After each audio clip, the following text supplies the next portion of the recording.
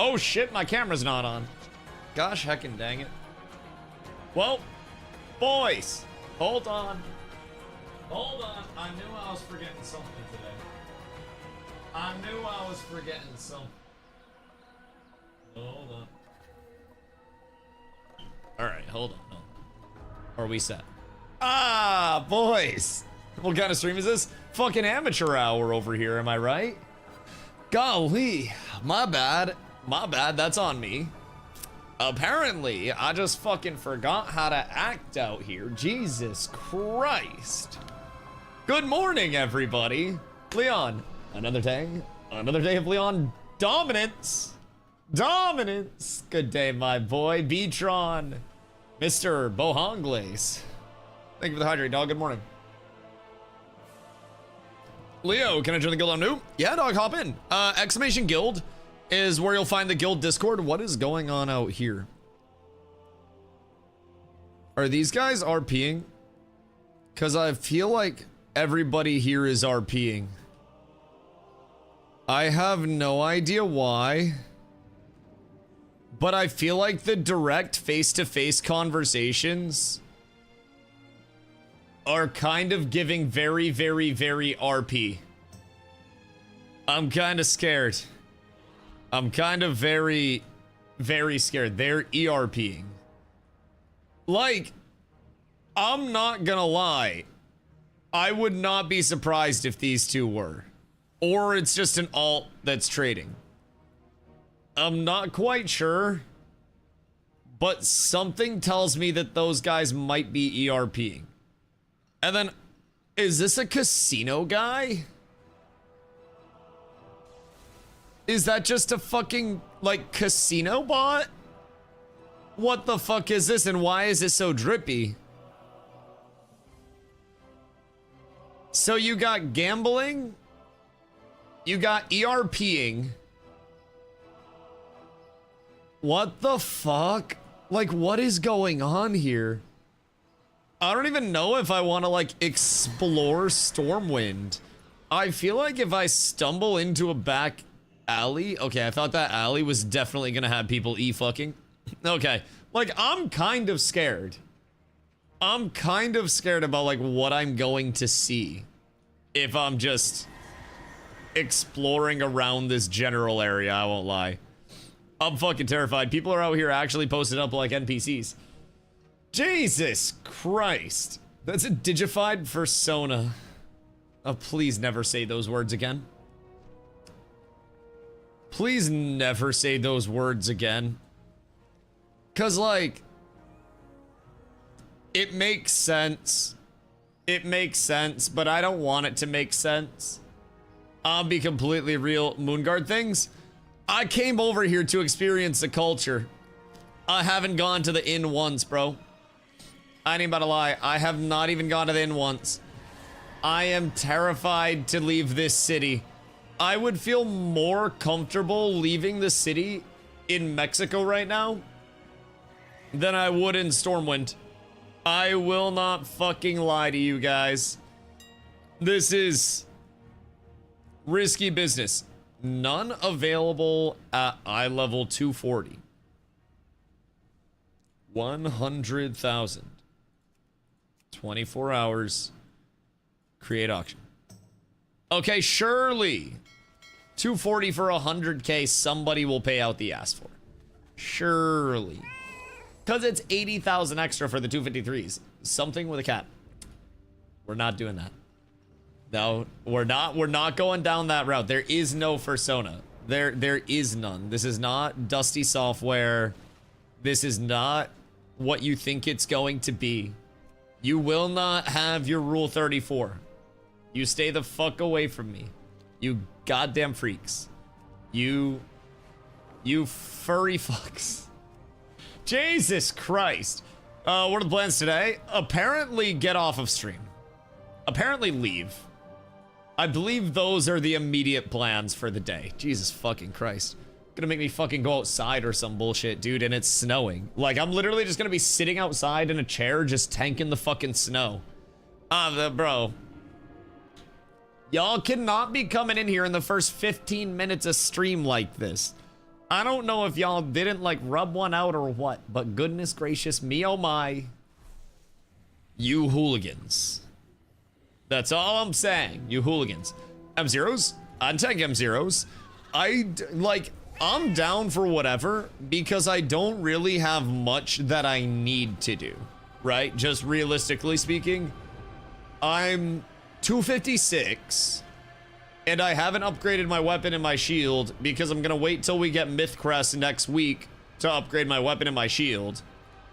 I'm holding my hero crests because I have 120 of these bad boys, so when next week hits, I'll be able to start upgrading my hero gear, which will be my tier shoulders, and then also will probably cover my pants, because I'm thinking I'm going to catalyze my pants into tier, because those are hero pants as well. So, like... You kill the dull boss, that fucker's hard. Yo, Dos, buongiorno, my boy, how are you? I have not soloed it on the hard difficulty yet. I didn't do the easy difficulty because I get the hard and the easy difficulty completion just immediately upon completing hard. But I went in for a few attempts on hard, got it a little bit under 50%, and then very quickly realized that leveling my Valera for a little bit more DPS on the ads might be beneficial. So I've been trying to pump some follower XP out each day and be a little bit more proactive there.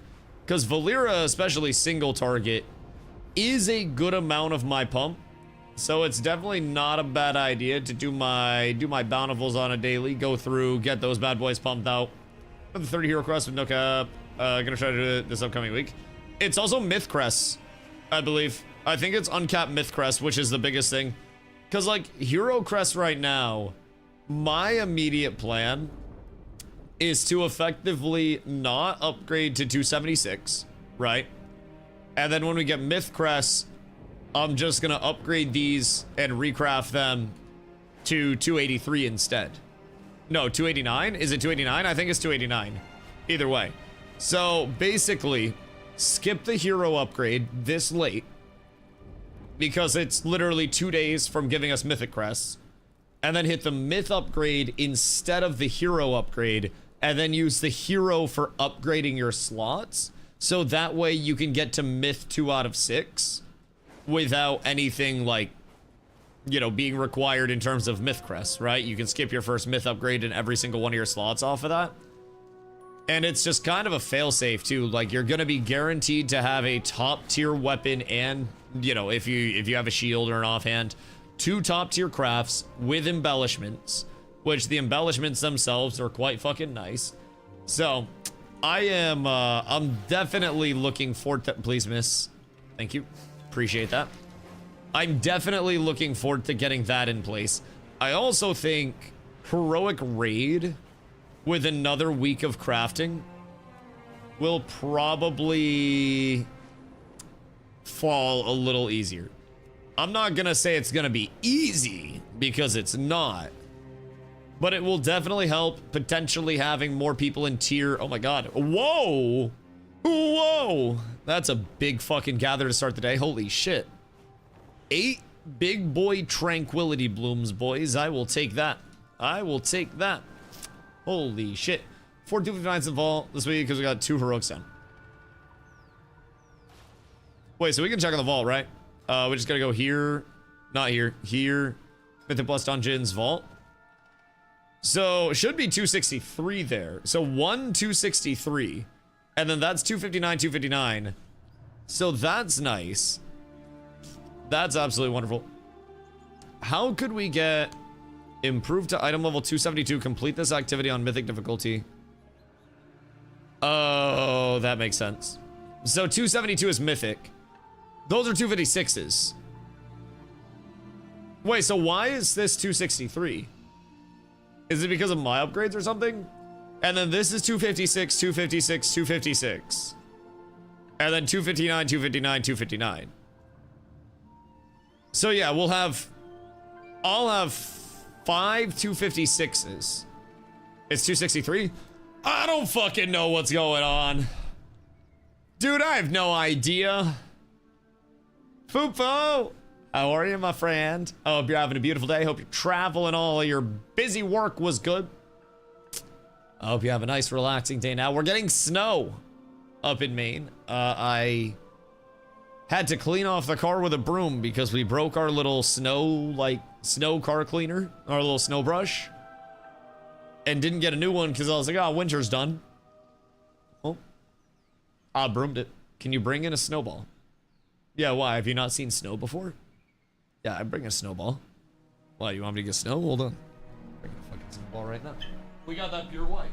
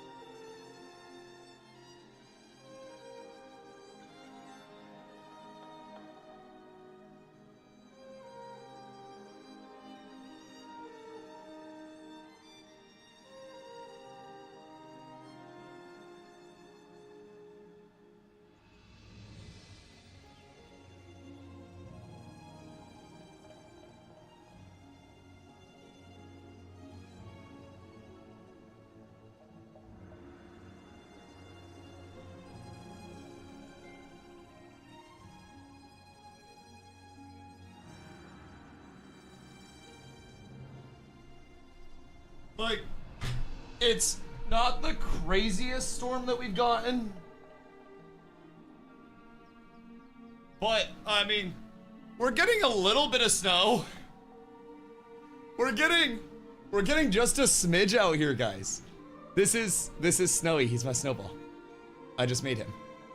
If you want me to bring in a snowball, I can get you a snowball. That's a firm snow. Oh, this is some good snowball, snow boys. This is some good shit. Listen, I've lived in Maine my entire life. This shit will literally devastate you. Like, hold on. Nose print firmly in there. This is that good. This is that good. I will say, listen, no supports in this. Full MSDA certified organic snow, fresh harvested for you today. I'll be right back, because now my entire stream room's covered in snow. Say bye. Bye. Bye, Snowy. Bye.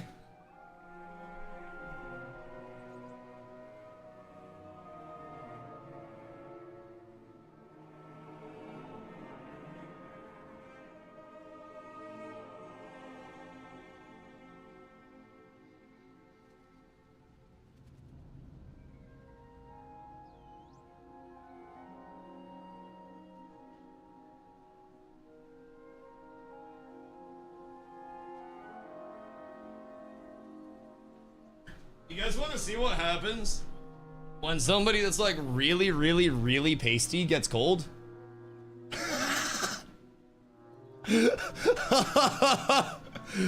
This shit's cold, boys. I want you to know, I committed for that bit. I might have burnt my hands on the cold. I might have mild frost busy, but it's okay. I committed for the bit for you guys. Holy shit. Oh, that was painful. Oh, fuck. Ow. Like, this hurts. I want you to know, this is genuine pain. Now, you can also tell I was a basketball player. No palm contact. No palm contact. Everything was directly fingertip held. You can literally tell. It's all fingertip, and then because it sunk in, but we kept the palm off the ball all the time, especially in that shooting hand for a nice release. We're good. But goddamn, ow. Anyways. Fuck, man. Gotta warm up my goddamn hands. We used to have ice ball fights in Minnesota. Oh, yeah. Oh, the snowball fights go crazy. I'm just, dude, there's so much snow on my fucking floor now. Like, that was unironically some of the firmest snow that I've seen in quite some time. Like, I still got a little snowball here. This shit is firm as hell, by the way. Like, I don't know what's up with this, but like, this is good ass snow. That shit is really nice. I'm gonna set it somewhere so we can check up on it. Chat, remind me to check up on my snow in a second. It's sitting on the desk. So anyways, it's our first ADHD venture of the day. Good to be back. We're WoW streamers. Anyways, wow, I really cannot feel my hands. I actually like this shit is fucking cold. Holy. Anyways, what was I saying about WoW before you asked me to get a fucking snowball? Left her one scraper shovel out and someone stole it. Wait, that's kind of fucked up. It's actually fucked up. Yeah, I don't really know how ours got broke. But I was in the car the other day because we were going to the store. And I looked in the back and like, we had one of the foam like snow broom ones. And it was broken and I was like, Carly, you break the snow broom? She was like, nah. So I was like, all right, bet. Must have probably just been me when I was folding seats down. Cause I don't, but like we fold the seats down to throw shit in the trunk from time to time. Cause I got like the hatchback. And I'm assuming I just like left it in the seats and it got fucking snapped off at some point. So that's slightly tragic, but you know, it is what it is. The tanks aren't splitting outs from boss on first boss on hero. Wait. They're keeping them with the boss and trying to cleave them down while everything's taking 99% reduced damage?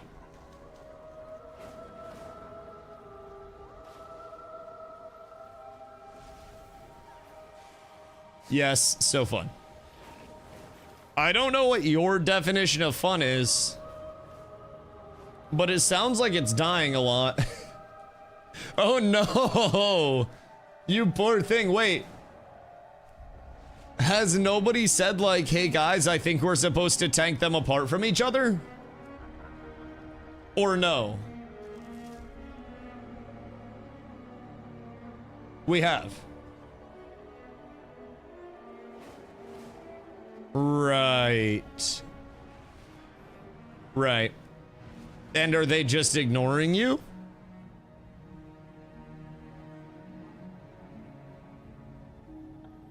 Love pugs. Yeah, but why are you pubbing heroic? Like, I guess that's like pugging heroic is it's kind of a death sentence, no? Like, I know some heroic groups can be great, but 4 out of 7 took 4 to 6 hours last night for Dream, but we got it down. Wait, so are we running multiple heroic groups now, or like what's the deal there? I know it doesn't really matter because then we can just run it again. I just pugged it. Oh, okay. Word. I wasn't sure. You pugged for 4 to 6 hours? That's fucking gross. That's genuinely, like, I know we're doing 5-hour sessions with our raids, but I feel like that's a little bit different than having to like straight pub for 6 hours. Oh my god. That is truly an inspiring level of commitment. Damien, good day, my boy. I spot up, dude. We attempted heroic voice fire today. I would like to get reps in either today or tomorrow. I know today we have TBC raid. So we have Gruul Mag, which shouldn't take long. But I think that's also like right in the heart of when we would try to raid. So it'd either have to be like a little late night thing or something else along those lines. Quick, somewhere around 12 plus in pugs. Great googly moogly. What the fuck, man? Like, shit, I get it. I get it. But I would just rather, like, get people from guild and then just pump with guild runs. But I know when no one's on and stuff, like during Arcaris and shit. But goddamn, I wouldn't have the... I don't know if I would have the mental fortitude to pug for 12 hours. Like, with the guild, it's fine because we're working, like, through stuff together. But pugging, it's like... It's different. I don't know those people. They have no reason to listen to me. I have no reason to listen to them. And as a result, everything is usually just so hostile in most pugs. Maybe heroic pugs are different. I haven't done a heroic raid pug, of course, since I've been here. So maybe that's different, but ice pugs, his roach pugs, his ice had a super easy one. Oh, wait, really? Did you guys like full clear or just dream whatever? Godzilla fight. The fuck is it? Dream Rift, that one. Godzilla. I did dream in like an hour or so of pugging. It was kind of crazy. I mean, I feel like the only hard thing about that fight is passing the DPS check. And I mean, maybe the tank switches are actually hard and not getting, like having your tanks not get shotted. That's definitely probably the hardest part of it. But there's nothing hard about that fight. DPS pressing their buttons, and then your tank not getting a very, like, bad luck one shot. That's about it. Because as a tank, there are some times where for whatever reason, and this is first slam as well, right? Or falling off. I have terrible news. It's more knowing when to press your buttons. Well, I mean, that and some classes literally won't have the frequency of cooldown to mitigate every single slam, like from a tank standpoint. And on a tank perspective, there are also times where like I can pop an Ardent Defender, and for whatever reason I get hit for 100k, and then there are times where I pop an Ardent Defender and then I get hit for 400k. I don't really know like what determines how hard the first slam hits. I don't know if it's just like crits coming through or something, because maybe we're not like uncrittable, uncrushable. I don't really know. But like Crix was saying, when we were doing it in our guild run and we like would randomly get blasted, it's like 4 instances of damage that comes through from the slam itself. And I'm very curious. I'm almost thinking it's like lottery, where if all 4 hit, then you're gonna get blasted off the face of the earth. And if you mitigate 2 of the, or 3, I think it is. I think it's 3, not 4. But if you mitigate like 1 or 2 of them, probably, you know, it seems easy as shit. And then if you don't mitigate at all, like if they all come through, not blocked, not parried, not dodged, not anything like that, then I feel like that's when we actually get into the oh shit. But I'll see my dream is ret. Nice, nice. Are you trying to convert over to ret? What do you guys see for drops? Literally just a little DPS. Yeah, I mean, DPS is the largest thing in every fight. Genuinely, it is the largest thing. Spot, I got a trinket. Wait, like the crit trinket? Oh, that thing's nice. That thing's very, very, very, very, very nice. Crit enjoyer DustyWhy here. Very much crit enjoyer.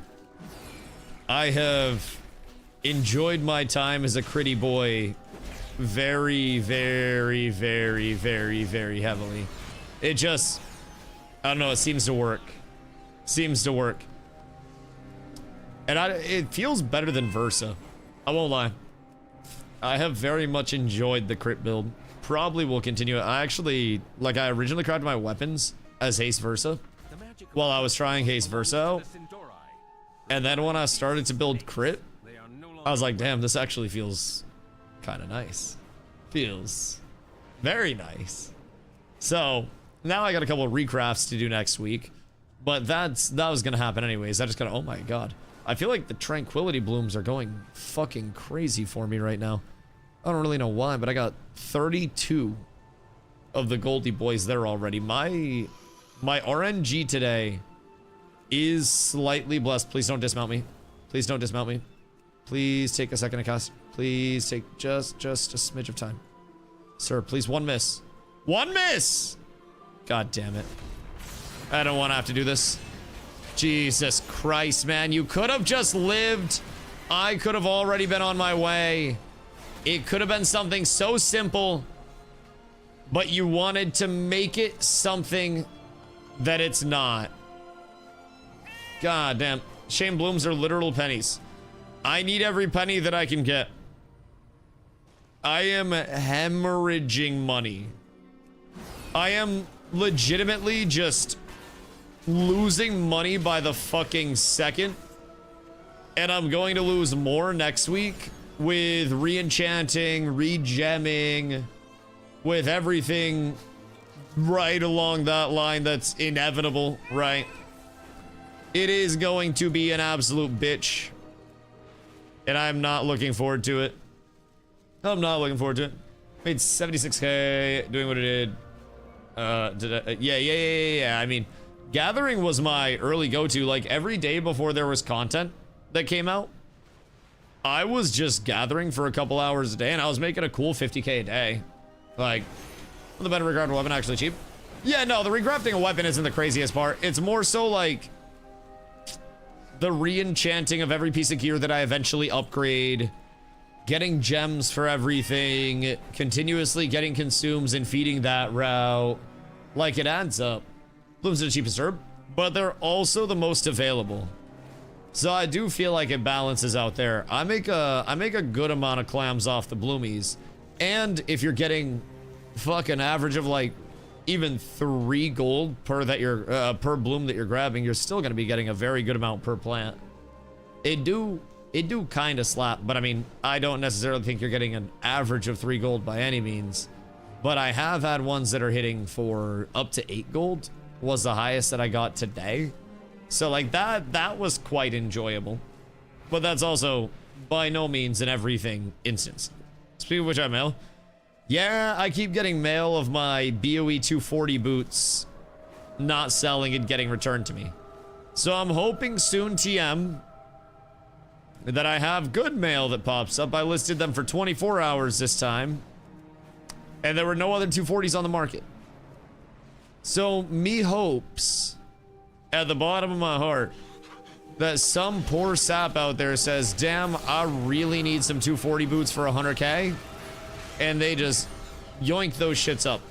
Now, I don't think they're necessarily going for 100k, but if they don't sell this time after the 24 hour, I'm probably just gonna relist them for like 50k to move them, get a quick 50k comeuppance. I can't find that. Get a quick 50k comeuppance and then call that shit good. I think that's probably in my best interest. How much money you got, Mr. Leon?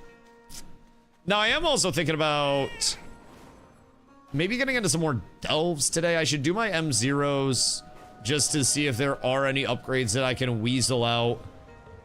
I feel like my gear is pretty fucking good, though, at this point. Like, I'm 256, waiting on more crest to upgrade. I could have my 2-piece tier right now if I upgraded my legs, but I'm waiting to see what I end up getting out of my vault more than anything else. Really want to see what I get out of my vault. I'm hoping it's like a different piece of tier, maybe a 3rd slot, so that way I can get another one of the catalysts and then blast that 4th piece of tier up. That would be ideal, but then I might have to get 1600. Maybe I should be doing like my RBG Blitz stuff. What is like more convenient to navigate in terms of getting to 1600? Think we do some arenas today? Shit, probably could run 2s.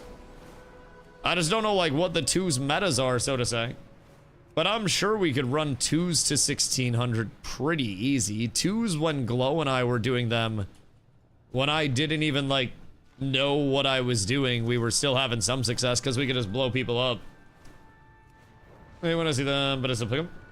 I mean, hey, I'm down to gather literally anything as long as it gives me some form of clams. A lot of rubbish, like 100k, get 50k in to try to get him to play. Oh god. Wait, so Nin took your 50k and ran? Nah, that's fucking wild. You know what the craziest thing is too? Nin was saying that he was actually enjoying it. Wait, what? There's a rep paladin in this battleground that has only a one-hand mace equipped, no shield, no T-hand, just a one-hand. Maples, what the fuck is going on in that battleground? I feel like that's almost iconic. Maybe I do a couple BGs. Could be kind of fun. I don't have all of my PvP gear fully crafted and shit, but he was having fun. I don't know what happened. Nin gets sad that not everything is community all the time. And I also think, like, the power scaling loop in WoW is a lot different than the power scaling loop in, like, Ashes and a lot of the community-based games that we played. Where, like, you kind of just gotta, like, dig down and do your own shit to a certain extent by yourself, and that's not the most, like, social element of MMOs. Like, you really don't have to interact with a guild at all, and there's not even really a massive benefit to being in a guild in WoW, unless you truly just enjoy the group of people that you're playing with, or you're trying to clear super hard content. But in Ashes, like, everything was your guild, and everything was your social circle. And I think that's... I'm not speaking for people, of course. Never speaking for people, only from my own perspective. I think that's one of the things that I miss a lot, is almost like the codependence that was necessary for any level of success in Ashes, and almost like the, not tribalism, but the my guild better than your guild, my guild best guild, and everybody kind of like, you know, trying to take a lot of pride in that and build up that guild and build up that name because they were all a part of it. That was something that was really unique with Ashton, the community build, like, MMO side, right?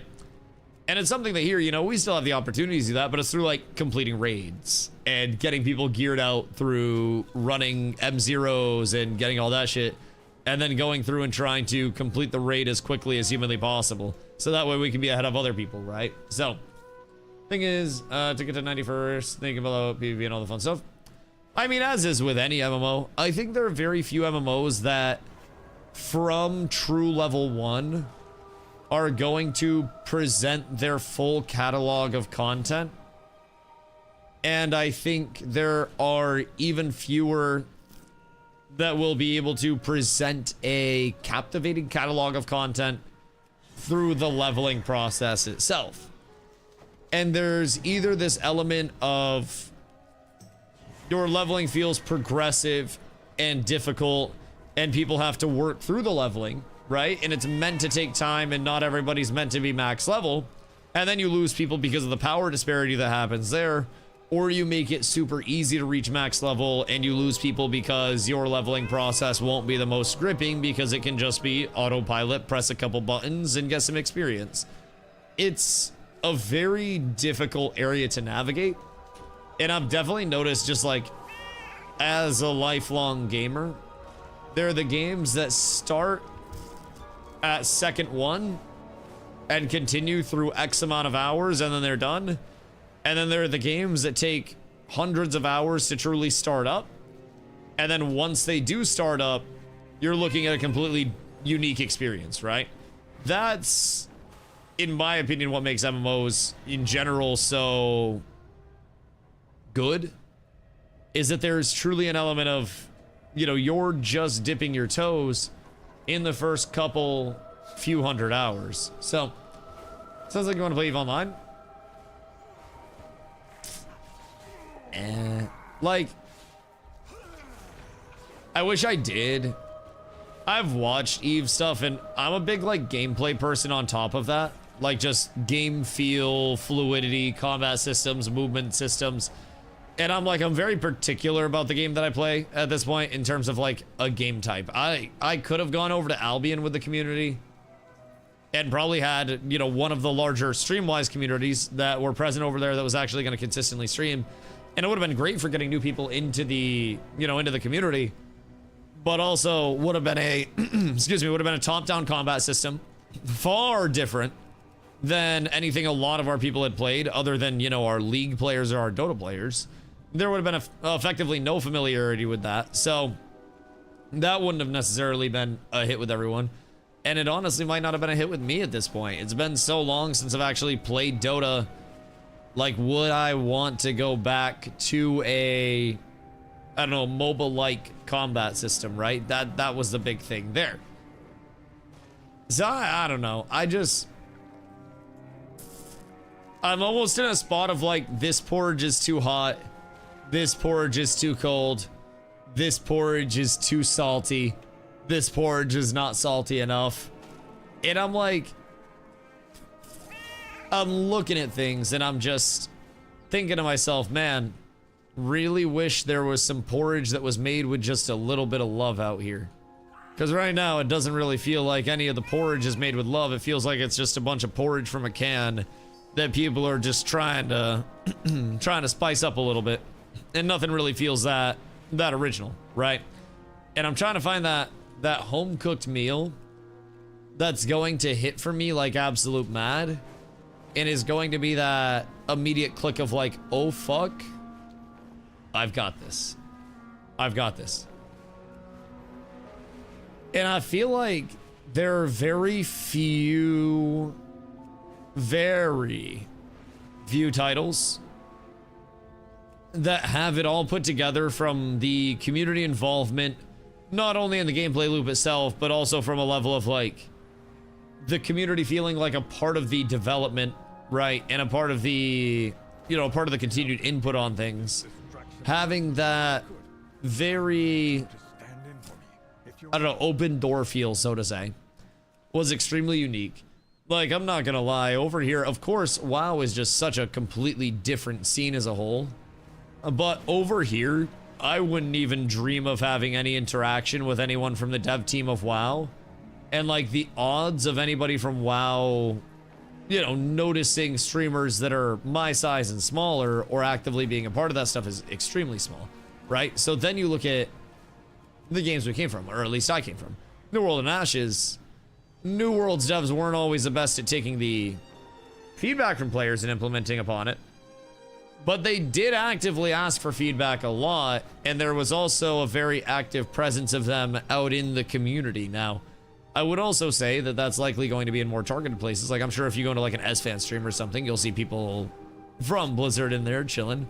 So, I mean, that maybe also just could be something from my own perspective that I haven't adjusted to yet. Is more of the, hey, it's a much larger pond out here. So there's going to be a lot less presence of those people, like, involved at the top. But, you know, it's an adjustment period. Trying Heroic again tonight. We have Gruul Mag tonight. I would really like to hit Heroic again as soon as possible, but I'm not sure what's going to hit there. Well, let's gather well mounted. So in Midnight, you have the Mining Journal and the Herbalism Journal. If you hit K and go into your Professions menu, down here you have your specializations. So the middle tab for each of these will give you Botany for Herbalism, and then for Mining, it's your Meticulous Mining. And then once you get your knowledge points that you can find from hitting stuff and getting like the Thalassian Phoenix tails or whatever the hell they're called, and let's see if I have any. Where would ye be? I need to organize my inventory. I know. Fucking shame me. Fucking shame me. So there are little knowledge point boosts that you can get from mining, from reputation grinds. There's also an add-on if you choose to use it called Mayu's Knowledge Point Tracker. So this is a really helpful one to get the knowledge points. If you want to track herbalism, you click on herbalism and it gives you all of the areas where you can get your knowledge points. So if I go here, it'll tell me I have plus 10 knowledge points from my Heredity rep that I can go grab for herbalism. So I can then track that, and it'll literally just give me, I can track it somehow. I can track it somehow, and it'll give me like the chords and where I need to go for everything. So that's another very big optimizer for getting your like immediate knowledge points. But it's the middle tree on each one, and then you have to put in your 40 points. Don't stress too much about like, oh my god, I need to put all my knowledge points into the right thing. You do eventually get all of the sub-specializations and everything open anyways. So it's not necessarily the, you know, the largest thing to freak out about. So overall, I would just say dump your knowledge points where you think they would best fit for you. Early on, I really like getting the mounted. Excuse me, sir. Would like to not grieve that. But once you get the double mounted gathering, it is such a game changer. Such a game changer. And then make sure as well that you're buying good gathering tools, enchanting those, all that good shit. If you haven't done your abundances give you the mats that you need. Not the mats, but like the turn-in that you need to get eventually an epic tier gatherable like gathering tool. So that's another huge thing that you can do just to kind of optimize it a little bit. But I usually just fly around a few hours a day, or a couple hours a day. I try to smack some shit, pick some flowers, and then hope that I end up making a little bit of money so I can sustain everything that I'm doing over here. Of course, happy to help, dude. If you have any questions, let me know. Well, I feel like just another game or MMO. Aspects of WoW feel like an MMO, like raiding feels like an MMO where we're all cheering on just things to drop in general, and we're all working together and everybody's playing their role so we can get through the prog side of things, right? And raiding gives me the MMO feel, but hello, sir. There are also a lot of elements of WoW that, coming from social sandbox MMOs, don't necessarily replicate that feel for me as much. Like, gathering is gathering. I would run around and gather for a little bit each day in Ashes, right? But it's also a matter of, like, what am I doing with the gathering? Well, in Ashes, I was going around, I was gathering, and I was saying anything this rarity or this rarity I was going to sell. Anything common, I was going to ask anybody in the guild if they needed it, so they could do their trade skills, their crafting, their processing. And then anything super high rarity, we were going to save for really big crafts, and we were all going to work on, you know, assembling those. So we had our, you know, our in-guild economy with everything that we did off of gathering and off of farming, where it had that level of involvement for us still. Even if I was just going around gathering, I could double back at the end of it and say, okay, I've got this, this, and this. Who needs it? I could sell it to somebody in the guild cheaper, somebody that's actually going to use it, get a benefit from it. And then I benefit from the money, they benefit from having the material itself. So, I mean, I think personally, with the catalog of games that I've played, and not necessarily that I'm like social sandbox MMO savant or anything, Ashes was the most sandboxy that I have played. And I really enjoyed the community involvement because New World was almost like Ashes light with a lot of its systems, especially the guild involvement stuff. So, I don't know, everything at this point does feel kind of like an MMO light to a certain extent, and it leaves a little bit to be desired in the true element of like codependence on guild and everybody in the guild having to make sure that they are doing things with the guild's best interest in mind, or, you know, everything crumbles because other people are catching up and getting an advantage. But it's also such a different world in WoW because everything is segmented, everything's layered, everything's instanced, everything's accessible, and that's just you know, that's just a natural difference in WoW versus the streets we were raised in, so to say. And it's not necessarily a fault to WoW because WoW is an amazing game. Like, especially Midnight being as good as it's been has been the reason why I've been retained and I haven't like panicked and gone somewhere else, right? If I didn't enjoy retail, I wouldn't be on retail, and I definitely would have gone to check out like Guild Wars 2 or ESO or something like that in the meantime. Or I would have been on the Crimson Desert hype train, probably having a couple hundred viewers asking me what I think of Crimson Desert. But that's not really like where I'm trying to go with everything right now. I very much am trying to find something that I truly enjoy. No one's afraid TBC. TVC's fun. TVC's fun, especially when it gets deleted. See, that's also one of the big things. TBC, especially just like with WoW systems, TBC when I played it before playing Ashes, and when I wasn't really heavily involved in New World, it's completely different. Completely different, right? After playing social sandbox MMOs and then going back to TBC, I was like, damn, it's really solo out here, huh? Really ain't a whole lot I can do with people.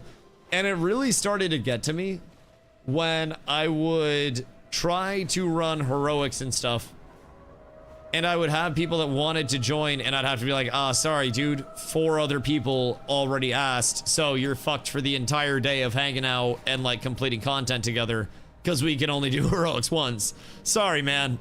Really hate to see it. And there was just nothing that I could do about it. At least over here, if I do my M0s, if I do a heroic raid, I can go back and I can tank M0s, or I can tank a heroic raid for other people in the guild, and I can help out, which is nice. But I don't know, it's just a little different. Got a Quinfall last week and I've been loving it. I'm glad you've been loving it, but I will not be playing Quinfall. unless Quinfall pays me a substantial amount of money, or I decide I want to go over and grift a community that will certainly not be there in 2 years, I will not be playing Quinfall. I have, and I don't mean to sound like a hater or like a negative Nancy, but Ashes has definitely like opened my perspective up to a lot more of realistic takes, especially on the business side of things. I'm a gameplay enthusiast, and never before Ashes had I even involved myself in the gameplay part of things, right? Sorry, in the business side of things, and I always went on a gameplay. But Ashes kind of made me focus on the business side of things behind the game dev a little bit more. And I have no faith in the longevity of Quinfall. And I don't mean this from a spot of I'm preying on its downfall. I really want more MMOs to succeed. But I have been quietly observing Quinfall along the way. Quinfall started as a solo dev project and now has like 5 devs working on it.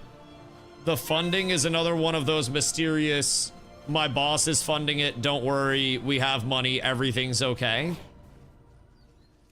And the gameplay does not hold up for what I would want out of gameplay feel and fluidity. The actual, like, the visuals and the quality of the game and the depth of the game is none. Realistically, it really doesn't check any of my boxes, if I'm being honest. And I have this little like mental checklist when I'm looking to stream a game that I always go through. And it's, number one, am I going to enjoy it? First and foremost, will I like the game? Does it have systems that I would enjoy? Does it have combat that I would enjoy? Does it have movement that I would enjoy? If so, then we move on to step 2, right? Do I think my current community would enjoy watching it? Because at the end of the day, if you guys hate watching something, then even if you watch me in Ashes, you won't follow me everywhere. Some of you would, and I love y'all dearly that would do that. But as we clearly see with viewership and everything reflecting Ashes fall off, that is very true. So I've got to consider that as well. And then number 3, is there potential to grow there? And I don't mean grow in a short term, I farm subs for 6 months and then go through another game dying. Because that's not going to be growth. That's going to be a peak and a valley and a peak and a valley and a peak and a valley. And then I'm going to be dependent on being the guy that goes to small dying MMOs to go farm money there. And that's not what I'm trying to build up on. I'm trying to build up on something consistent, even if that's a little bit harder. So when I look at a lot of the MMOs that are coming out, one of those 3 boxes doesn't get checked, right? Just one of them doesn't. Some games that would provide growth to the channel, almost certainly, wouldn't make me happy to be playing, and I wouldn't necessarily like enjoy my time there, nor do I think the community would. And I mean like the community that we already have, because I'm not willing to just cut everybody off here to move on elsewhere, you know? This isn't a perfect option right now. Yeah, for MMOs especially, I agree. I think the perfect option is going to be different for everybody else, right? Or for everybody, like, personally. And I don't necessarily think that Ashes was my perfect option by any means, but I describe myself as a gameplay enthusiast and a community builder. And in Ashes, I was able to build a community that was directly rewarded for taking in more people and teaching those people how to play and bringing them up and developing our people. And I was also able to provide my direct feedback on the gameplay systems, combat feel, fluidity, you know, tank balance, all that stuff, right? It was something where even if it might not have been the perfect fit, it was a really good fit. And Ashes still had a lot of flaws that we talked about on the daily, and of course on the business side had even more. But there was something to be said about the, hey, come here and build as large of a community as you can. Teach everybody how to play the game and how to do everything, right? And then just build it up from there. So it was unique. It was unique. It's easy to shy away from MMOs with unknown dev teams and don't have those big names behind them, such as Blizzard, Riot, Microsoft, etc. Yeah. Unproven developers are going to have a very hard time because of the MMO scene as well. You're very much looking at I think this dilemma where you either have to take so long developing your title without it going public that you're starting a development process and then working on it for 5 to 10 years, trying to have a content catalog large enough to launch, because an MMO needs to have a lot of content to even have a chance to be successful on launch right now. If you don't have a lot of content, MMO players are going to grind through your entire couple 100-hour catalog in the first month, and then they're going to quit, and you're not going to retain anybody, right? Then you're going to be a DLC game. So MMOs need to launch with an immense amount of content that requires them to either develop for so long that they have to hopefully have something that's relevant 10 years in the future, or they have to invest so heavily in their development to have 2,000 developers pumping out the craziest content you've ever seen to wow you, that you're now looking at a fucking $400 million development budget, and the game's gotta have 600,000 concurrent players on a, you know, on a box cost and gotcha mechanics to even turn a profit. It's tough out there. It's tough out there. We try Scars of Honor? Yeah, I'm actually quite excited for Scars of Honor. I am definitely planning on playing the playtest over there. I think I'm not necessarily like the alpha guy, right? Or like the in development guy or anything like that. But Scars of Honor looks like it could be fun. Looks like a promising little project. It's one of those where, am I going to go as hard with Scars of Honor as I did with WoW? With Ashes? Probably not. Like, I'm not going to be researching every aspect of the game, and like when the servers are down, staying over there doing a 10-hour talk show about the game. Like, I don't know if I have my passion meter recharged yet. And this is something I've been like talking about with a lot of people lately, actually, especially Carla. Like, my passion was fully in Ashes, and that shit got yoinked when Ashes got yoinked. And it's been hard for me to find the mental to be like, all right, dedicate yourself to this. Go all in on this and trust this and believe in this, right? It's almost like you get hurt doing something and then you're a little more cautious doing it the next time, right? My hand got burned by the stove, and now I'm a little more cautious to put my hand on the next stove because it's probably going to be hot as well. It kind of like, it took a little chunk, you know? Learned something very important. Woodchucks do not chuck wood. I know, they don't even throw it. It's kind of cooked. Well, so many streamers I never even knew of. Big category. Oh my god. Keep in mind, WoW's content isn't just like, hey, there are these streamers on Twitch. You have WoW guide creators on Icy Veins, on Wowhead. You have your professional organizations that people are always trying to, you know, get the cutting edge info from. You have, oh, my snow melted. Whoops. Oopsie daisy. You have organizations that are putting out all of the cutting edge info as soon as they possibly can, as fast as humanly possible, all the time. Like, WoW content creation is insane. Insane in terms of the elements of it. So finding your niche in WoW is also something where once you do it, you're good. Like, you don't need to be a 20,000 average viewer streamer in WoW to be successful, because if you get 200 to 300 average viewers in WoW, you're set. You're consistent. You're chilling. That's the biggest thing.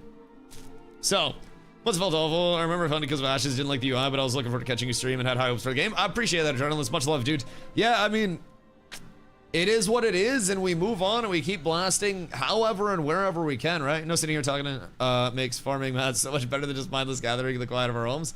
Yeah, no, I feel that. I feel that. That is definitely something that adds to it. You can be the guy who rates the trees, give each tree a full review and name them. That is true. I'd go around and I could look at like highways and stuff. I could name the highways. It'd be wonderful having major board withdrawals. Yeah, I just want to place a wall in PvP and then watch all of my mages jump forward and blast a clump. Also, Nin, good day, brother. Good day. I'll be right back. Un momento. I'm gonna grab some Wawa because I'm thirsty as shit. And then I shall return. One sec.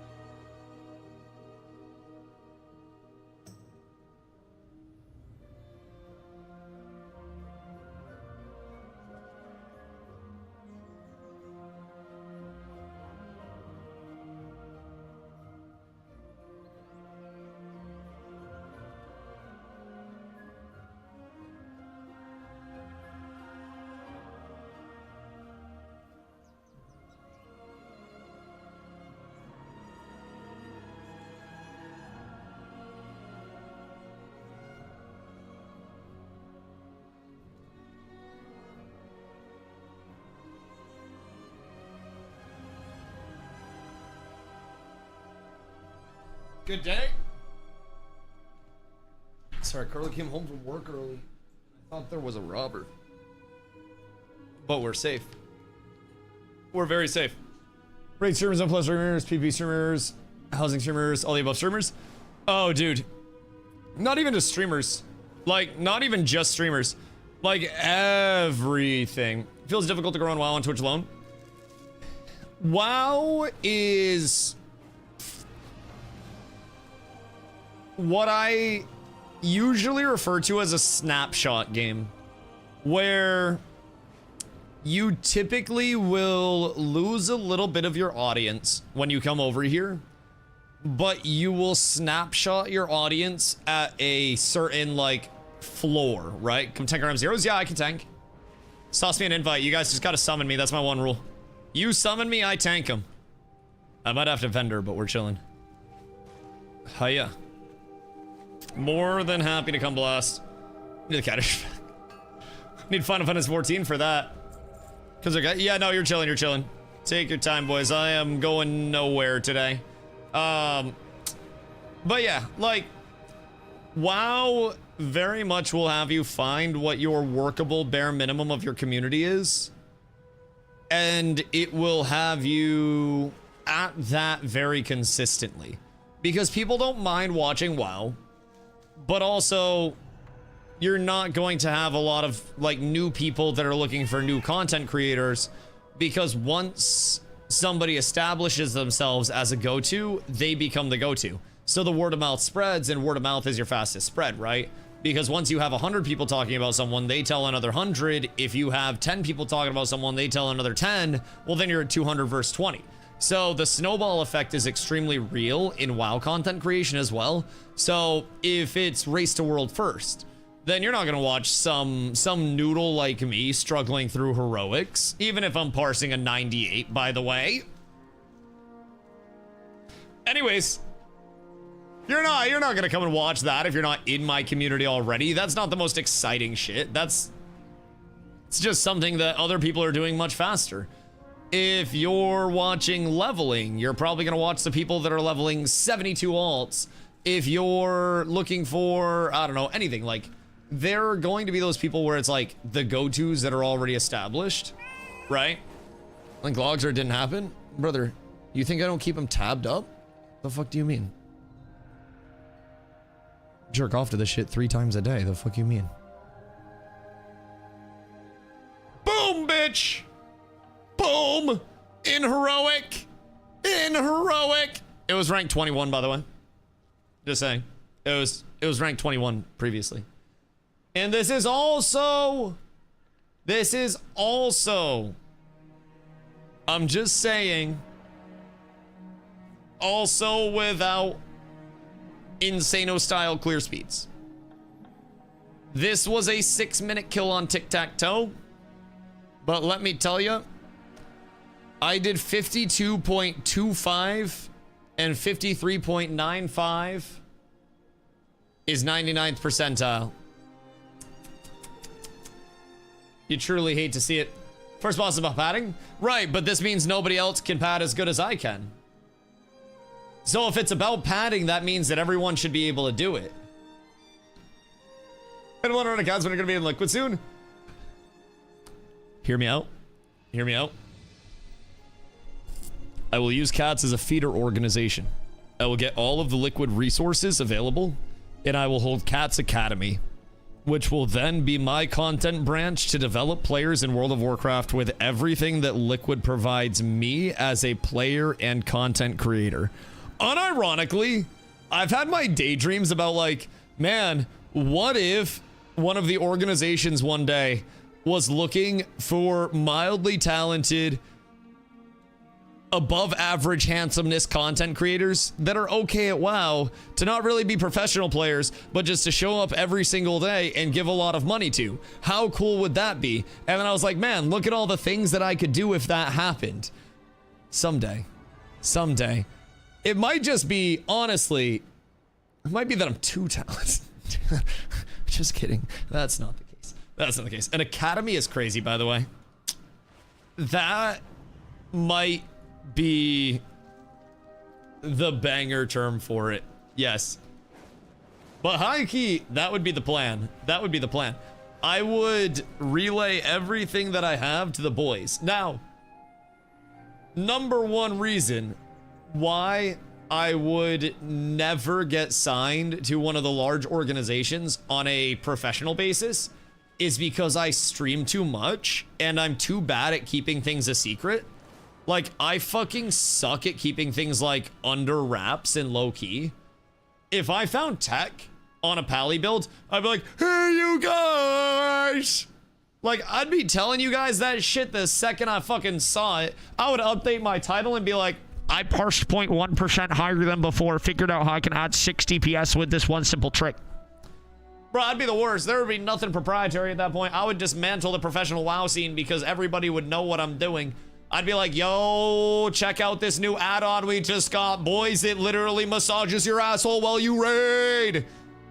It's probably how they keep their heads in the game for so long, by the way. Not gonna lie. Also, Spade, I appreciate you, dog.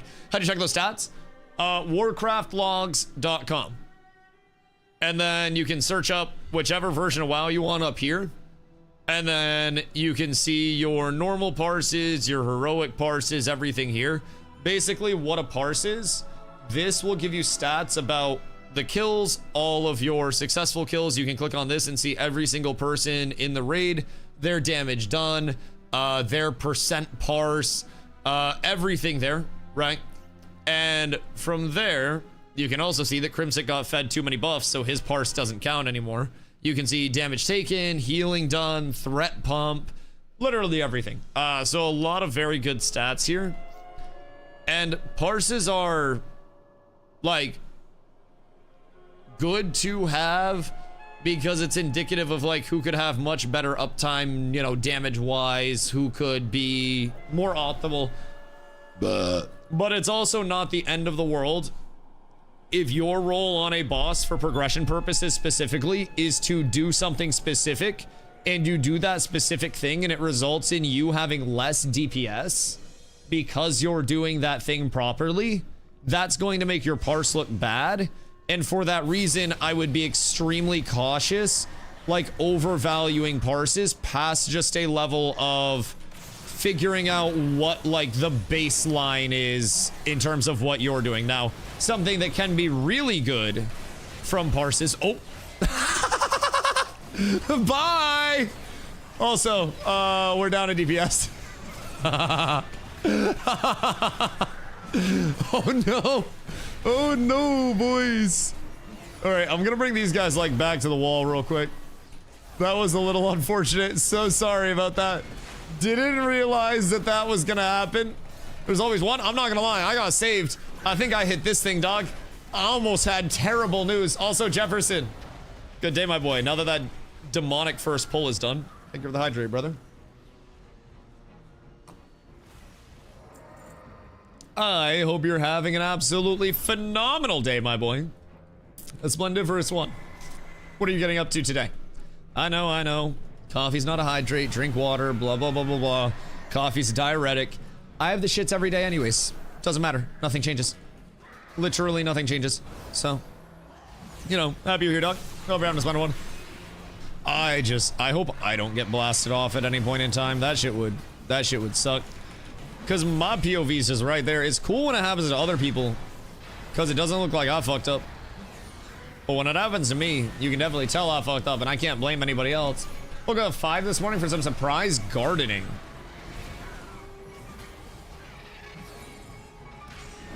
Why would you wake up at 5 a.m. for surprise gardening unless you murdered somebody and had to bury the body? Jeffrey, what happened today? What did you do? It's still dark at 5 a.m. That's what I'm saying. Perfect time to bury a body. Emergency gardening. Very necessary gardening, by the way. Landscaping. And some hardscaping, too. Couple rocks. One of them was used as a weapon. But Jeffrey, what the fuck? Because I know you're not out there, like, fucking picking tomatoes. Left some windows open. At about 5, I heard a crash and had to go check what happened. 2 of my pots of plants fell over. Well, was there like... How the fuck did they fall over? Did you have crazy winds? Or is there now a fucking, like, raccoon in your house? Because I don't necessarily know how small your potted plants are. It was windy as shit. Okay, that makes sense. That makes sense. Wasn't truly dead, he needed to finish the job. Jesus Christ. Dodge all the scary stuff, by the way. And then everything's just peachy. I'm sure everybody knows the mechanics by this point. Bro, my single target DPS is buns with this build. It's so much better with my other build. I go from like 22k to 30k. It doesn't sound like a lot, but it's almost a 50% improvement build over build, which I think is really, really encouraging. Oh, fuck, I wasn't paying attention. God damn it, please. No, I'm running the wrong way. I hate this. I'm just gonna run him in a circle and hope that I don't get got. I'm just gonna keep spinning. I'm just gonna keep running around and everything's fine. This has actually worked pretty exquisitely, I'm not gonna lie. So when this goes up in difficulty, like Mythic plus Keys, does he do more wind stuff as well? Like, is he just more of an asshole, or what's the deal here? Because I feel like he doesn't hit hard. I haven't had to use a defensive this entire time. He's just kind of a fucking dick in terms of the whole... Uh-oh.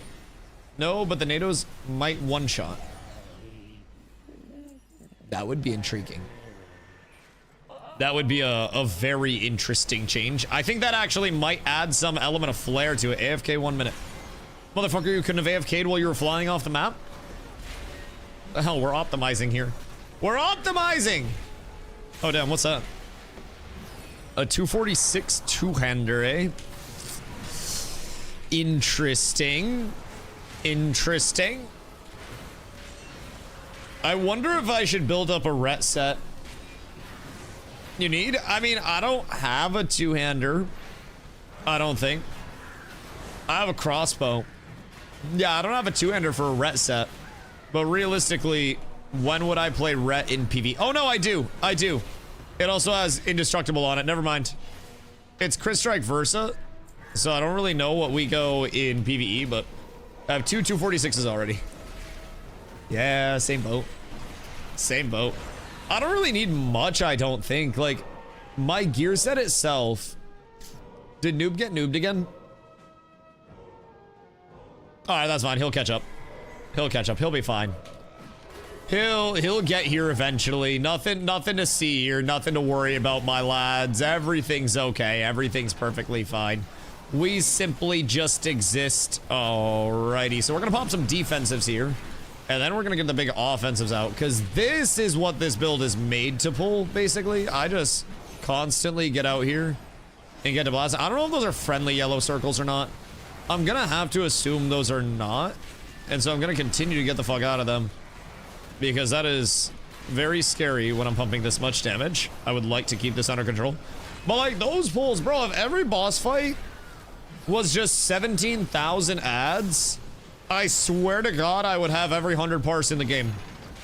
Something about a big pack of ads and hating to see my dumb ass coming, because I really love pressing my AoE buttons. That shit is so satisfying. Oh, good day, sir. Well, I don't know what happened to him. I got no idea, dog. That was not me. I believe there was an attempt made on your life, and I don't know what happened. Can someone come soak this one? Because I believe I'm supposed to not soak. I think. That's okay. I'll just do this. What does the beam do? Oh, increases damage taken from fiery smash. Right. That explains why I'm not supposed to soak a beam. But I'm sure everything's just peachy. I'm sure we ain't got jack shit to worry about. How hard could it actually hit?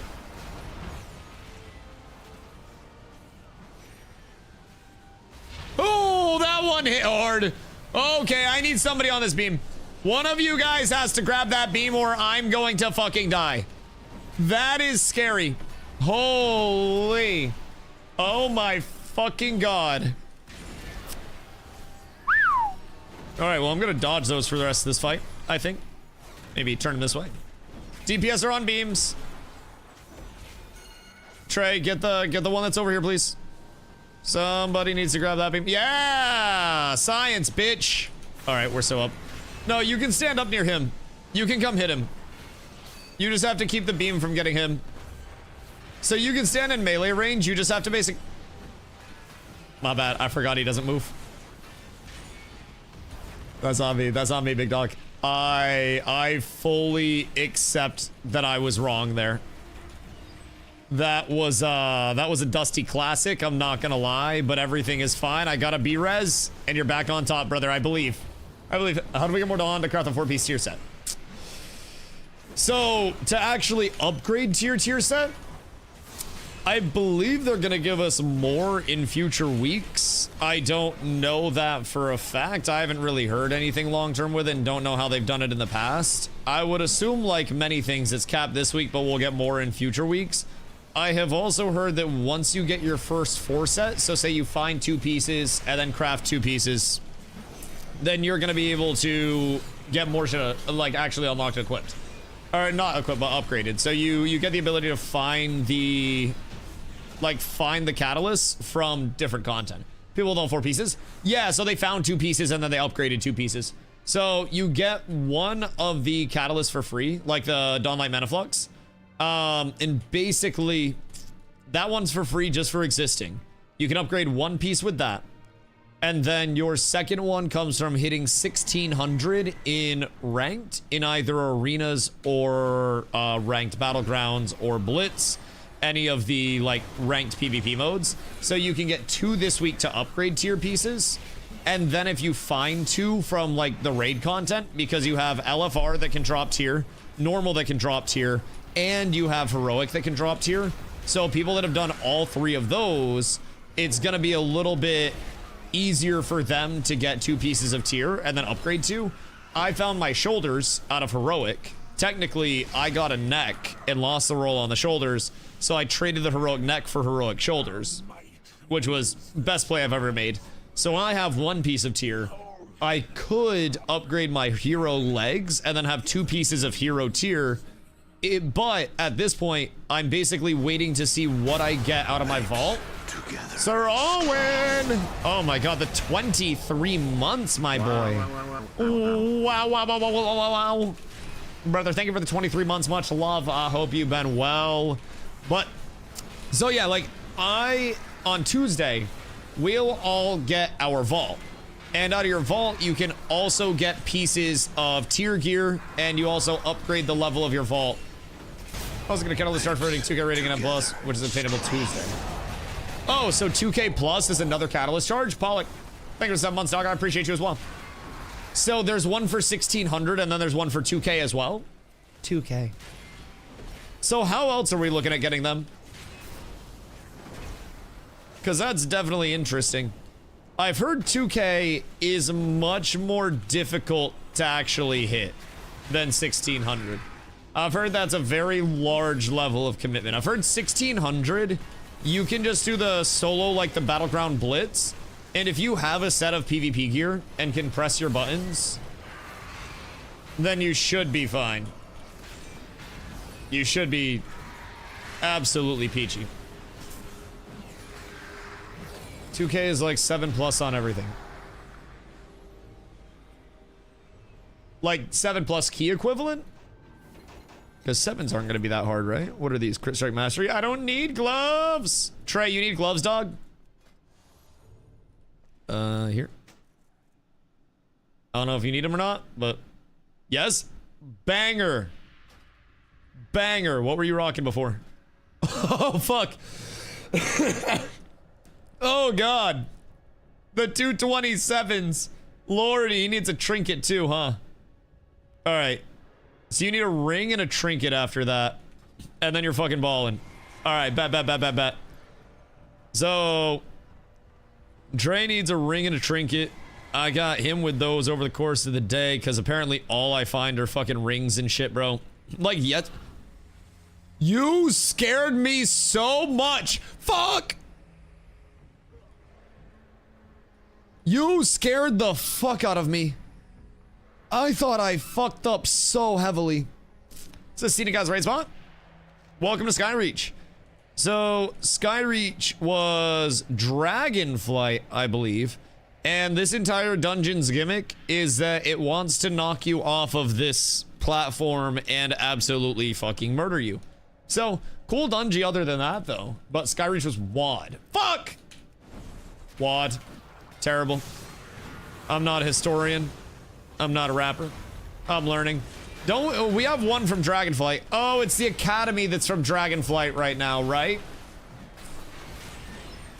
The one that drops like the coaching trinket? Yep, okay, that's right. This one was WOD and then the Academy's Dragonflight. Thank you, thank you, thank you, thank you. I will learn. I will not be stupid 6 months from now. Could be wrong on the key level, but at a 3K rating at M+ is like 12, plus 12 in every dungeon. Oh, wait. You said M+. I'm so stupid. I thought you meant PvP rank. I thought it was one for 1600 and then one 2K. My dumbass. Nope, you're out here spitting facts to me, and I haven't had my cup of coffee yet. Wait, okay. So 2K M+ rating also gets a catalyst charge. So that's actually really easy because we'll also be able to carry people up to that. If it's +7, then that's not hard at all. I'm hoping that with the gear we have and with some of the pumpers that we do have, we'll probably, I don't want to say +10s are going to be like reasonably achievable, but I do think we're eventually going to be able to blast into +10s. I feel like I should do crafting instead of gathering. I feel like I should pick up a craft and then just like craft shit for people. How intensive is it to actually get the recipes and stuff that you need to craft on a useful level? Like what level of input are we talking here? What's the most underrated XP? Best raid XP there was? What do you like about it? Miss the money train for crafting? Yeah, getting everybody's like first set put together. All of those first weapon crafts and shit. Yep. It do make sense. It do make sense. I can pull the rest of this. We're fine. This is M0. I don't necessarily think that I will die. Although I probably could die. But I'm gonna use a lot of mitigation here. And I probably won't take much damage at all. And then we'll hit a blind. Sorry, I'll be right back.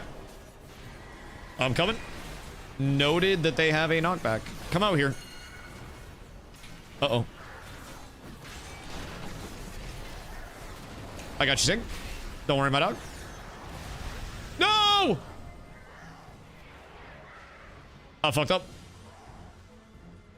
That was Noob's fault.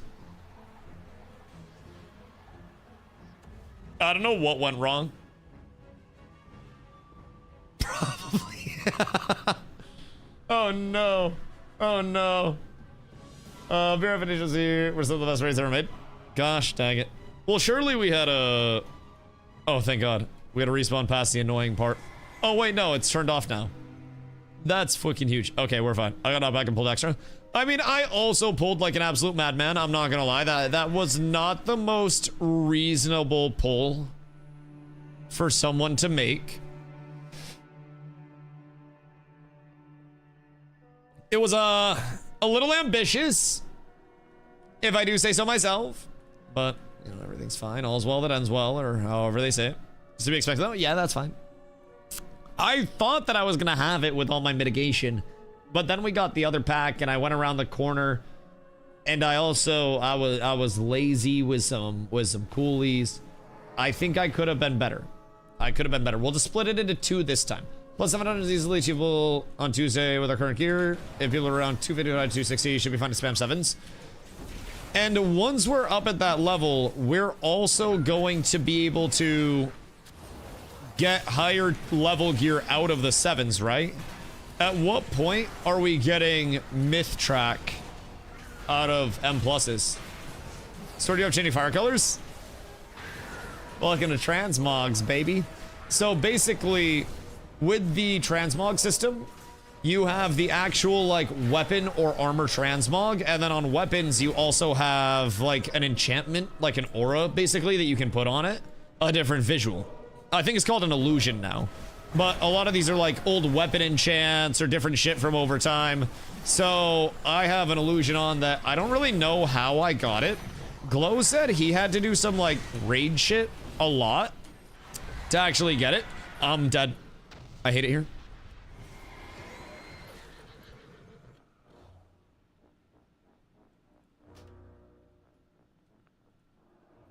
That's my bad. That one is entirely on me. 1 to 2%, pretty sure, drop from a TBC raid. Oh, word. So it is super drippy. Maybe I just need to have like a larger weapon to show it off properly. What are you hiding? Don't worry about it. There are no mirages here. There are none. But yeah, so the transmog game goes absolutely hard. Yesterday, I spent 20k on this shield so I could get the transmog from it. Oh wait, I can't show you it. There it is. So I'm kind of trying to figure out, like, do I just slap this bitch on and use a blue shield with my red mog? Or do I also just go entirely blue around this mog? Or do I do a blue and red and keep the big red bloots on at that point, you know? That may also be the play. Also, I have an idea for this pull. There we go. Everything's fine. Everything's awesome. Everything is so peachy now. We have legitimately nothing to worry about. The only thing to fear, gentlemen, is fear itself. And today, we show our enemies what fear is. And we remember them. We remember them. We remind them what it's like to truly fear. Power Torn is from Onyxia, by the way. Why would I have done an Oni? And how would I have done an Oni? The shoes I've been wanting for so long went on sale and I didn't get them. Which shoes? Because I feel like that's a very vague statement coming from you. Which shoes? Cut all the charge goes from 1600 PvP rating, 2k, M+, final boss from Heroic and Mythic, and 1 charge every 2 weeks. Is it the final boss of Dream and Void, or is it just from Crown of the Cosmos? The one they talked about for years, the platform flame boots. I'll make you some myself. From the ground up. There are 300 buckaroos. Oh my god! Carla's like half a down payment for a house. What the fuck do you mean? 300 buckaroos. 300 United States dollary dues just for you to step on it? They went on sale for 144. Jesus! I think it's any final heroic boss from each of the raids, but I could be wrong. So potentially 2 charges from raids? What happens if he gets over there? Does it just like... Does it make boss soft in rage or some bullshit? And should I pull him over here? Generally so sad. Well, that means they'll probably be on sale secondhand soon. So. But it was some comfortable ass athletic shoes. Okay, well, hold on. You do need to understand that shoe drip is a thing. Like, having good shoes is a very important thing to keep in mind. Because if you don't have drippy shoes in life, what do you have in life? I think we can hodge it, right? Oh, yeah, that helps. That makes that a lot easier. So I'll just hodge it. Function over fashion. Right, but when function and fashion is combined at the highest level, you're good. Once you get your 4 set, you'll get charges from just doing other content in the game, pretty much. Yeah, it's really... What I've heard is that also carries through to your alts being able to get more charges, too. So you can get the tier on your alts as well. So. Kinda cool. Skyreach circular table. Oh, that's a nice table. It's a very nice table. What I roll? When Carla's not here, I usually win. Never mind. I lost. What the fuck? We got the triple off of that? Goddamn. Goddamn. That's a mailhead. That is a plate helm. Alright. On to the next one. Summon me when y'all are ready. I will return to my gathering route while I await my taxi. Wait, is that a drippy mog? Nope. That looks like a beetle. That looks very, very, very gross. They got rid of that, I thought. Did they stop it from going through to your alts? I don't know what they've done with all of their hotfixes lately, because they've done a fucking ton of hotfixes. I know it was going through to alts. I thought they hotfixed it. They probably did. I haven't looked at every one of the patches that have come out, admittedly. Like, I've been trying to process everything that I can, but there's a whole lot of hoopla and hullabaloo to process right now. One of these my purple limited edition Disney and SpongeBob Crocs.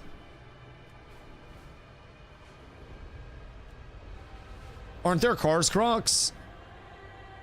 Because I feel like at that point, you just kind of lose. I don't mean to sound mean or anything, but I feel like you definitely don't win that one when the Cars Crocs are involved. What the fuck? I feel like it's important to not just surround yourself with a bunch of yes men. It looks so formal and fancy in this one. This was the OG mog that I had on. I don't know where that fucking shield came from, but let's see. All right. Trial of Style. What is that? I have no idea what the Trial of Style is. Is that like people voting on your mog? Bro, I wish I could make this red. That'd be so nice. Carla, do you like the shields? Because I fuck with the shield heavy. I would just need to integrate it into the drip in some way. So I have some pants that I could possibly put on to help make it work. Yes, but it doesn't match. Well, see, that's what I'm saying. I could integrate it to make it match. So something like this, and it starts to work in, because then it's like the reds and the blues. So we gotta figure out which blue pants. Oh. That's even gonna cry. Well, hold on. Let's talk about your shoes that you didn't get and more talk about the shoes that I have right now. I kind of fuck with the capris with the big red boots. I'm not gonna lie. This might just be atrocious enough to be perfect. That's kind of nice. I do like that. Or I could look at my belt options, because a real man doesn't need pants. I'm kind of fucking with that a little bit. I'm not gonna lie. I'm kind of seeing it. It's starting to come together for me a little bit. I don't want to full set it too much or rely too heavily on a set in general. But like low-key, wait, what if I actually put pants on? This could kind of go hard, I feel like. Like what if I have an actual mog on my hands here, chat? I need better shit though. I need much better shit. Because right now I think it's too matchy-matchy. Too one-setty.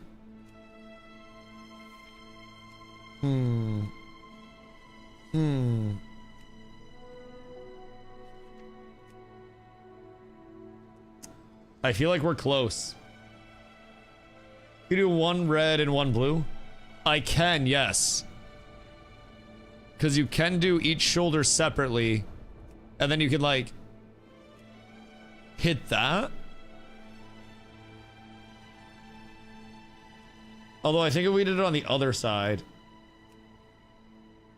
and then went there,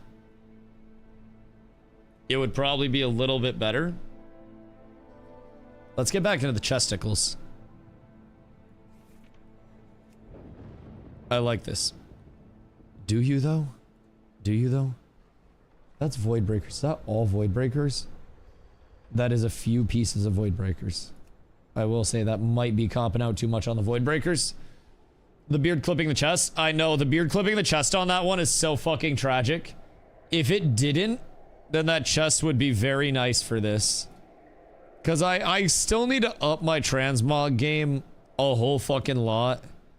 I'm but a wee lad in the scheme of these Insano-style mogs that people are whipping out. So I'm trying to get my shit together as much as I can. It is truly, truly, truly a trying time for me. Pray for my drip, chat, because I ain't got much. Do those kind of go hard? It's a different red. Man, this would be so easy if I could just dye shit. I swear. I would be the drippiest motherfucker alive if I could just dye my shit and then call it good. I think it might be pants and no chest piece.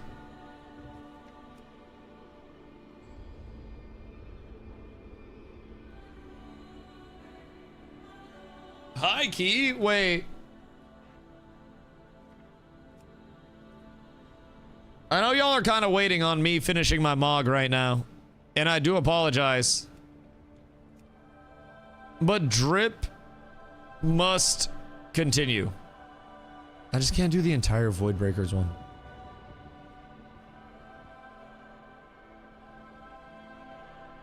I do one shoulder piece. I kind of enjoy the double, and the one red doesn't really work. And if I do one blue,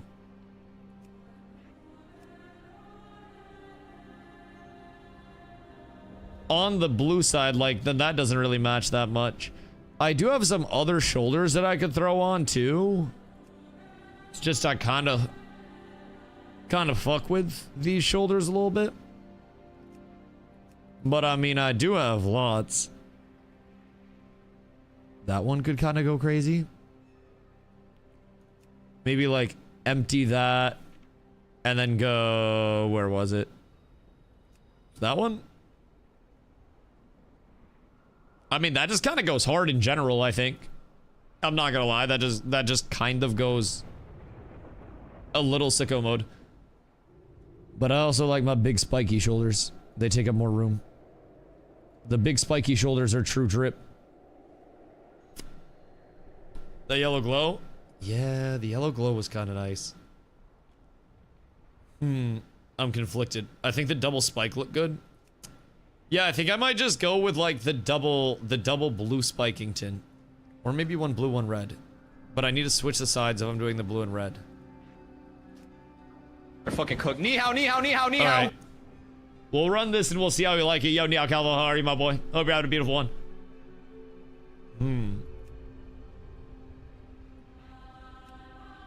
Oh, wait. Does that go hard with the back hair? Because that's another level of it. That's a lot. Yeah, it is. It might be too much. But that could go hard on just like an, you know, a look at my light bitch level mog. Alright. Do I like that more or do I like this more? I think that is the immediate question. I kind of miss my red gloves. I feel like the red gloves might be absolutely perfect for this. They're just too good. They're just too good. Yo, Devotee, what up, dude? Hope you're having a beautiful day as well. I appreciate you, man. All right. But this is basically just me putting on a new shield and putting on pants. So what if I just put on the shield without the pants? You a cop now. All right, fuck it. We'll give it a shot. We'll see how we're liking it. I'm feeling a little chunkier out here. But I do feel drippy. Say one about ESO, but fashion in that game goes hard. Shit, New World had the fashion game kind of locked down, bro. I was hosting transmog comps in New World. That shit went hard. Is this actual hard levels of drip?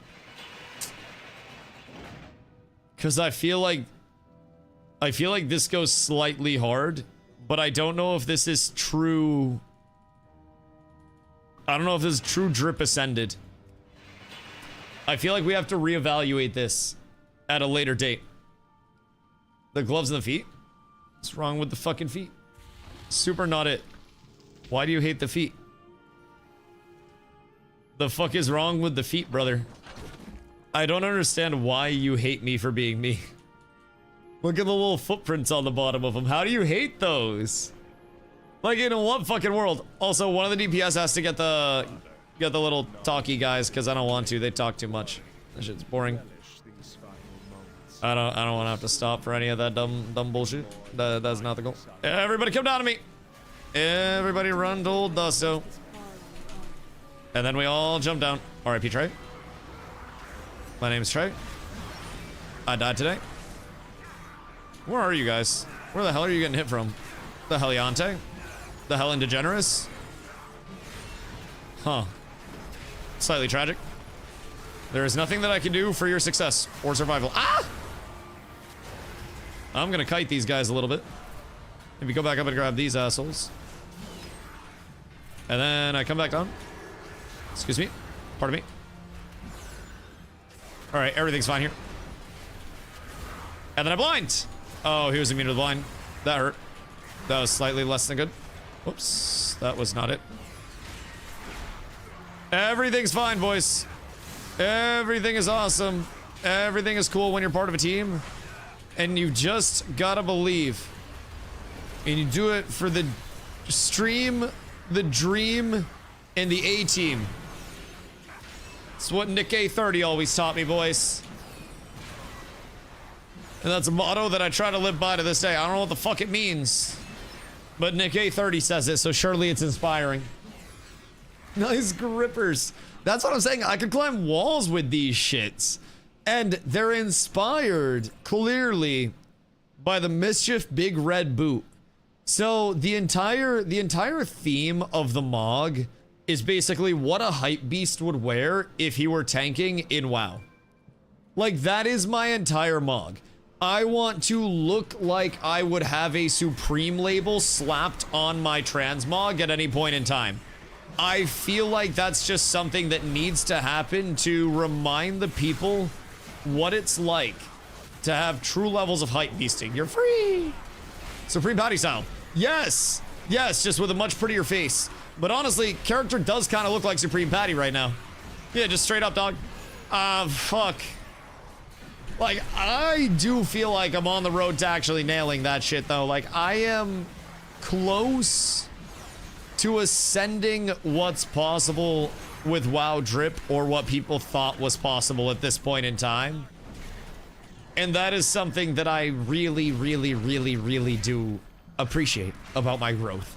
Like, fuck tank and heroics, fuck the accolades, the MVPs, the defensive player of the years, the rookie of the years, the sixth man of the year.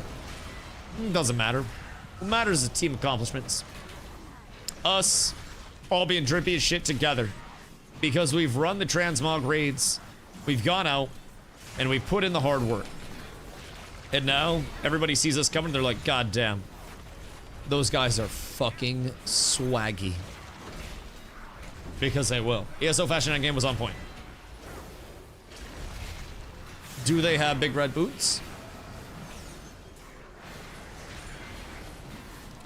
Because if they do not have big red boots, then it's not on point. I'm not gonna lie. You make any boots red. Okay, yeah, so like New Worlds. Dye everything and make big red boots. Sir Alwyn, was it better than New Worlds? And I'm not talking like New World after they took away the tokens. Yes. But what about my skin? Did they have my skin over there? Because if they didn't have my skin, then I don't know if I can say that it was better. That's kind of poppycock at that point, kind of propaganda. Not too sure if I can let that slide. They did have booty shorts. Booty slider. Apes together. Said bye. Thank you for 3 months. I appreciate you. Thank you. Much love. I appreciate that. I hope you've been very well. None of the New World have better booty shorts. Well, and my wings. New World had the goatiest of wings to have ever been goated. Genuinely on a different level of shit. And I am Every day. Distressed, sad, screaming, crying, throwing up, falling down in a Walmart parking lot because of what was lost with our baby's trip. Dude, they devalued that system so hard as well. Not on New World level. New World had it all. What do we think is a harder bag fumble? Ashes of Creation or New World?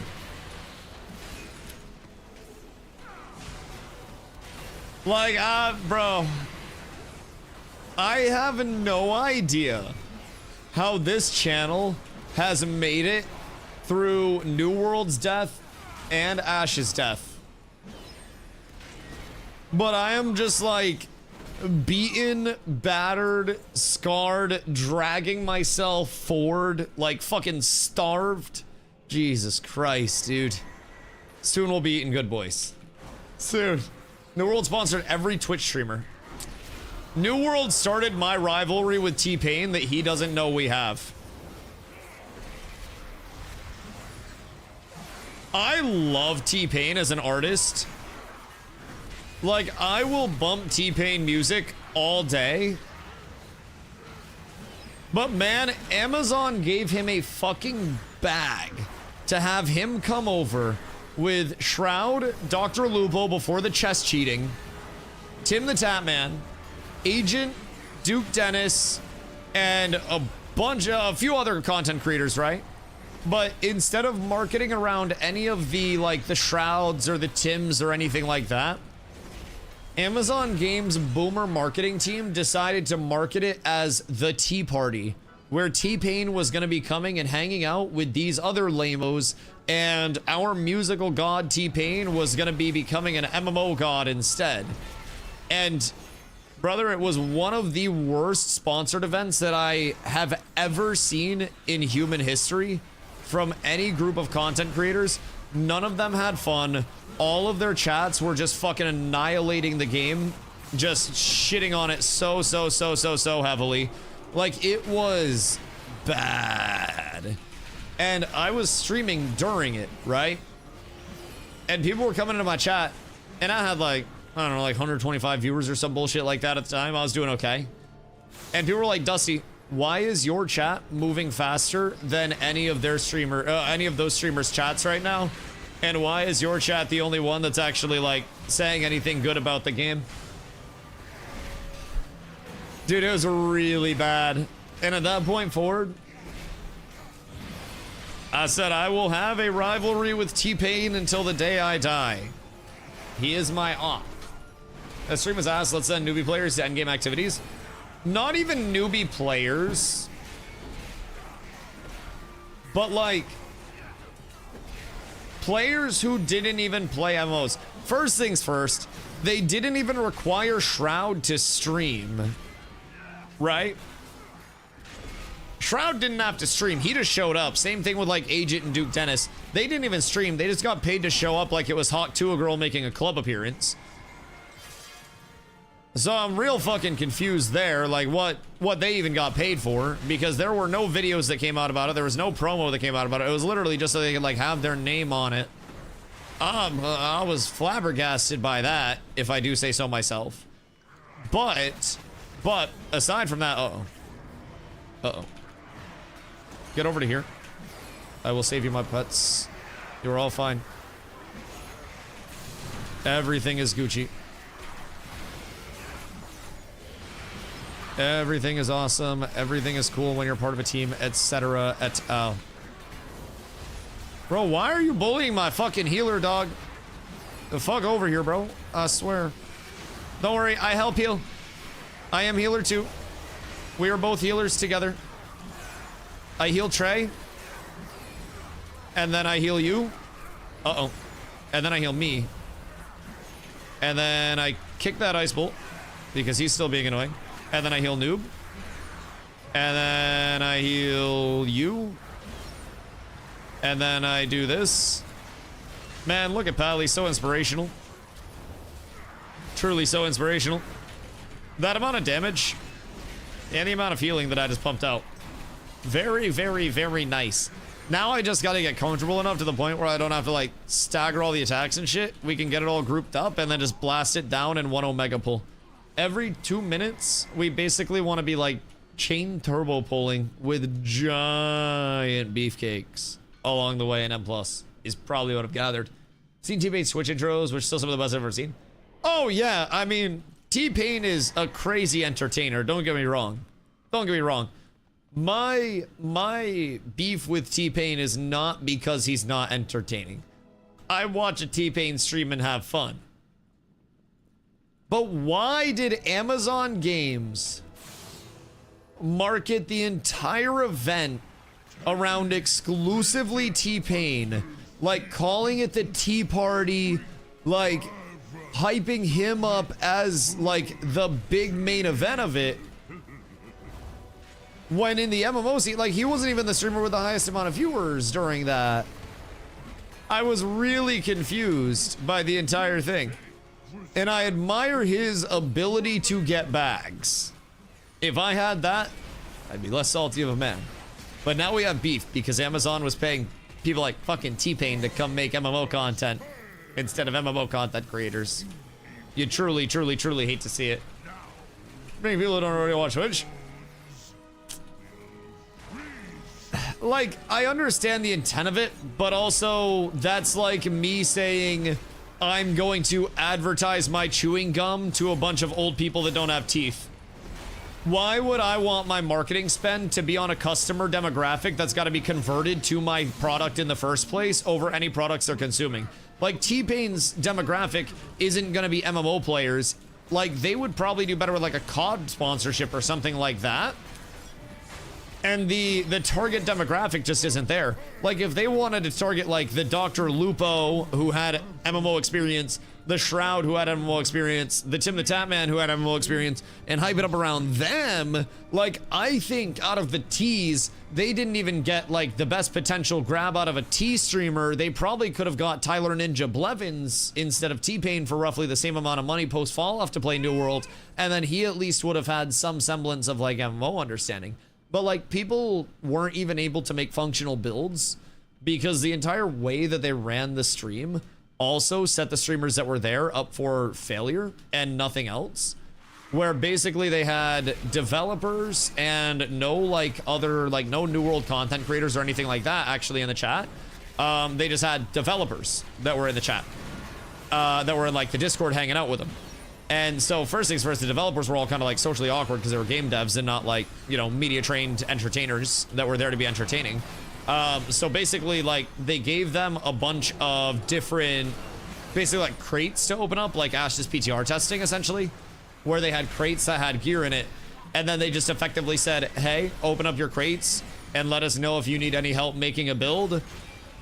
And I remember specifically at one point, I was watching the T-Pain side of it, and he was opening up a bunch of crates and making a blunderbuss build.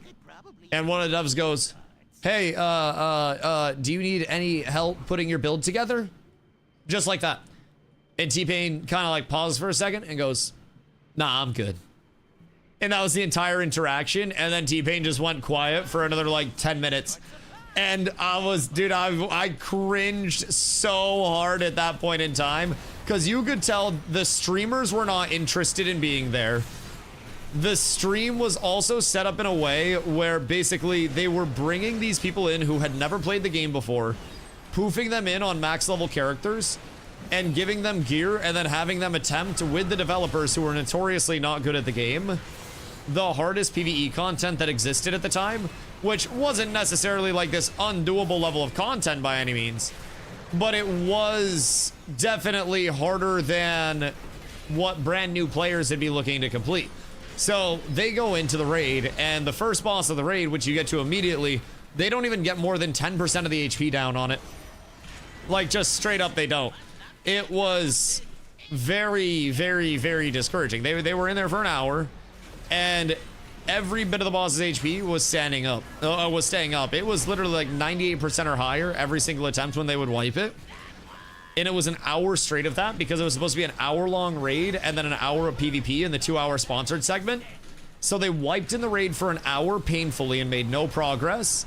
everybody was shitting on the game, and then they went into PvP, and the actual PvP segment went just as bad as the raid segment did, because Amazon, instead of having these personalities and these celebrities basically on a populated like real server so they could interact with the player base, and it could be this cool like, wow, look at all of us playing with these people, right? They decided it would be better to have everything on a private server where it was only those content creators and the developers and nobody else. They decided that was the best thing that they could possibly do. And all of the PvP was awful, brother. Like, it was buns. It was so bad. And it was genuinely like an incredible level of pain. Oh no, sorry. I gotta worry less about those casters. That's my bad. That is entirely on me. There's too much. Not sure what happened. The casters back here, for whatever reason, just ignore LOS and start sending shit like they're fucking Tom Brady in a flag football game. And I don't really know, like, why they're such assholes. But they literally say, hey, fuck your line of sight, fuck your pools, fuck everything you know and love, fuck your couch. I'm about to frag out. And they just target DPS, and then they bully DPS. It's cooked. But, you know, all's well that ends well, I guess, to a certain extent. Because I think it's going to end well. Just a little sloppy. Done 356k, then fall damage. How the fuck do you get fall damage? The hell happened there? No, I mean, that pull itself was just on me. It was sloppy. Ideally, I think we have somebody kick the two casters and then maybe bring the two casters back for that pull on M+. Because, like, that is a huge pull to successfully make and a very large time spent if we can keep everybody up through it. It's just a hard pull to make if those casters are ignoring LOS, because this isn't real LOS, like, through this. So maybe the play would be like run it into the cave and use the cave as LOS, because getting in here literally just did nothing. You guys were all over here. Oh, okay, I'll go fuck myself. So, I mean, maybe if I pulled it here and then use this, and then we have everybody in here, that might be the play for it. But yeah, the New World debacle, man, I could rant for years about that marketing debacle. There were many things in that game that just kind of made you go, how and why is this the route that you have devised to be the best route to go down? Like, in what world have we arrived upon this as the total output, right? And I've never had so many head-scratching moments as a content creator of a game as I did with New World. It was just like, why are you guys the way you are? Like, y'all remember my New Worlders, the community was all up in arms one time because we wanted a lot of changes and the state of the game was just really bad at that point in time. And the developers had been radio silent for a very, very, very long time. And they put out a video where effectively everything was censored and it was just a bunch of like bleeped out words. It was an actual dev video, not a shitpost, like on the actual dev, like social medias. And they were basically like, so we're really excited to tell you about, and we really can't wait to show you. And at a time where the entire community was like, guys, your game is dying, the population has fallen off, and we're at like 5k players when they were doing that. Like, we're smaller than Ash's player base was when they were doing that. And they came out with that, and we're like, guys, do you actually want this game to exist a little bit from now? Or are you genuinely trying to speedrun the death of New World? Because that shit was one of the most, like, one of the most tone-deaf things that I had ever heard from a developer at any point in time. It was remarkably bad. I didn't get half the decisions over there. That was also part of why I liked Intrepid. Their marketing was $0 spent on marketing. I don't know where all the money was spent, but $0 spent on marketing. They weren't pulling people in for sponsored streams and shit like that yet. Like, they were just going the route of let word of mouth spread. It was kind of nice. It was kind of nice. But times change, and clearly neither of those things were very, very sustainable. And then you have WoW, where when you get to the level that, like, WoW is at, you legitimately don't even have to bring content creators in for sponsored streams, because the content creators that get paid for sponsored segments are just playing your game anyways. Imagine that. You don't have to hashtag ad if your directory is the hashtag ad. Such a fucking game changer. So WoW's marketing spend can be allocated in other ways without having to go and be like, hey, streamer man, come play our game for 2 hours. Because you already have the largest MMO content creators in the goddamn world that come over and play WoW at the drop of a hat. So, I can't even get the champion Dawn Crest, so I'm gonna kind of scamp here. What is?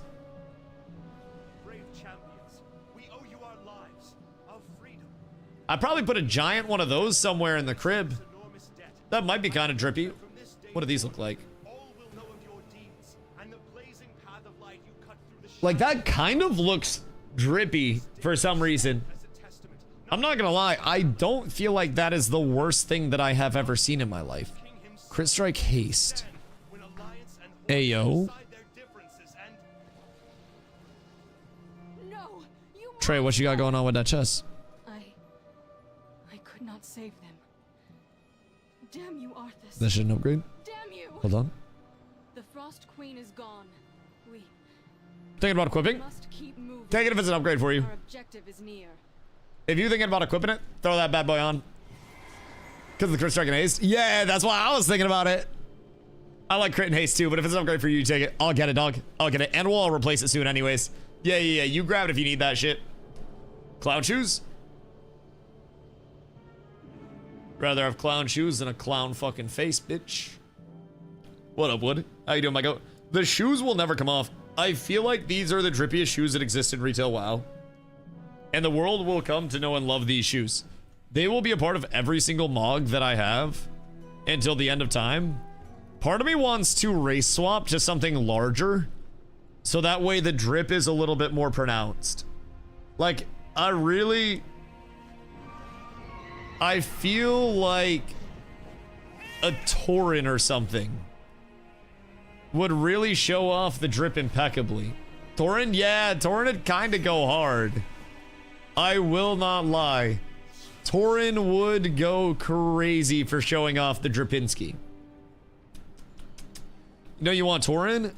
Do I though? Like, that's the dilemma. Do I want Tauren?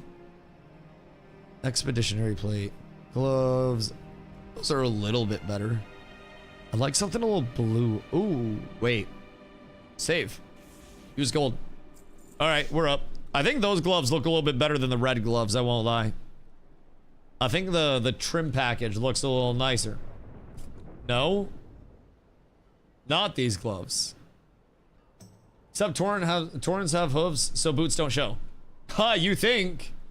You think. Unfortunately for you, the boots just get larger. They cover the hooves. It's a beautiful, glorious day. We are literally never broke again, my boys. I could also just barehand it like a fucking man. No Tauren. Oh, why no Tauren? I could go Draenei. I could also go that route. I want to see this. But like Stoneform's really good. Stoneform's 10% Physmit for 8 seconds. What do the Tauren have for me? Because it's got a little bit of like increased stam, right? But that's nothing too remarkable to write home about. The stomp isn't going to be that crazy. Stomp for PvP. Yeah. Yeah, Stomp is good for PvP. But I also, personally, Tauren doesn't have good mogs. I don't know, bro. My mog on a Tauren looks fucking hilarious. Because I go shirtless anyways, so I don't have to worry about that. And, like, the top hat and monocle are so fucking adorable. That shit sits perfectly. Okay, we lost our heals. What are we in need of? Because if one of you can heal, I could always force Carla to come DPS, or we could find a healer. Either way. Hey, yo. Willow. Speak of the devil, and the devil shall appear. Thank you for 3 months, dog. I appreciate you. Much love. What are those? What's called? Murloc slippers. Well, green snugglefin Murloc slippers. They're from the Murloc pack that's in the shop. Hoofsy gave me a Christmas present. And it was some big red boots, boys. We drippy as hell. This shit's nice. Mr. Matrell. I see a Matrell lurking. Actually, I see a Matrell on. What is this? How do I get a Gundam? Part of me likes the concept of a giant fucking Gundam suit to run around in. Like, that shit kind of looks like it would hit. Also, Will, I'm doing swimmingly, brother. Doing absolutely swimmingly. Helping out with some M0s for the boys right now. Getting a lot of upgrades out. I cooked up a second transmog today. But it's not hitting like the first one was for me. I'm not gonna lie. I think it might be time to go back to the first one for a little bit and see if I really do enjoy that. I just need a shield for my first mog, like, very badly. Because this shield is not doing it. Like, I wish it were. But it ain't. And I don't have a lot of shields at this point that are, like, matchy-matchy with it. So I'm kind of at a bit of a loss. I could have the dragon, because the dragon just kind of looks sick. But I don't have a shade of fucking blue in my gear whatsoever right now. So I've been a little lost regarding my current shield stitch. Trying to get it, you know, figured out. It's more of a me thing than anybody else. This isn't the worst. That one's kind of buns.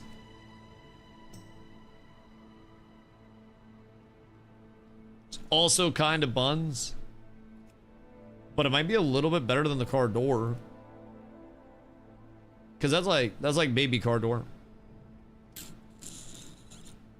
I'm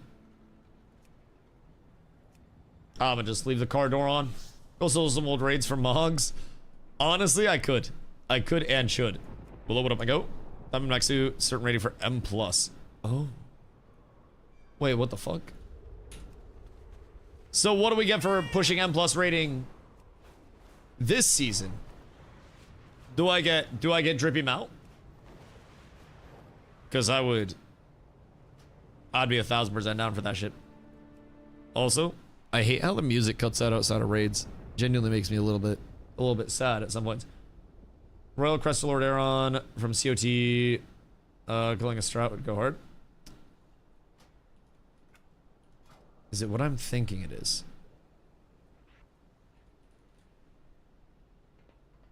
Wait.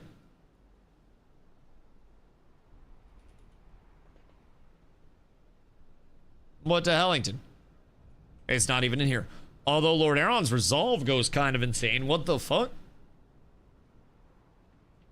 Where does that come from? Because that's just drippy enough to get me a little excited. Lord Aeron's resolve is from Logistics Officer Brighton and Howling Fjord. Something tells me I'm gonna have to do a rep grind for that. I don't know if I like these gloves. I don't think the gloves fit. I'm not sold on those. And what do I have to turn in down here? Like, I think it's the gloves that are making me a little uncomfortable about this. One was like 10 or 11 key for every dungeon, whatever rating that gets you. Don't know what the seasonally. So what's the rating that's required for that? Like 2K or like 2100 or like what's considered like high rating for M pluses? Man, I just want to have some drippier gloves. All right, let's see. Are those it? No, those are not it. I'm going back to the red. I like the red gloves too much. They just kind of work, chat. They just work extremely well. I'm bringing my coffee out. Un momento, my boys.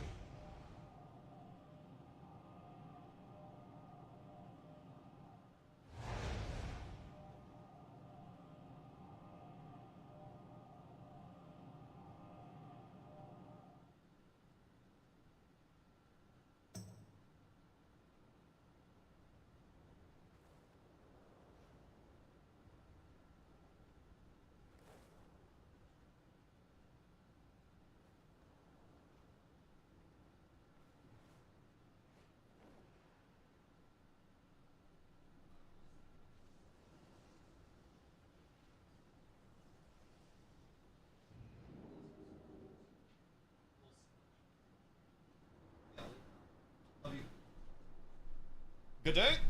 Oi. We're up tremendous. So, when we get into mythics,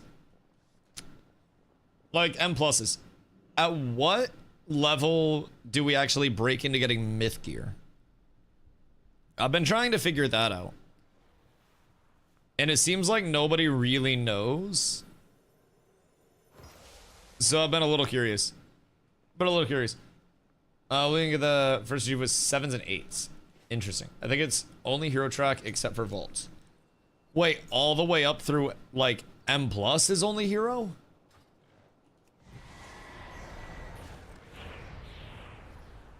So myth is only through mythic raid and vaults? M10 or higher. Okay, M10 or higher. 10s plus vault is myth track. Wait, 10s plus vault? Not just like 10 plus actual pumpable? Wonderful. It has been quite some time since Oh, damn. the academy has been open. So anything myth track gear is going to be absolutely insane to see, basically. Like, if people are 289, that takes a long time. You won't get myth from the key itself. Oh. Wild while we were So I will pretty much exclusively gear out on like 6 out of 6 hero for a while, and then optimize the 6 out of 6 hero that I have. And then off of that, I'll try to find opportunities to get my myth vaults. And then once the myth vaults are there, then I have a chance to actually get myth upgrades. Okay, hero 259 from 2 to 3. And then it just moves up the hero track as it goes. So, is there really a reason that I wouldn't want to end up upgrading these hero legs to tier? Like, really just in the event that I, like... Uh-oh. I got stunned. I'm so sorry. I'm so sorry. I got stunned again. I'm so sorry again. This is so bad. Bro, I got stunned twice.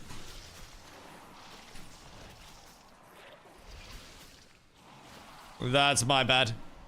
That is entirely on me.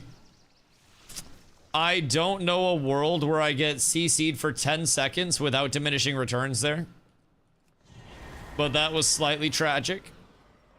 I guess that world. God damn. Theoretically, next vault, you get mythic pieces, not this upcoming vault, if I'm not mistaken. Right. So, this upcoming vault that's on Tuesday, I'm gonna get hero tier from. Like, hero track from. And then I will be trying to get tier as quickly as possible from my hero track rewards. Try to get 4-piece hero tier and then optimize off that. Generally, you want T4 as fast as possible. You get an achievement that turns into a drop chance. Right, I saw that as well. Yeah, that lets us get more of the little, like, catalyst thingies. I keep calling them catalysts, but that's not the name of them. It's the mana fluxes. Those. So, yep. Nope, I did it again.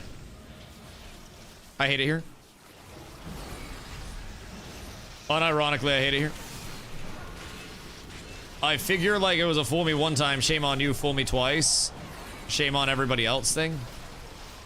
But apparently, they just want to be assholes twice. God damn, bro. That's such a long stun, too. I hate that shit. Because my 2-set gives me more righteous shield damage. And then the righteous shield builds up an Avenger shield bonus damage. So, I mean, those are 2 of my higher damage abilities being spammed pretty much all the time. So, it definitely, you know, will help to have that set bonus. It's not the end of the world, but probably waiting until vault at this point, see if I get hero legs out of the vault, which would honestly be fucking tragic at this point. But if I look at it, I have 263, 256, 256. Is 256... Is that gonna roll hero? Or is that gonna roll champ?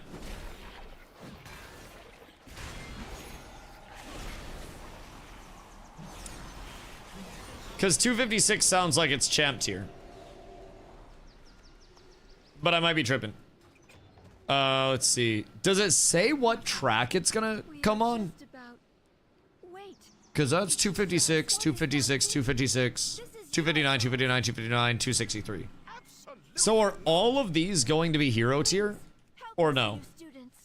Because it doesn't seem like it shows that anywhere on the actual UI for it. Because now I'm trying to figure out what the odds are. Not that I necessarily need the 2-piece. Again, it's more of an extra to have at this point than anything else, but only the 259 plus. Right. So, how can I get those that are 256 to 259? Complete this activity on heroic. Okay, so I would need to do heroic for that.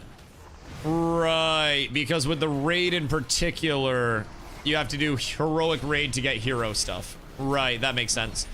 So over here on dungeons, can I not do anything to get hero tier off of this because it's only M0s?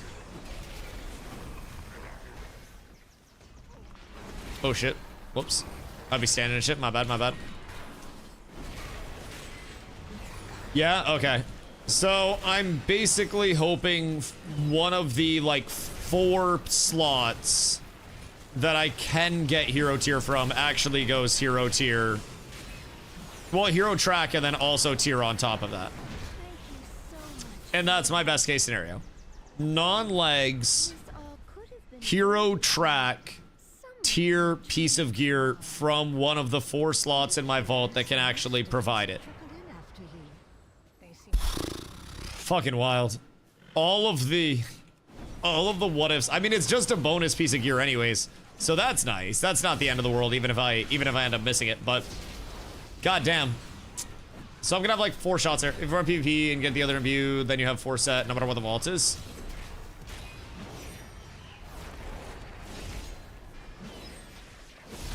What would guarantee it at that point? Just the fact that I'm likely to get a piece of tier out of the vault? Or like... Because I only have one piece of tier right now, which is kind of tragic. Or do we get another Metaflux next week as well? How am I still alive? Wait, where are you? The fuck? Wait. Hold on, what just happened? I will look as soon as we kill this, because I don't want to get blasted off the edge. Wait, are you like... You fell? What are these birds doing here? The fuck are you? Bro? Wait, what? How the fuck are you there? How did you get there in the first place? Can our dragon come get you, maybe? I don't really know what the fuck dragons do. Nah. Huh. All right, well, let's examine how we got there. We get a second imbue next week reset. Oh. Oh, that's easy as fuck then. So literally on Tuesday we'll have another imbue that we can just throw on. Man, that's fast prog. Like that is very, very, very fast prog. So everybody's gonna be 4-piece tier pretty quickly. And then that's also gonna open up the door for more tier to drop. For mains only, right? Because I hotfixed it out of dropping for alts. I wonder how many people got tier on their alts because of that. Like very, very, very quickly. But you know what they say, boys. Exploit early, exploit often. That's what chat was saying. I didn't read the actual patch notes because I've been busy as a motherfucker lately. But chat was saying that they hotfixed it out of dropping for alts once you actually have the achievement in place. So I don't really know. I don't have any alts in the first place, so I won't be too worried about that. But that would be an absolute game changer for people that are running like multiple characters, trying to figure out exactly which character they want to play, which class they want to play, which alt they want to play. Like, that'd be a huge game changer. And especially for people running splits in Race to World first. You get a bunch of alts all tiered up. Aye. Grey Vaughn, what up, dude? How are you? Been dealing with RL lately? Seems we all have, man. Seems we all have.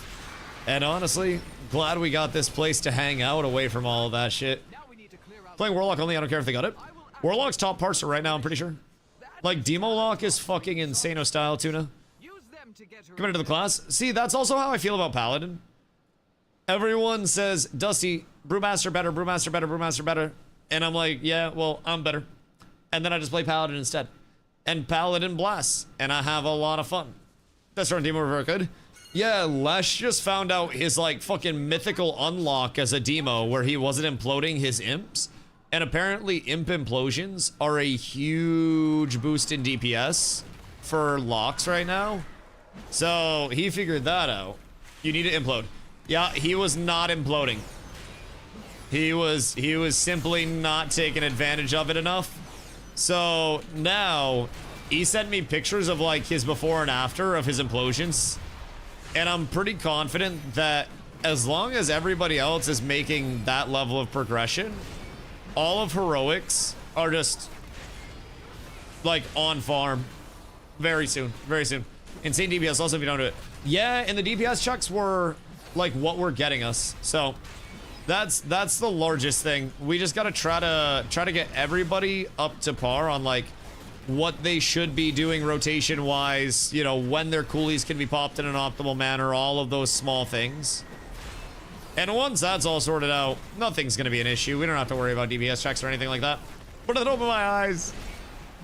I'm happy for you, King. I'm happy for you. See, I feel like tank is this beautiful bit of like press whatever situational button you... Bye! I've done something terrible. Am I dead? Wait, what just happened? How am I a liver? What saved my life? Because I think I just got the ultimate bailout. I don't know if I'm not sure if I had a guardian angel or what. But holy shit. Boys, everything is beautiful. My goodness gracious me, oh my. Just always had a Gul'dan, Tyrant, Trinket, Flask, then Doomguard, Hand of Gul'dan, then employed Yellow Nuclear. My old guild forced me to lock 2 seasons. So, right now, Warlock is fucking blasting, right? So there's not really a reason to not want a Warlock. Which way are we going?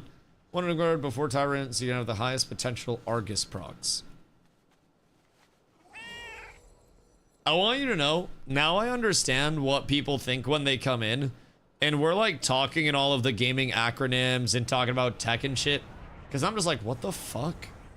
Leveling my lock right now, but they're getting a 4% flat nerf. I've seen some numbers from pumper groups. And 4% is still gonna have really good locks doing millions of DPS. I'll say over a milli. Like, really insane locks are pumping disgusting numbers right now. Disgusting numbers. So, maybe a little 4%'s necesito. I haven't checked the hot fixes and stuff. Have they adjusted Prop Paladin at all? Or are we just existing in this perfectly balanced world? Because I really love Prop Pally. I have been having a blast. I just feel like situationally, we have everything in place that we need. When's Voice Fire attempt? Probably since we have TBC stuff tonight. I'm thinking tomorrow night. I gotta link up with Crix and see when we can get people together. But I'm thinking tomorrow night when people don't have to balance TBC shit as well. Because I have to hop over slightly before Gruul Mag and get my shield enchanted. Just baseline stuff, nothing too crazy. But I do have to make sure I have that. Double feeling good. Feeling really good. Destro feels nice as well. So I can at least have a backup there. Dilog is the same. What do? Just summon things, blow up your own summons, and then summon more powerful versions of those things once the first things were blown up? Because that sounds kind of fun. It's just kind of like a sacrifice witch doc. Affliction was my second choice. So is Affliction like dot based usually? Like the actual like Warlock caster type shit?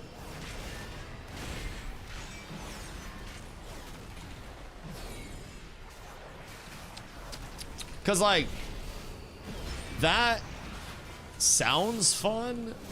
Yeah, okay. So what's Destro? Less dots, more like immediate damage?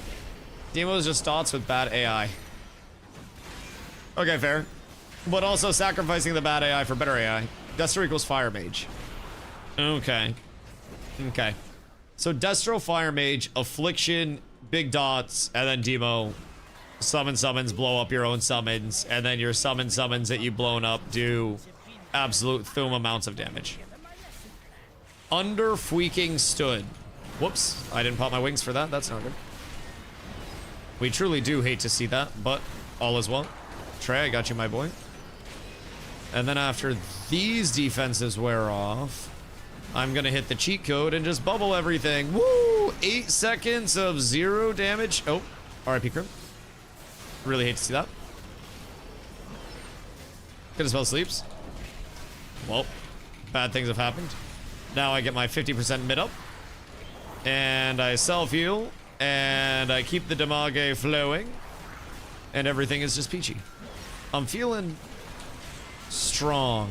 Right. Ow! Fuck! Maybe not that strong. Trey, I got you, my goat. Don't you worry. Everything is peachy.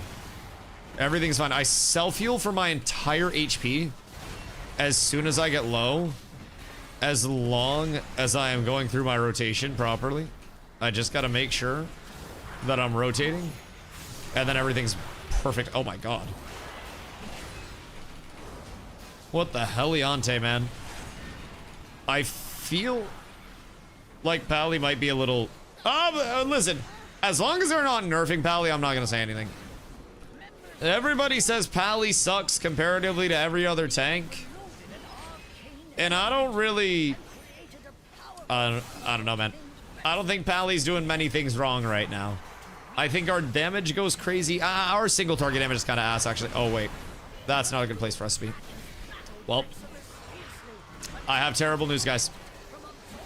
Absolutely terrible news. I gotta soak the balls. And I self-heal. Oh! That's not good. Oh, fuck. Alright, we gotta soak those balls. I cannot soak all of them. No. Just mentally. Although, oh, shit, fuck. Ow. Right, damage taken from absorbing arcane orbs increased by 400%. So that's gonna make that element a little bit harder for me. Until these wear off, at least. Noted. Noted. I do believe they are down now, so that's good. At least my debuffs are off. Holy, brother, that shit hurted. Shit hurted a lot. And then we heal up. Alright, everything's fine. I am plenty tanky enough, although the next ones might not be the best. We might be slightly down horrendous. I'm in danger. I think we're all in danger. Never mind. One. And then, oh. Yep, crimp, nope. All right, boys. Might be a quick reset. Might be a slight wipe it up angle. Ask, you got a master res, right? Because something tells me it'll probably be faster for us to just get all the DPS up. You hate to see it, boys. You hate to see it. Wiping in M0s in 2026. I am ashamed, and all of our families are ashamed. Might reset if you pull out the arena. Oh. My bad. My bad, my bad. That shows least favorite of 3. So you just, like, cast fucking fire spells as Destro the entire time? So, what are your top parsers right now overall? Like, not your top parsers, but like your top pumpers. You're looking at, I've seen Warlock really high. What else was really, really, really high? I know Warlock was up like crazy. Let me find the picture. Warlock, Hunter, Feral. Warlock, Hunter, Feral? Yeah, Dev Evoker, Marksman, Hunter, Lock. Right. I mean, that sounds like there are a lot of good options, at least. But I saw a pumper group that ran through a Voracious clear in an ungodly quick amount of time. And they pumped a lot of damage. A lot of damage. And I'm kind of looking at that like, man, so there's like our raid, and then there are those raids. And like, I don't really understand. I guess the difference between parsing like 98s and parsing hundreds in this game, especially like the retail side, is legitimately 75,000 DPS. Like, it's kind of insane how much it scales up. Because if everybody's locked in as well, DPS-wise, then you also have the element of, like, bosses die faster. You have a... Yo, Osmotic! Thank you for the 5, brother. I appreciate that very, very, very much. You are an absolute legend. Thank you, dude. Thank you. Invalidate my logs. I want all the PIs. You still can't keep up. You will never be able to keep up. The PIs are simply too weak with your mortal fingers. So what makes it so you imploding your minions like just boost your damage like crazy? Does it give you actual buffs, or does it resummon your minions as like stronger versions of the minions? Because I feel like I heard that it was like resummoning them as stronger versions of the minions. So you get this like double dip with it. Does the implode also give you a buff? Any loot? Nope. No loot for me. Imps dying gives you a chance for demonic cores, which makes demon bolts instant and gives demon bolts. And demon bolts give us 2 soul shards. Right. Okay. Cool. So that's a big uppy. That's a nice ring if people don't need it. Not that I need it. I've goated rings. My rings are actually insane. My gear is almost like concerningly good. Am I going the wrong way?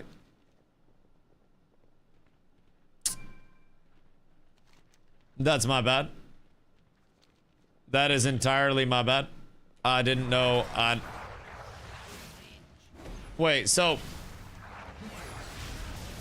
why do I feel like I just autopilot through this area a lot? Was that the last boss? No. We have that go left. Bro, I autopilot through my M0 so hard. I combine half of these together. Hopefully we're ready with it all in a week or so. Ayo. My boy. Come join. Come join. The raids have been so fun so far. And feeling the actual progression out itself has been insanely fun. I think coming in from absolute nothing and trying to build up to the hardest content that's available, like, we're trying to stay on par with it, man. Week 1 heroics are not easy, and we're probably not going to get everything down even if we do go back in on Monday, like go back in tomorrow and see what's up. We're still probably going to be kind of down bad, but the actual progression is something that we haven't had in a game, whoops, in a very, very long time. And I am elated to actually have a feeling of like we have to work towards something back again. Because everything, like, in a lot of MMOs right now, it's kind of meant for everybody to succeed, and the prestige of completing hard content isn't really there as much as it used to be. And not necessarily that people should be completing content in an MMO solely for prestige, right? But it's cool to have something to show for completing hard content at a pace that is, you know, still having it be relevant hard content.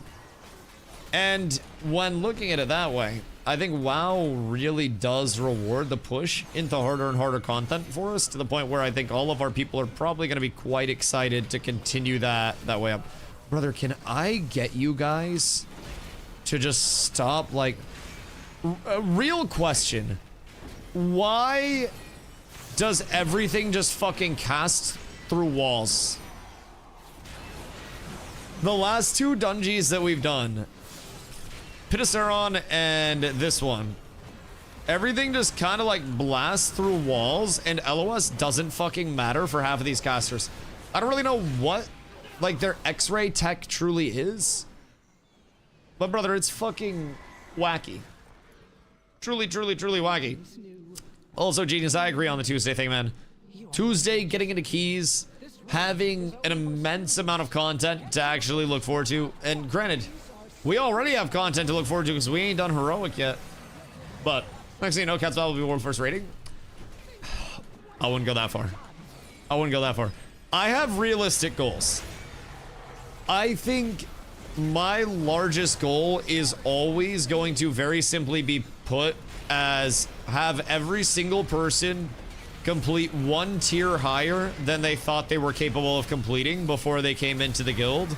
So that way everybody leaves the guild, you know, a little bit stronger than they were when they came in, or people just don't leave the guild in general because we have a really good thing going over here, right? Like, I am a community builder that wants to make sure my community is built up. And I think the best way to do that is try to encourage people to get into harder and harder content in a way where it's okay to learn, and you don't have to worry about being told to fuck off and leave the raid and everything because you're trying to learn content and you're trying to figure out what you can do to be better. If you're dying and shit, we'll help you figure out why you're dying and what you can do to die a little less, and we'll go from there. That's, you know, my mentality. It's gonna take a little bit longer to complete content that way, and we might not have people that are parsing, you know, 17 millions, but okay. Did we tank too many of the balls? Because it seems like we may have tanked a couple too many of the balls. But as long as we all dodgeball, we should be good. I have heals. And like, brother does fucking 0 damage. Oh!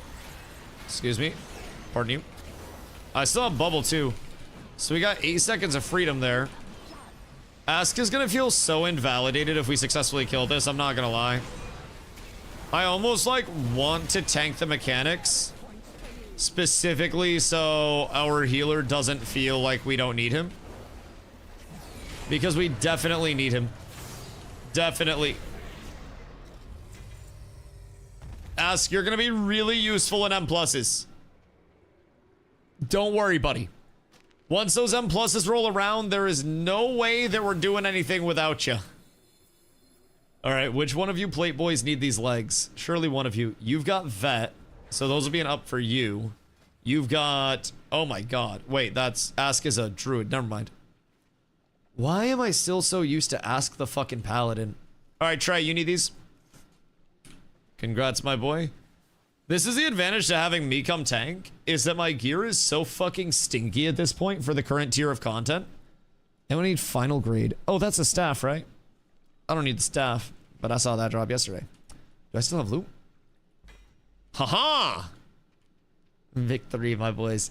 I'm gonna have more housing shit than Carla is, especially decoration-wise, and I'm never gonna let her live it down. I have bookcases, I got fucking tables, I got decoration out the ass, and I have more gold to buy stuff. The only question at that point is, will I be actually decorating or not? Will I be able to put it all together? Because I might have the potential for it, but the potential might not be realized. And unrealized potential is a true fucking killer. I do fuck with the scythe look as well. I had a transmog for my ret set that I was thinking about that had a scythe on it. And then I thought a bunch of people would probably do it. But turns out a lot of people aren't doing that at all. I don't really know why. But I feel like a paladin with a scythe, like a whole like holy death type thing, kind of would go hard. Maybe get a nice little illusion on it. Get some radiance up in that bitch. I'm curious. I'm very curious. Doesn't Argus drop a 6 scythe? The scythe that I have right now is two-handed axes? No. It's pole arms. I have this one. Eternal Gladiator's Scythe. And I'm thinking if I slap an enchant on that and then do this like Radiant Paladin transmog, that it would go insane. But I also don't play ret, so that's unfortunate. Could also throw this on, but like this thing is, I like this for a PvP Paladin setup. Because then I could throw on some, I don't know, just some bright ass shoulders somewhere along the line. I think that might be a little much, but honestly with a mog like this it doesn't really matter if it's too much. I think too much is a good thing, so I'm kind of thinking the old judgment shoulders, it goes so hard with it too. I could just go full judgment mog if I really wanted to. Oh, where do you come from?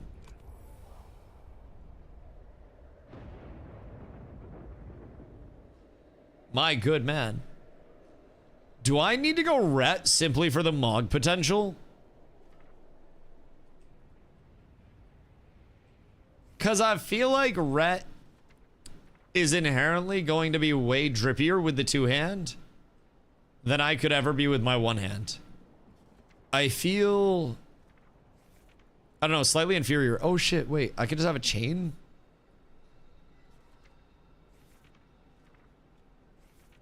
I'm not opposed to that. I feel like a chain could go kind of hard. Could slap on something like this if I wanted to take the easy way out. Or I could actually wear a chest piece like a normal person. Maybe get my chest strip right. Oh.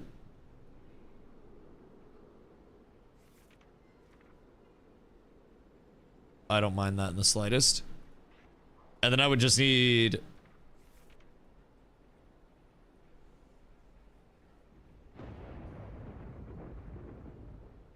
What if I do like a red chest? I feel like this could actually go crazy. Do I need to switch to ret so we can pass DPS checks? Cause I don't know if I'm willing to do that. But it might be a good option. I don't think it would necessarily be the most terrible thing. That's not dark enough.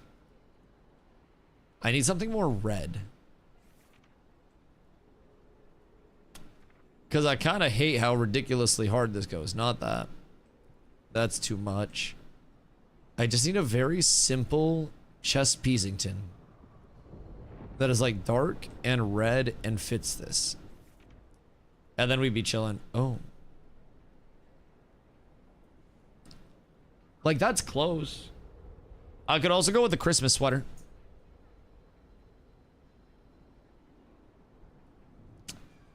Chad, does anybody have the Christmas sweater?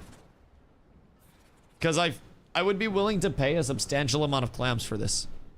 Substantial amount. Who died? Wait. Who we lose? And do you guys need like the 4 legacy ones? Christmas sweater? The transmog game goes absolutely crazy, Carla. The transmog game goes wild. I made a new mog today, so I could use a new shield.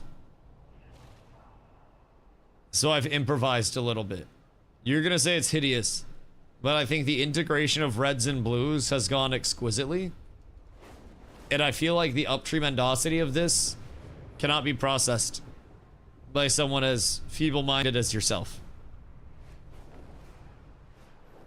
It's not bad. It's high fashion, you wouldn't understand anyways. More in the sense that you have to be high to understand this fashion. But high fashion nonetheless. I almost feel like I should change up the sword a little bit. Like, I like the Prey Seeker's longsword, but I feel like getting something else could also be a very solid play. I'd go like the big chonky route and have like the I have become death destroyer of mobs type beat. I gotta have a big bopper. Pimp cane? Would it be better if I had a pimp cane? Because I don't necessarily think that's bad. Pimp cane, not good. I don't know why you hate my pimp cane. I like the other one you had. What, this one? Or the sword? I do need to get more one-hand weapon mogs. I am immensely down bad on one-hand weapon mogs. Sword. Sword. I have a decent amount of swords, but I just need more. I'm be a rapier player. Very down bad in the sword department. I like something that's very large, but I just don't have anything that's worth putting on that's very large. That wouldn't look silly. DG, what up, dog? What about this one? Like the big chonker. With the red and blue theme? Yeah, I could go this too. There are many options. But yes, my current sword does go crazy. Like, I think in practice, the drip is actually kind of immense. When you look at it, you see that it exudes excellence. I've got a lot of extra particle effects. So walking around me is minus 10 FPS immediately. And I think that's a huge benefit to the entire drip. It might be a hideous amalgamation of multiple things, all in one terrible package. But I feel like the drip does pass the drip or drown test. And I will stand on that business until the end of time. I might be one of the drippiest motherfuckers doing it out here. DG, what you getting up to today? I think at some point, I want a battleground today. I wanna maybe do a couple of BGs, see if I can blast. Just get out of bed. What the fuck? What we require to gain entry to the Void Storm. The Cynosure of What the heliante do you mean you just got out of bed? 1 second. Okay, cool. I'm gonna pee because I gotta pee. Un momento.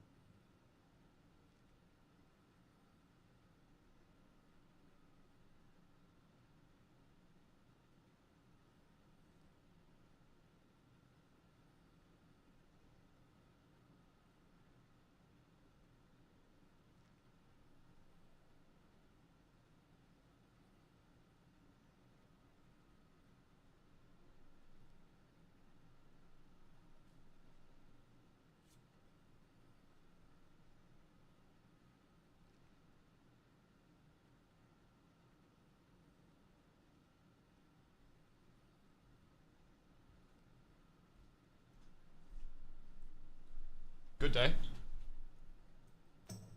I went to bed at 6 a.m. Why? What?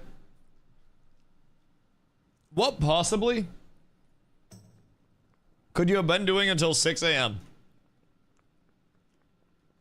Like as a WoW player. Are you pugging heroics? The easy answer is play WoW. But like, what are you doing for that long in one session? Renown grinder. Yeah, that's true. How high does renown go? At WoW, but I was watching TV. Word. Ni hao, ni hao, ni hao, ni hao. Yo, Neil, Finfin, how are you, my boy? I hope you're having an absolutely beautiful one. What are you getting up to, dog?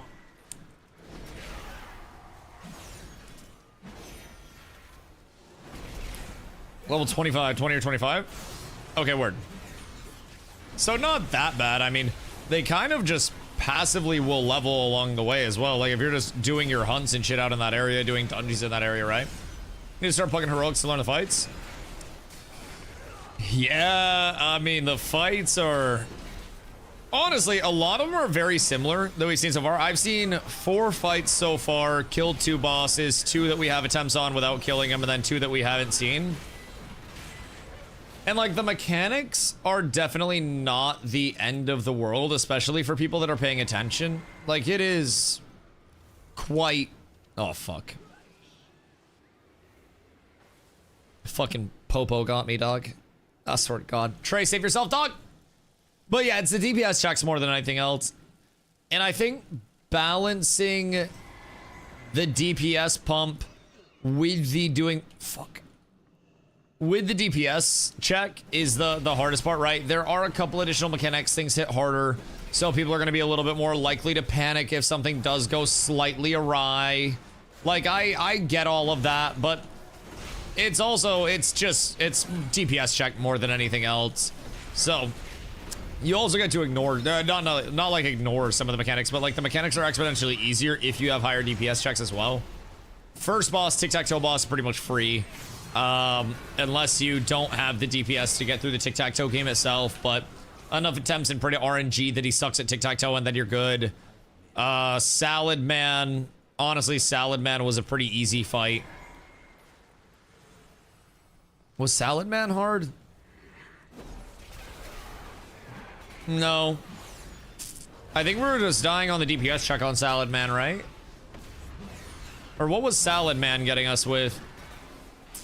It wasn't the actual orbs. The orbs were fine. Oh, why do I always go the wrong way? My dumbass. My bad, my bad, my bad, my bad. Laser beam?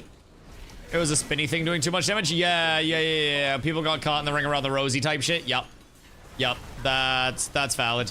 Then on Godzilla, not for ACS Godzilla, but I have such dumb names for all the bosses. Dream Rift, Chimeras. On Chimeras, we just weren't passing the DPS checks. So it became like, at the end it was, hey Dusty, bubble the beam and pray that we can kill it in 8 seconds. But we needed another like 8% or so DPS on it. So, like a little bit faster, but the one time we lived both, we killed it. Yeah, that makes sense. Go bring a few paladins. And then just have everybody like bubble rotate. Just have people bubble and taunt. Easy Godzilla win. You'll go no further, Umbrick. These new defense... This one trick got us around every single enrage timer in WoW. Actually, I'm only gonna pull one. I don't have defensives. Never mind, I'm a bitch. I decided that I was not about that life at this point in time, at least when I didn't have all my defenses. I probably could have done it. I just didn't want to overpull. Does Red Paladin have a taunt? I don't know if all paladins get taunt by default. I know their bubble doesn't taunt because that's like deep in the prot tree. And I don't know if Wreck is exclusive to us or not. I can check though. Specializations.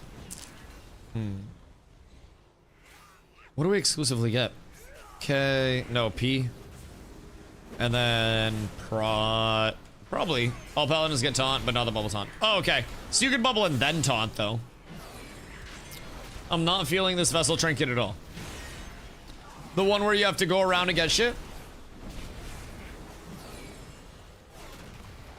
Because I also was not feeling it when I used it. The required upkeep on it, trying to find glow orbs in a sea of imps, is not ideal.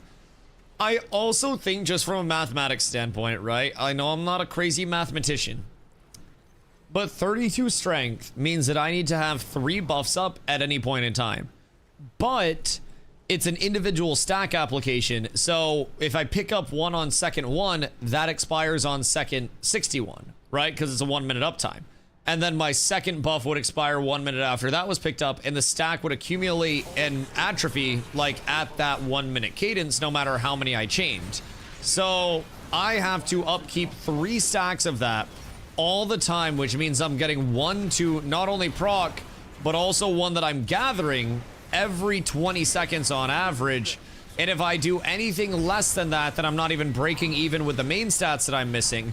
Then you factor in the procs. I'm using 2 very high proc rate trinkets, one of which gives me a bunch of crit, and then the other one gives me a whole lot of whatever my primary, my highest secondary is, which is haste. So when this is up, I get 221 haste, and then when Void Lust is up, I get 162 crit strike, 2% leech, and 10% movement. And the frequency of those is both very, very, very high. Very good uptime on those bad boys. And I've grown to really enjoy uptime over anything else. Sorry. Especially in a... like a long fight cadence, right? I really, really, really want to have things that aren't just like... hard to keep up, a lot of downtime, a lot of usefulness. Uselessness. And it seems like the vessel is literally just primarily uselessness over anything else. It just doesn't seem like it's going to have enough of an uptime percentage to actually make an impact in the overall kit. Now, for somebody that's maybe standing still, I don't know, like a marksman hunter or something, I don't really know what they do. But if you're truly just able to sit there and look all around you at all points in time and find where your little orbs are to collect them, then great.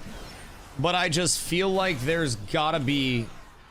I feel like there's gotta be better available somewhere, you know? And I've found my better already. I have like 4 trinkets that I'd target over it. And the fact that it has no main stat, like if you're a mastery class, then it can be a little bit better because 95 mastery.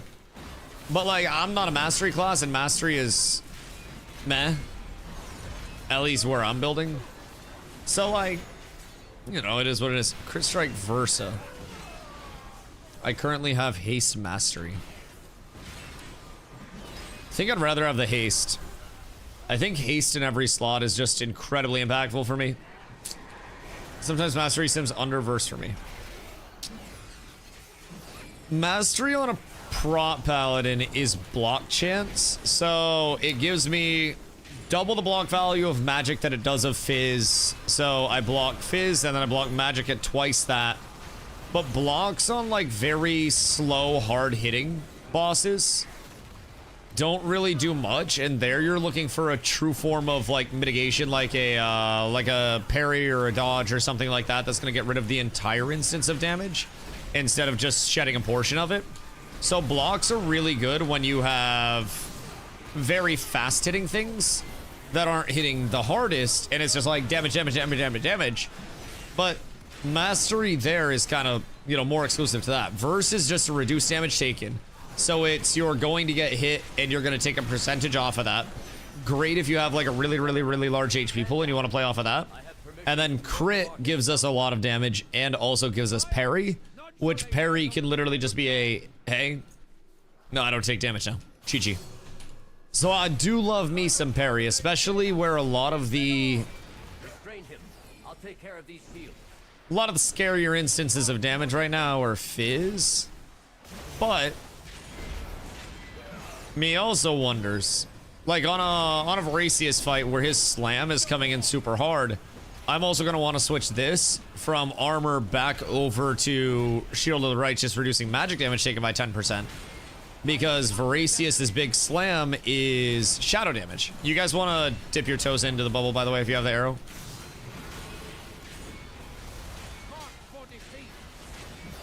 At least I think. I don't really know how it works, but I'm pretty sure we want to do that so we get it off. I don't know what it does, but that's what I've always been told. I put my toes in, I take my toes out, and then everything's fine. But I've definitely had the most fun and felt the best playing like haste crit.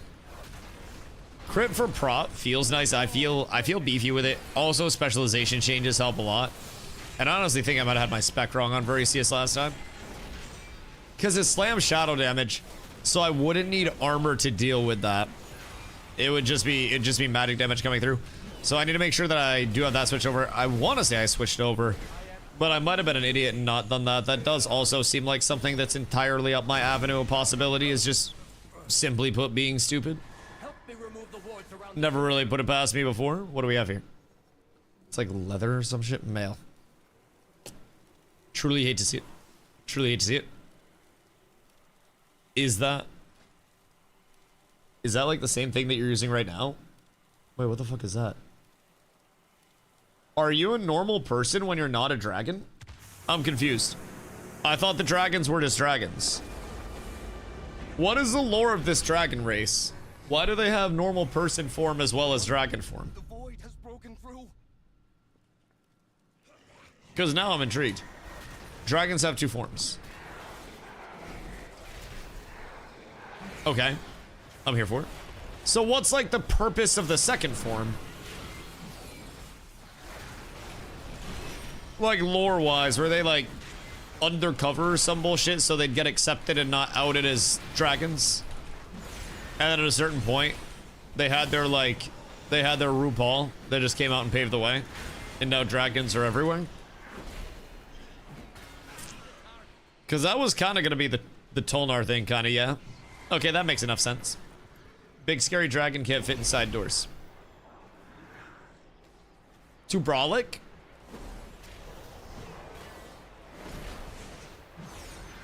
Why wouldn't you just like unfold the wings at that point and be a little bit less brolic?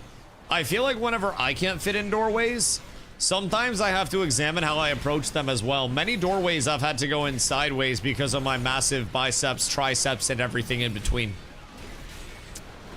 I have had that problem. But adaptations can be made. I feel like it's not a world-ending thing. Thorns, need I say more?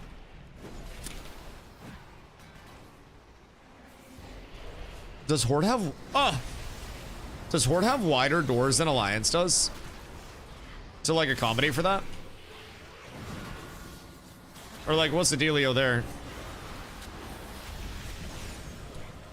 Because I feel like they like functionally need to at that point, right? Big blind. Don't worry, boys, everything's fine. I helped catch up on healing. Look at me, DustyWhy. Healer essentially. Ow. Ow. Essentially healer. Uh-oh, that's a big fear. That's another big fear. Uh-oh. Uh-oh. All right, no more big fears. No more big fears. That was two big fears. Well played to the fear guys.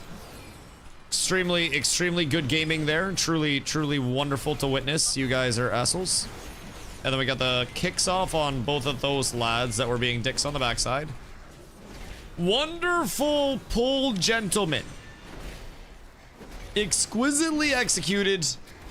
And it only took just about every bit of mitigation in my kit. And also most of my oh shit buttons. But everything's fine. That saved us probably like 4 seconds in the grand scheme of it all. We're chilling. Everybody unclench and then we move forward. They truly do love to see it. And then the summon's the weird boss where it's like the little floaty jellyfish men, right? I think it's stuck sometimes, especially on mountains. I can't even get into doors on my mounts half the time. I'm on a fucking cat. And then my retail mount also does not do very well with not my retail mount, my TBC mount, sorry. Also does not do well with doorways, just at all. It's too large. So I do totally understand that side of it.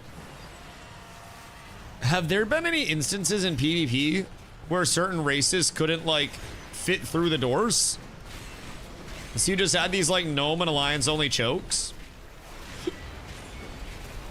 Because that sounds like just enough of a possible WoW controversy to be a WoW controversy. I'm gonna be real, that sounds like right up their alley. Neural link goes out, and then we just keep pumping. I had to get off the cast on both of those laddies. And then once they link back up, we start blasting again. Everything's beautiful. So to call that racist, though in 2026 it's inclusive design. Gnomes would swim in puddles.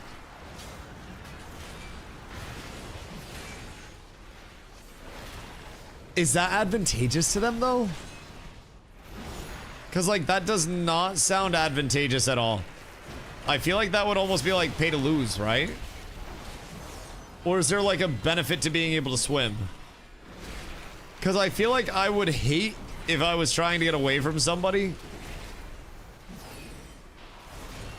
and then I swam, or if I was trying to go on somebody. I would assume if a gnome was jumping you, you would literally just go into a puddle and then make them swim? Are we supposed to go to our jellyfish? I don't really know what we're supposed to do with that. I'm assuming don't go towards the light type shit. Because if we go towards the light, everything presumably falls apart if I had to guess. I don't really know. I'm just brute forcing mechanics and hoping that I don't die at any point. And so far, it's been working for me. Hidden above being tiny, can't target them easily. It's why Warcraft flag carriers use consumes to be super tiny.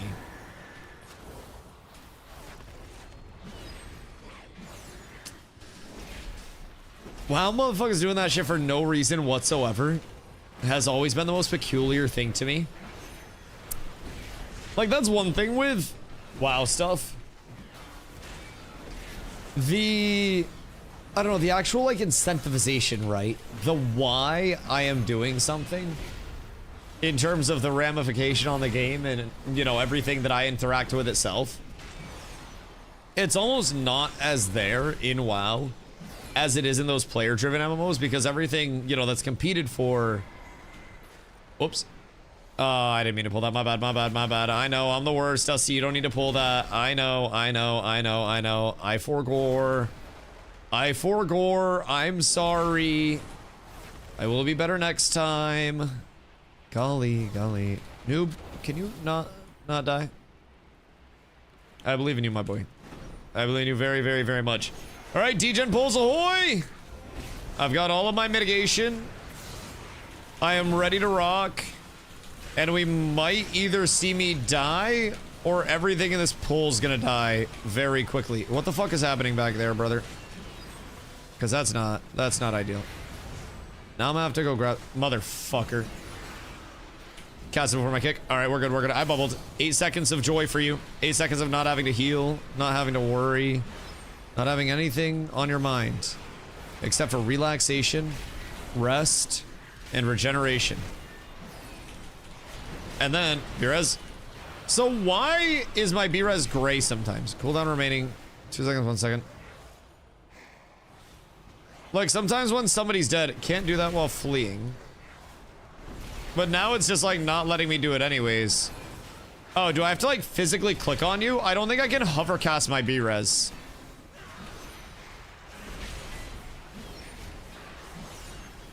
Which is a little annoying, I won't lie. It let me do it when I clicked on you. But when I was hovering your frame for a mouse over, it was just like, nah, no thank you. I'm okay, you actually don't need to do that. And I didn't really appreciate that, Taz. Good morning. I hope you're having an absolutely beautiful day. How's today? Today is good. Today is good. I have, on the IRL side, been doing a lot of cleaning and trying to get, you know, a little bit ahead of the game on that. Carla and I are... Oh, shit. Gravon asked how house hunting was going, and then I got into a fucking side tangent. But Carla and I was, you know, in the house hunting thing. We want to start to pick away at some potential packing, some cleaning, make sure when we do get something, we're not packing for 2 months itself. So, trying to get that taken care of. Clean up the front yard today. Oh yeah, I also cleaned up the front yard today. I shoveled twice so far. Twice. We got a lot of snow. Not necessarily a lot, actually. We only got a few inches. But a few inches can be a lot to the right person. And it feels like a lot of snow. It's really like wet, heavy snow, which is less than ideal. It's not bad, but it also, like, it's good snowman snow. It sucks to shovel snow. So good news is plows and pick 'em up trucks exist. So by America, somebody came through and plowed out the driveway. So I ain't got to worry about that side of it. Coral and I are probably going to make a snowman after stream tonight, because this is truly the best snowman snow that we've had this entire season. So happy about that. Partly sunny 59, gentle breeze with perfect artwork. Ooh. Yeah, that is nice. That is nice. I don't know, like, how... I don't know how long it's supposed to stay cold for, and how long it's supposed to be snowy as shit for. But I am really hoping that it's not an extended stay, because that shit do be kind of butt cheeks, I'm not going to lie. I thought we were going into spring. We had a literal 75-degree day, and then here I am being made the fucking fool. No! I wanted to get out of that. Now I just got fucking boobies of doom over there. Volleyball boys. It's a cool crisp 81 here. Where the fuck are you, B-Pelt? You in the fucking Sahara? Meanwhile, the other half of the country is over 100 degrees. Yeah, how are y'all so hot right now? Like, what the fuck is going on there? Ow. Bro, I am selling the bag on this crash mechanic, I'm not gonna lie. I should literally just have it around the edge whenever it goes on me. But I am stupid. And I make everything harder than it needs to be. Ow. That's my bad. That's on me. Don't mind me. Okay. Wait, so that's not even what does the poison, not the poison, the void poop. That just, oh. Oops. Sorry, that's my bad. I didn't grab it over there. That, I fucked up. I fucked up. I'm trying to figure out how I can keep the little void circles out the goddamn raid a little bit easier. Uh-oh. Hello, no! It's fine. All we have to do is play a little bit of back and forth. Get it, Trey! Trey! Oh, no. I don't think I can do it myself. I can't cross over. That was my downfall. If I'm up, I'm up. All right, hold on. I'm fine. I just got to tank a lot of damage from this. But I actually think I might be able to chill. I hope.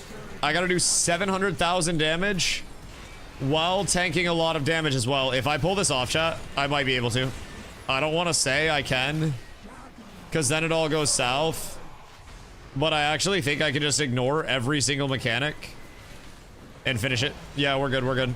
Don't worry, boys. Happy to help. We have our way into the void. Let us inform I don't really understand why people say Prop Valley is bad, but, you know, it's fine. It's fine. I'm pretty sure I could solo M0s. Like, that shit is kind of strong. Oh, I got a two-hander for my ret set. Very nice. Time to reroll Pally. Bro, people will tell you that Pally isn't good. I don't know why, but motherfuckers have the most passionate takes about how Prop Pally is good, and because of The Sims, other things just do it better. And whenever I'm like, well, what do they do better other than Brewmaster being easier to play because it automatically staggers damage instead of Paladin having active mitigation and uptime on it? They're just like, it's better. Like, okay, so it's easier. They're like, better. All right, man. All right. The Sims are such BS. WoW players love their Sims. WoW players absolutely go crazy over their fucking Sims. If the Sim doesn't say that it's true, then it very simply isn't true, and everything that you're saying is a lie and you're a blasphemer. But then you'll also go to 3 different guides and they'll say that 3 different things sim 3 different ways. And I think that is one of the most beautiful parts of WoW. No matter who you ask, you will get an incredibly passionate, incredibly decisive answer. But it will always be a different, incredibly passionate, incredibly decisive answer. They will tell you that they are right and that everyone else is wrong and stupid and the smart players say this. And then you'll be like, well, I have this source of information from a literal professional player that says this. And all of it's just different, man. I truly love this game so much. I like MMOs a lot for that reason. Everybody knows what they know. And what they know is the best thing in the world. And nothing other than the best thing in the world. Is really interesting. But that's definitely not just WoW. So we're up a bookshelf, a bookcase, and then I got this weird like skull thing for the house today. So Carla's gonna be extremely jealous of that. We're up tremendous. What, I got like invis potions and stuff for BGs. I also have a bunch of saltwater pots that I haven't used. So that's kind of cool. That's kind of cool. Oh, I have to go get ready for a fucking dumb Gruul Mag. I can do more M0s after. I can literally do whatever after. But we have Gruul Mag in, I think, 40 minutes. I think. If I'm not tripping. What the fuck is this?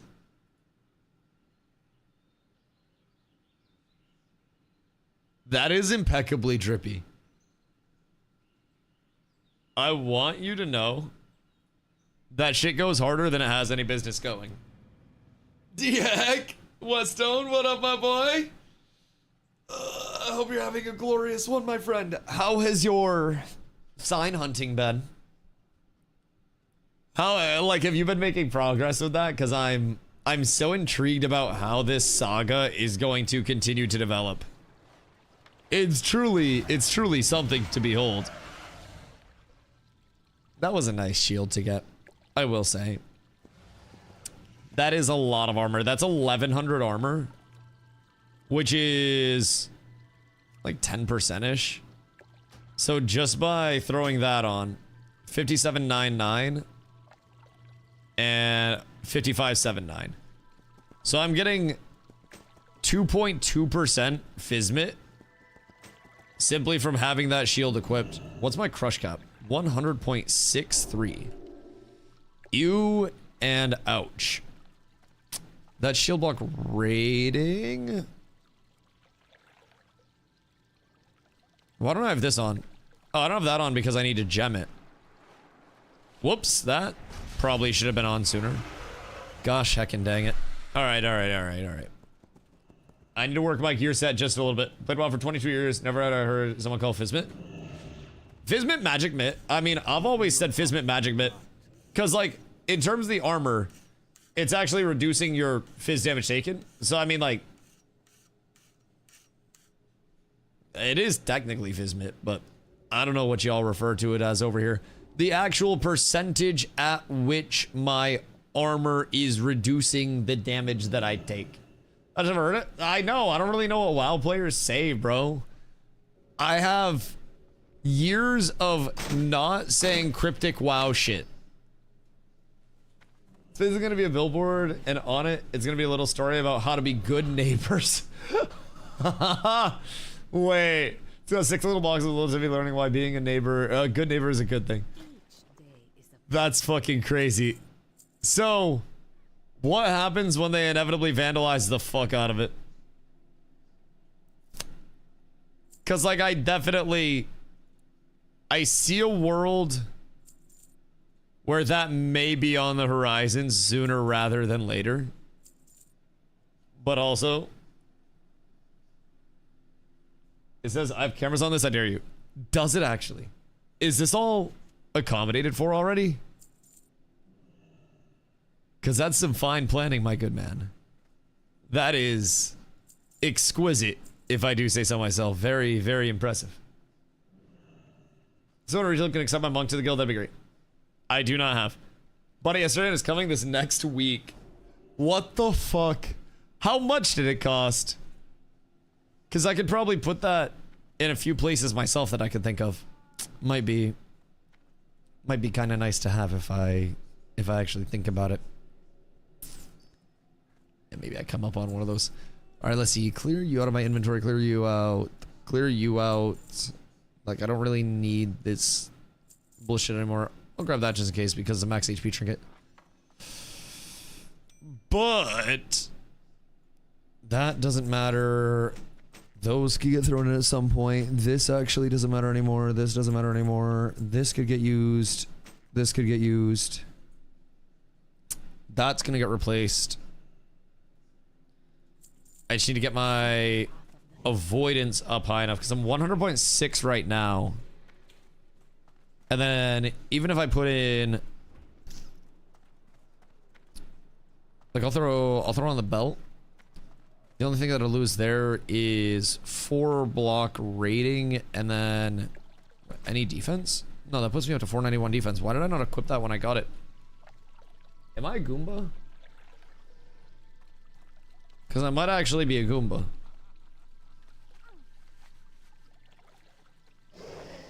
Seems like I very well may be. So I effectively need to grab on my end. Shield block, because major stamina is 18.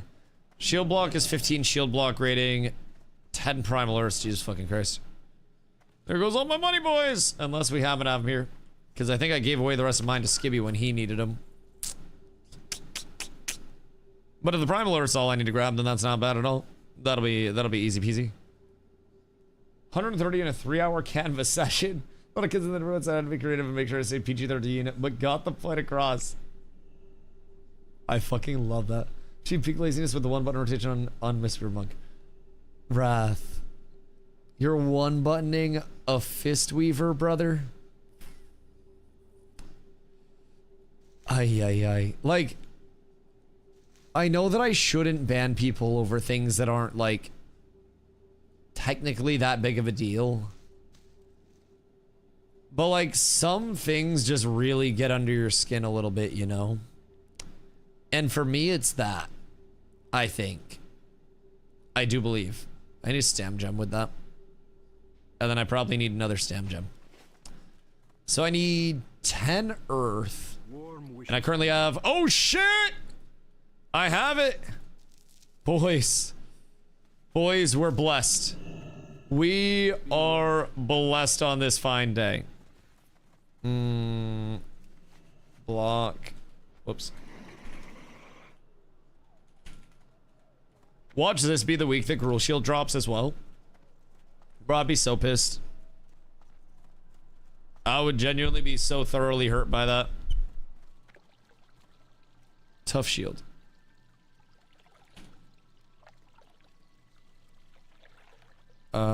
This one. I have to link the actual enchant for people. So that way they know. But I could probably go to Stormwind and get an enchant and a hand job really quick before raid. Hold on. Looking for enchanter. And then link. And then I will get one immediately. Maybe not. Maybe I have to do it the old-fashioned way.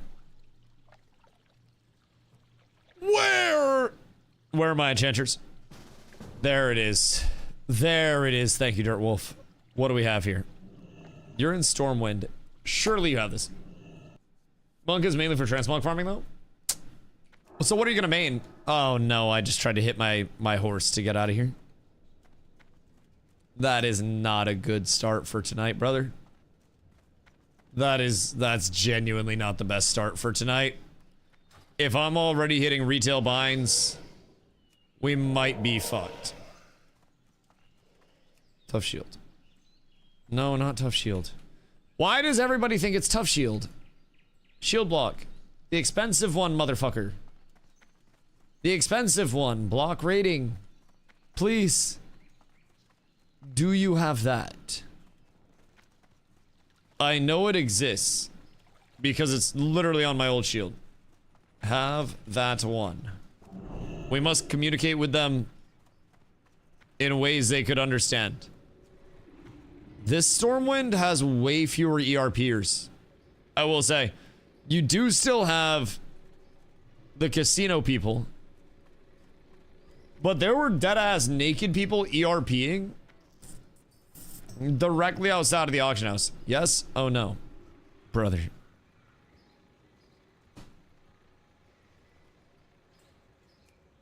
I swear to God. Looking for enchanter block rating to shield PM. Surely! Morty, do you have it, dog? I've got it. Do you actually?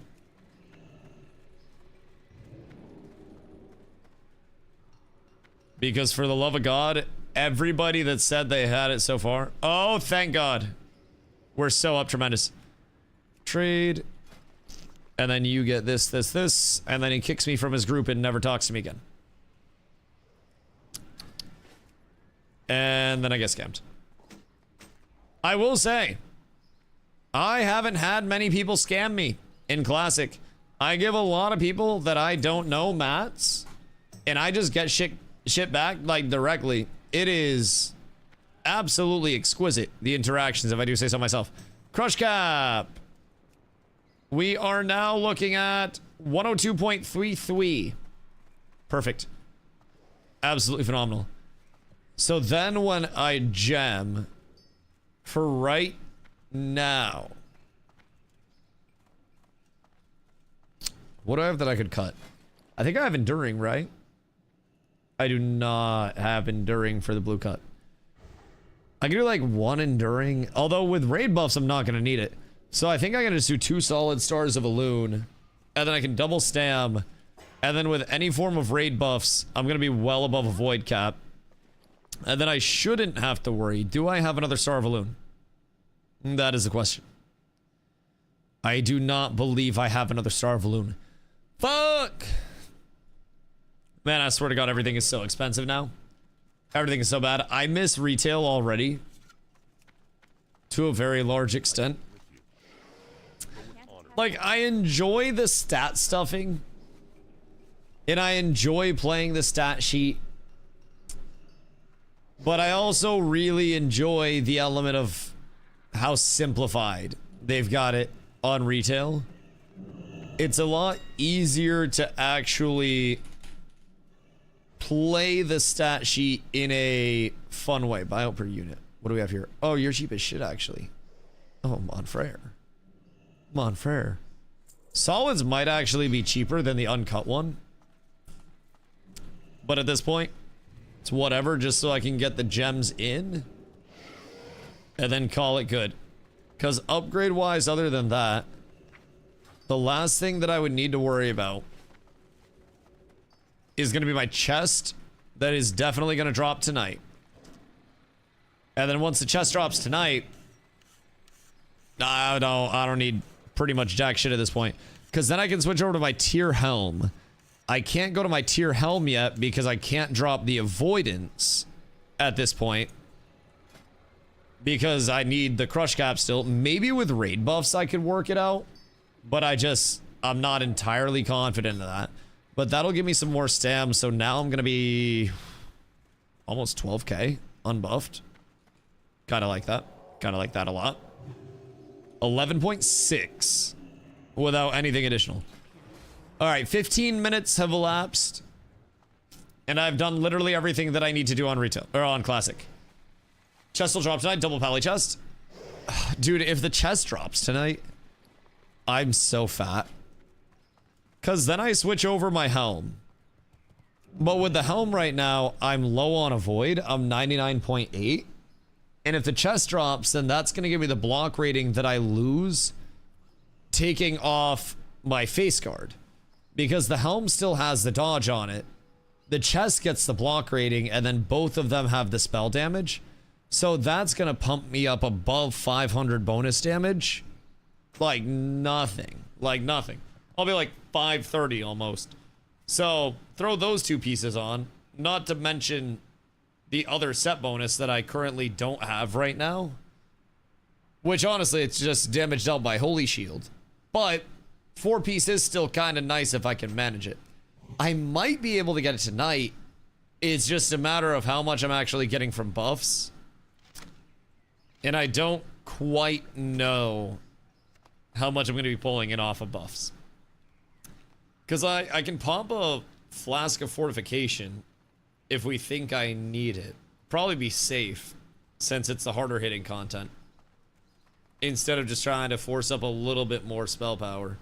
Just so I don't get shotted. That'd be straightforward. Other than that, though, I don't really think we have many things to worry about on my end. I also still need the sword. Like a Bloodmont Magus.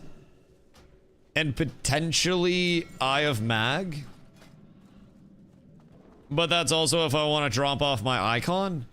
Icon, I think, is great because I can use it in conjunction with wings, and I don't have the shield block rating to drop off figurine. So I can't really make that route work. My last option for a little bit more tankiness would be something like a Shermanar Great Ring over my Ashen's Gift, drop the 23 and the 21 spell hit. Which I could go this route, and then I'm 101.4. Which gets me at 466, but the thing about this, I gain armor, I lose a little bit of hit. Which if I had Eye of Mag, then I would technically want to lose a little bit of hit, so I'd be more likely to get resisted to have Eye of Mag up. But, meh. And as of right now, I'm much too... Whoops. As of right now, I do not have high enough avoid to play too much around the caster side of things. So I gotta be a little cautious with it. Although I do wonder, like, would the Holy Shield damage actually work out for me? Would it bring anything else in? And I almost think that at this point, like right now, it probably wouldn't. Defense-wise, I'm 493. I guess I could switch out the defense, like the solid, and get another star in there, but I think for right now, probably just roll these. This is 102.3 on the total avoidance. Thank you, whoever that was. This is 102.3 on the avoidance, so effectively right on the border of what I need. And then as soon as I get a singular buff, I'll be much past. So we'll be up tremendous there. Oh, retail. How I miss you. I think about you daily. Chat, what's retail like right now? How is it? Because it's getting harder and harder to come over here and miss out on retail content. I will say, dude, retail's just... It might be it. It might be it. Also, I kind of want to yap about Scars of Honor. I'm curious. Hit 225 last night.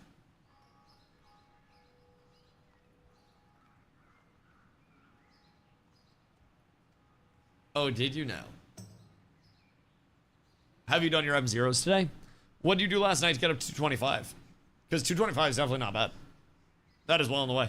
I feel like if you do a round of M0s and all that, then it'll be interesting. When are we doing Scars? Well, I mean, when the plate test is available, but cautiously excited for the Scars test. Did you guys watch the dev stream? 230's M0? Oh, you can do M0 way sooner than that, dude. Especially if you're going in with a guild group. You can just ask one of us to bring you in through runs, and we'll be able to gear share with you with guild groups as well. So, been following the streams in Discord. Okay, you get to update me on the stream that happened today. Hold on. I'll be right back.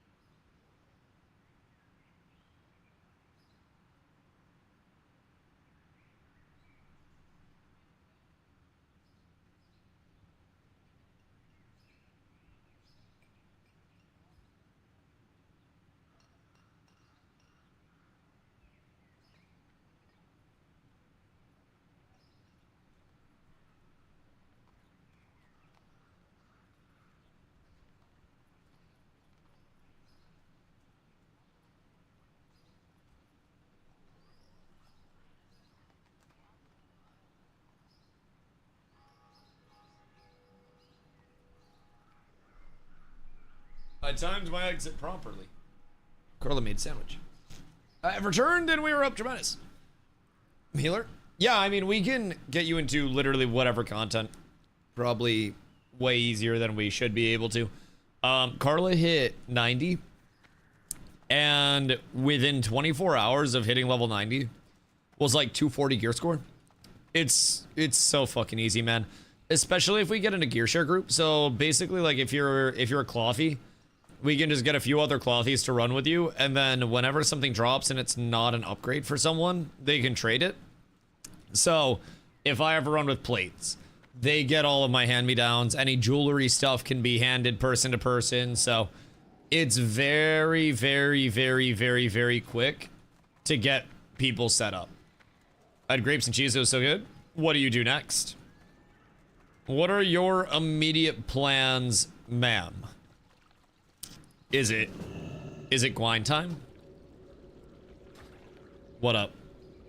Are invites going out already? I work on my house. You have to do your delves today. When I'm back on, we have to go get the rest of your gear. Sergeant Sandwich, what up, dude? I hope you're having a beautiful day as well. I appreciate you. What are you getting up to? I got a classic raid. Maine got some snow today, so that's pretty. But retail calls to me eternally. Dude, it's so good. Also, this flying makes me so sad. Like, I'm an autopilot over there, but goddamn, bro. I can't believe this was what I was flying on. You're so fast. This was a big accomplishment, too. This was expensive, Carla. This was pricey. For perspective, this is 60% of your walking speed. According to all the new stuff they've had in retail, especially the stuff that makes old worlds relevant again. Brother, it is remarkable how well they've done. I will say, I did not expect to like retail. My last impression of retail was Shadowlands. Slow down, I'm getting car sick. Roll down a fucking window, baby, because this breeze isn't stopping. And Shadowlands sucked. It was really bad. Really bad. So, when people were telling me, like, Dusty, Midnight's actually good, Midnight's gonna slap, I was real hesitant to believe them. And I hopped in during the early access period they had. And Midnight was immediately really fun. Took a lot of learning, as any 20-year-old content catalog will, but it was very fun.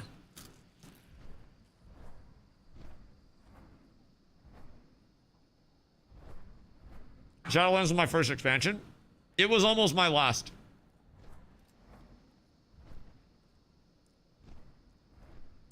I played probably like 10 days of actual like slash played. So I mean probably like a few weeks.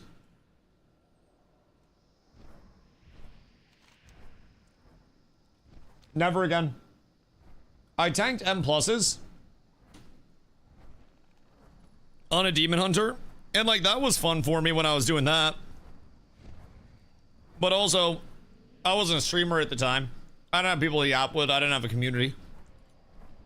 So that's part of what makes literally any game tolerable for me at this point. I just get to sit here and chill and yap, bro. Even if I was just going around gathering on a 60% flyer the entire time, I'd just be able to yap. My friend said it was so bad, I was like, this is sick. So have you stayed all the way Shadowlands through current? Because I basically, like, Shadowlands, I played for a little bit. And then I was just like, nope. No more WoW. I had no WoW information coming in. No knowledge coming in. Nothing coming in for many, many, many years. Other than casually watching Race to World First stuff. And it was relaxing. But now there's just so much information to regather. It's part of the reason why I went over to TBC when I first came with the community.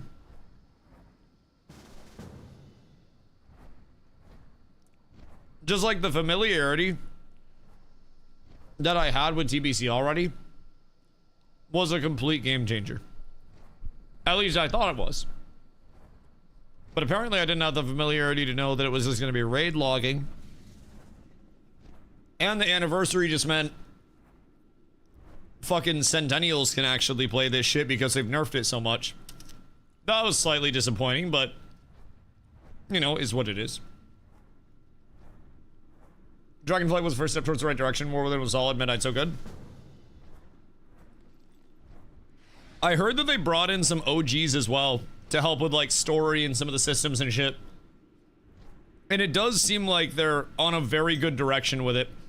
Now, I'm getting back into the theme park side of MMOs very recently, right? Like, WoW for me was not always at the top of my, like, my agenda, right?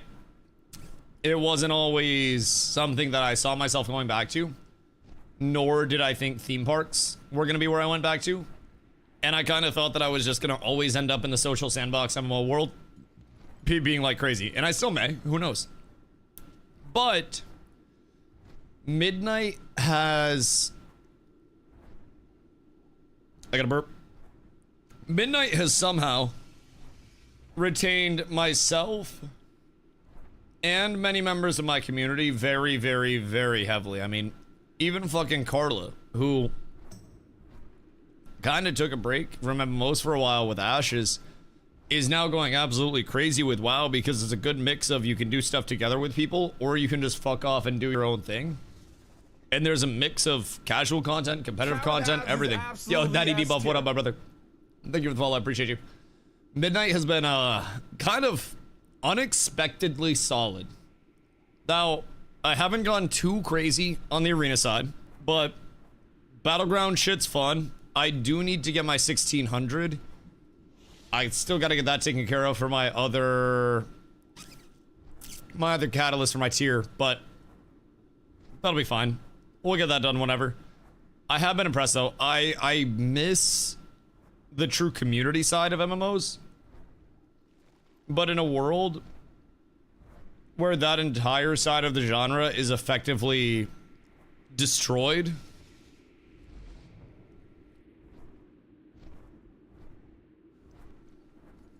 it's nice to be over here and have WoW as kind of like a fallback, right? If your fallback is WoW, then you're doing pretty well for yourself.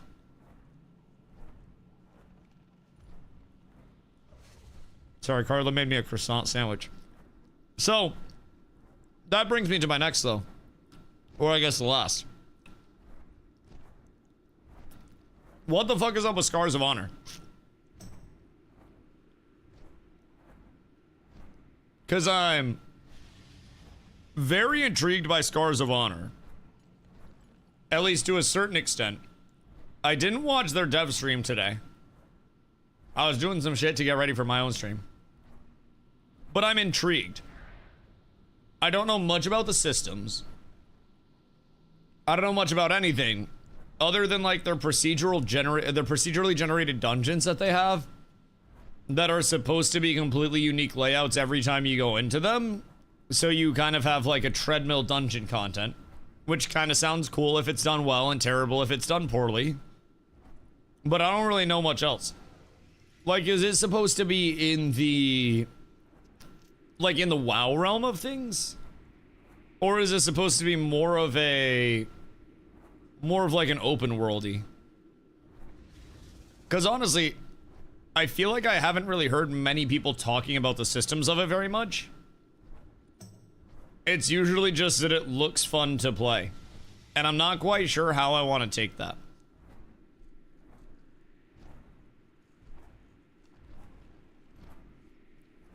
Oh, it's always a pretty good community. Just know it's difficult for some people to enjoy it. I don't think I would enjoy OSRS. I'm a very big, like, combat movement game feel person. And I don't necessarily think I've ever heard anybody say that OSRS was like the peak of those. Probably runs pretty smooth. But I don't necessarily see myself making like neck-breaking hyper movement plays that are gonna be getting clips out. TBC raid time? Unfucking fortunately. I mean, yay! Thank you for the hydrate. I mean, wow, that's absolutely awesome.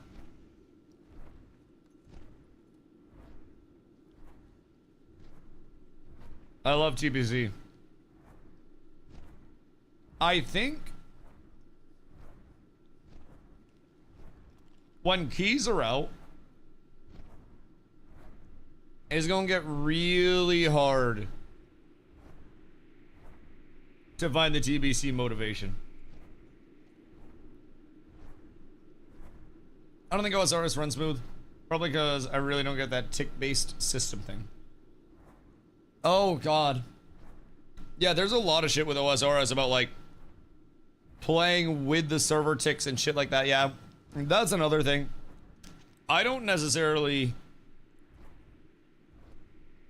Not that I've ever had to get that deep in a game, but I've never been one to very much get that deep to the point where I'm like, I don't know, reverse engineering the servers to figure out how I can get a slightly better drop somewhere else. Some people are like fucking data mining files and shit. And even at Ashes, people would send me data mines. And I'll just be like, I don't really care that much. I like the surprise. Some people go crazy on it though. Some more TBC, if my friends played as well. Really getting excited for retail with professionals exploring our old world again. Retail rating's been insane too. Retail rating has been so fucking fun so far. We still have 5 bosses left to progress on heroic, and then we have mythic above that. But it's been incredible. And then we have mythic plus dungeons that open up next week on retail, and that's where the dungeon grind starts to go into the like the never-ending level. So when we're doing M0s, which are available right now, we just AoE pull those and, you know, pull like Goombas. And as we go up into higher levels of M pluses, that's going to require a little bit more grace and a little bit more tact around it, so to say, than just going around and 17 pulling a bunch of mobs. So that's one thing as well. But with TBC comparatively, I mean, I think TBC severely made a mistake dropping nerfed content for the raids, but also the player base in TBC is still incredibly healthy. Like, even them dropping content in a way that a lot of the player base is like, hey, this shit's too easy and it's not going to lead to retention, their numbers are still fucking godly. So they truly can't do anything wrong. Like, TBC is a very good expansion. TBC is going to be fun this current raid tier and throughout the next tiers. And there is a lot to do over here. If you want that slower paced, simpler MMO, that's the more classic feel. Definitely makes sense. But for me, outside of raiding, right? I don't have a reason to do heroic dungeons. I'm geared as shit. The only upgrades I need are from raids. PvP, I'd rather do on retail because retail PvP I think is going to be, well, is more enjoyable than TBC PvP is.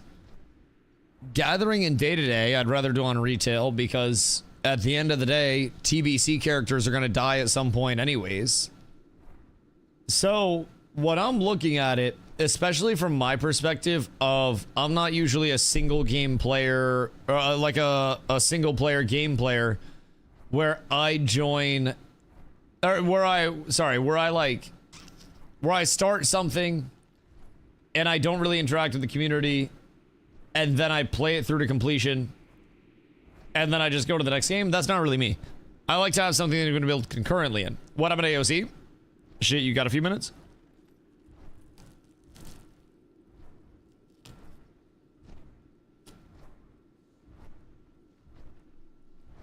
Because much like the sandwich in my hand,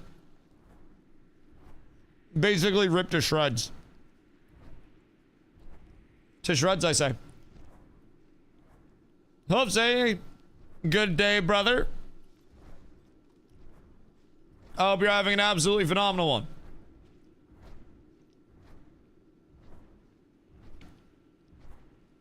Barrier entry is hard for DP, even with the pre-biz.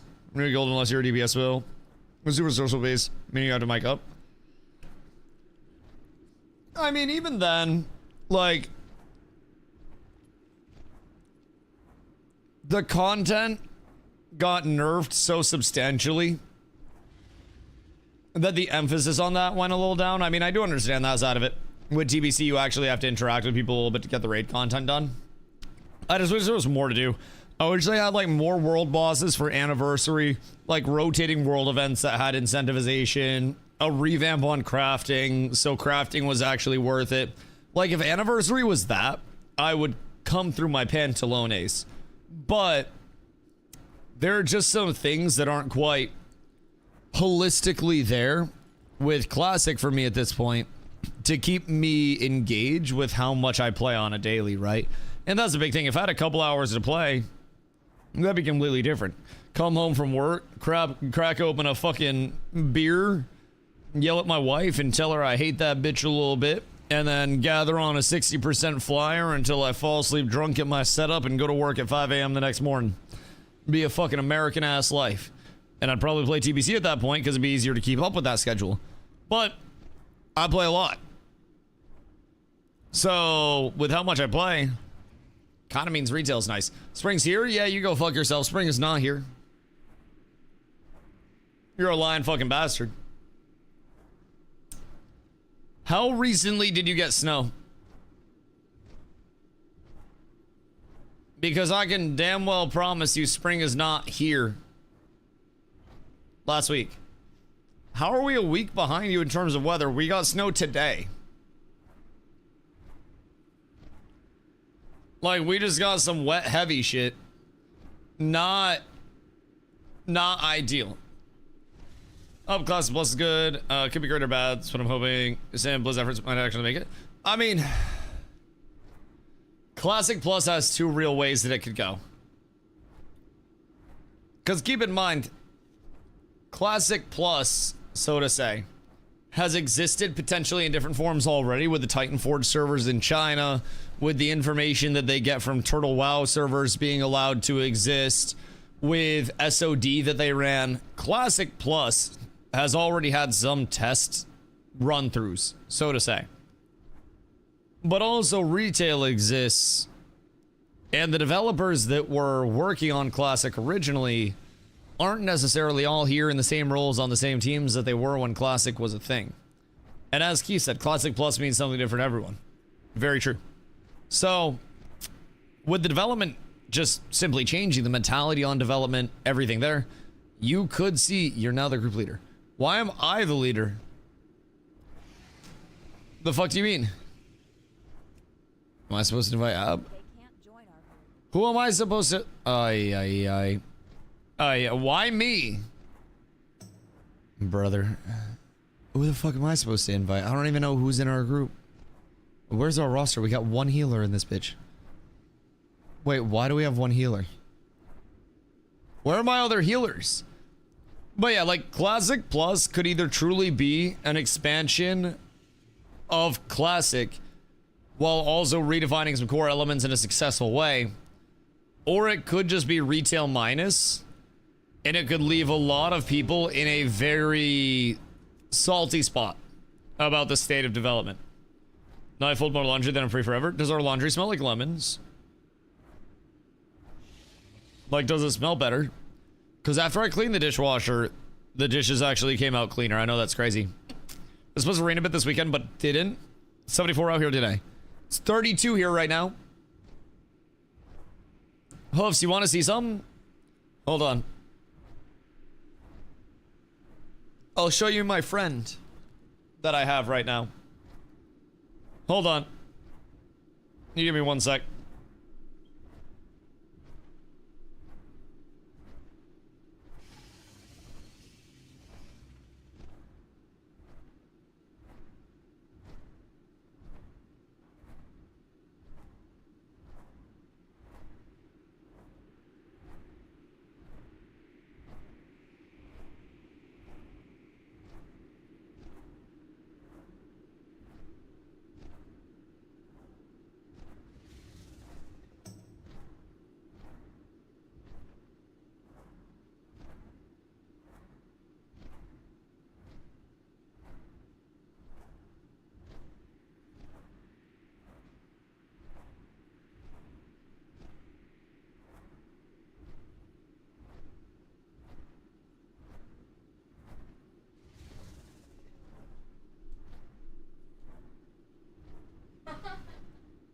It is not 72 degrees in here. We got snow. Maine sucks. Don't move here.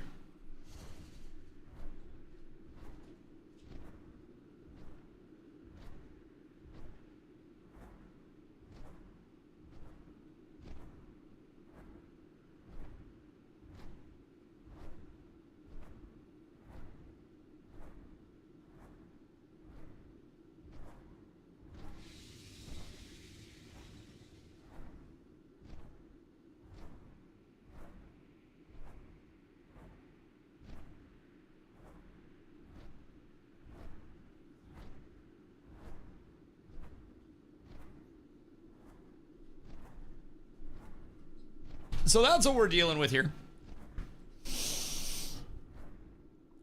It's a heavy, wet, and sticky snow, which is,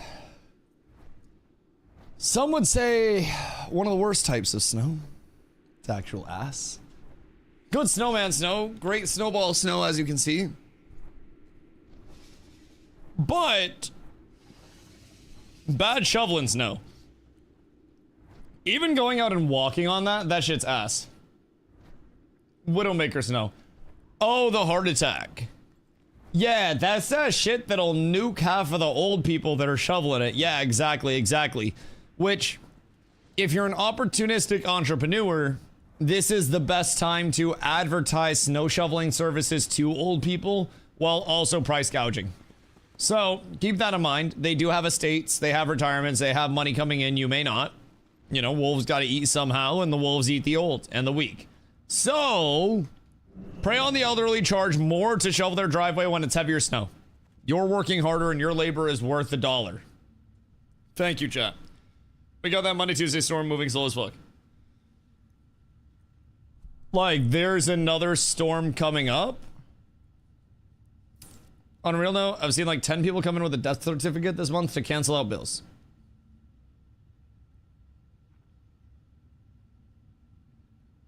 There hasn't been that much snow this month, right? Wolves actually take care of their elderly. Well, yeah, but they eat the elderly that aren't in their pack. They find the weak in the elderly and they eat the weak in the elderly from the other packs. That's our snow from the blizzard we had.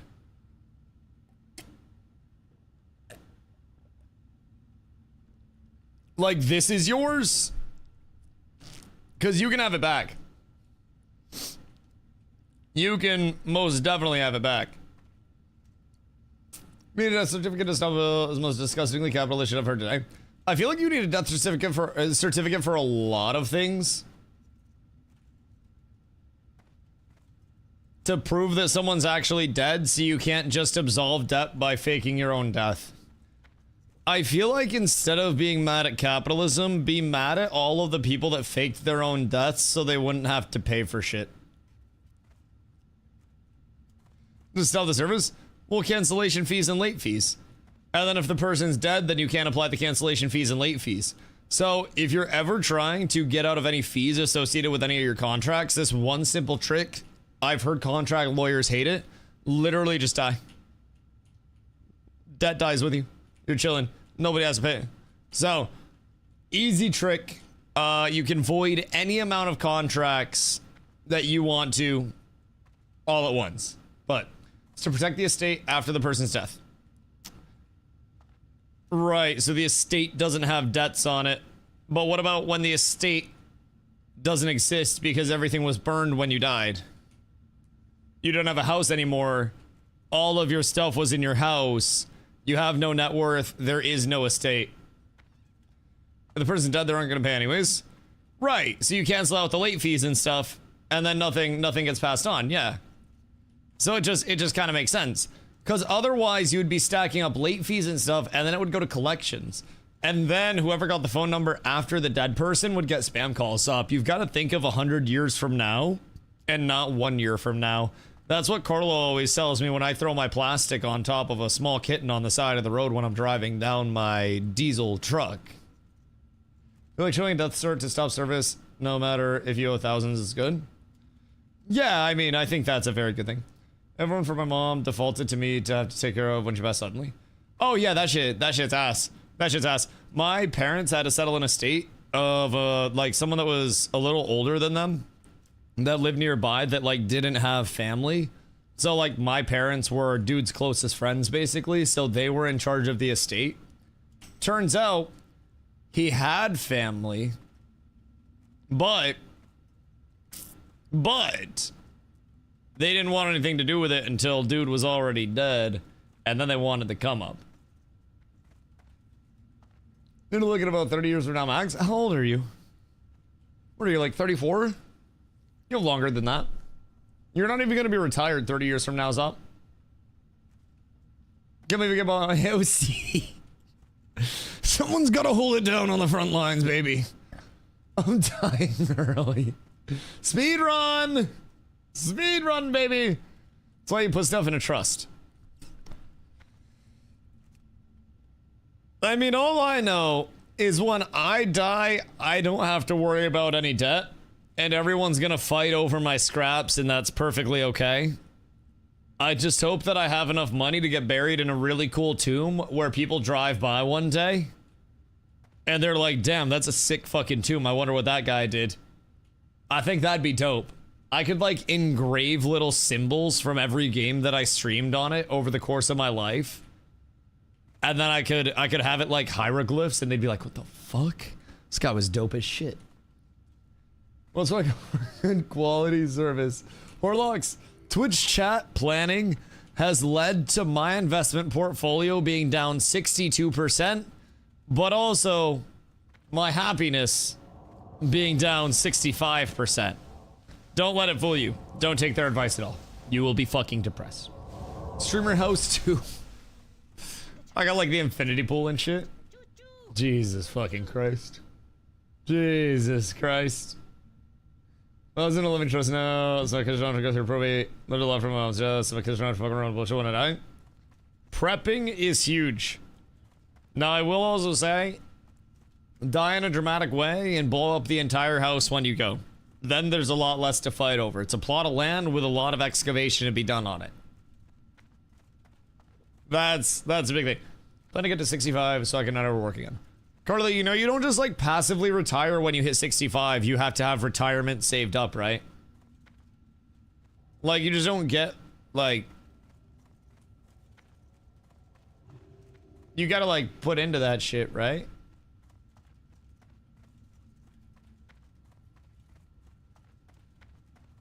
That government booty cheese, that shit's not gonna exist. Ironically, my retirement age is 67.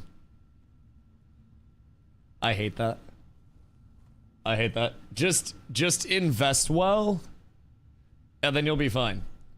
I'll be around by then, and I'll have guap. Your mom's not that rich. I feel like there are probably 5 people in chat right now that bank account gap your mom. I won't lie. Like, band for band, probably absolutely shit on your mom.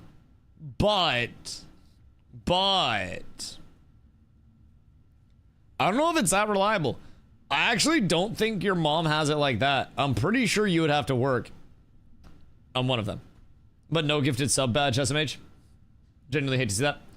One thing I've also learned is that he who flexeth in Twitch chat usually flexeth a cap. She's a broke Mexican woman 10 years ago. Okay. And to somebody, she is still. To some people, she's still. Oh, Jesus Christ. Okay, anyways. That's why you have 3 investment buckets, taxable, tax-free, and tax-deferred, and use all the taxable investments to survive until retirement. I just buy something and then it becomes a tax deduction. As long as I show it on stream. This dish towel that I used to wipe my hands when I was eating my sandwich. Now, tax deductible. Also, I think it just came out of laundry. Smells exquisite. Smells fucking phenomenal. I'm honestly very happy I grabbed this one. Because I'm sure we have some others that don't smell quite as great out there. So my youngest gets profits from the sale of the house unless I die before she turns 18 because my oldest has a big settlement from a nationally known case with a huge company I can't talk about, so she's set for life.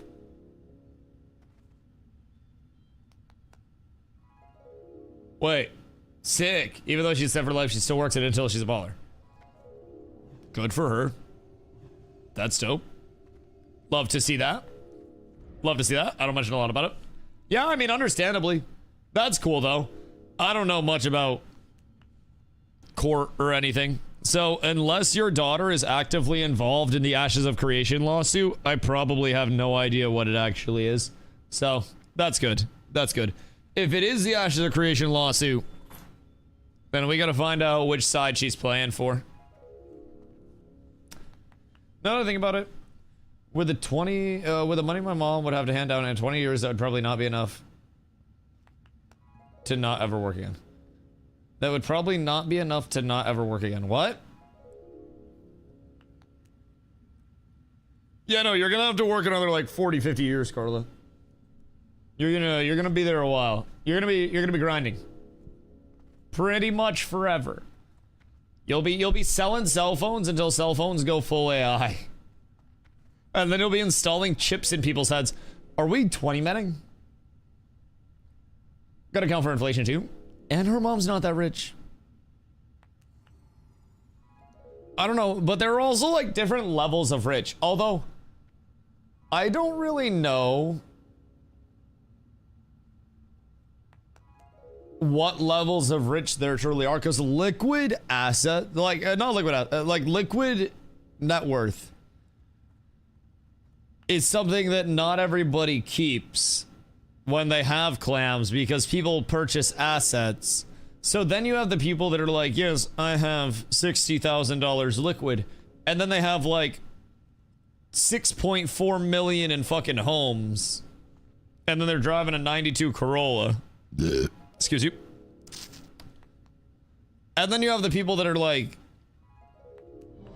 yes, I live in one-story house, and then I keep $16 million under my mattress because I don't trust anybody at the bank.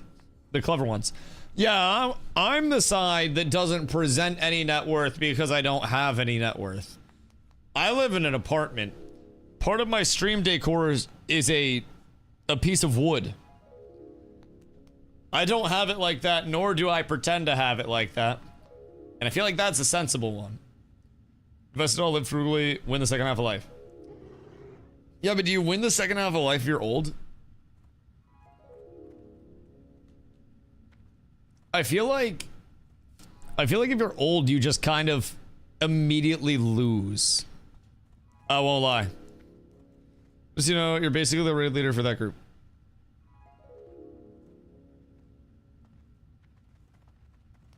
Why? Do we have 25? Because we're still... Or are we going without 25?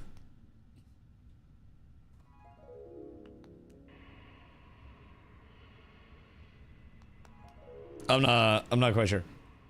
I'm just finding out about this. Equate success to owning a home and not needing to work as hard. I equate success to having a full fat cappuccino at the start of every day, made by a poor person, with a rim around the glass that is the salt harvested from their tears. And then I like to enjoy that with nice thick cut strips of double smoked bacon, farm fresh eggs, and an avocado with salt, pepper, and lemon juice.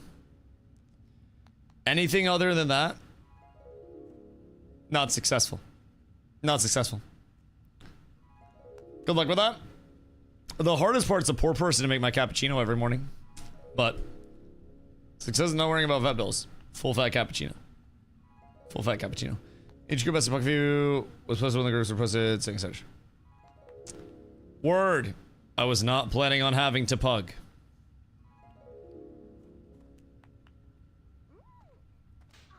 I had no idea what was going on with stuff. Have you considered just not buying Starbucks every day? Then you buy $1 million house. No, I actually buy Starbucks 3 times a day. Specifically because that gives me the best opportunity to succeed in life, because then I save up all my rewards points. And an article that I read on Dexerto one time told me that Starbucks rewards basically acted as a bank. So I'm not just spending money on Starbucks and getting rewards. I'm actually putting my money in a bank that's very secure when I get Starbucks reward points. It's really a foolproof thing. Or just go, I mean, how many heals do we have? We have 3 heals, 4 heals, 3 heals. How many heals do we need for this?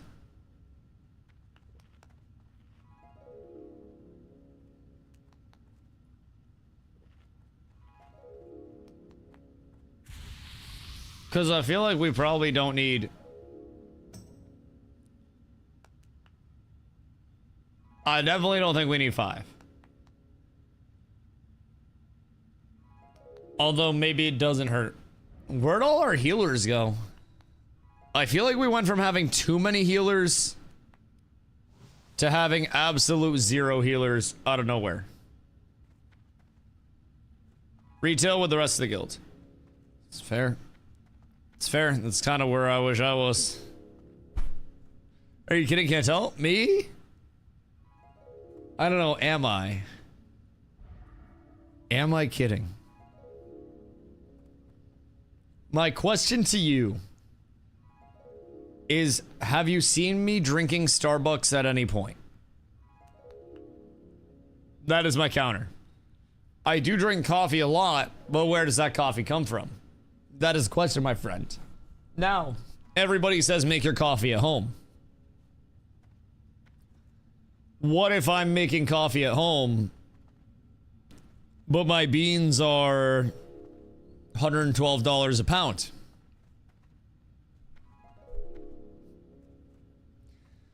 What about that? What if I'm a fan of artisan beans that are single source, one farm, organic, ethically harvested beans? And I'm willing to pay the extra price for that. Not that that's the case, but what if?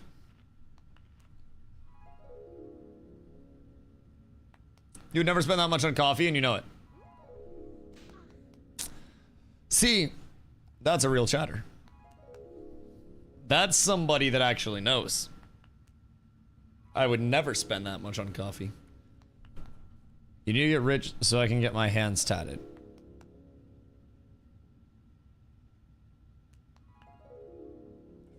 Part of me wants to stay poor, so that doesn't happen. I feel like I haven't seen hand tats at any point in my life that I'm like, man, sick hand tats. I don't want to yuck somebody else's yum. But I don't know if I've ever like actually seen hand tats that I'm like, whoa. What would be cool?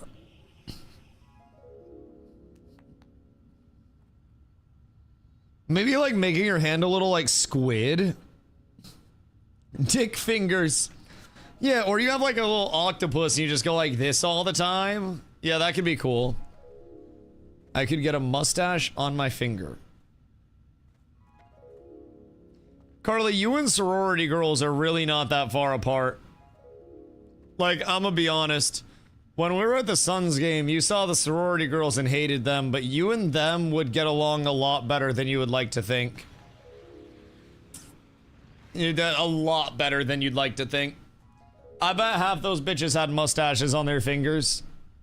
I'm gonna be completely real. I feel like it's kind of concerning. And I mean, I don't really mind. I don't fucking care if people have tats. To each their own. I just like, I'll look at tattoos on people and I'll be like, damn, those are sick. And like, I like the art. But I don't know. I just, maybe it's because I think hands are weird. But like, I don't know. I don't think I've ever seen like a hand tat design that just like smites me. Snowground Puck's real. I believe we only have a few slots left anyways. I think we're at 20. Yeah, we're at 22 right now. So it's not the end of the world. We have 3 heals. So, I mean, we might need... Yeah, I got you. I got you. Wait, you are promoted. Yeah, you were already assistant, but... What do we even need? Do we just need a healer at this point? Excuse me, Jesus Christ, I'm dying. And sometimes I hate most of the ones that are disconnected from each other.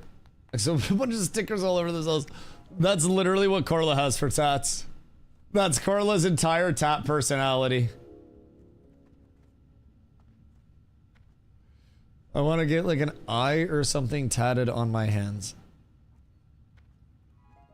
Why?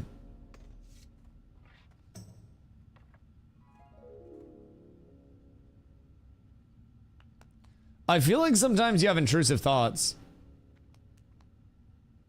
Just cuz. You know your mom's not that rich, right? You still have to be like semi-marketable for jobs.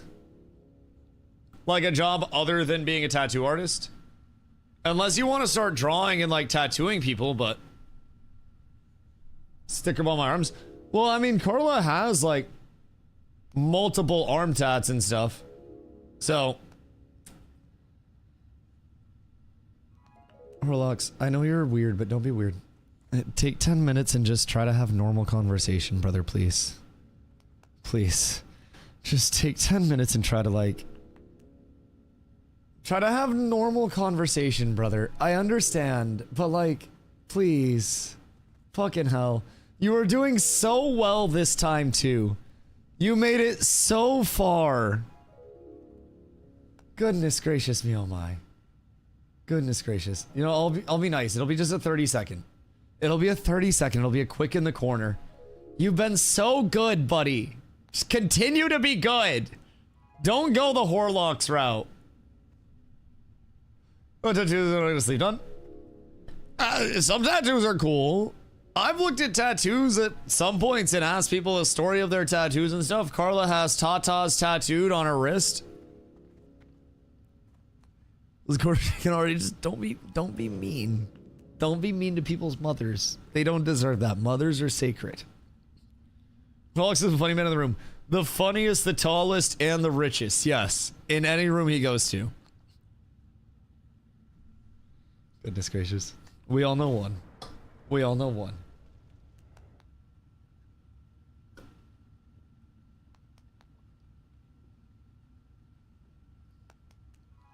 I thought about getting a sleeve at one point. And then I thought about it.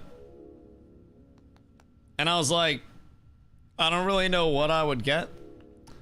And then at some point, I'd probably change my mind and be like, damn, this is kind of stupid. And then I'd want to change it, and I'd realize that I couldn't change it. And like, you know what I can change? Like my haircut. I have a little like notepad beside my desk. I could draw something on it if I wanted to. And I don't have to pay somebody else a few $100s. That's the nicest thing. Like, if I were to get a tattoo, it would probably be because a tattoo artist was like, damn, Dusty, your beefy brolic arms are the canvas that I've needed. Please let me tat you for free. And I'd be like, okay, sure, extremely successful, famous, known tattoo artist. It's definitely not going to give me scabies. But other than that, I'm probably not going to pay for a tat. I don't like paying for stuff.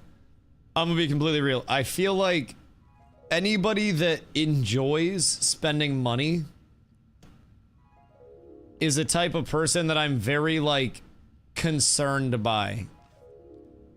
I don't think it's a good sign if somebody's just blasting clams out. But some people have the clams to blast out. Me, I buy 97 cent a pound chicken on sale at the local grocery store. And then rotisserie that bitch. Which reminds me, Carla, we haven't seen that deal in a minute. Kind of offended. Because, like, a tissy chicken sounds kind of good right now. Hold on. Hold on. We're good? Gotta pull it up. Is there whimsy and cute or darker alternative? I got one arm Whimsy and one arm Dark. Like my retail mog. Like one blue and one red. Let's see. 59-cent avocados. Oh wait, 99 cent per pound whole chicken. Alright, we're actually up. Carla, it's rotisserie week. We're actually just saying how we haven't had chicken for a while. And we wanted to have chicken. Because that shit actually goes hard. We can just rotisserie it up with whatever we want on it. And then after a few hours, we're set. Meanwhile, shrimp is like $6.50 per. I have chicken 3 times a week. Oh, dude, if I could have chicken daily, I would have chicken daily. Some weeks we have chicken every single day. Nothing stopping us. Sleazy, thank you for the 20, damn my dog. So, are we bringing in like randoms on the outside? Oh no. Oh no. What is this? Bro, this guy's not even in a DPS set.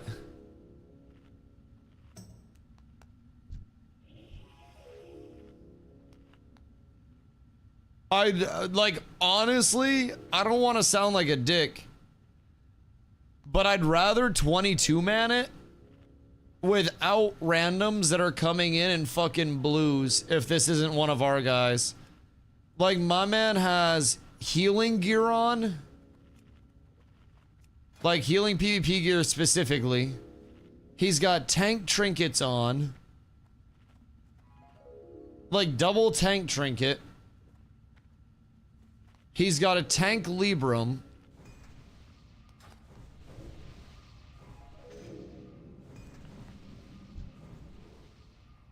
I feel...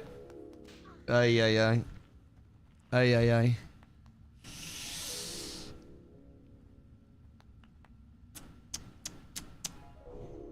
I pray that they don't soft res tier shit. We'll see though. Because something tells me... Ha! So... Hold on. No. So...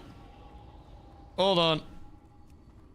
If you're coming as Ret, please reserve a Ret piece. My dog's out here trying to reserve tank shit, bro. I can't, like, oh, it's the shield, but still, like, the precipice, we have 2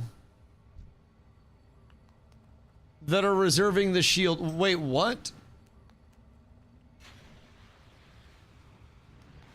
Why do we have both of our random paladins in here as Ret? One of them says holy and they're reserving the shield as well. Just kick them? Yeah, I'm gonna be real. I'm gonna just keep it to the guild so we don't have to worry about shit going out of the guild, bro. Like, that, like... In a way, yeah, we'll just 22-man it. I'm not gonna lie. That's a lot easier. They're the only 2 from outside of the guilds. I'm not about to... Let the mage res DST.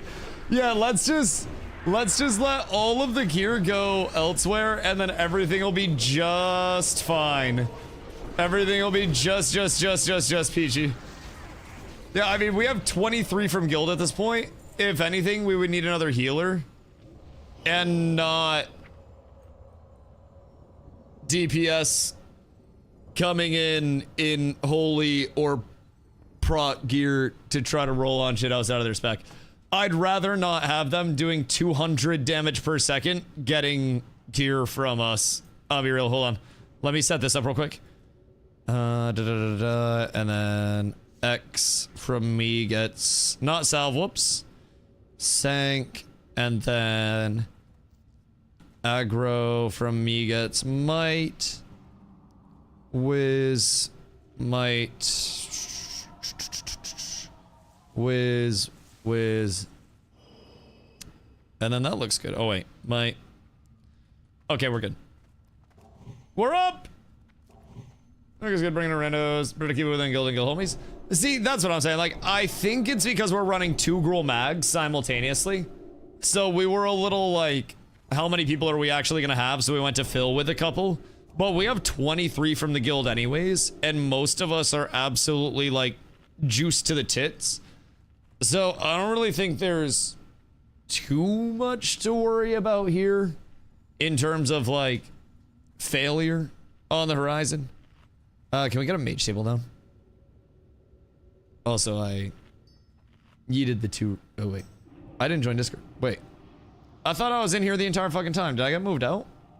No, I swear to God, I joined at one point and I've just been chilling muted. Bro, I literally pressed mute on myself. I was like, damn, nobody been talking for a second. No, we've been getting things organized. Oh, word. Yeah, so the 2 random paladins that came in, they both res. Like, I didn't even care they res the shield, but I thought it was weird. So I messaged him and I was like, if you're coming in as ret, can you res ret stuff? Because your ret set's really bad. Like, they were coming in with like healing and proc gear as ret, and they were gonna do like 150 DPS. So I was like, can you res something for the build that they're coming in with? And they were like, nobody's rolling on it. And I was like, just mentally, you're not doing DPS anyways. So I just yossed them.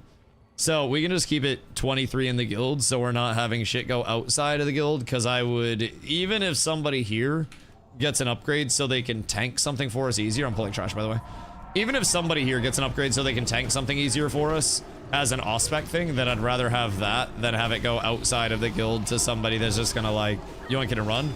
So we'll just 23 minute. We don't have like DPS checks or anything to worry about. Our tanks are more than beefy enough, so we ain't really got too much to worry about. We're good.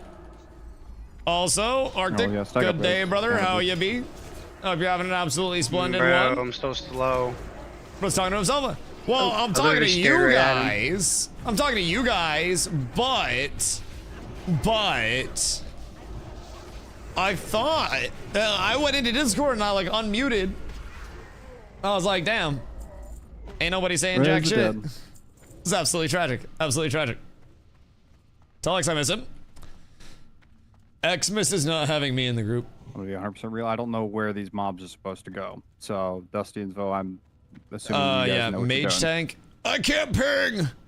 Mage tank stands over on this side, and then Boomkin is far over where I'm running right now. So, whoever we have, we don't have a Boomkin tank, do we? Oh, no, we have Karma. Yes. Karma, beautiful. Here. Wonderful. So, you'll stand over here. And you'll just be kicking the shit out of good old Kigler. And then I'll grab Olm and Blind Eye. And then High King will be X. And X will grab High King and he'll hold it over here.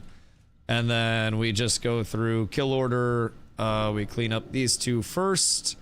And then I think we have like range to go to Kigler. And then over to Krosh. And then everybody on High King at the end, I'm pretty sure. But yeah, we just blast through. Everybody should know where to go. The hardest thing is just like the tank positionings, but as long as everybody's good there, we do only have 3 healers, I think. So yeah, I was gonna ask, are we doing healer assignments or are we just vibing it because there's only 3? Probably should do assignments. You can have Crim on me because I'll take the least spiky damage. I would say have aggro on. Oh god, because we need 4 healers. Oh yeah, I can take both the main tanks. So okay, we have 4 healers. Yeah. Do we not? Do we have? I think we only have Diaz, Hoofsy, Krim, No, it's 4. and It's Aggro. 4. Yeah. Oh. Aggro, Hoofsy, me, Krim. Wait, why'd I think aggro was ret? Oops, I gave him might.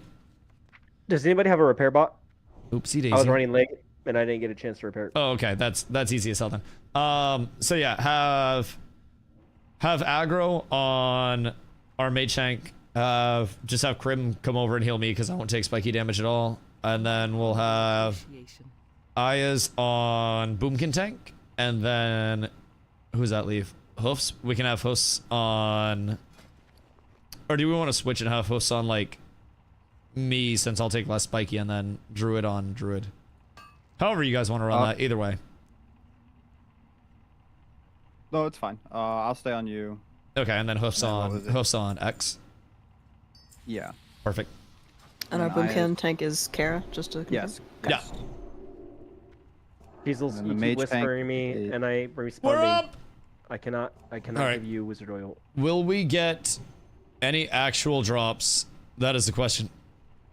Because I'll be real, I feel like And who's mage tank? we have a very high chance of bricking and getting absolutely fucking nothing.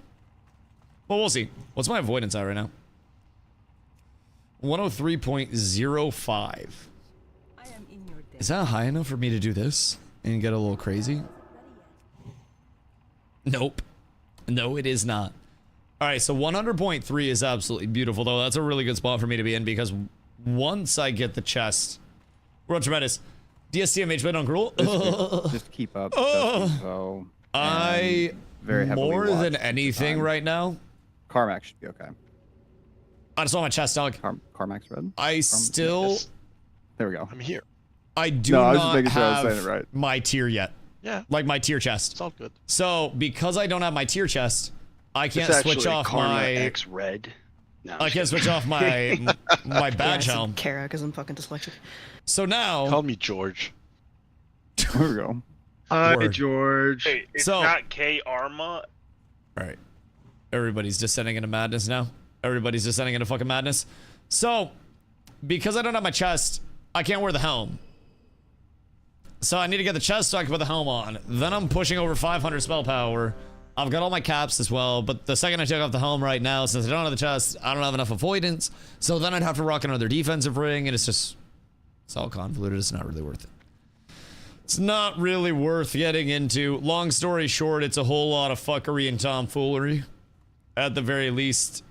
And it's a goddamn shame we gotta go through it. Do we have... Like chain, like a. I need turn into an amp, or priest into a buff. pet.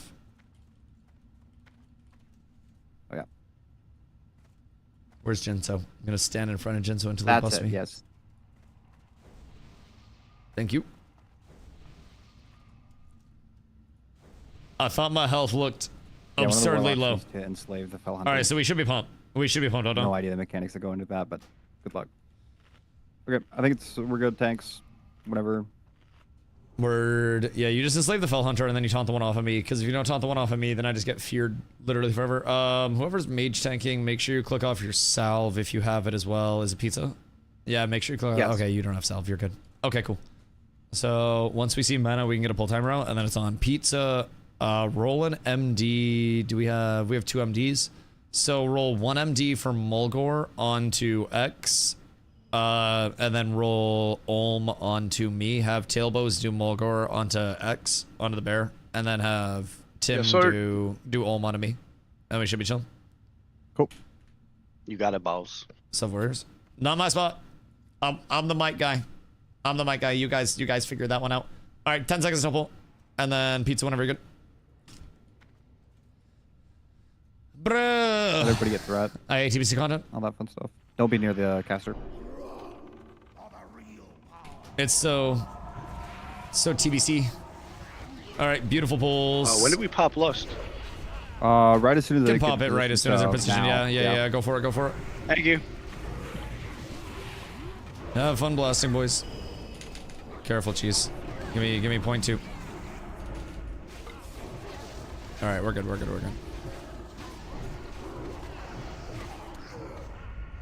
And then just get to blasting. This man does not like my threat. And then Olm next. And then after Olm, go Star. Range go Star. Melee go Skull. After Olm. Boy, oh boy, I love tanking this fight. Just fucking perma-feared. Okay, range go Star. Melee go Skull. If you're melee, be careful of Whirlwind. Also, make sure you repair at the repair bot if you haven't already. R.I.P. Jinso. Well, that was unlucky. I got The Jinzo bashed. sacrifice. I literally got pushed all the way. Truly into hate that. to see that. Truly hate to see that. So, are we supposed to have range go Scar? I'm not gonna lie, I kind of made that up. I wasn't really sure if I was actually supposed to have range go Star or not, but it seems like it worked. Didn't have Seems it like in. we're nice and chill. Sorry. I kind of freestyled that. I knew like most of the steps, But I wasn't sure if range 1 Star, if Star was gonna absolutely blast every fucking one of them or not. I know everything else. I just don't know what range DPS does because I figure they all just sit there and free cast the entire time. Needs innervate. Like, bro, I can literally just like. Aya's priest. Oh shit, I can't! The whirlwind! I was gonna get up and leave. Done. Now that I have my healer on me, I could probably tank the whirlwind though. I could probably get up and leave. I don't necessarily think anything's gonna come in and blast me too hard. Alright, GG boys. Incredibly hard content. Riveting fucking content too, if I do say so myself. This is the content she tells you not to worry about, chat. Boys, I'm proud of you. Mythic Mulgore coming next week, so we really gotta lock in with the mechanics. Make sure we clean it up a little bit. Jinso, stop trying to mind fly. No, Jinso was a tactical sacrifice. Hate to see that shit. He gives better loot. A good fight, boys. Yeah, how did your guys' mana feel when I died? A very hard fought one. See you guys. I mean, we got double shoulder, Hunter Mage Warlock shoulder. So I mean, that's not bad. Hunter doesn't even use their fucking tier. So we got Mage Warlock shoulder. At least those bad boys will get rolled on. I'll pick them up. And we truly love to see that shit. Are we even going to get... Like, is this the week of Blood Bowl Magus drops? Is it? Nope. Because I wish I was convinced that it would be. But it's not. This is also the week I didn't SR. Oopsie daisy. We got an extra SR in there still. Nobody wants it? That's... Nope. Uh-oh. Hey, this is fine. winner. This is fine. I am of these ghosts. Oh! That was not fine! Yeah, it's 99 for off-spec. The fuck? Like, it doesn't matter. I hate it here. One heal to rule them all. And no heals were given to me on that fine day. We might have been a little preemptive on that triple pull. That was... Okay. That was ambitious. I don't think we had quite everybody there. I'm sure we have a soul stone out, right? On one of our heals. Bro, this is the hardest part of the entire fucking raid. Sorry, just this is the hardest part of our entire TBC raid tonight. Yeah, like half of the raid was pulling Was off. Holy Shield up? Yeah, Holy Shield was up. I just got hit by fucking 17 people. I blocked. Blocked. Blocked. I got the Trapinski block, but I even popped my Trinkies. I guess a Grudge is the other one that wants a helmet. Okay, awesome. I got healed for 120 with each one of those big boy blocks. It's also part of the reason why I think block is absolute ass cheeks. There's two of these. But and I think some of them that's are not a discussion people are ready to have. I'm almost certain they are. I am a big parry enjoyer, if I do say so myself. I think parry and dodge are the superior forms of mitigation. It's part of the reason I hate mastery so much in Plague, retail. Zolthara. Oh, sorry, not Zolthara. I just think block is Plague, kind cheese, of and Jin. Kind of cheats. And part of the reason why I enjoy crit so much over there for pally tanks. Because it gives parry. Congrats. If I parry one of those attacks. There's two. There are. Then everything's fine. Block's good for mob farming. Or bosses that hit really frequently. But I mean, the biggest thing with classic block is that you... Who changed my aura? The biggest thing with classic block is just that you, like, I don't know, it's so far down the list and you mitigate so little with it, right? It's 24% chance, goes up to 60%, but it's just, I don't know, it's not good. It's really good if you're going up against things that hit not hard but super frequent. But in a lot of the boss content that we're currently doing, that's not really a thing. The largest part is when you're fighting bosses that are like 3 levels above you, then you have the chance to get crushed if anything goes unmitigated. Okay. So the big thing about the 102.4 cap is just making sure that everything's going completely unmitigated, so you're not getting any crushes coming in. And that's usually where you get a little fucked up as a tank. When is King's just tank? We usually have a king spot. Very simply put. did not have a King's bot this week, and I do not care, nor did I have enough time to realize that and switch it over myself.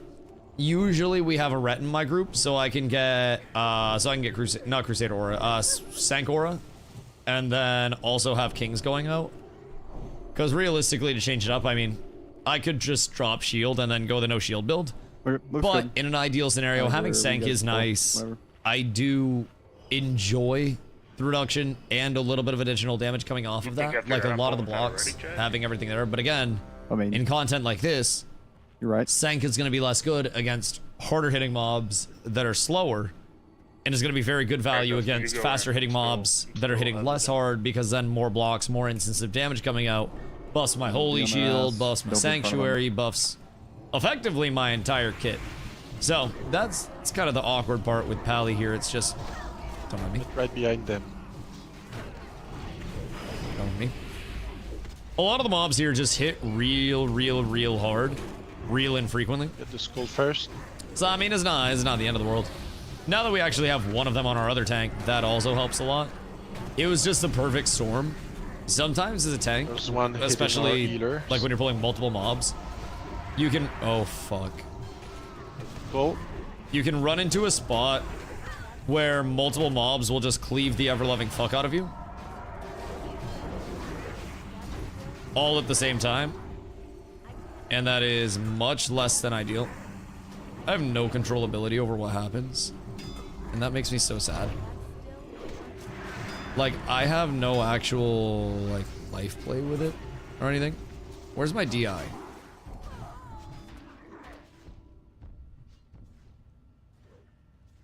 The last thing about it was fun. Listen, I just try to do my job.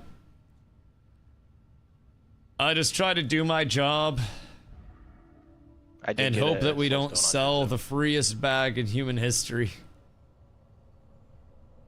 If a threat is held, then everything is PG.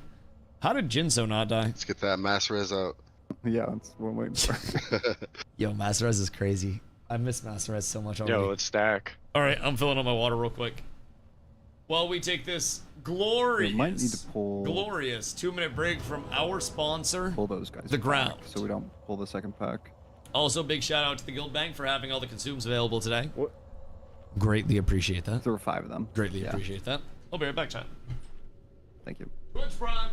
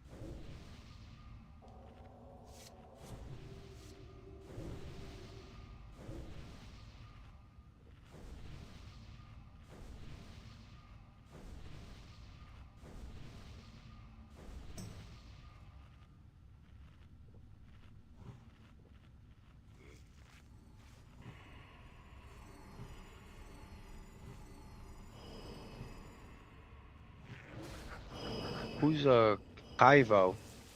The rogue. Is that you, Kev? Yo, that's me. Yo, what's good, bro? What's up, guys? You soft reserve for DST, I see. I did. That's crazy, brother. That's what I said. Alright.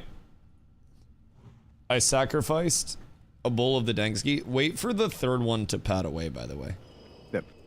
Might be our safe play here.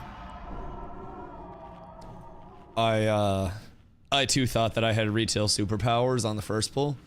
And I grabbed all the thread on everything and I was like, I'm fine.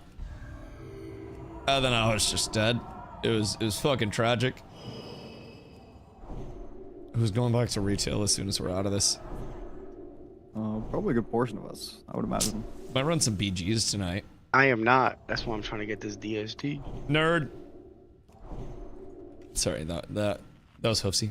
I'll take that shit proudly. I'll take that shit proudly. Fuck yeah. I like Tail. Alright, we get through this. This is the hardest pull that we have. Hoofsy! Thank you for the 5, brother. I appreciate you. Much love, much love. Hoofsy's getting back on retail after this too, aren't you? Aren't you, Hoofsy? If people don't want to stack, I will literally make them stack, by the way.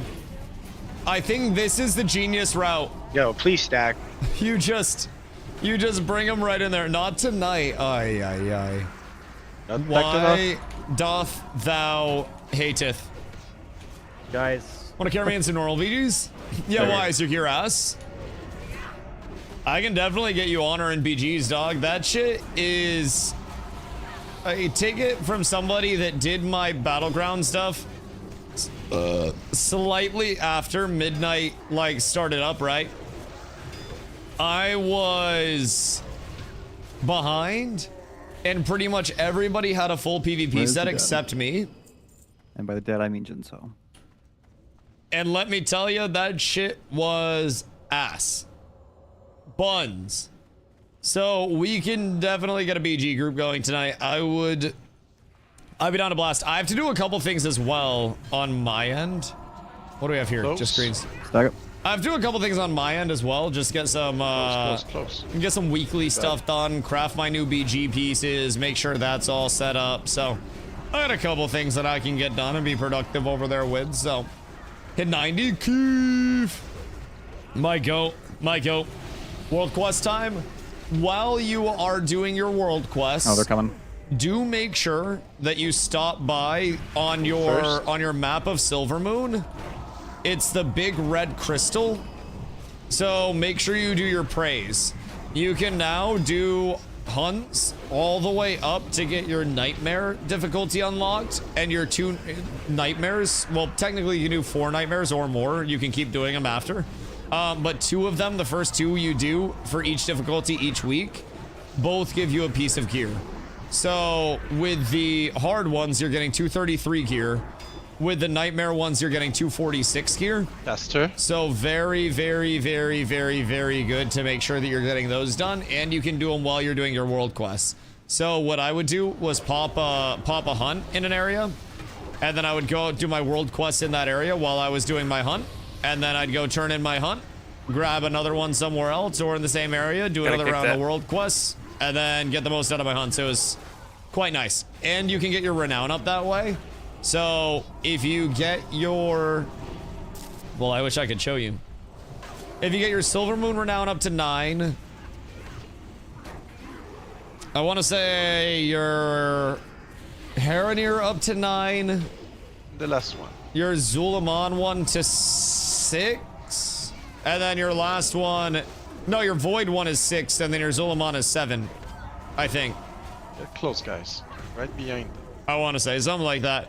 Either way, but if you get your renowns up, then you can get 246 gear from your renowns as well, which is going to be solid. This is our first week, not our... But we can also get you into M0s really easily. It's almost like the really more easily. you guys play retail, the worse you guys get at TBC. I blame the DPS. I'm vibing. Yo, the DPS is vibing too, man. How are you guys repair bills? See, add-ons, we're playing lazy with the add-ons. Jesus Christ, Toasty. I need a weak aura to handle the pulls for me, please. Highlight which ones I'm supposed to pull, and also auto mark the X's. It's just it's too much work. God damn. Almost 9, almost 7. Oh, that's huge. Yeah, so that'll be 246 stuff for you. Also, keep in mind, 246 coming out of M0, and M0's being daily. It's so easy to gear, man. It's genuinely so easy. And not to overwhelm you, but when you go out and grab your weekly quests as well, like if you grab them from Silvermoon, you can also get yourself your crafted gear. So next week, crafted gear is going to be very sought after, primarily because it's going to scale up with Myth Crest to 289. So 289 gear, that's peak of the peak of the peak. So once you craft up to 289, you no longer have anything else to worry about with those slots, especially if you've crafted a really good piece of gear. So I'm going to upgrade my shield and my sword next week. And I'm going to have to get, well, hopefully both next week. Start with my sword and then try to get the shield side situated, but upgrade one of them and then the other as I get the Myth Crest for it. It'll just take some Myth Crest grinding, but that's going to be available next week. Other than that, Mythic gear is just going to be like out of a vault. So these Loa trinkets are ass. They're not great. You're talking about the ones that summon the Loa? Where's the weekly in the city?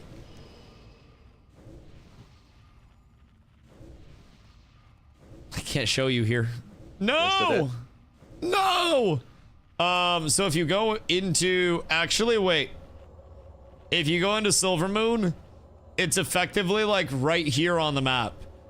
It's like when you are going towards the auction house, kind of. You have the diamond in the middle. Away from the markers. They're your healers. Don't kill them. I'm pretty sure it's like right here-ish on the diamond, like right in the bottom left part of the bottom right part of the diamond. Whenever I think we're doing the normal part of the fight. Is it the blue shape one on the map? Yes.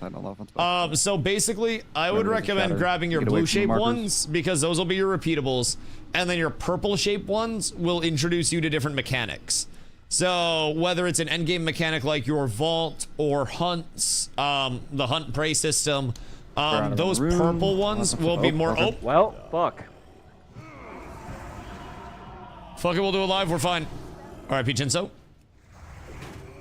We can probably roll a B-res onto him. That's interesting. I got as close as I did last time. Mind Flayed? The Mind Soothe, but... Oh, did it miss? There's a 1% chance that your Mind Soothe is resisted in Pulse. Yeah, that's what it was. Okay, go ahead and hero. We'll get Jinso back up and balling. Oh, we're fine. Fortunately, fight's not the most intense. Everybody just spread out on the shatters and then just blast. Other than that, we're vibing. I'll get a wisdom judge up for a second, in a second for you guys. There we go. First shatters going out. Just watch your booties. Stay away from each other. Get away from each other! And then Healthstone if you have it when we come out of this. Be careful. Get fucked, pizza. He thought he had tech with the block. Oh, that's crazy. He blocks to avoid the shatter, breaks the block before the damage goes out, and then runs up to cast next to 3 other people and gets absolutely fucking ooga booga'd. Yo, I love this fight. It's truly beautiful. Poor pizza, and we don't have a B-res to roll. That's so sad. What about those tones? That's so sad. She's always gonna be just sitting there. Dead. Hate to see that shit. Hate to see it. We'll sneak in a cast here. Love to see that. I will say, man, weapon swing timers. One of my favorite add-ons for TBC tanking. Genuinely such a game changer. I'm also just tanking in the fucking rubble over here. I don't know why I'm the way I am. So I can get a little bit more mana, but everything's fine. Uh-oh. Get the fuck out of my way, rogue! God damn it. As long as we don't die, everything's fine. God damn, brother. I swear, people freeze like deer in the fucking headlights sometimes as soon as the shatters are about to go out. I don't understand what the hellington it is. But golly, brother. Oh, There's an innervating healer. that could have hit kind of hard. Yeah. Kind Hold of. it. Kind of hit a little chonkily. Go. Thank you. Y'all ain't got mana pots? The Ellington, you mean? I feel like at this point, are they going through that much mana? Cause like I feel like I'm chilling at least. I got all my consumes up and shit. I'm fucking 14k HP almost on a Paladonger. Bro, I got as much HP as our bear does. And my armor is huge. Look, I'm 20k armor right now. Chat, I'm fat. Don't mind that was from a buff. Don't mind that. We don't need to pay attention to that. But I was 20k armor. What's armor cap in TBC? I know one of you nerds knows that. Their health bars aren't moving and the healer's mana bars are draining. Oh! Fuck! I have no health still. God damn, bro. I swear to God, motherfuckers be trying me. Like, if I didn't have bare amounts of HP, I'd be dead 3 times over this. It's on you, Bearman. XVO. Always a block, never a parry. Don't worry, healers. The healing got easier. Yeah, but the aura got lower. At least I could press buttons. I just wish block did more in these fights. Later in phases it comes online, but I get hit for like 5,500 and then I block 286 of it. And it's just underwhelming. I block like 7 attacks in a row without a single parry or a dodge. Now keep in mind, I got like 40% combined dodge and parry. I just didn't get the good rolls. What do we get for a drop, boys? What the attunement? Remember We to do. did not get...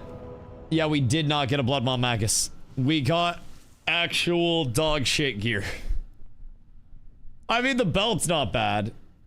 And Paladin tier's not bad. We're gonna start with the helmet. That's not... Oh god, we got double pally legs. No! It was supposed to be pally chest off mag. Oh god. Oh, we're so fucked, dude. I'm never seeing my chest. Roll. I'm never seeing my fucking chest. It literally doesn't exist, dog. Nobody's off deserve it. It doesn't exist. Double chest? Do you still think it's double chest after we get double legs? Okay. Go to Groji. Congrats. Cause like... No Magus, no chest, no DST, no Eye of Mag. Ay, brother, what are we gonna do? What's a paladin to do? I guess I'll just have to go look at my beautiful retail set more. Oh no. Yeah, bro. Oh, Fucking, what's his name? Yeah. Oh golly. Oh gosh. That's just so tragic, isn't it? You really hate to see it. I guess I will just have to enjoy my time pressing more buttons, having more active mitigation, pulling my nuts off. Wait, pause. Pause. Lesh, are you hitting your implodes? I'm noticing the damage has improved drastically. Ah, yes. Yes. I see all of the skill is coming through. I miss them. I think they miss you too, buddy. Don't worry. So, Curse of Doom did 38.3k. Your Corruption did 44.6.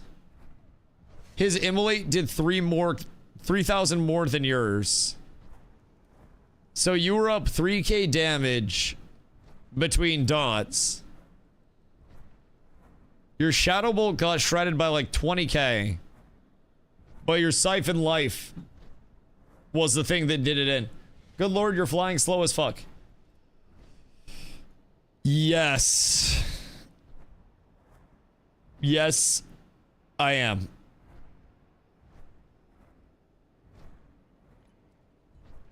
There are many reasons why TBC is falling lower down my priority list. And part of it, very simply put,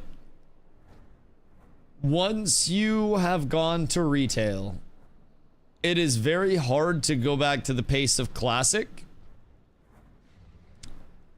But it's very easy to go to the pace of classic, go from the pace of classic to the pace of retail. Retail is faster. Retail is more streamlined. It's smoother, but there's also simultaneously more to do. Somehow.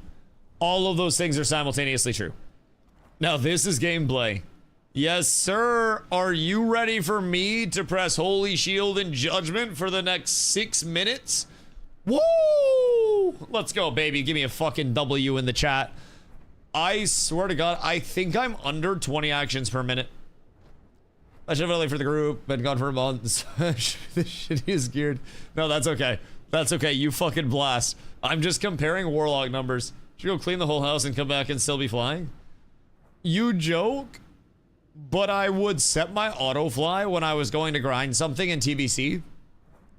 I'd set my auto fly and I'd go take a bong rip and then I'd come back and I'd still be flying and then I'd just talk to chat the entire time. Like, this is legitimately the grind. Now, some would say Dusty and Ashes, you were just running place to place a lot too. But there was a lot to do within the world, and there were a lot of social interactions that could pop up at any point. There were a lot of small objectives to get. There were the stumble upon gatherables, of which you could gather many. And everything was interactable. It was a little bit different.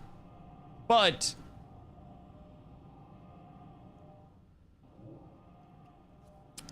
I don't mind the run that much. It's not nearly as big as WoW either, though. Yeah, I wonder what the size comp would have been. Somebody overlaid it at some point. Because, like, the Ashes map actually is really fucking large. I don't know what tip to tip would be for, like, Eastern Kingdoms or Kalimdor. But the Ashes continents were fucking huge. They did dwarf the New World map. But the New World map also wasn't one that was known for being the largest. So, beautiful. I'm glitching into the grass and I can't leave. Can we get somebody to reset the servers, please? This shit is literally unplayable right now. Everything is bad. Everything is absolutely terrible. Unplayable. Unpreferable. Unfucking doable. You truly hate to see it. Truly hate to see it. We gotta wipe the servers. Sounds like retail BGs. I want to do some retail BGs. I haven't done Battlegrounds since the red changes came out. Before the red changes came out, I was blasting. Wipe hype, wipe hype! Wipe hype! Something went slightly wrong, wipe the servers! You know what's crazy? Blizzard's already gone through and hit multiple ban waves because of exploits. But everybody in WoW just kind of like goes on with their day like normal. Because they know it happens everywhere. It's kind of crazy to think about.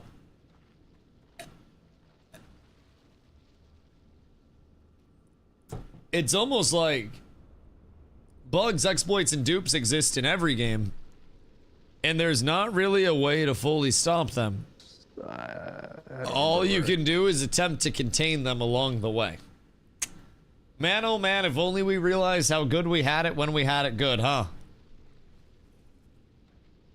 So many people are so quick to complain about everything. Oh yeah, so Scars of Honor. Who can actually tell me anything about the game?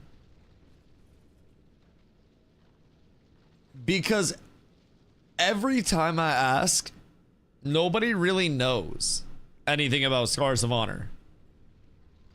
Like nobody quite understands like what the systems are supposed to be and what it's supposed to put together in the MMO picture. I don't know if it's supposed to be a theme park. I don't know if it's a sandbox. Never heard of it. It is an MMO that is a lot more cartoony than Ashes was, art-wise. It's going on playtest April 30th to May 11th or something like that. I believe, right around there. Watch the Warrior video, look too cartoony for me. It does look very cartoony. Like, it looks very, very, very cartoony. Not that that's necessarily a terrible thing. Like, cartoony isn't inherently bad. I'm much more of a, like, gameplay feel and what the systems provide and all that shit. I just don't necessarily know even, like, what's offered within the system package of the game. Retail's cartoony? Yeah, WoW's cartoony. Just in general, I mean. Even... Brother, there's a fucking tree right there. I would say we've been pretty cartoony here. It's like Clash of the Clans cartoony. Isn't it made in like Unity or something? It's not a UE5 game. So everything's gonna like look and feel completely different. Scars of Honor. Images. Let's see.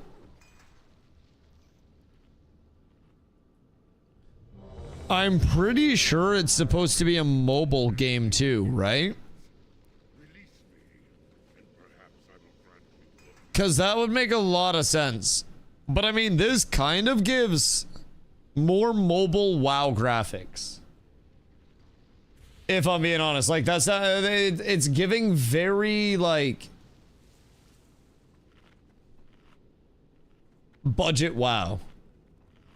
It's like WoW if you were trying to not play WoW in terms of the aesthetic design. So I mean, I don't inherently think that's terrible. That's also to do both. A slightly older image, but all right, we're up. It's coming up right now. Excuse me. To the left. Pardon me. Oh. Wait. Stay up here. Excuse you, sirs. Pretty much all yeah. the way to the top. Pardon you all. Throw a mark on the pad as well, so you can see where they're at the whole time. Be a goddamn pleasure if you guys just made it on with your day. Let's see if I can find like gameplay. They just did a dev stream today, by the way. Like the next dying has changed our game. It makes you want to sing. The clarity. Why am I getting an ad on a Reddit video? Why was I getting... Bruh. This shit's out of control. Ads are taking over.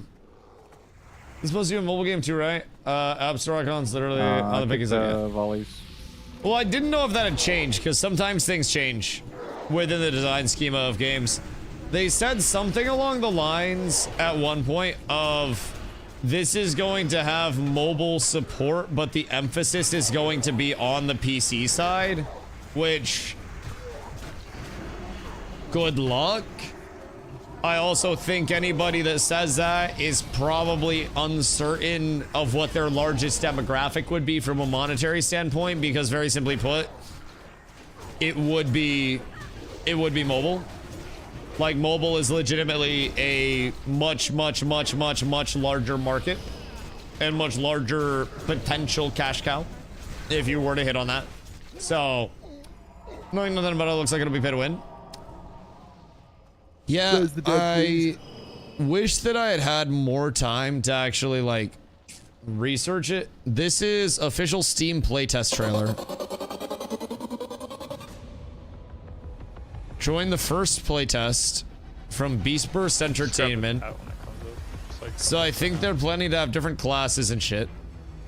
Procedurally generated dungeons, as far as I know. So how was it? And the big thing about it, like they showed there, a lot of the big pull is that it's a it's a Path of Exile like customization for the class trees. So you have a lot of passives that you can choose from. You've got this massive grid and this massive tree for your talents. So it's meant to bring in a ton of customizability and a ton of options there. Free to play. Gathering system that at this point in time is like minigame based. Slash, I got you. I'll taunt off you. PvP systems. I don't really know how deep the PvP systems go. Like, I don't know if it's supposed to be social sandboxy, but this looks like 2v2 arenas. And the procedurally generated dungeons are supposed to be completely repeatable. So, free to play, how they're making money? That's the thing. How would they be making money on a free to play? Cosmetics? Go the Riot side? Because it's not necessarily that everything needs to be pay to win if it's free to play. It's just that you have to have a...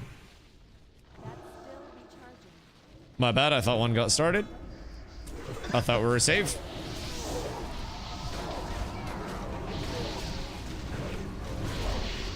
But I just, like you said, I think it's hard to go free to play while also not having any pay to win, while also trying to support a live service MMO in the long term.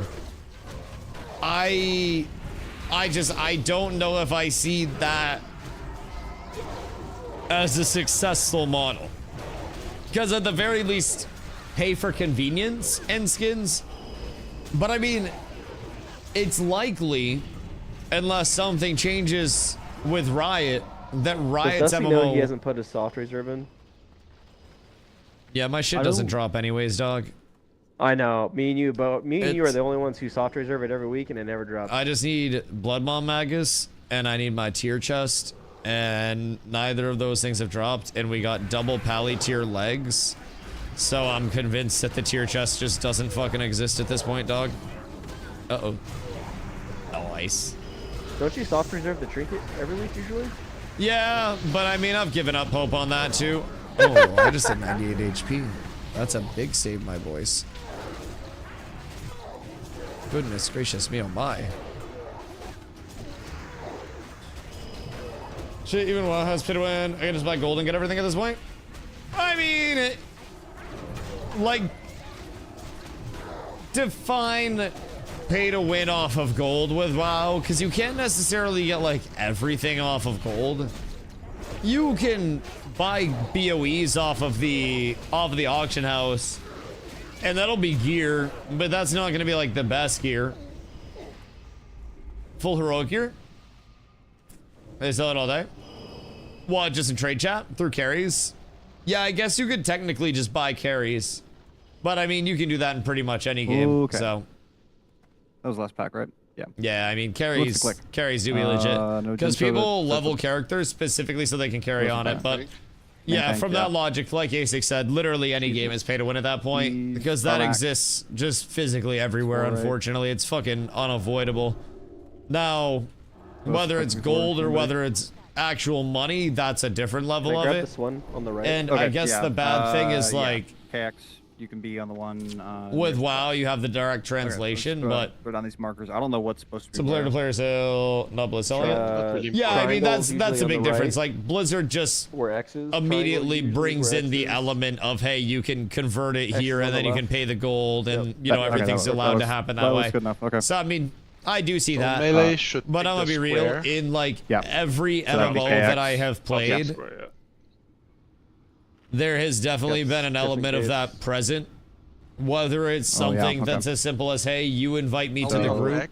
Then it's impossible to stop RMT for gold, so they have to stop. They have to stop selling themselves. Green Triangle. Ash didn't have it yet. That's absolutely false. Green Triangle. Like Ash's had a very extensive RMT problem. And RMT is quite literally pay to win. The only difference is that with Blizzard, they said we're not going to stop it, so we're going to allow people to buy their golds here and profit from it and stop the sellers. Ashes had a much more impactful state of it because everything was no bind on pickup, no bind on equip. So something once in the economy could be bought and resold and bought and resold and bought and resold, and it existed forever. And then from there, Ashes also just didn't really do a great job of policing the RMT right up until the very end. Those are two different things. I mean, it's the same thing. It's paying money to get gear in video game. It's an illegal market versus legal market. They made the legal market because the illegal market is impossible to stop. So regulating the market is much easier for them and allows more sustainability and profit. It's the same market regardless. It's just who's profiting from the market.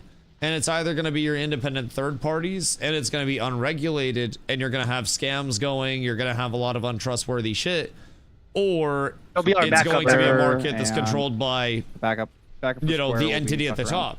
It's like, would I rather get my weed from some dude in an alley somewhere, or would I rather go to a dispensary and pick out my bud myself?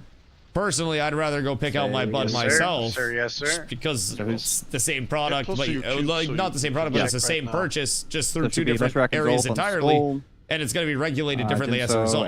It's the same thing, though. Buyer is still getting paid to win. Buyer is still paying money for power in game, paying money for item in game. Yes. Please remember where your spots it's just if you're doing it through Blizz's systems, or you're going on G2G and then not getting banned for it. Like, half the people that we fought... Okay, we're good. Half of the people that we fought in Ashes, especially out of the few guilds that were actually like large enough and competitive enough, were RMTers. Like, just very deeply rooted in RMT guilds. For MD, just send X over to me, and then oh no, what they need on the other side. That's cool. You can play WoW free if you get enough gold. You can have. I do think that is. Assignments, by the way. I think that's a great part of WoW. I do agree if you do farm gold. Yeah, the shadow balls I do wish that there was a way to actually limit pay to win. Really, like I wish there was, but I don't think any online game in the history of ever has been exempt from people paying to win, or paying to accomplish something, or paying to get something and not being punished. Like, you have piloting and account sharing in a lot of games where people will just pay somebody to hop on their account for them and pilot that, so they don't have to worry about actually achieving the thing. You have carry services that have existed for an immense amount of time at this point. There's just this unavoidable route where no matter how you look at it, there's unfortunately going to be some form of relative unethicality along the way, right? That's the largest thing. I don't think there's quite a way to avoid it.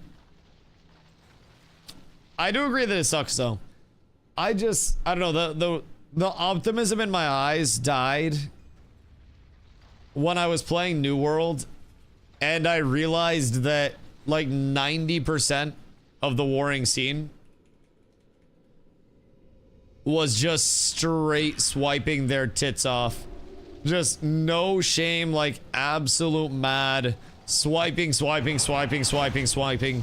only to get shit on and still be very bad players. And my sense of like, oh, maybe, you know, maybe not that many people are RMT. Like, I ran a poll one time in my chat to see how many people, when we were playing New World, had actually swiped. And over 50% of the people that answered the poll had swiped. Granted, this obviously isn't a reliable, verified source of info. But over 50% of the people who chose to answer the poll said they had swiped. And out of that, like 3 people said they swiped over $2,500 worth in New World. People will do anything they can because they think it'll give them an advantage. Any top-end competitive is always going to be RMT when it's even slightly possible. Which I do think is pretty shitty, I will say. Like, one thing I do really pride myself on is the fact that we did in Ashes, in a PvP MMO, what we did with me streaming everything and not hiding a single thing, not streaming on a delay, not give hiding Dusty a my second breath. map, When not the hiding map my comes up. location, like, and without swiping, Yeah, everybody remember without abusing exploits, without duping. I was really proud of that. Also, I Because forgot truly, combat log, if so you if have anybody's played mad, I'm not. multiple MMOs before, especially PvP MMOs, We were 23 people. you too PvC. will absolutely understand that that shit is entirely predicated by people swiping, by people abusing whatever they can get their hands on from an availability standpoint in terms of exploits. Thank you, It's Zairo. Sorry. just I couldn't call it. unstoppable. It really is. There's no way around it. There never really will be. There's not going to be a way to stop it.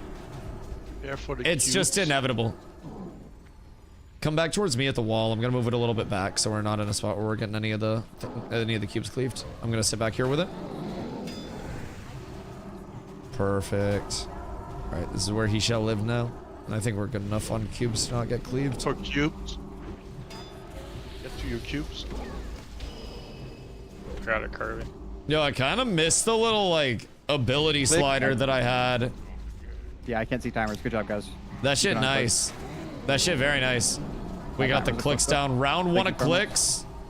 A huge success, my boys. Yeah, the timer is not. And I just got a parry. Yep. That's fucking splendiferous, if I do say so myself.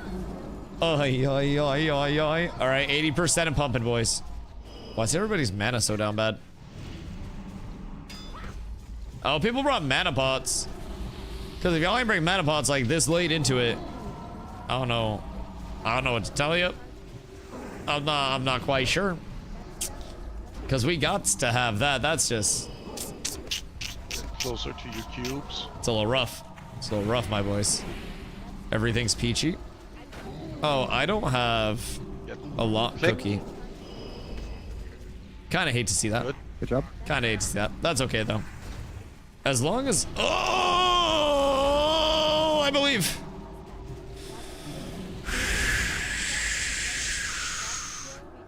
Build another time. I mean... My mentality on that is if you don't have the time, just don't. Like, if I don't have the time or want to put in the effort to get rich, I'm not going to rob a bank. I'm going to work as hard as I can to get whatever I can to make sure that, you know, I'm as well off as I can be, kind of, right? That's my mentality on it. But I do agree, some people, especially as MMOs have reached older and older player bases, No, don't people click get yet. jobs, people get families. It's fine, I still got it. Kirby. Somebody else must go on it. No, we're I good. had it. Somebody else Okay, randomly it's kicked okay. it. People get jobs, people get families, people have commitments that take them away from being able to degen 12 hours a day into games. Subbing there. And I think the core of it, and I always get a little bit of a pushback from some people when I say this, but it's ego. Because a lot of people's egos, yo, Olin, I hope you're having a great day. A lot of people's egos don't allow them to accept their own limitations, whether that is a physical limitation or a limitation of life. It hurts for people to have to say, No, don't do that. bro, just pop a mana pot, the fuck? I didn't get it. Don't you have like an aspect? Get close to your cubes. Yeah, but that just totally fucks your DPS because you're losing your aspect. It fucks our DPS if we die. Click Qs. Click. I'm completely... Jesus Christ. Well done. I'm him as well. Get ready to use your elf stones. Yeah, we need innervates on healers. Don't worry, no one's innervating DPS. I got We need it on Don't get healers. I could make that mistake. Not good. Yeah, can we battle res him or something? Can we get somebody to cover my cube? Stage All is well. 3. Got cube. All is well. This is how we finish the latter half of the fights. Baltus port, starboard side. Use your Starboard. stone right after this. You were right next to him, right? I was starboard side, yeah. What the fuck is starboard, dude? I don't have a boat. Close to the cube. Where I am? The boss's right hand side. Okay. I got it, Dusty, if you need. I got it. We're good. Click. Well done. Good job. The fuck is a starboard, man? I like Give boats. it all. Give it all. Give all. I you never have. go on boats. I fucking stream all Dusty's day. up, alive. Oh. You taunt it back? He does not like taunts. I would have to build threat like crazy. I am attempting. Close to cube. Maybe roll like every MD in the world to me. But I kind Alright, of fully Pizza, accept take it. over my cube. Pizza, take over my cube.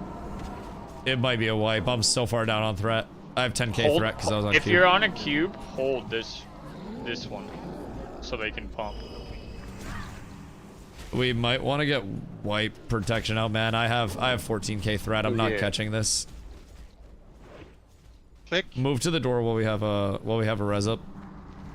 We're missing one. Okay, we're good. My DI is cooldown. We're not good. Well, I can't get up to get threat back. You can't taunt bosses, and I'm down 100k threat. So like I can't pump enough to pull it back. I can attempt to, but everyone's gonna be dead before then. No. I wish there were a different option, boys. I wish there were. You really hate to see that. You really hate to see that. I'm pretty sure well, I know the directions, but I just don't know what the fuck a starboard is. I'm not a boatman. That's crazy. Black for market once we've wiped existing, this thinking for- bad for without developer. like, No, set developer first, probably not. No, it See, just- that's a Dust thing. just got Like, fucking rocked there at I the end. also think, like you said, there's a difference Yeah, between the black market hey, existing that can get you banned, Zvo should probably be the one to tank. but if we also wanna get out of here it's easily. We have 4 healers. realistically like nobody's enforcing Get it the to zone that over with. level. When am I good to Like use the genuinely Soul Stone? nobody's enforcing it to that level. Oh, So whatever. there's They don't not mob the really aggro. a reason to separate the two markets because it's not separatable. I think if it were policed in the first place and there were differences, then everything would be fine.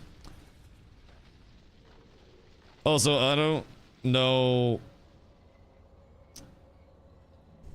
We're just gonna take a quick look-see, Daisy.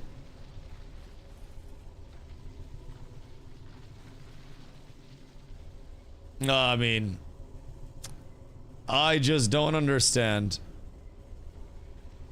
how anytime there is a scenario where multiple seconds go by without a tank getting healed, the immediate response is we have to have the bear tank it instead of, oh, maybe our 4 healers missed a heal and dropped a bunch of overheal into me right before big damage came in and then just didn't have healing ready. It's just such an annoying mentality. I'm not gonna lie. Like, that's part of also, I'm not even gonna lie, part of why I'm probably not gonna show up to many TBC raids anymore, because it's just so fucking boring to have everybody go, oh, I guess we gotta have the bear tank it because he has 40 more HP and 4% more mitigation. Brother, we've been clearing this shit for 6 weeks. Like, it's been an annoyance since week 1, where someone who has tanked 3 iterations of TBC, very successfully, by the way, with many groups of players, is being told time and time again, no, you gotta have the druid, gotta have the druid. No, you don't. We just have to have healers that are willing to go, oh, I'm casting and it's not needed, and then I'll start another cast, and then let that one go through. Like, I don't know what else to say. I have healed in this game, I have tanked in this game, and I've done many versions of this content over and over and over again on this game, and I can damn sure tell you a 14,000 HP paladin that is sitting at just about 20k armor is more than enough to tank everything. Like, that, it's not the problem, brother. It's genuinely not.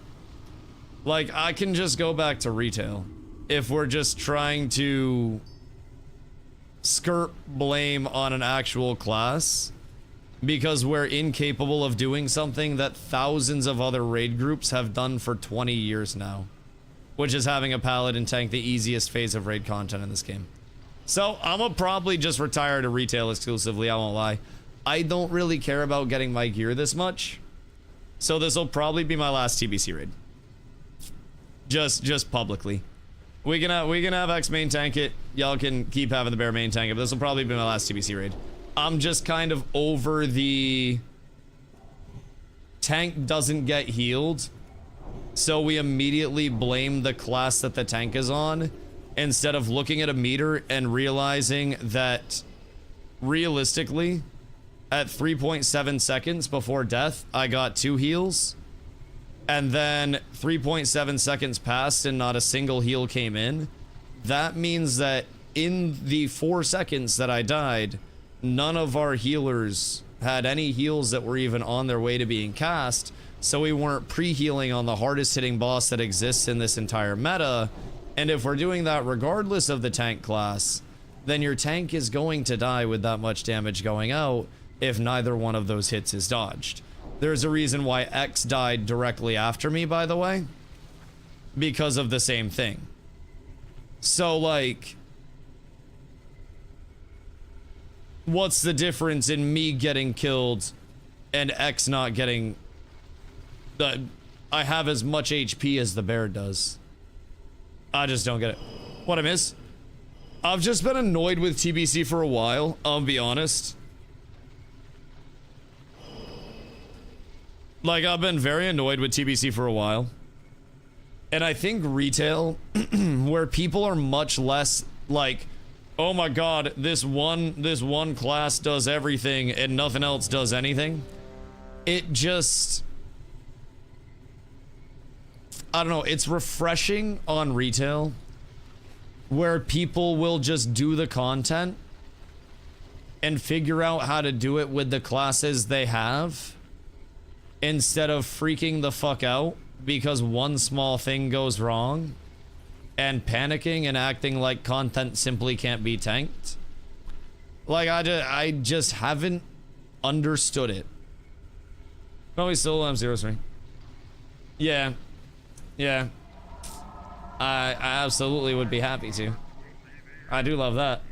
I don't be rude, but if you want to play TDC, cool. But if you don't, you shouldn't. Make that as nice as possible.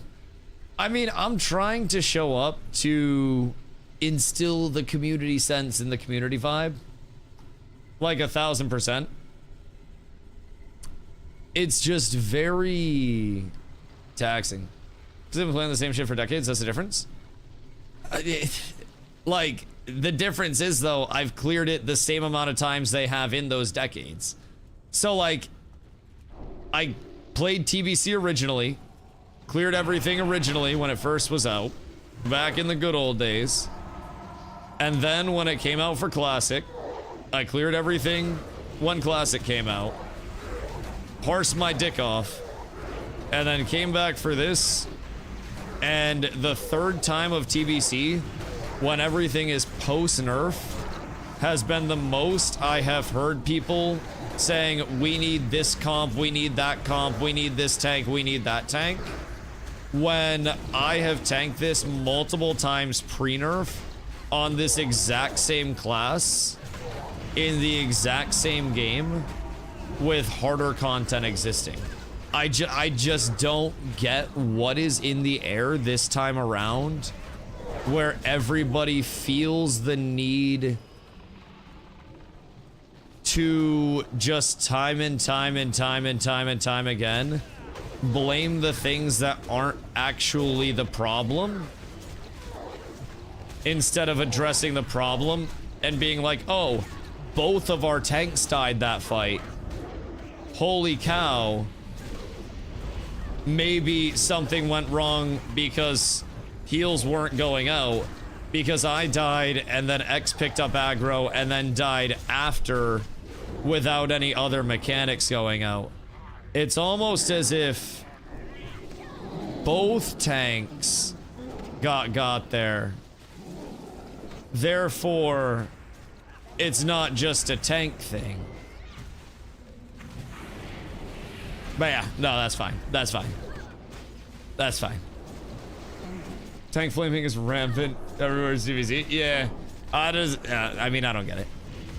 I don't even think it's tank, like, flaming. I think it's tank coping in other ways. Like, everybody just, like, worships one class more than anything else. I'm gonna be completely real. I don't understand why, but I have never understood the level of bear glaze that some people have in TBC. Keep in mind, the last time I played TBC, I had a top 10 Guardian world in my guild. We split and we did a Guardian Warrior run versus my solo run, and my solo run outpaced the Guardian Warrior run with a top 10 Guardian world at that time, leading the Guardian Warrior run. But everybody wants to just say, oh, Pally bad, Pally bad, Pally bad, when I have cleared this shit an immense number of times, very successfully, without having to rely on this class, that class, other class. It's almost like if everybody just pushes buttons and plays game and locks in, then everything is perfectly peachy. But yeah, I think I'm gonna just chill on retail. I think being able to focus on that, especially with keys coming out, is gonna be a lot more enjoyable. Most of what's going on in TBC right now is just raid logging anyways, and TBC characters are just gonna get deleted at some point anyways. Doesn't really make much sense concurrently. It's just a temporary time stop. So yeah, I'll probably just go retail on my end.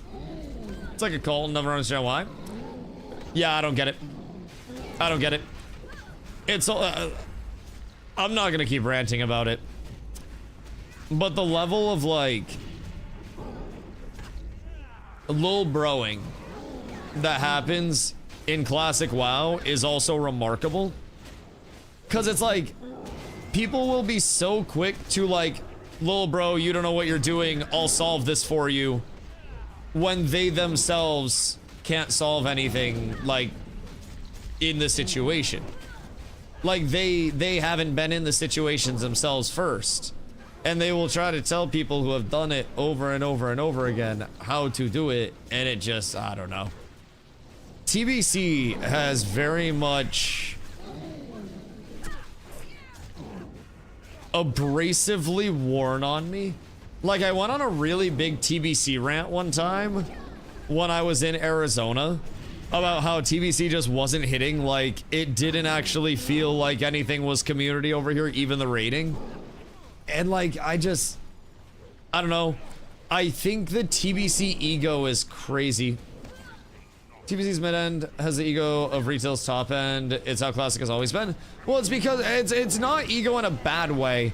It's just the, I know everything there is to know about every situation because I read a guide on Icy Veins one time, and then they just roll with that, and then every situation becomes based on that one Icy Veins guide that they read without any actual like knowledge behind it. It just, I don't know. I agree in that sense. I just think it's because of how much knowledge actually exists and is out at this point because of the 20-year existence. And I think instead of people understanding that things go wrong, people say, oh shit, I need to resort to what I read in this one guide from this one person one time that probably parsed to 50. What happened there this time? Nobody popped a self-heal and then a clicker died. Personally, building killing LFG in chat is better than just queuing. Somehow it's more community when 3 talk in Discord and half aren't in a pug. Yeah, we just didn't have a backup clicker there. But I don't know. 5 boss gods were the best. Everybody do be loving the 5 boss gods. There's so many good guides that do exist, I will say.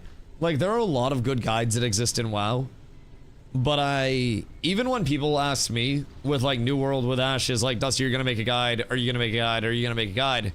I don't really like making YouTube guides because people will like read a random YouTube guide or they'll watch a random YouTube guide, I should say. And then upon watching that random YouTube guide, they will just regurgitate everything that said YouTuber mentioned without actually digging into it. And it's part of why, like, I'm very selective about guide content that I make. Because it just, I don't know, it becomes a Bible for some people. They live their life by it. Instead of an element of reference where it's like, oh yes, this person says this is good. This person says this is good. History says this is good, and my own experience says this is good. Therefore, this is confirmed good. It's kind of different. But some people will see one guide and they just go, yep, this is what I'm building off of. They'll see one guide or they'll see one sim. Even in retail, retail's not exempt from it. But they'll see one sim, even in retail. And somebody will say what the sim said. It won't even be them running the sim themselves. And then it's, oh, this is the best thing ever, and everything else is absolute ass.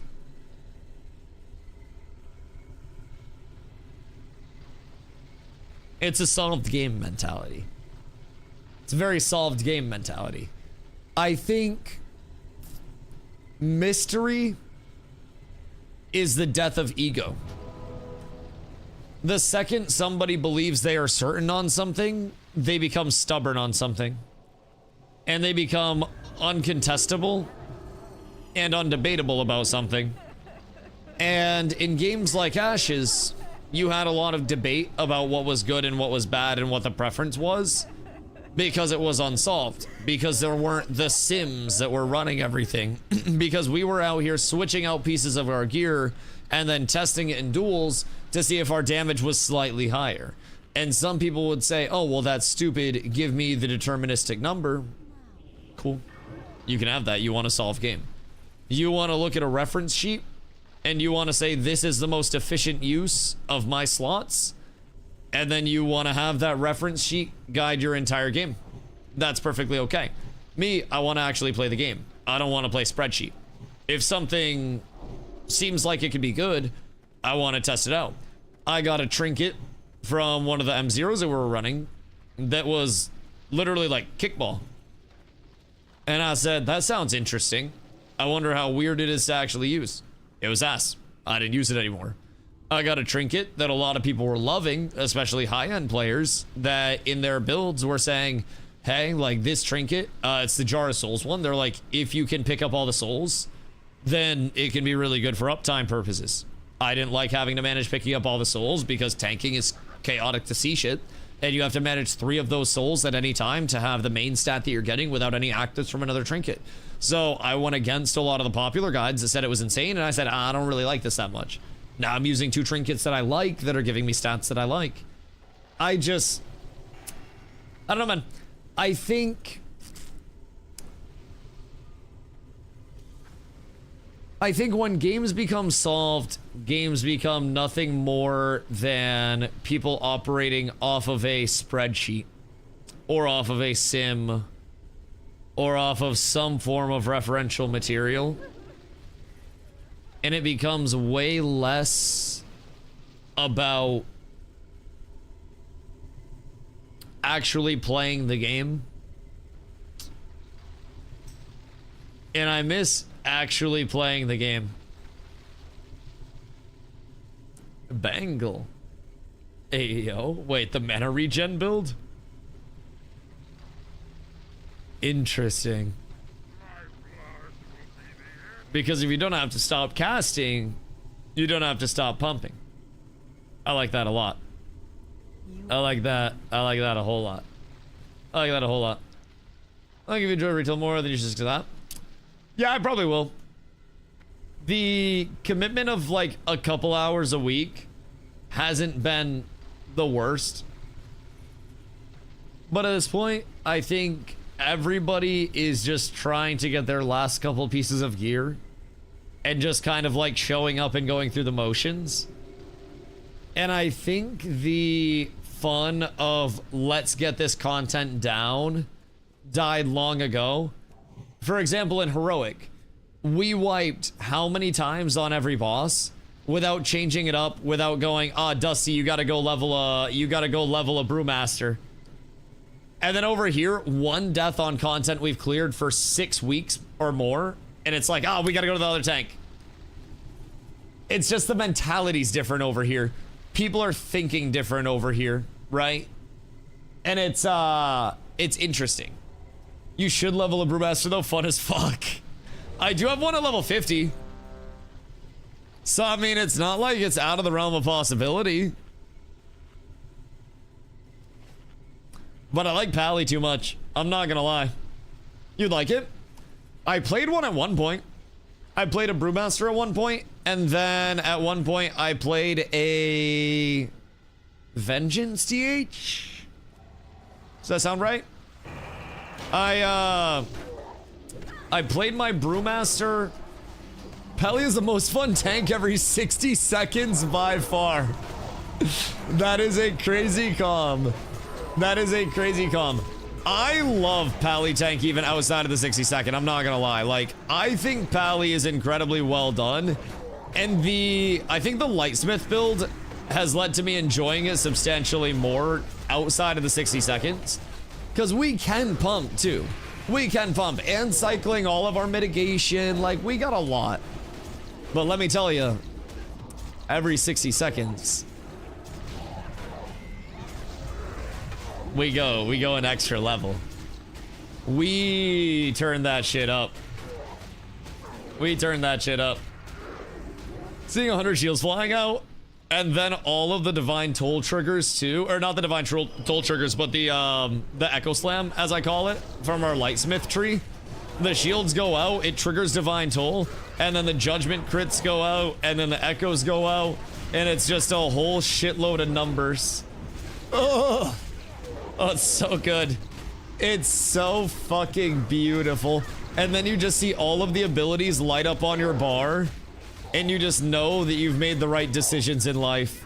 You know, every little thing is gonna work out just peachy. Just swimmingly. Alright. Now my mission is somehow manage to be second on threat without any way to build my threat whatsoever. I'm DustyWhy, and you're watching Jackass.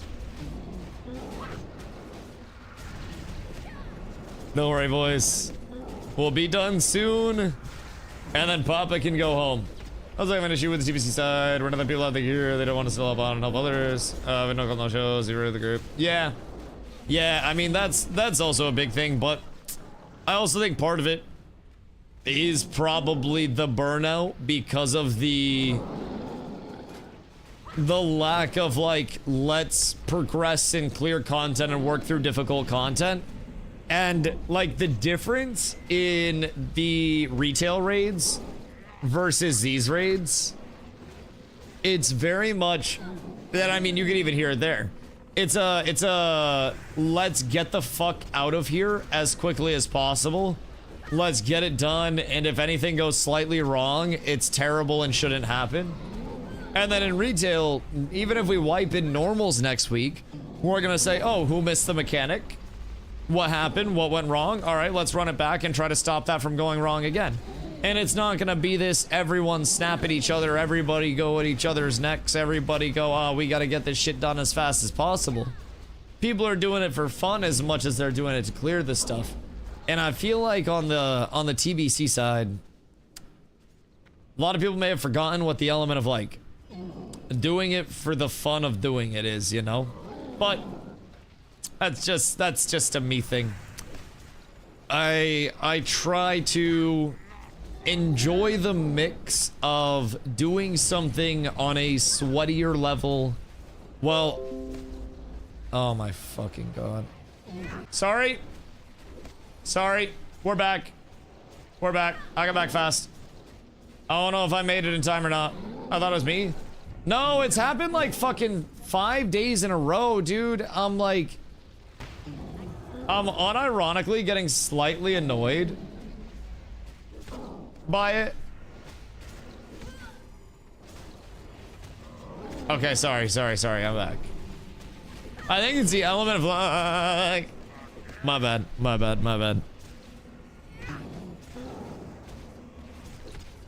It went out at the same time I closed a different window? Why the fuck did you close that window, Wubby? The fuck is your problem, dog?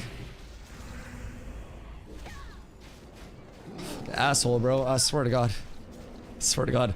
That was not... Wubby closed my fucking internet.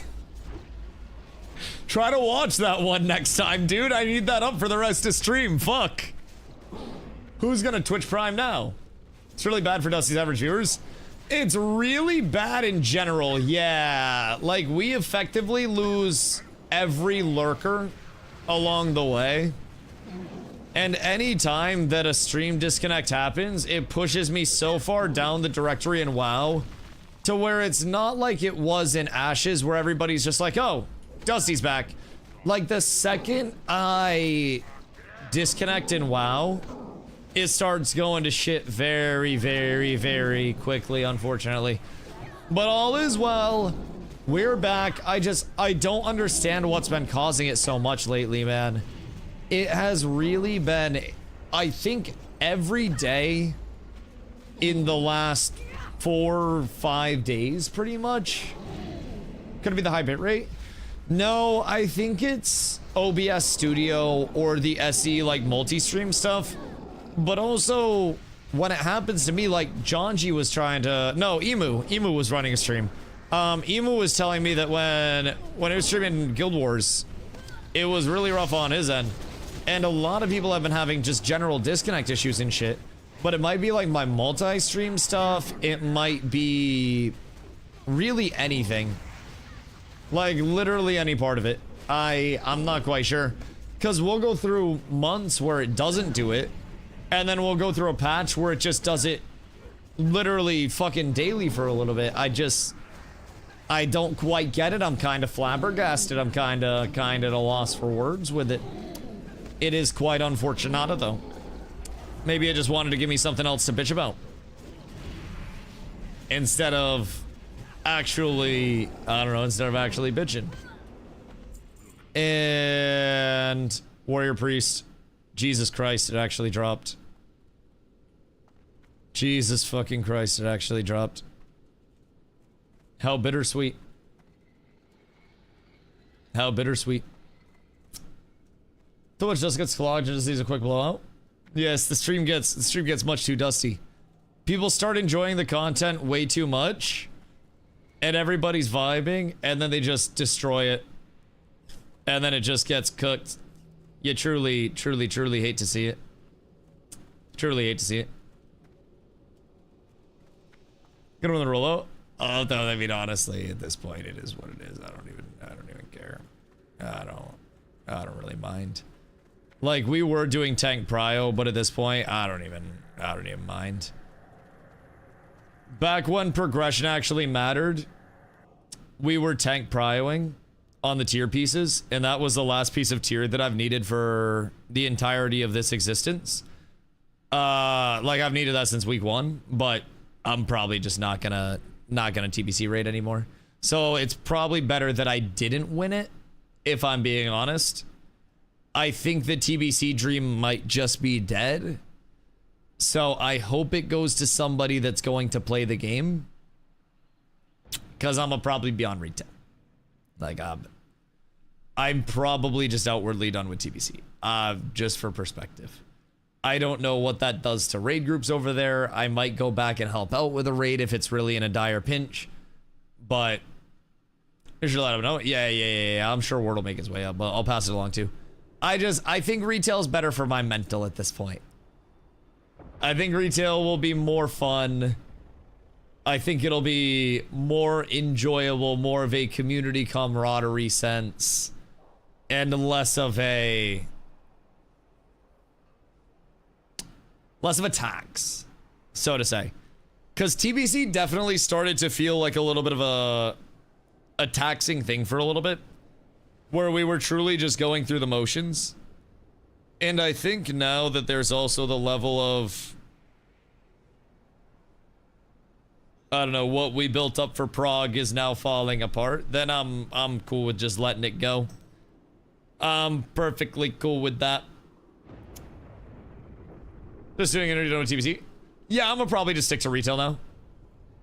I think TBC and the mentality around it is weighing on my mental, and everybody's solved game state just causes me more annoyance than anything else, personally.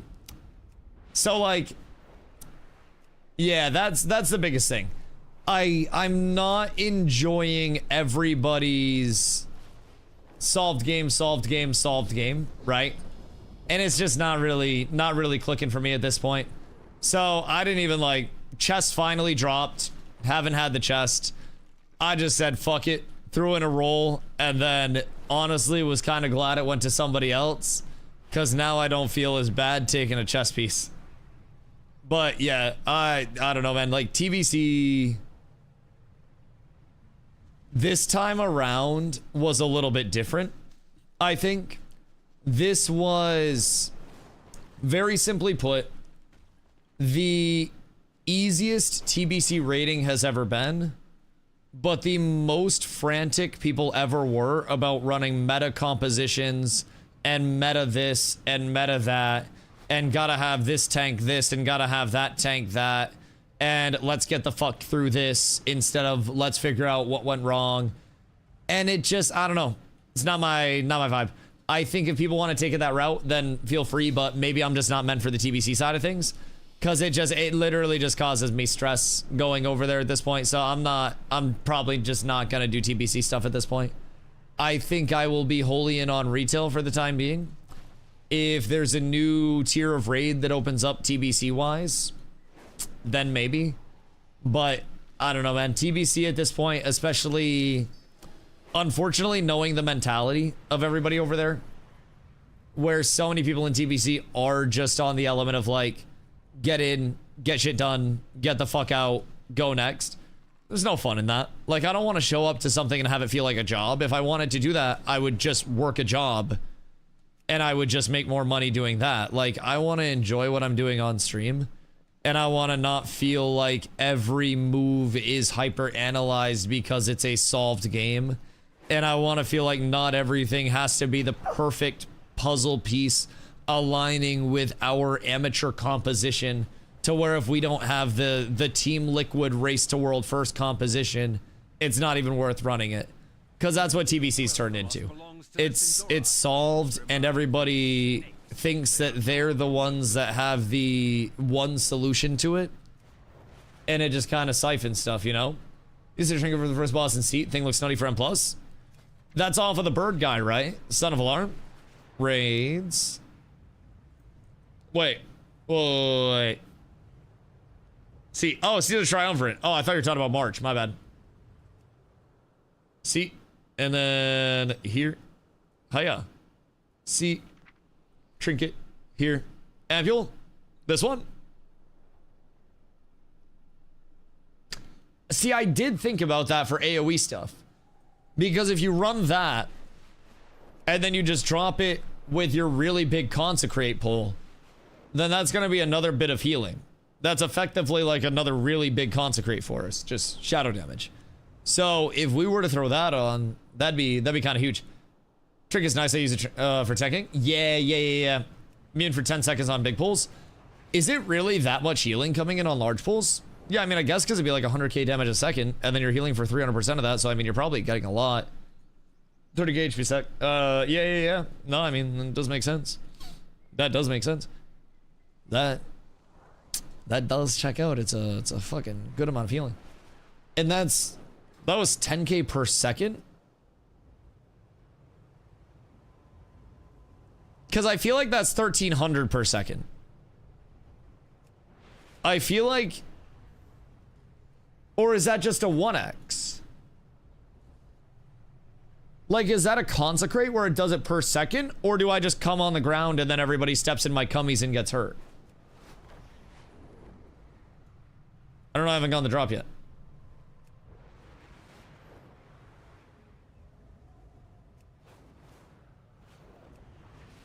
I haven't done seat today.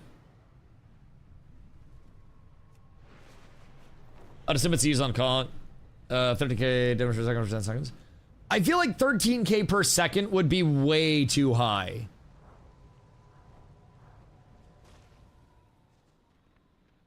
Like, I'm not gonna lie. I feel like 13K would be way too high. Classic's done. Very one trick way only. One spec, one comp, one build, one talent free. Retail opens up way more. Still kind of there, but not nearly as bad. Like, if you let that mentality permeate, but also, like, TBC is so fucking easy at this point, especially post-nerf, that it's like, what is even the point of that? Like, I parsed last time. I could have come over and parsed this time if the emphasis was parsing. Like, I don't understand why in such an easy game the mentality of everything has to be cookie cutter has taken over to the extent that it has. But man, oh man, it's gonna give me an aneurysm if I keep playing TBC. I don't get it. And I agree with a sense of like, it's kind of there on retail, but retail, it's much more of a sense of these things are performing really well right now. These things are performing really poorly right now. That will change in a balance patch at some point. So do what you can do with what you want to do in the meantime. And if you're playing something bad, hope it gets buffed. If you're playing something good, it's probably going to get nerfed. Nice hat. I appreciate you, sir. Thank you. This is my herb picking hat. So, it's fucking nuts that people complain about a game being easy, solve, nerfed, and still feel the need to hard enforce the sweat. Yeah.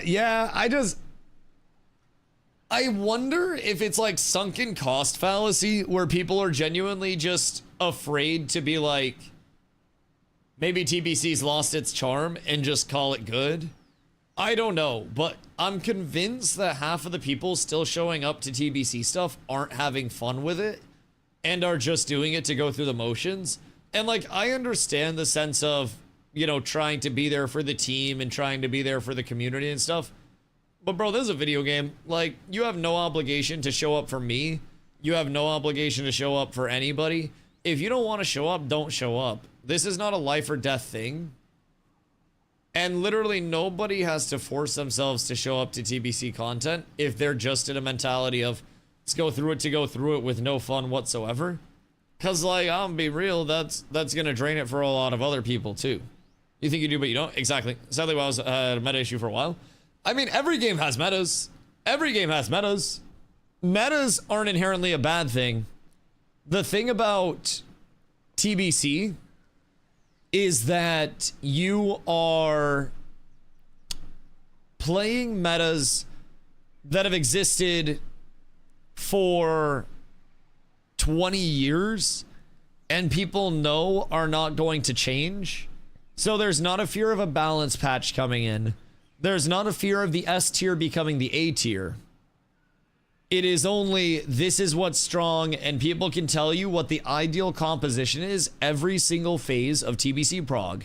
They can tell you exactly how hard every boss hits, how much HP you need, how much DPS you need, how many of this you need, how many of that you need, where this needs to stand, where that needs to stand. And they know that it's never going to change the entire existence of TBC. It won't happen. It won't happen. Most don't find a plug-in plus because each application gets declined because of spec my suck. I mean, plug-in plus is also... Wait, Vicious Celestian Flask of Honor 2,500 gold. Wait, what? Wait, there's no way those are 2,500 gold.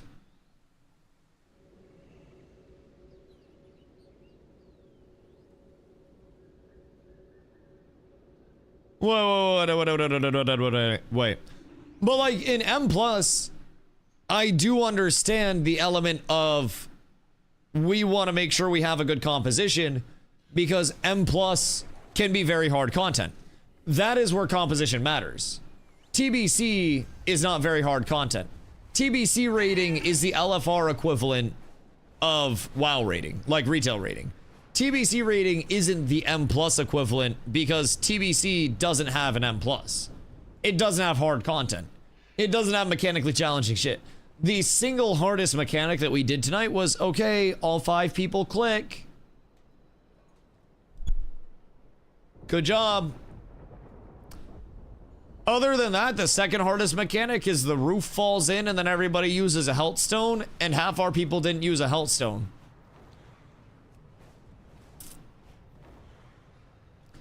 But do they all click? The third attempt, yeah. Planning a purchase. Yeah. We're good there. Good there. All right, hold on. What's up with these honor flasks? These are 600 gold. You're lying. Info on the trinket you were talking about. Are you my hero? Are you the most useful Twitch chatter that's ever fucking existed? Wait, what the fuck is this? Hold on. Wait. The damage is spread out over the duration of the effect, 10 seconds.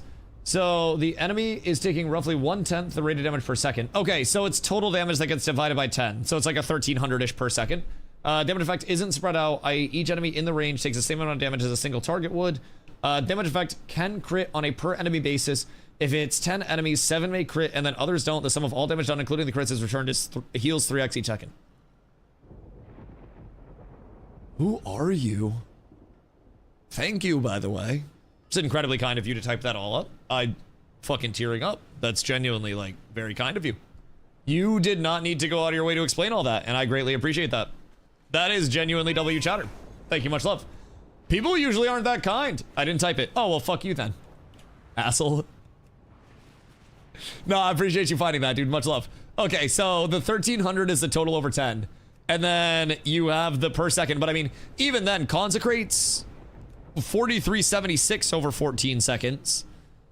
So theoretically, even then, you're going to be looking at a relatively healthy amount of damage. Probably like a 30 or consecrate damage. Something like that overall.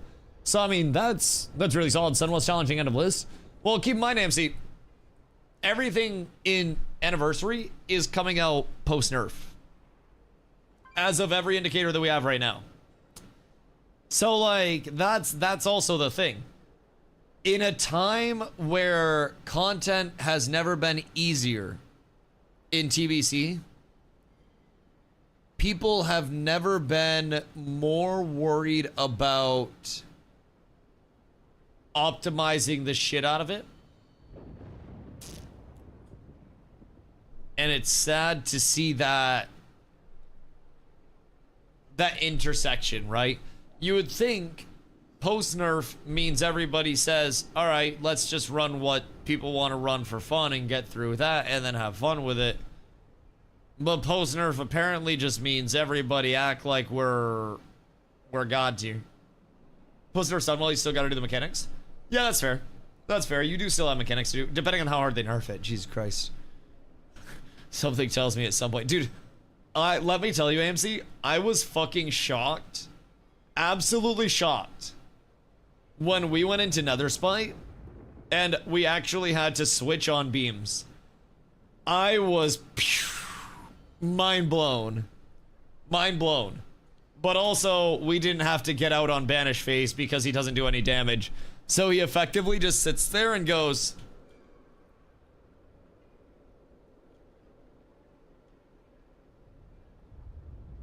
And then we hit him again. So, I mean, that was kind of tragic. I don't think the Skellies had the fire aura on Nightbane either. Because Nightbane was extremely laughable. I saw a post of a bunch of Parse Lords just beaming him for like 1 minute. Oh, yeah. Oh, yeah. Like, the post-nerf state impacted kill time so heavily to where Parses were very weird to come by. Very, very, very weird to come by. Like, let's see. I'll find my Parses from last, and then I'll find my Parses from this time. Classic Fresh. Dusty Who. Alright, so. Start with Kara.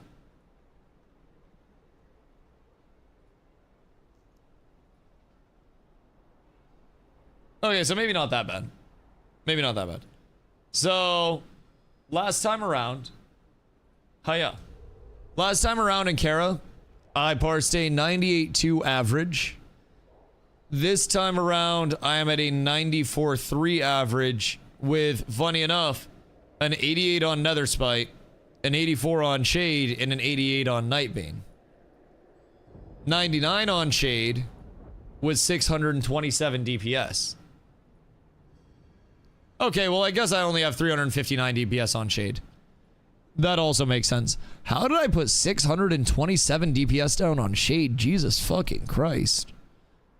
What did I do this last week? Bro, I turned Super Saiyan. What the fuck?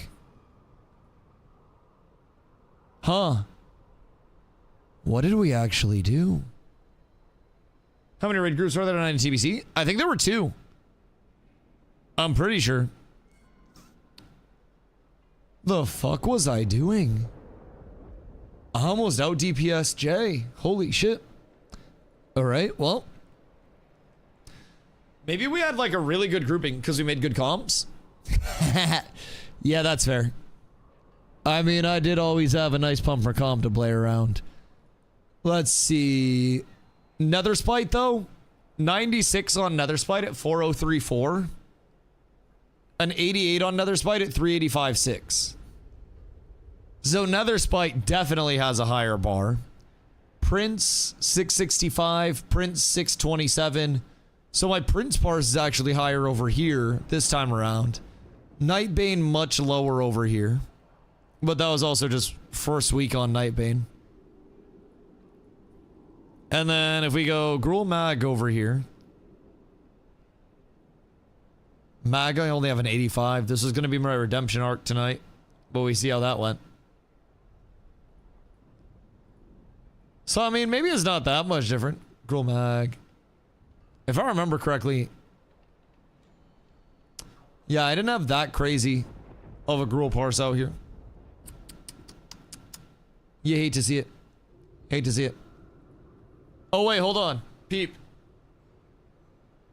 Mag, 92 on a 450. 85 on a 540. So I'm doing 20% more DPS, but I'm parsing 7-8% lower. Because everybody just stays in and lets Mag hit his banish. So that way they can pump more DPS into him. The times have changed. The times have changed, boys. Post nerf is something. Something. It's all about the time clears. Listen, I am a little bit of a parse whore. I won't lie. I am a parse whore. Parsing makes me happy. Your lowest parse with the slowest time clear. See, that's also fair. I also think that parsing is very dependent on group performance, which leads to, like you said, time clear. Faster clear, fewer cycles, less downtime spent on mechanics. Everything is higher uptime. So this, for instance, this was our... I've been trying to look at our heroics a lot more. This is our Imperator kill on heroic. So here, I'll put up a 98. If we had 90 parsers on DPS all the way through, I might have put up 100. My DPS is gimping my performance. Big health down. Jesus Christ, I got a fucking parachute on. And it's all of my one buttoners. Vice versa for tank on retail. So you think on retail, if ads die faster, your parse drops. See, that's also fair. That is also kind of fair. But you also don't want throughput on ads. You want to have... I mean, I guess technically throughput on ads would be better than nothing. But having a big burst that goes out and then transitioning back and then having less total kill time on the boss would still probably be better, because the less time that the boss is up, the less time you're having without your coolies up. Especially if you're killing it later in rotation.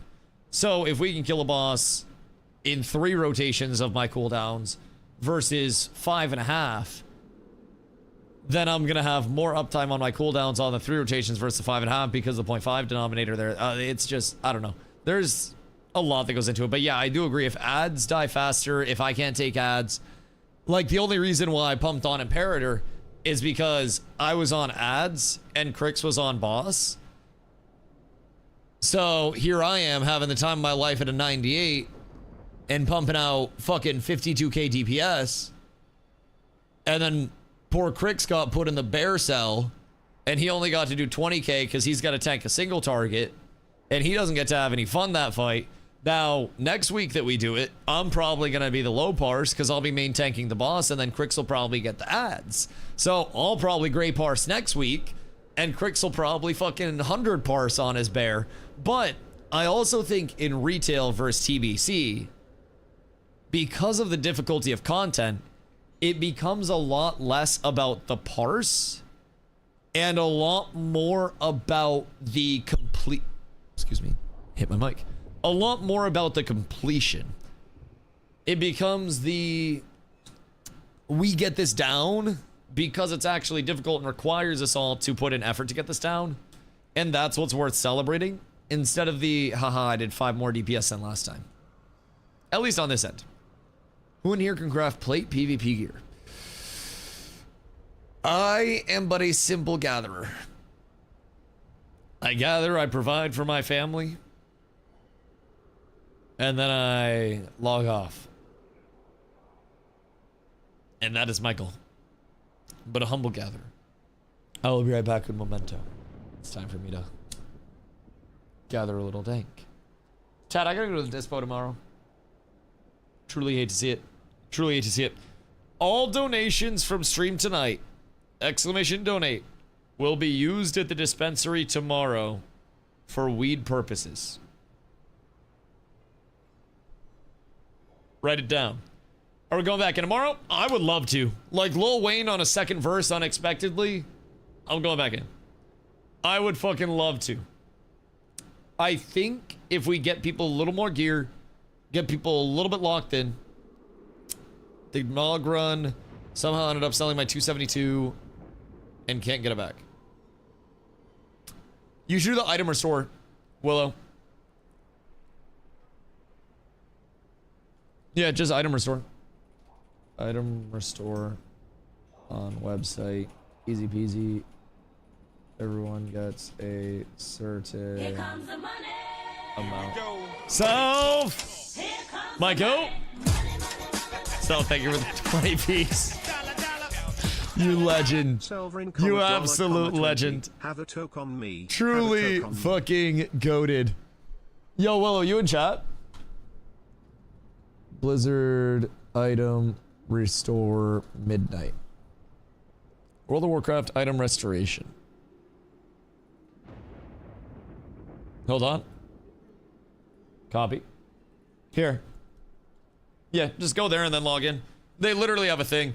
It's a 24-hour coolie, but they just process it and then send it back. Yeah, dude, don't stress. I can only imagine how sad you were, dude. I can only imagine. Yeah, just go there. You're chilling.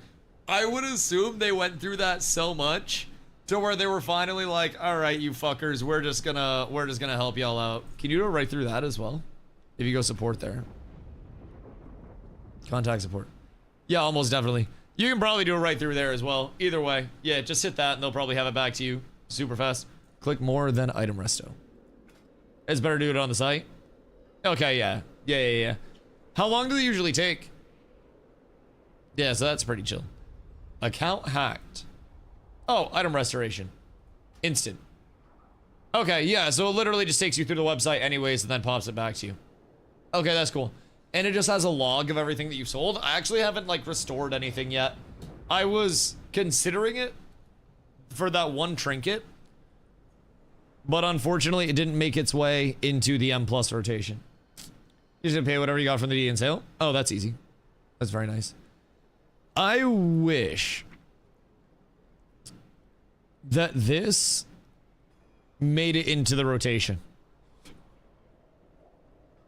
This is fucking insane. But unfortunately, it just wasn't meant to be. At least not this time. Like, god damn, I loved it. I think I've restored like 6 items in the last 2 months. Oh my god, wait, what the fuck? How careless are you? Bro, I'll be careful as shit when I'm selling stuff. Do you just go to like put a set on and then you're just, oh, that doesn't work anymore? Jesus. All right, I'll be right back. Un momento. I'm gonna fill up my water and smoke.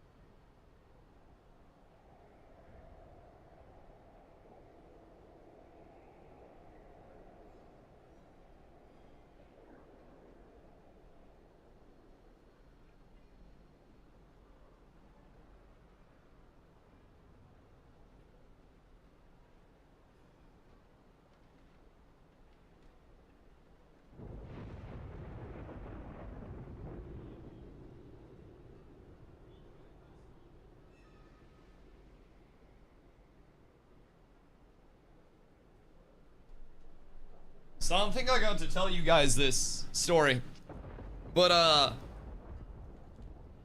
the last time I went to the dispensary, I got to RP as like the broke, unsuccessful boyfriend, because like Carly uses my car while she's up here, right? And she commutes to her job. I don't.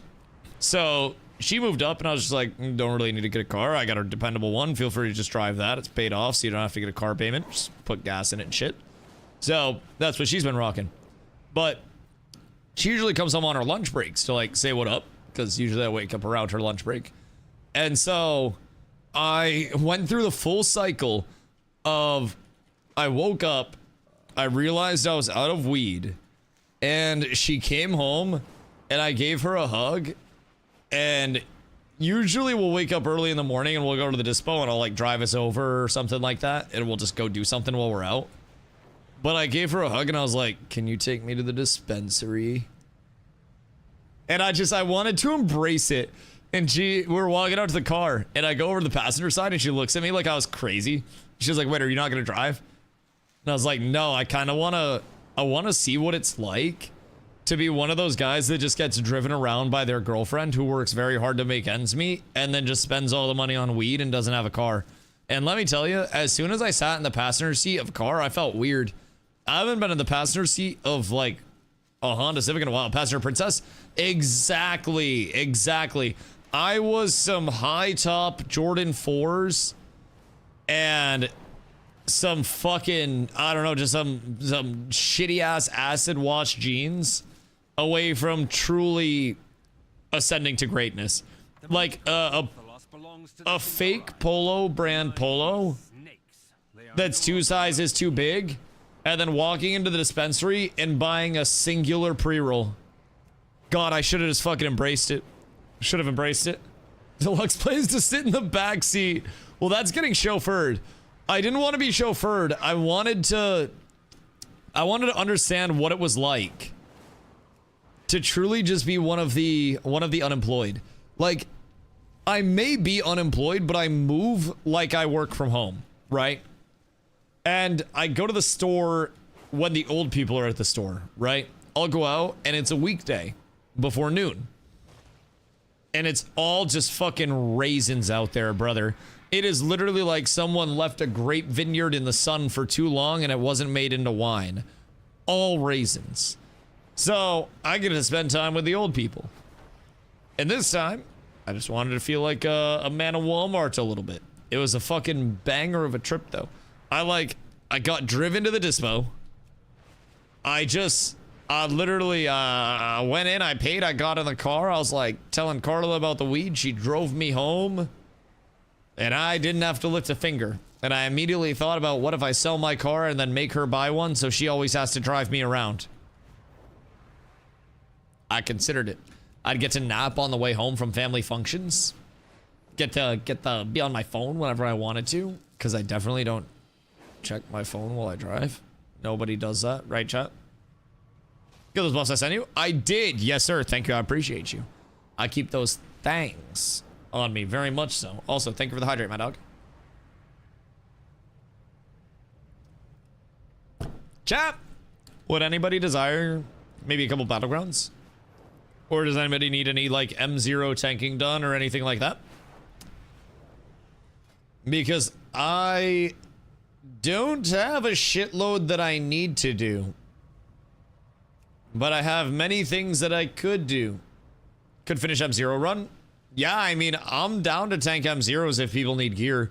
Like, my primary focus right now is trying to make sure that we are in as good of a spot as we can be to clear heroic as fast as possible.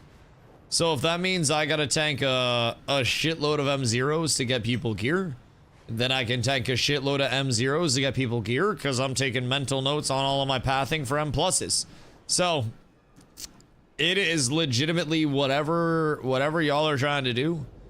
If people need stuff, I'm happy to help out. If people don't need stuff, then we can blast. Who needs M0s? Because I could just run through those shits fast as hell. If people need M0s and they need gear at 246, I think that would probably be my top prio for people, but unless piece that needs immediate upgrade is trinket. I mean, we can finish the run. I don't even remember how many we have left. I think we have like 3 left from your run. So I'm 242. Yeah, I mean, if you guys need gear, feel free to invite me. Beatron had started a run earlier, so we have a few left, but you're trying to clear heroic this week or next? Like, I think realistically, next week is a more logical response. We got 2 bosses down so far this week. But we have a lot of DPS that need more gear, need more practice. Obviously, there's things on the tank side that I could clean up as well. I could pump a little more single target damage too. So our biggest gap right now isn't mechanics. It's the actual DPS checks and passing those. So I think realistically, clearing next week after a vault, after some people get their tier gear, and having another round of LFR and normal, again, to get people their tier, to get people all like the pieces that they need. I think that's going to be the most realistic. And I wish it was like a big, yeah, we're definitely going to clear this week. I don't know that we'll clear this week. I definitely think that we can get 2 more bosses down. We have 2 down so far. I think we can get 2 more down. And then I think from there, the remaining 3 in Void Spire, like the second wing of Void, Double Dragon Paladins, and Illyria, that's where we're going to run into a lot of learning. Next week is a whole new level of gear. Exactly. I think going in with people, especially our DPS, with their tier sets, people going in with another round of like the vault drops are going to be huge for people to get, you know, a high level piece.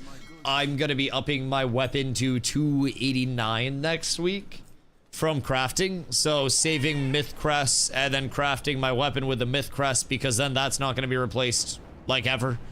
That's immediately a priority for me. So I would definitely say next week will be our better chance to clear. Would I love to clear week 1? Yeah, that'd be awesome.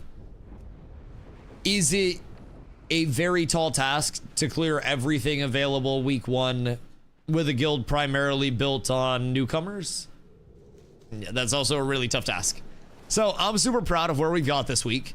I honestly didn't even expect us to get, you know, 2 bosses down and 2 bosses on the we could do this horizon. I thought we'd go into heroic and it would be an immediate ego death of like, oh fuck, we're far behind. But I think for us, heroic has been more of an encouraging thing of, okay, the mechanics actually aren't that crazy.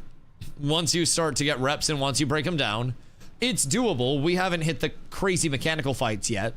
but everyone's kind of eased in, and I think people are understanding it's doable content. We just have to have everybody geared enough. We have to have everybody locked in enough for one clear to go right. Enough DPS, people not fucking everything up, or anything up, I should say. And then everything just kind of clicks into place. And then Mythic is where we're going to get into the oh fuck challenge.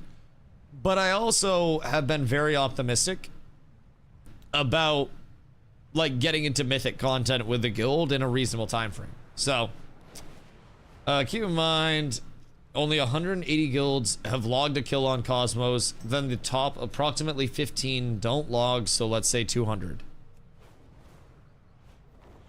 Wait, why don't the top 15 log?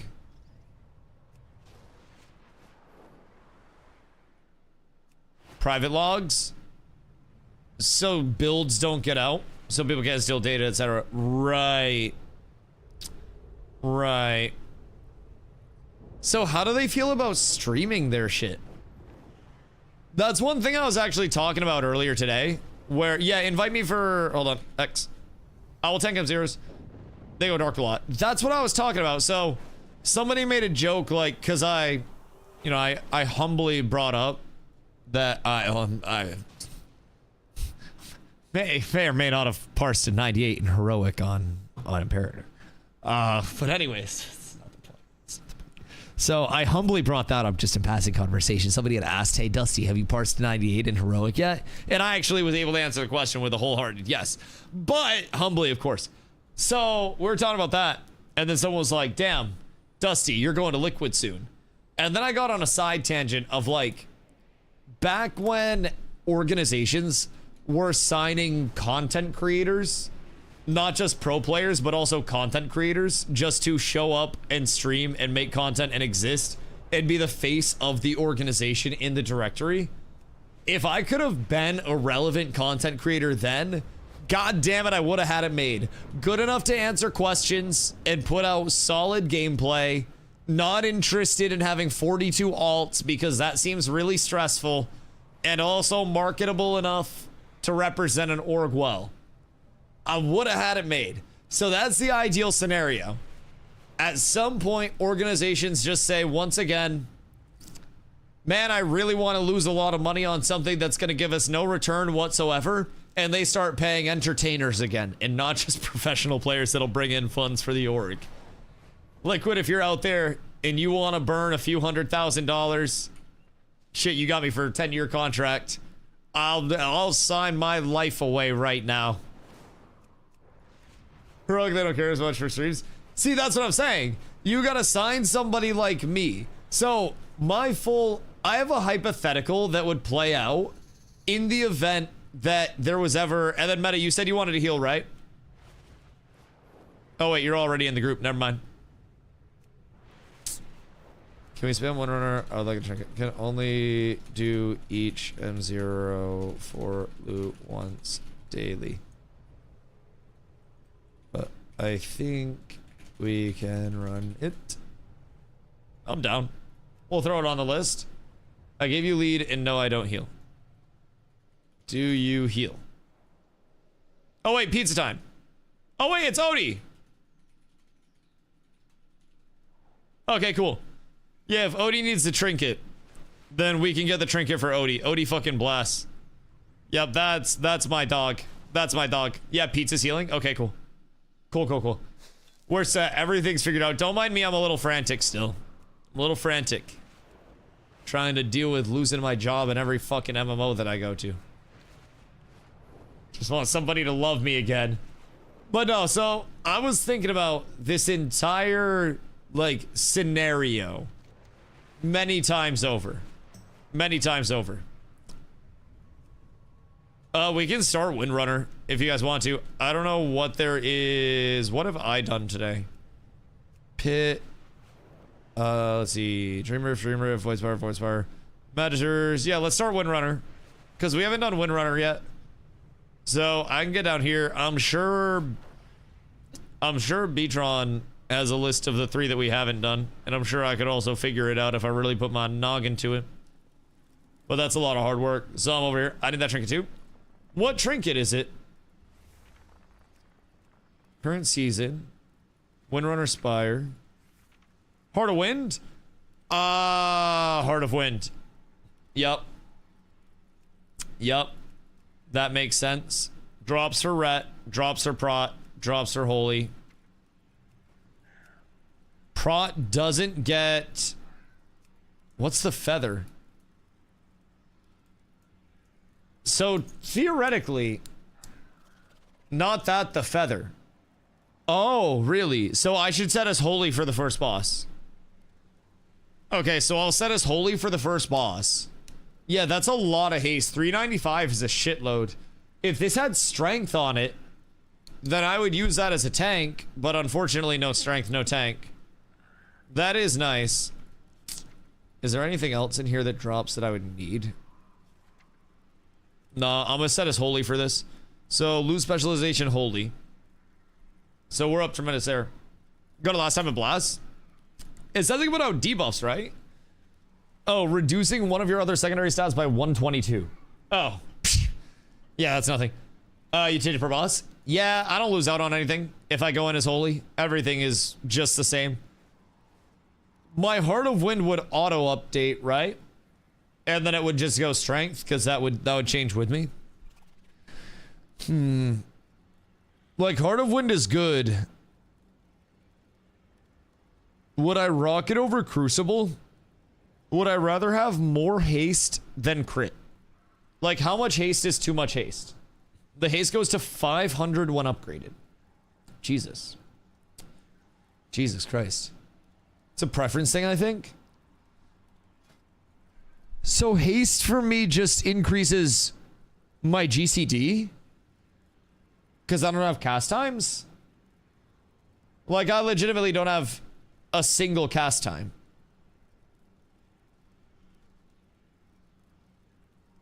I think Judge? Judge is instant, right? Yeah, Judge is instant. Divine Toll is instant. Flash of Light? But other than that, we don't have a single cast time. See how it's a green kitty, green cooldown 4 seconds? Oh, the recharge? Oh.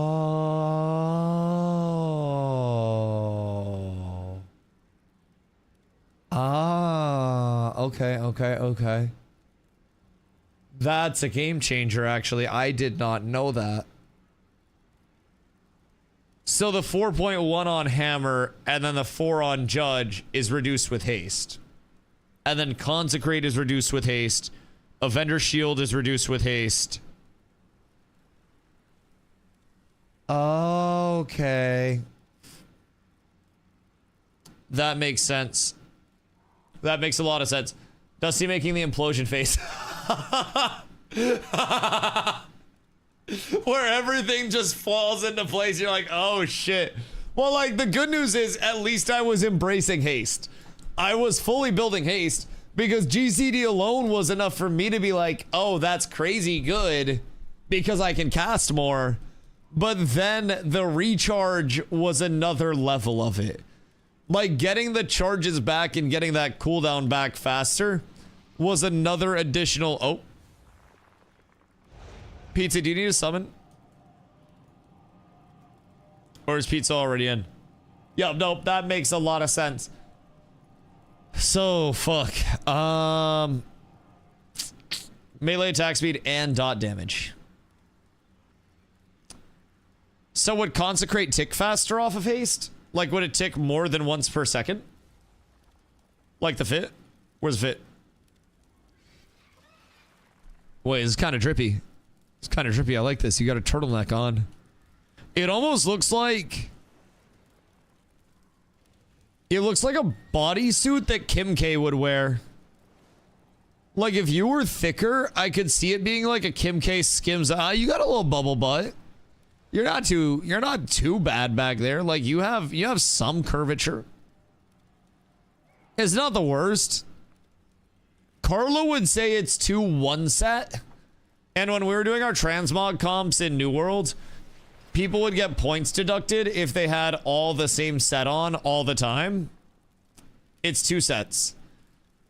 Oh, is it now? Which pieces are the 2 sets? So you have the accessories. So you have shoulders, belt. What's giving you the collar? Is that the shoulders? What's going on up here? Not tall enough to see. Oh, and then you have the bandana. Okay, so you have the turtleneck chest, and then you have the bandana, and then you have the shoulders.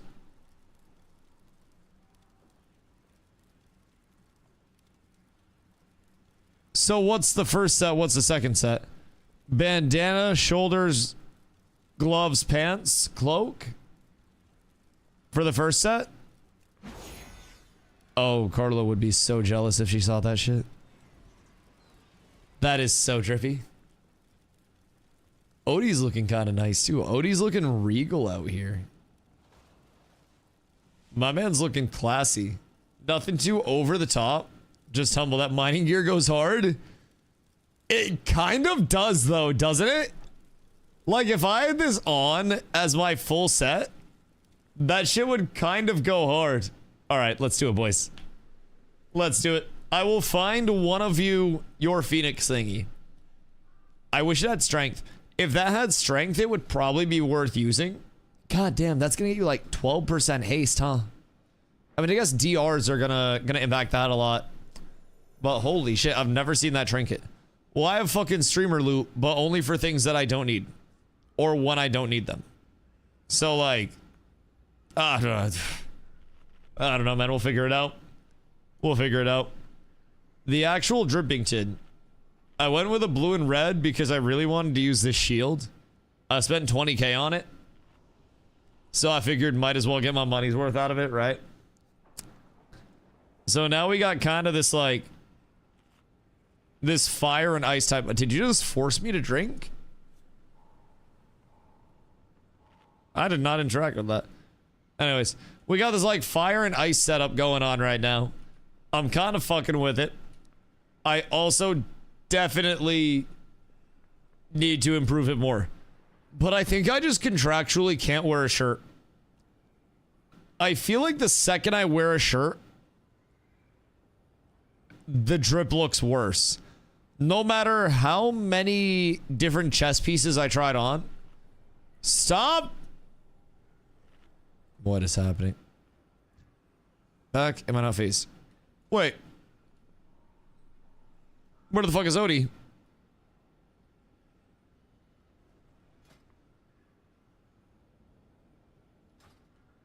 Odie, try to run out and run in.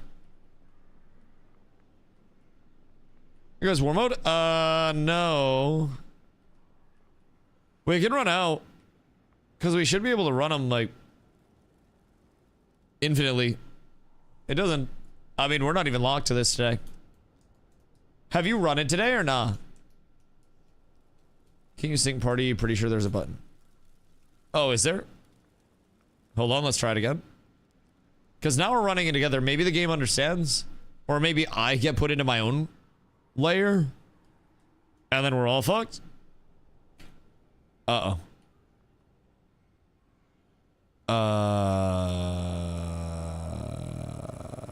Oh, there's everyone! Wait, was it a different layer? Because you guys just, like, popped in for me. Alright, I'm a little scared. I'm a little scared. I don't really know what's going on. So, that trinket's nice. Heart of Wind... Oh. Kind of seems like it would fuck as well, though. Depending on the proc chance of that, that's 208 haste for 10 seconds. I don't know what the internal cooldown on that is. But if it's a low enough internal, then that could be a slapper. I'm such an uptime whore with all of my trinkets all the time. If it doesn't have uptime, then it doesn't have dusty time, realistically. I can't do it if it's not a high uptime scenario, man. It's just torturous. Torturous. My current trinkets, I feel like anytime I look, they're up. They just function. It's almost like I put the trinkets on and then they're perma buffs. I love Pally. Don't have to move them out if I do all the damage before it gets cast. God damn. Alrighty, boys. All right. Did we put this on dungeon difficulty?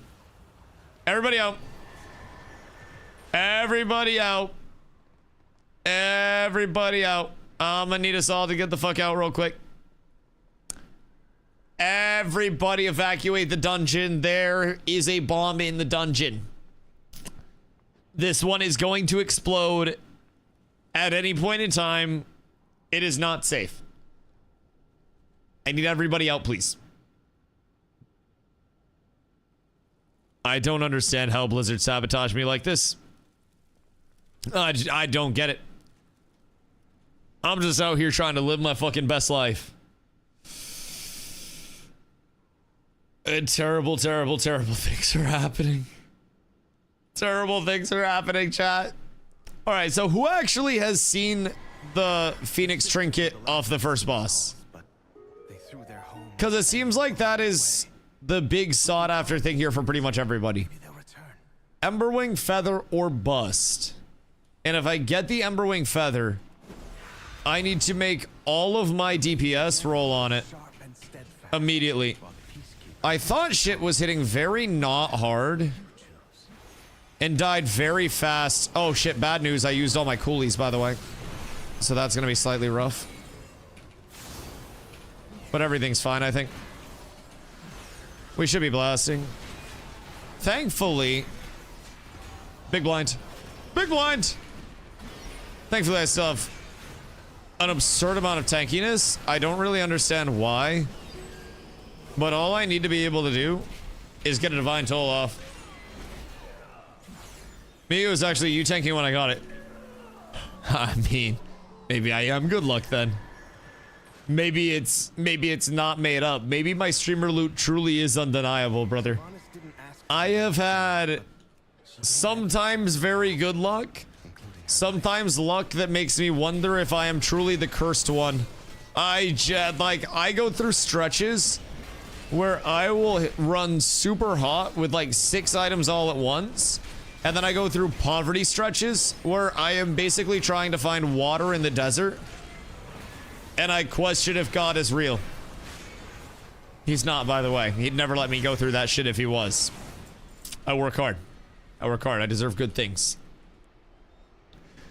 So I'm thinking everything's kind of lined up against me. I think I have like the anti-streamer loot, So I'm trying to deal with all of that. Kind of get myself mentally past the limitations set up by that. But, you know, we move on every day. Get a little bit stronger, stand a little taller, or whatever Kelly Clarkson says. Pretty sure it's Kelly Clarkson. Maybe it's Zendaya. I don't really know who's saying that shit. Either way, the only thing on my mind right now is how can I make our guild clear heroics much easier? And me getting all of the most disgusting loot possible for everybody that could ever need it is that way. And I'm kind of pulling like a degen right now, so I can figure out pacing and pulls for getting through early M+ keys in each of these dungeons. Like, I really want to be able to blast keys as quickly as possible. Uh-oh. That might hurt. Because I feel like the quicker we get into high keys, as soon as those bad boys go live, the quicker we get into the good gear as soon as it goes live. Now, is it true that 10+ gives myth track gear? Flesh Behemoth is a good name. Zop, there have been so many banger... There have been so many banger names and, like, ability names, mob names, puns that I have seen in retail so far. The culture here is impeccable. They're fucking seasoned. Give me the puzzle box. You want puzzle box for the mastery?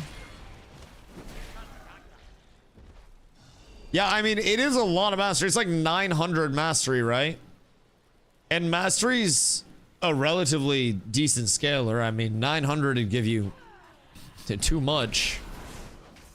It's giving you like almost 20%. Like 15%. Remember Finkel and Ihorn? Do you remember Ihorn and Finkel? Puzzle blocks just run 5 leathers, and it's 100% drop rate. Only item Agi leather can get from last boss. Wait, really?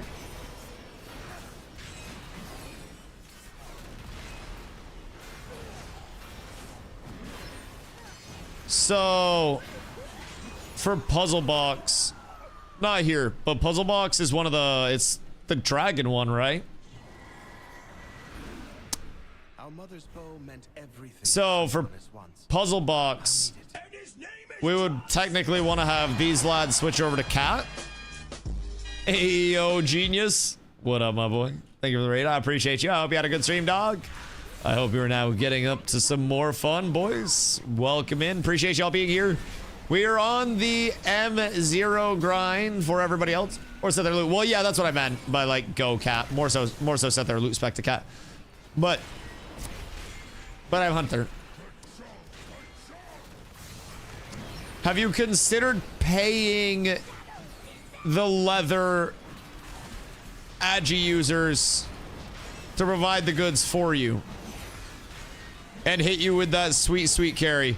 Okay, I'm not gonna lie, I might have just comboed off a 5 shield in between my Avenger shield casts, which is genuinely like a first time. But man, oh man, that doesn't happen frequently. Like, I understand that good things can happen when I'm chaining all that shit. Oh, bring the hook over to the bitch. Not to me, you fucking rat. Bring it over to her. Oh wait, it's me. Ah! Kobe. Yoink. Trey, I got you. I can't see you. I don't know where you are. Also, we should probably stack up the poops a little bit more. Look at Odie's message. What'd Odie say? Wait. Oh, look at Odie's damage. Oh, Jesus Christ. Yeah, I don't know why I thought it said message. Words are hard. You did say damage. Is it because he's imploding? Fell Fireball Imp Gang Boss. Excuse me? What is an Imp Gang Boss? What is going on there? Odie, you remain safe, my good man. No, no, Queasy! So what spawns when we blow up imps? And then it just blasts 1 gang boss for every 2 imps. And how many imps can you have out? Oh, well, I guess we're getting those. RIP to our leather wares. Oh, wait. Do you need a res? I'm assuming you probably need a res. Can only explode 6? In how long? So you basically just need to get 6 up and then explode 6 as quickly as possible. And then always be exploding 6 on cooldown. And you just weren't doing that before? You know what they... Did we go the wrong way? Or do we have to go the other way now? You know what they say? Idle hands are the devil's playthings. And idle cooldowns are the Grey Parser's playthings. Even if you don't know what something is, I'll be real, one thing I've learned about WoW, if something's on your bar and it's pressable, you should probably press it at some point in time and just slap that shit into your rotation. And if you're using everything as soon as a global cooldown is up, you're immediately going to parse a 70 even if you're not hitting the right stuff. You can legitimately, on most classes, just mash your keyboard as soon as global is up, and if you have all of your damage abilities on your keyboard, then you're good to go for a 70. It's fucking wonderful what's truly achievable when the human mind dedicates itself. I love MMOs. Come here, my boys! All the way over to me, por favor. I'm not gonna taunt at all. It'd be a lot easier if y'all just came through. Brother, why are you just fucking back there being a nuisance? Like, how far back do you actually have to stand, really? I don't quite get it. I swear, some of these mobs just completely disrespect LOS, at least in these dungeons. I've felt like they don't really care too much. You look about old implosion and old tyrant, snapshot tyrant, infinite implosion. Infinite implosion sounds like you would do 1,000,000 damage. Because from what I've gathered from Lesh, implosion is essentially the damage doer for you as a whole. That's what I'm picking up. Wait, what is? Press one with all these. Oh, I have Void Claw Gauntlets too. What else do you have? Emission of Light, and then Occlusion of Void. Oh, yeah. That's nice. What you need with that stomps, next time raids are open, you got to try to get yourself the neck that when you do shadow damage to somebody, the fuck is it? Raids, Void Spire, Crown. Dealing shadow damage has a chance to unleash a Void Stalker Sting, dealing 3k damage to your target over 10 seconds. If reapplied, any remaining damage is applied to the next Sting. So you would basically be stacking that as a ret, and then you'd also be stacking your Expurgation as a ret, which is like your Expurgation is when you have your tier on a few different abilities. So you would just be stacking up a disgusting amount of burns, like damage over times that amp up in effect as they get reapplied more frequently, and you would literally turn into a god on any long fight damage-wise. I think with our comp, somebody that had all of those set up, because keep in mind you can also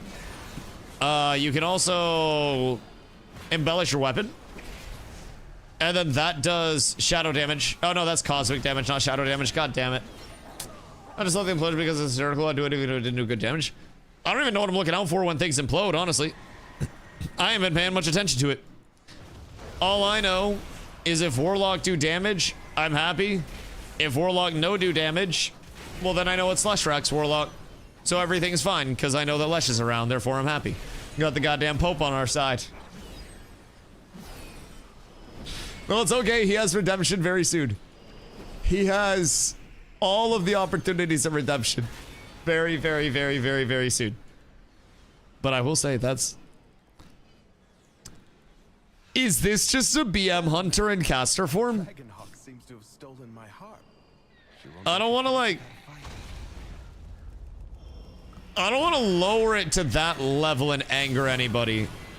But this just seems like a Beast Mastery Hunter that never outgrew the emo face. The emo face. Somewhere out there, emo's chilling. So we just have... Where is his gang boss? Imp gang boss. Okay, so they just sit there and blast. It's not even anything crazy different. So what happens when they go away? Do you have to get more imps to sacrifice? Sorry, Pizza. I'll help. Don't worry. Ah! Not helping very much.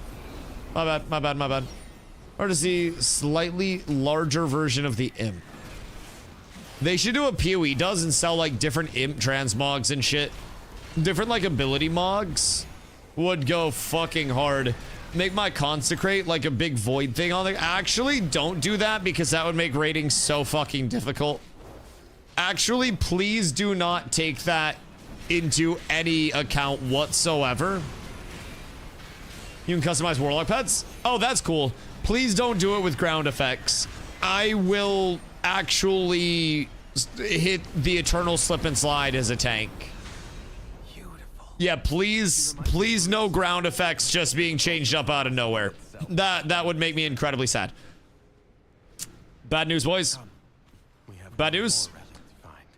No! We got the worst possible drop. Because that was, whoops.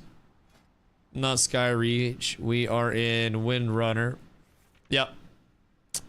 We got the worst possible drop for it. You truly hate to see it. That's why you can't bring a strength anywhere.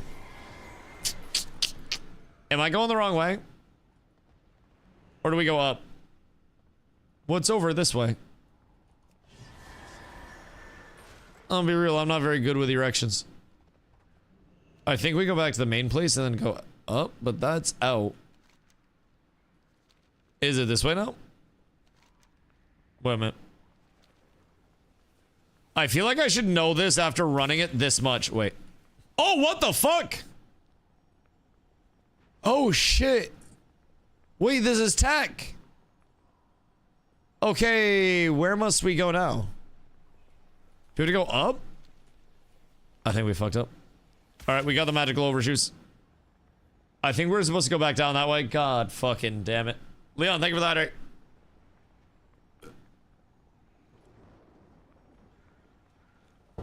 Well, RIP our key. I think it's this way, guys. I think it's this one. That'd make a lot of sense.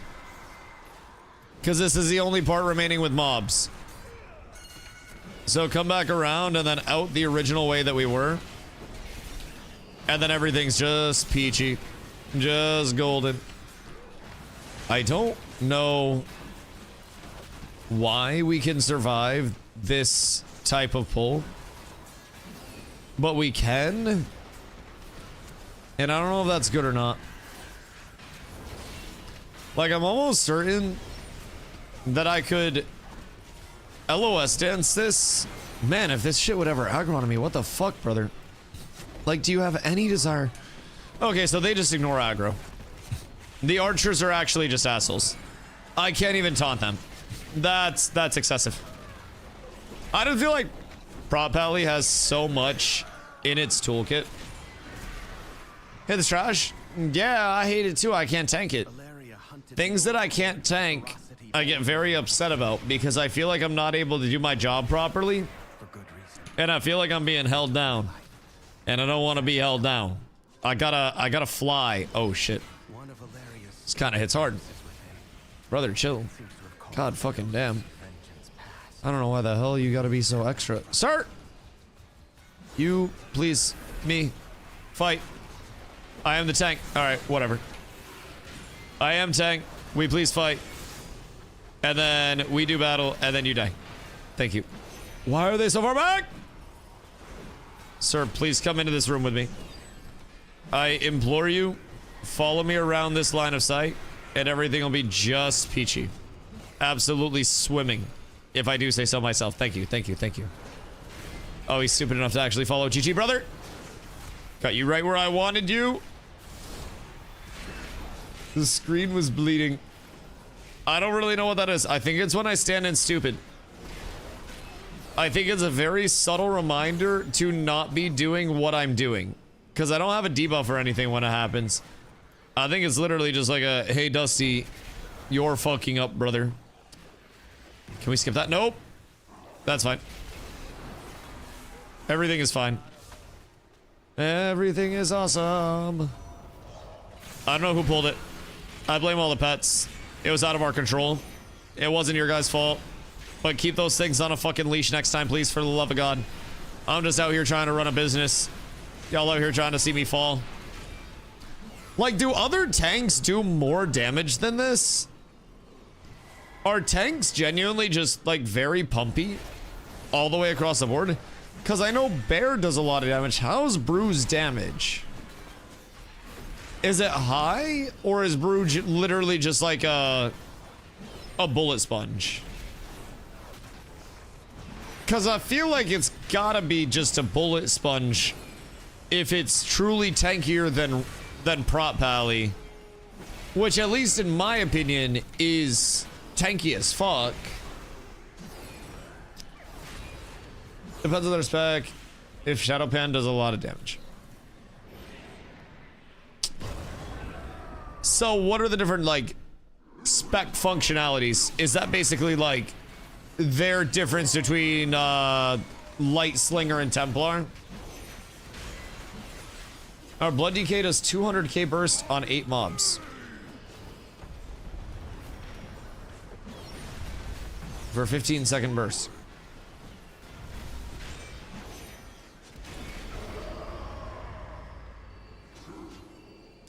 What am I missing? Or is Blood DK just known for their burst, but pretty much nothing else? Like, do they have burst and then legitimately just, like, nothingness after the fact and no utility? Because that does sound nice. That does sound very nice. It's unknown because everyone was playing Sanguine. So are people actually enjoying Blood DK now?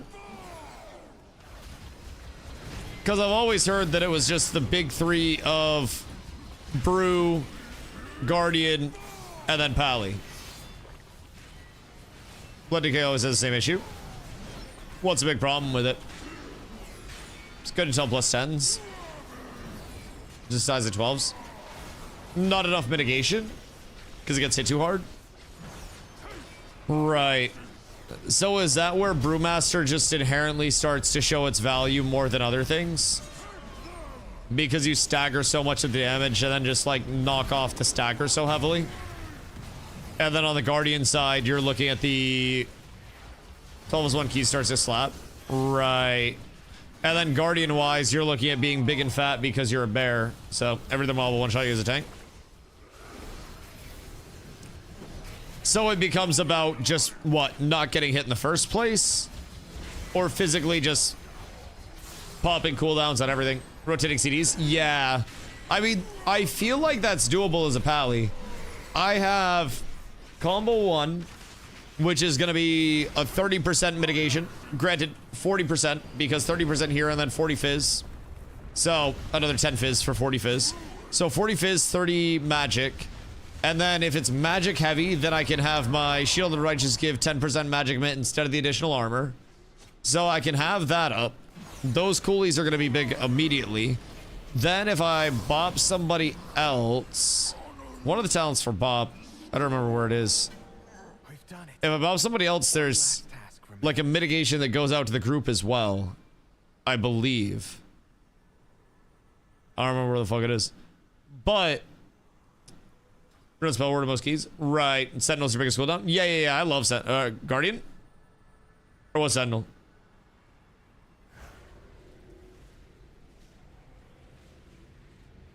I'll use these Wings replacement. to the spire. Perhaps then my sisters will return to me. Call upon the light and gain 15 stacks of Divine Resolve, increasing your max health by 1%, reducing your damage take by 2% per stack for 12 seconds. After 3 seconds, you'll begin to lose 1 stack per second. BG 3 holy power spent will delay the loss of your next stack by 1 second. While active, your judgment generates 1 additional holy power. Your damage and healing is increased by 20%, and Hammer of Wrath may be cast on any target.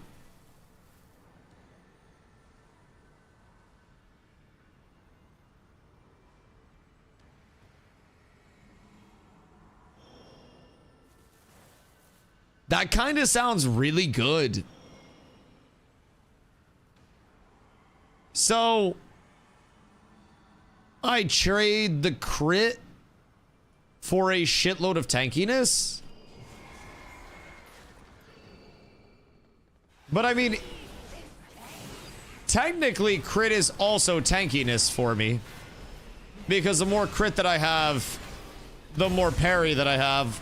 Granted, it's only 11.83 with a 42% crit strike chance, but... So, I mean, crit's still good there. But the ROM mitt paired with the max HP probably is pretty solid if I had to guess. So is it like this massively noticeable difference? It's 15% max HP. Whoops, I didn't hit the gate. 15% max HP and then 30% damage reduction. So, I mean, it's kind of nice. It's effectively another Ardent Defender that also gives max HP. So that's good. Almost nothing will break your Toll Shield. Sentinel Toll combo. Right. Yeah, Wings Toll just becomes Sentinel Toll. Because, I mean, at that point, if you're in trouble, you could also go the extra step. And you could Wings Toll, and then you could go into Ardent Defender Stone Form. And then you're effectively, mitigation-wise, at whatever you're getting from your Sentinel at that point. Ardent Defender's 30% if you have the additional 10% in the tree. And then Stone Form's another additional 10% fizz. So at that point, surely you're into the point of diminishing returns being absurd. Then coming out of that, you've got your Guardian of the Ancient Kings. 2 charges of that. And then you've also got Bubble to rotate in there. We've got Lay and everything, so... Seems good. Seems good. It's probably a quite noticeable damage loss, because 20% crit chance is fucking absurd. But... Did we get poo-poo loot that entire time? Thank you, champions. You really hate to see it? I mean, that'd be nice if I was going a Haste Versa set. But it's like crit more than versatility. I know I might be crazy for that. but I really fuck with crit. Maybe when I'm trying to push like 12s, I might want Versa a little more, but I still, from everything that I've looked at, it seems like crit is going to be pretty reliable in the long term of it. Seems like I'm not gonna have to worry too much about forcing Versa. All right, what's next? What do we still have left? We haven't done...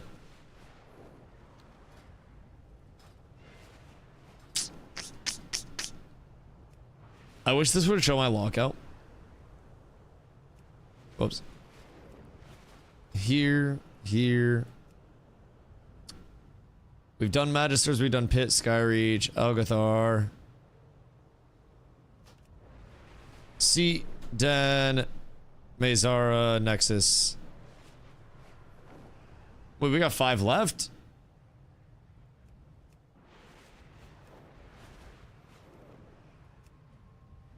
No. We did Seat, didn't we? Or did we not do Seat? No, we didn't do Seat. Damn, we really only did 3? I thought it was less. I thought it was less too. I thought we did at least 4. What the fuck? Am I in like an alternate dimension? Oh, good day, sir. Fancy seeing you here. Might fuck around and come up on some transmogs. Yeah, I don't know. Yeah, I'm confused. Because we started Skyreach, then we went Pit, then we went Algathar, then we went Magisters. And then we just did Spire. So we should have what? Seat, Mezara, and Nexus Point? Because Den's not in. Oh wait, you added Den in. Den's not one. You made one up. If Den was in, I'd be a happy lad. Because Den is where... Is Den the one that I want? Yeah, Den's where Permafrost Essence comes from. Permafrost Essence is fucking insane. Insane. Taking damage has a chance to grant a Mark of Frost, increasing your critical strike by 128 for 15 seconds. And it stacks up to 10 times, and it was a refreshing stack. Dude, it was so easy to get it up to 10, and then just start fragging the fuck out. I would just watch this thing tick up, and then my crit would be through the absolute roof. I don't even want to know what it would be with current scaling if I could get that up to champ. That shit would be pretty much guaranteeing me crits every time that I threw an ability out, which would make me very, very, very happy. All right, so let us head over to... I mean, I'm not close to any of them. We do like Mezara. You guys want to do Mezara? That's the one that I'd be closest to, right? Yeah, because Mezara's right here.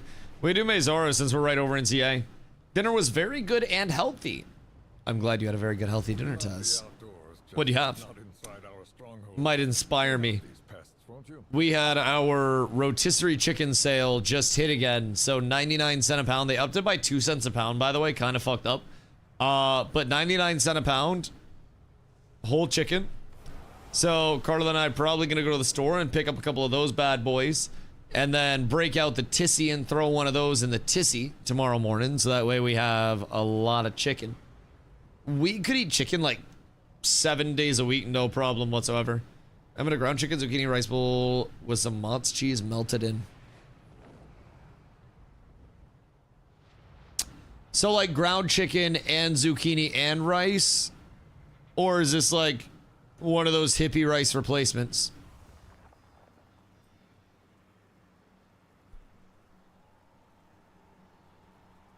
No real rice. You had me. You had me and then you fucking lost me. Yep. My mom and multiple family members were like keto for a while. And Carla likes her weird, like, alternative shit. I used to eat a lot of chicken, but started mixing in some pork a couple nights a week. Yeah, pork's affordable too. Probably even more on pork because prices are dumb as fuck. I mean, that's the thing. It's all pricing for me. I like steak. I like fish. I like pork. I like chicken. I like turkey. We buy whatever's on sale. We had... Oh, real rice. Oh, okay. Good. Good, thank God. Okay, thank goodness. Me oh my. I get 10 pounds of pork for the same price as like 2 pounds of chicken. Well, so that's the thing. Pork at my local store is actually more expensive, and that's why we buy everything on sale. So when pork goes on sale, it's like $1.49 a pound. When chicken goes on sale, it's 99 cents a pound. So, what the fuck? Yeah, that's why I'm so excited. Our chicken goes on sale. Whole chickens or drumsticks only if you want just drumsticks. I don't know why you'd want that. 99 cents a pound. When breasts go on sale, it's $2 a pound. When pork goes on sale, I don't know what it is. Shrimp is on sale for like $5.50 a pound right now.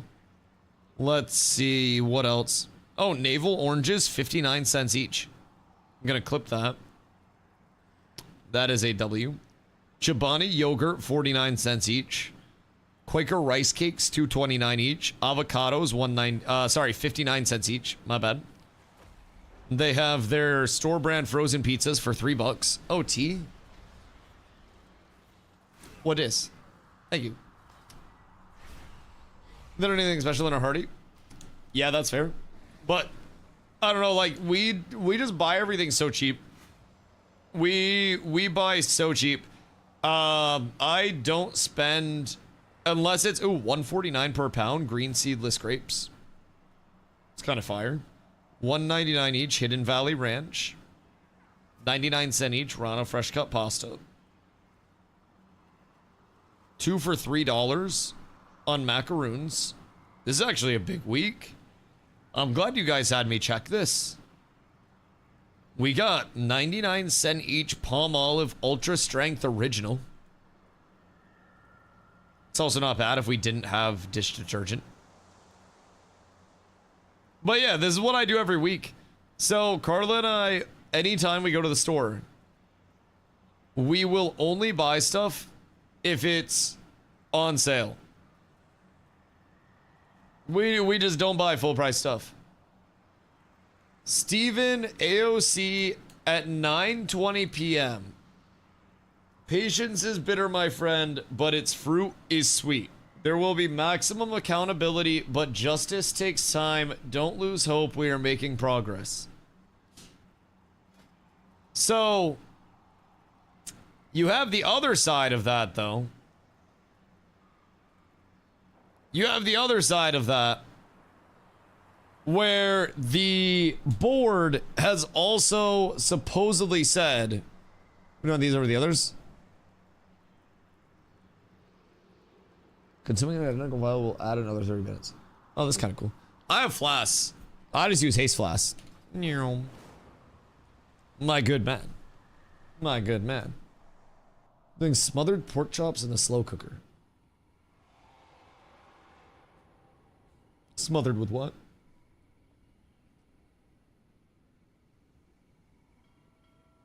Please hurry up and win the cork. Dude, I don't think it's gonna be fast. I, more than pretty much anybody else, would love for Ashes to immediately snap back into existence. Like, I'ma be real. There was a lot that went in the shitter real quick as soon as everything happened with Ashes. A lot. A lot. And like, I don't know, I would love a reality where Ashes does come back soon, but I also don't necessarily think that that's a feasible thing. Like, as Steven himself is saying, it takes time. It takes time. Everything in the justice system is going to... Oh my god, we're pulling more. Everything in the justice system is going to take such an immense amount of time over everything else that we are likely years away from seeing a resolution with this. And I wish that it were any different. Like, I would genuinely love a way to go back to, you know, the consistency that there was in Ashes. Fucking 50 to 100 followers a day in the channel, like just coming through like crazy, bunch of new faces. But that's not, it's not gonna be the most reasonable scenario, I don't think. Something tells me we're looking at years and years and years and years of legless quotes and waiting around if you are trying to wait around for Ashes. And I think the best thing to do is try to find something in the intermediary that fills the void as much as Ashes did for people. And I don't necessarily know that people will find a one-to-one. I personally probably won't find a one-to-one. But realistically, even speaking from a standpoint of if Ashes were to go back under Steven's control, his development team's gone. His communication director is gone. Core people would probably be much too gun shy to give up their consistency that they've got if they found new jobs, which some of these people did who are very core to Ashes. They found new jobs. Can't blame them. You're then gonna have to convince them to give up their newfound job and their newfound consistency for what? To come back to something that burned the ever-loving shit out of them the first time? Like, I think there's only so much that people can be convinced to do realistically before they're like, all right, hold on, what's going on over here, right? And they start to get some red flags. So that's kind of where I'm leaning, man. I don't necessarily know how the goodwill would be restored to it, and I don't necessarily think the goodwill would be restored to it. Well, hot Cheeto fries. You don't need hot Cheeto fries. We can have a delicious, healthy food of cardboard when I get off stream. Rice cakes are on sale at Shaw's this week. See the tank trinket from Pit of Sauron. Pit of Sauron trinket, rotting globule. Yeah, it seems nice. I just, from what I've gathered, soak trinkets are very situational, which obviously when we start getting into harder hitting content, you're definitely going to probably want to have double soak trinket ready, and they're a great switch out to have. And I definitely wouldn't be opposed to getting it and obviously leveling it, holding on to it as an alternate if we do need soaks on a super big beefy boss. It's also just like,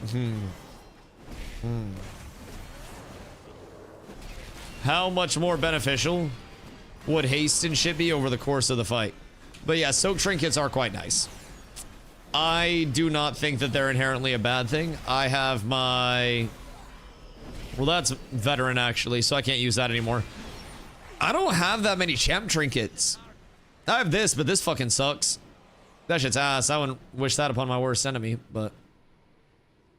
Did we miss more prisoners? Or do we have two over here? Or is it just one over here? God freaking heckin' dang it. I think we might have missed one. I think we might be slightly down bad. Down badge. Quinfall's starting to look good. Devs actually listen to the community custom wars now, and they're putting new world dodging in the game, but it's grindy as fuck right now. Quinfall is not starting to look good. I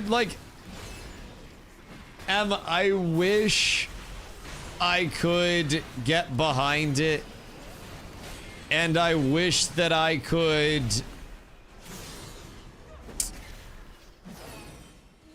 I don't know. I wish that I could believe in it. But, brother, Quinfall does not look good. Not many Quinfall, but it's fun to play something else. See, I think that's the biggest thing. Like, let me ask an honest question in a safe place. Is Quinfall fun, or is going over and playing something new and having a war to do against other groups of people in a PvP aspect fun? Because something tells me I know which one it is. because I also miss fighting against other groups of people in video games. All I've been doing is killing mobs. Oh, dude, that part looks intolerable. Oh, fuck. So you just, like, run around on your mount. Mobs leash to you on your fisheye camera. And then you just group up the mobs, and then you 2 ability combo down the mobs in an AoE. Oh, God, I've watched that. I've watched that. Like, I've watched more Quinfall than I would like to admit. Because part of me genuinely, like, I'm not gonna sugarcoat it. I would go over there and farm viewers comparatively to what I'm doing now. My channel would grow and I would get many more follows on a daily basis doing that than I am getting now. But long term, Quinfall's not gonna be the play. It would very, very, very much be a short-term farm over anything else. And like it just, I don't know. I'm not confident in it a couple of years from now. And I also think that if I wanted to go over and have to go through the cycle of love a game, break a game, not love a game, but love a game, watch a game die, go through the heartbreak of watching your game die, then I could, and I'd probably make more money from that. But I'm not really trying to go down that route. I'm not. My suspension's up tomorrow, so back to WoW anyways. The fuck did you get suspended for? How did that even happen?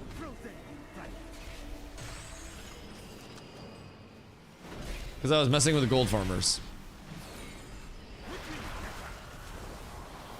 Brother. My brother in Christ. They tried to steal my skinning farm. So you got mass reported by the gold farmers?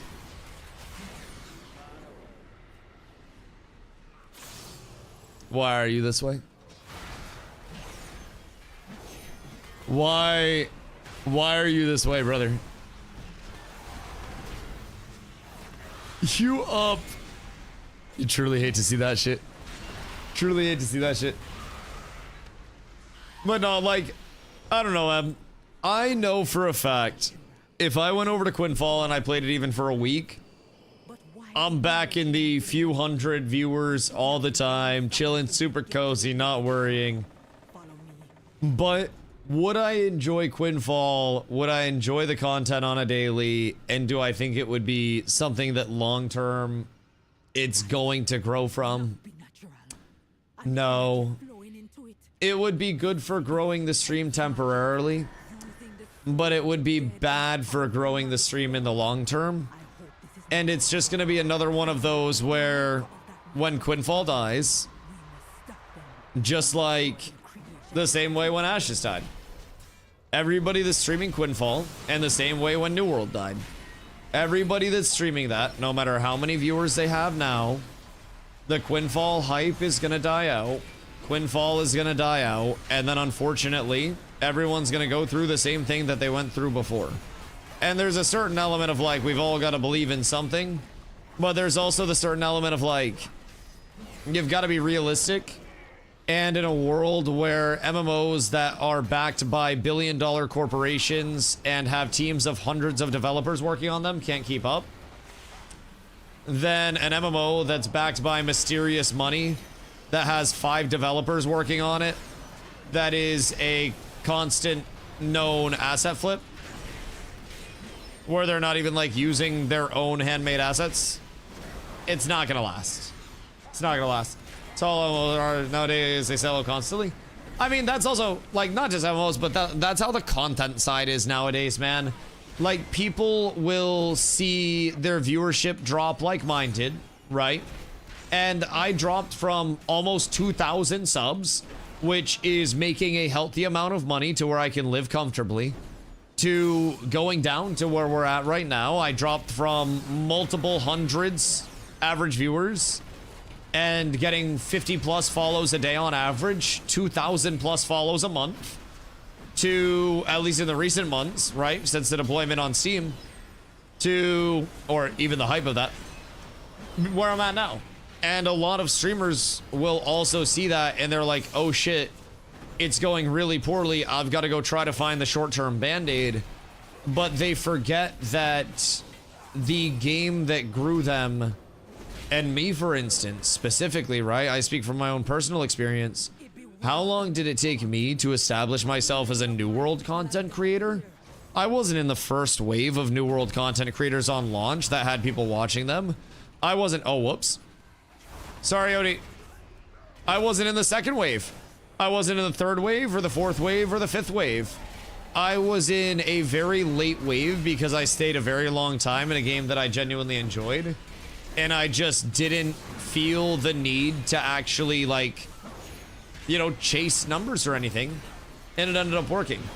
And, you know, at the end of the day, right now, I'm going through a scenario where I, too, could try to go somewhere where I can have more numbers, more people watching in a temporary, and get more subs out of people. But I also think in the long term, there's a lot more opportunity doing something that you really believe in. Also, Jinso, my boy. Server doesn't matter. I'm on Moonguard. So, I mean, if you want to be over here, we can do open world stuff. But honestly, there's not a ton that happens in the open world. You can cross server, dungeon raid, all that stuff. Same thing. I play Alliance, but not a big thing there. You can go be a Roblox creator. All the kids would love you. No Drake. I'll pass on that one, G. I'm gonna pass on that one. But, you know what? If all breaks down, then beggars can't be choosers. Maybe get over there and hit the dress to impress type shit. But that's also the problem. Kids don't have access to their parents' credit cards anymore after Fortnite. So, like, you don't get subbies that way. Sometimes he's gonna be playing Roblox with 10k viewers. No. No. Guild doesn't matter when it comes to servers. Correct. You can be Alliance, Horde. You can be on whatever server, and we can invite you all the same. You can hop into raids, all that stuff. The only thing that it limits is, like, if you're Alliance and I'm Horde, then doing some open world content together. But I'm pretty sure, even if you're cross-server and we're both Alliance, then we can still do all of the open world content together, which is nice. So, like, we can do pretty much everything. I'm gonna have a bagel. Yeah, I've been thinking about what I'm gonna have after stream. Do you hear me say the chicken's on sale this week for 99 cents a pound? Because it might be a tisserie week, if I do say so myself. Excuse me, I'd like to interrupt. Chicken on sale? Yo, so I think tomorrow might be a tissy day. We would have to get up and go early, but I'm also out of weed. It's a stressful period of time. So it'd be a beautiful two-pronged stop. I was telling chat the story about how I got to RP that one day that you drove me to the dispo as the broke, unsuccessful boyfriend who has his girlfriend drive him everywhere because I just didn't feel like driving that one day randomly. That was a cool experience. I might pass her Princess more. Maybe I take a nap on the way to the dispo next time. Maybe I sample my product and then get too fried and pass out. Get a little eepy in the back seaty. I can probably grab these guys as well. If I do say so myself. I drive fine. You lie to everyone. Carla, what is your eyesight without glasses? You just run a weeder, haven't had any today? Oh, no. I mean, run out. I'll run out by the morning. I have my rations set. You think a man like me would go out without rations? I always have rations. I was gonna say, yeah, no, I wouldn't allow myself to be that unprepared. I have enough left right now for one large bowl and then one half bowl. So that budgets me for even if I needed a wake and bake tomorrow or anything like that. Not that I necessarily do, but mine's legally blind without him. Yeah, Carla actually cannot see jack shit without her glasses. I was with her at her vision appointment. And they were doing the like, hey, what are the things on the, you know, what are the things, what are the letters? Please read them to me. And bro, this bitch was concerningly blind. Like, concerningly blind. You said, buy some? Well, weed? I mean, if you want to buy me some weed, I'm not going to say no. Exclamation donate. You can pay for my weed if you'd like to. That saves me money, so I don't have to do it. I'm trying to buy a house right now, so that's more money I can put towards the down payment. That's quite wonderful. Helps maintain my sanity. Yeah, please feel free. Exclamation donate's always open, chat. Remember when I was a kid, I used to try and fake bad vision. I thought glasses were cool. I feel like that's like chewing on rocks because you want to have braces. Glasses are cool. Shut up, Four Eyes. Why don't you go take your glasses off and try to walk around the house a couple times?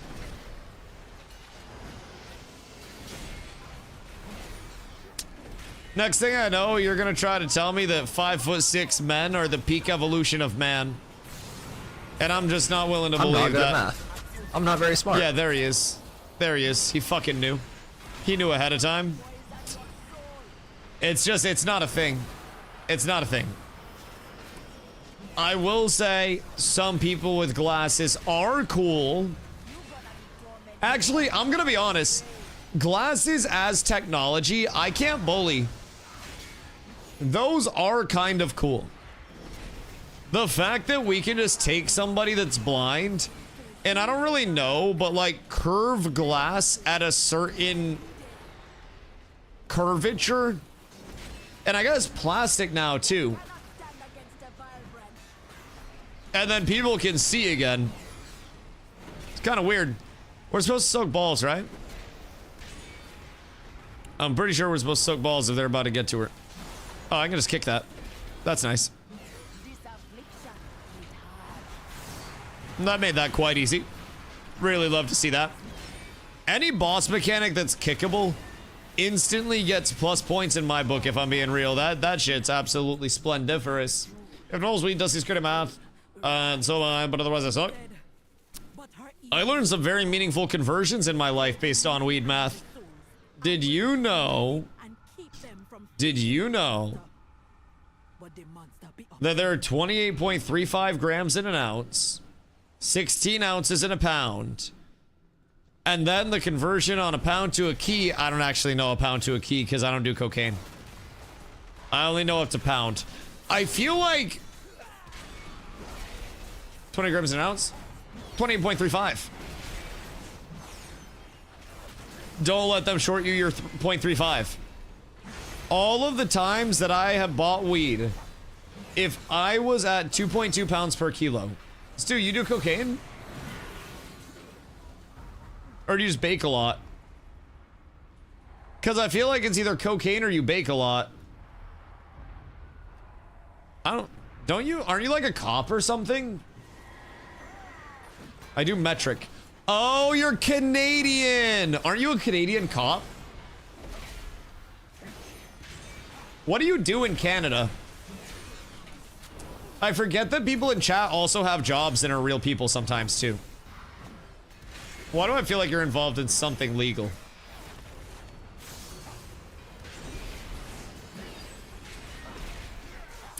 How are cops in Canada? Are y'all chill? I'd leave chat. Well, no, he's doing cocaine, so clearly he's one of the good ones. I've been thinking about becoming an American cop. I exist. It's weird that Skibby ended up with a bunch of friends that were somehow legal system descendants. It's kind of strange. Let's pug dragons and void.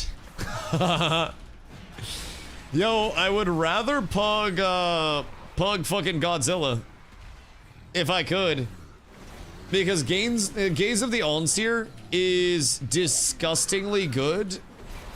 Disgustingly good. Like, your damage to dealing has a chance to grant you on-site for 12 seconds while active, casting spells and abilities manifests unstable on score and it consumes their essence to grant you 26 strength for 12 seconds. So you get Gaze of the Seer, and then whenever that pops, you're just getting strength every time you cast. And you're putting up hundreds of strength. Oh, kill this guy when we get up here, by the way. Hundreds of strength, brother. Actually wild. Stomps, are you actually trying to pug heroic? Because, I mean, it's definitely doable. But that would be a little ambitious. I feel like that's very brave of you, sir. To say the very least. Incredibly brave. Already done like 20 attempts on dragons. How has your experience with public heroics been? Because I feel like I would rather lick a public toilet than run pug heroics. Fine? Oh, that's encouraging. Huh.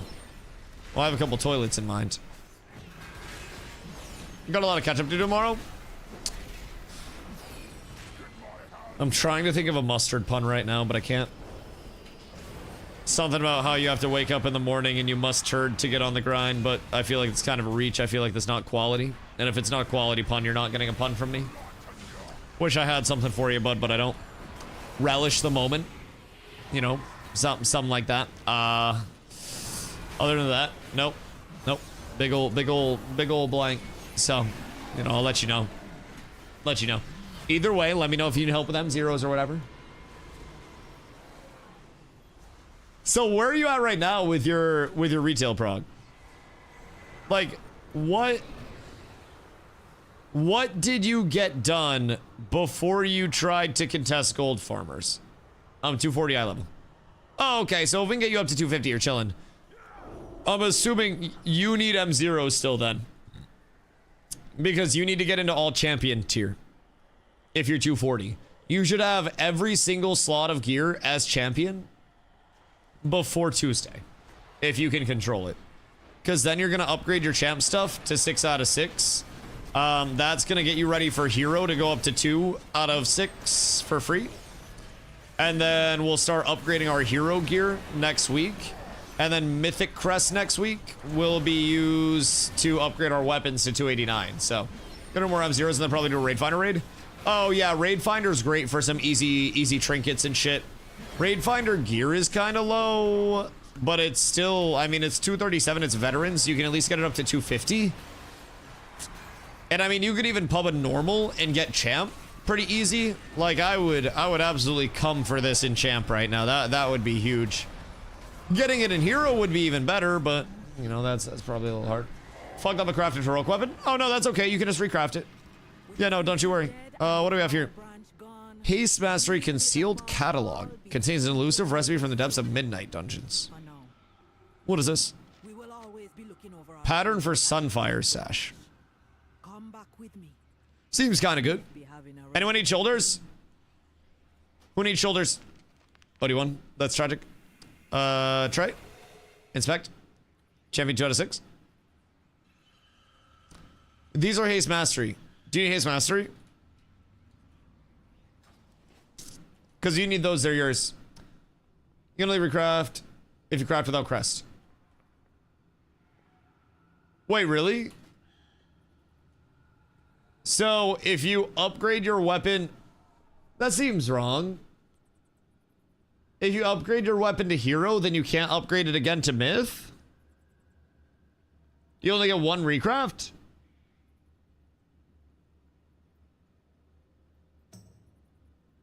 That's what the Bell video said. Weird. I'm not the expert by any means, but I know a lot of people that went up to their 276 weapon and are going to be very upset next week if that is true.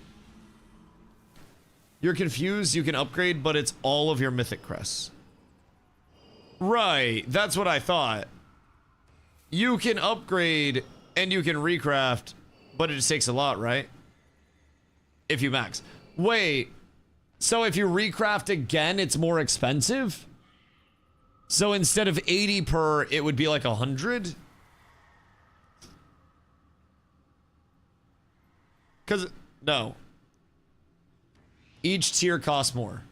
Oh, boo. Boo. Here you go, my good man. That's stupid. So what's it supposed to be for the next tier? Yes, thank you. I'm gonna fill up my water real quick. Summon me to the next one, boys. Someone figure out what's going on with this recraft. Huruk was 80 crests.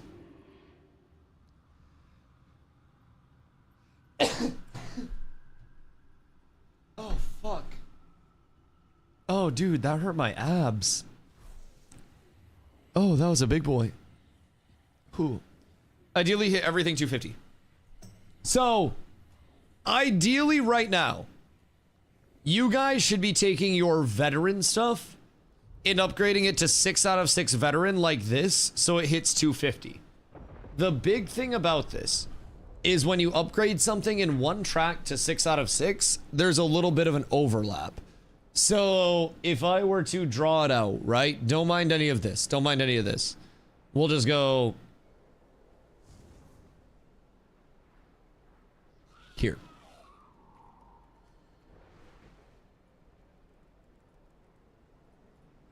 All right, so basically, within your tracks, there's adventure, and then there's veteran, and then there's champion, and then there's hero, and there's mythic, or myth. So basically with these, you have 1 through 6, and those are basically your, 1, 2, 3, 4, 5 out of 6, 6 out of 6. So effectively, when you get up to 6 out of 6, this is equivalent to the next tiers 2 out of 6. So the cap of adventure is actually 2 out of 6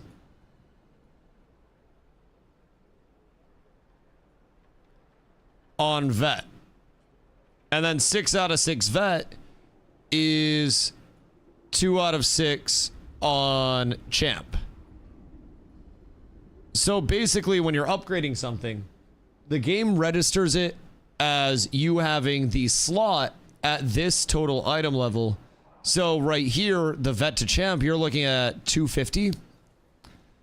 So every piece that you upgrade using veteran crests to 6 out of 6 allows you to get a champion piece and upgrade it 1 to 2 without using any champ crests, which you can then save or just use for your champion 2 to 6 upgrades, which would be 3, 4, 5, and 6, which would then save you hero crests, which you'd then use to save myth crests, because myth crests early are likely going to be spent for everybody's weapon crafts, getting them to 289 because that's going to be the highest, and then we're going to start using these hero crests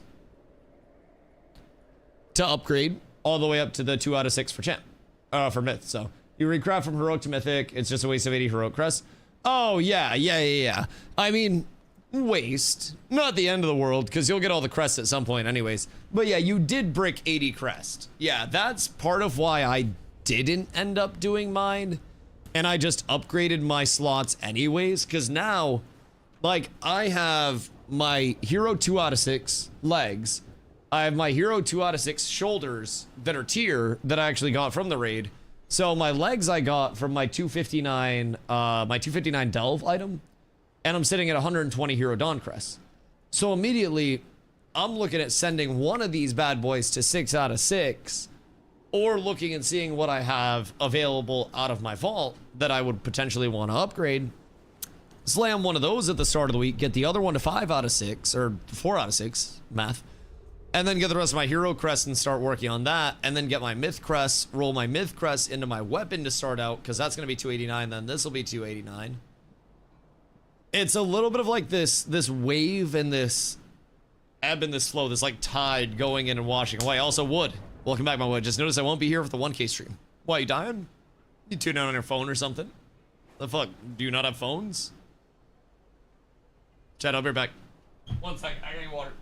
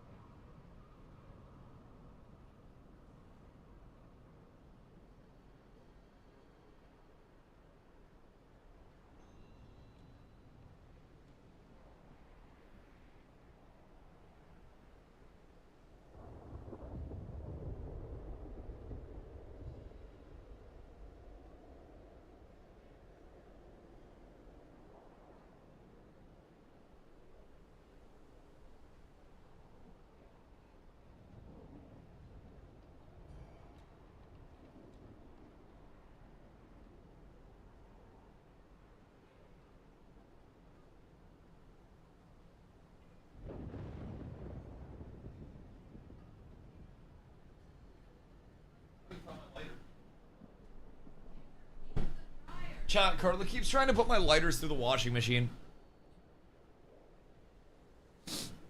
I don't really understand why. Long chair stream, did he go to bed? Carla beat me up. Carla harassed me. That's my bad. Don't leave them in your pants. I'm not?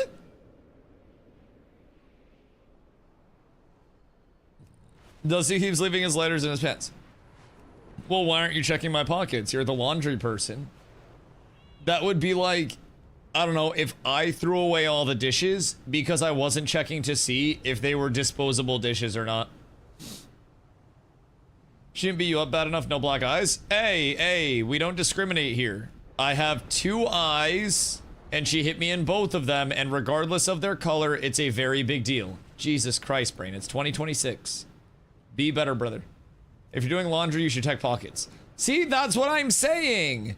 If she wants to take on the task of laundry and not dishes because I don't like to touch old food, that means that she has a duty of checking my pockets.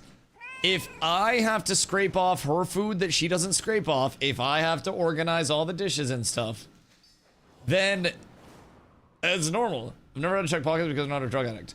And use purses. Okay, well, that's the difference. I could have you keep a lighter for me at all points in time on you. And you would still not put it through the washing machine because you don't put your purse through the washing machine.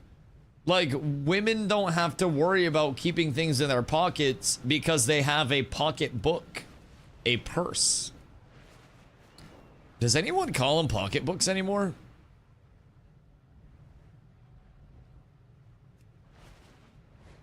I feel like I haven't heard them called a pocketbook in a minute.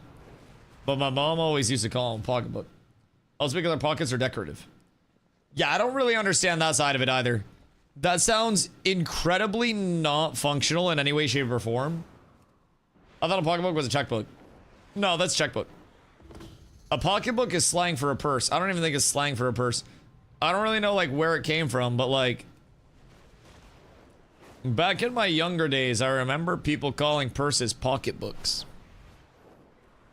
Pocket book.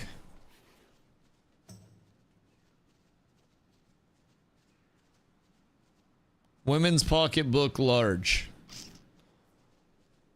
Pouch or bag. Coin purse. A small money bag or pouch. Where did the name come from for pocketbook? Because now I'm curious. Pocketbook is a small portable notebook or purse size book for notes, lists, or personal items.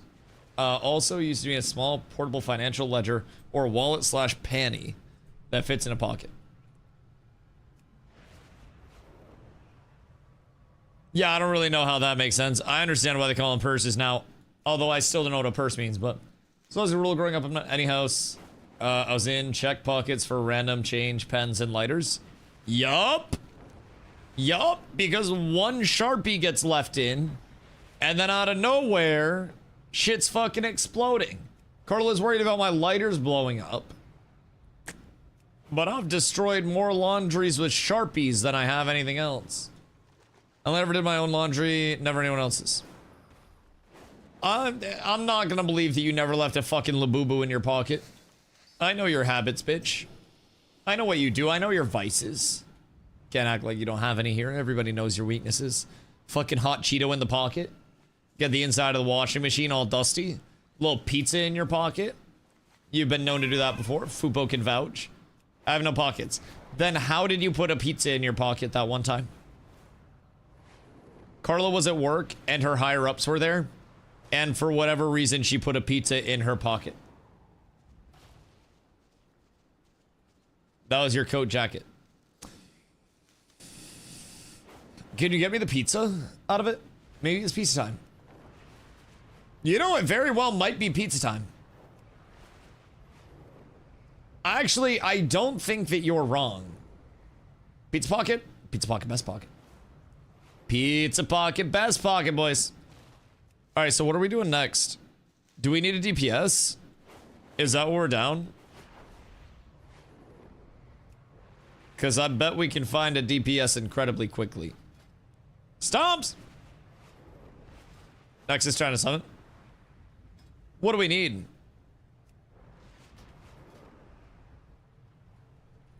Anyone for M0 Nexus need a DPS? One person on the click isn't good. I guess I can come over. I guess I'm on my way. On my way. Nothing to worry about here. Nothing to fear. Everything is fine. Oh wait, it's actually only you over there. Jesus Christ. What the fuck are my druids doing? Are they just like furry ERPing? What the hell is going on? Bruh. My bad. I thought the fucking goon squad was actually gonna do it. I don't know, man. Can't trust the fucking bears. You key for +1 and up. Yeah, keys don't exist yet though. But it's only one key for the entire group when those come out. So, yeah, no, you don't have to worry about any of that. Excuse me. Pardon me. I'm on my way! Carla, no one's gonna read that. Everybody knows. Everybody knows exactly what the pizza pocket is. Is there an Atlas loot add-on for retail? You don't need add-ons. I play retail with legitimately zero. Well, I run Plater. That's it.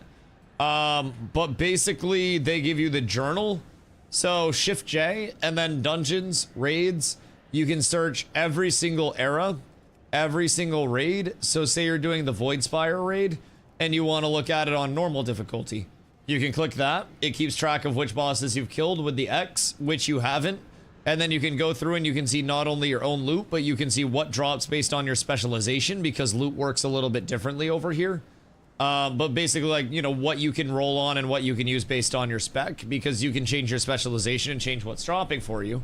So over here in this dungeon, I'll go dungeons. We're doing Nexus Point. So I can go through and see what drops for Holy, Prot, and Ret. There's a difference. So Prot and Holy, I can get the shield. Ret, I can't get the shield. And then we have here, Prot, Holy, and Ret. If I'm Holy, I can get this trinket, which is a healing trinket. And then Prot, Holy, Ret, Mark of Light. Your attacks have a chance to unleash a radiant strike at your target, dealing damage. So I can basically look at this for every single boss, and I can switch over my loot specialization based on what I actually think is going to be the best option for the drops for everybody in the group. It's pretty cool. So they allow you to search everything up. They allow you to see all of that right in game. Literally not making it up. The only add-on that I run, I have Plater, and then I have Gladius for if I do arenas. That is it. Literally it. Nothing else to worry about downloading. I can't click on that. Move your fucking ship! Jesus Christ. Brother, you can't park that here. Oh, also, Carla, do you see the ship? Do you like the boat? Because he's a pirate-themed gnome on a pirate-themed boat. He's just a little man. He's just a small boy. Wait, is that? Yeah, that's nice. It is the ultimate drip. It is the Omega chip. Jefferson! Thank you for that.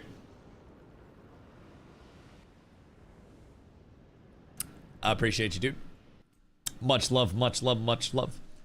But yeah, Jinzo, the amount of quality of life that's built in, damage meters built in, Atlas loot built in, brother, pretty much everything in WoW is now just a built-in. It's so fucking dope. Like, I really, really, really have grown to enjoy retail a lot. And it's been very hard for me to get excited about anything other than retail at this point in time. Like, very hard for me to get excited about anything other than retail.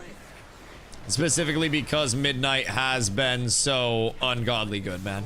If Midnight were worse, then I legitimately, I wouldn't mind at all with going over to TBC.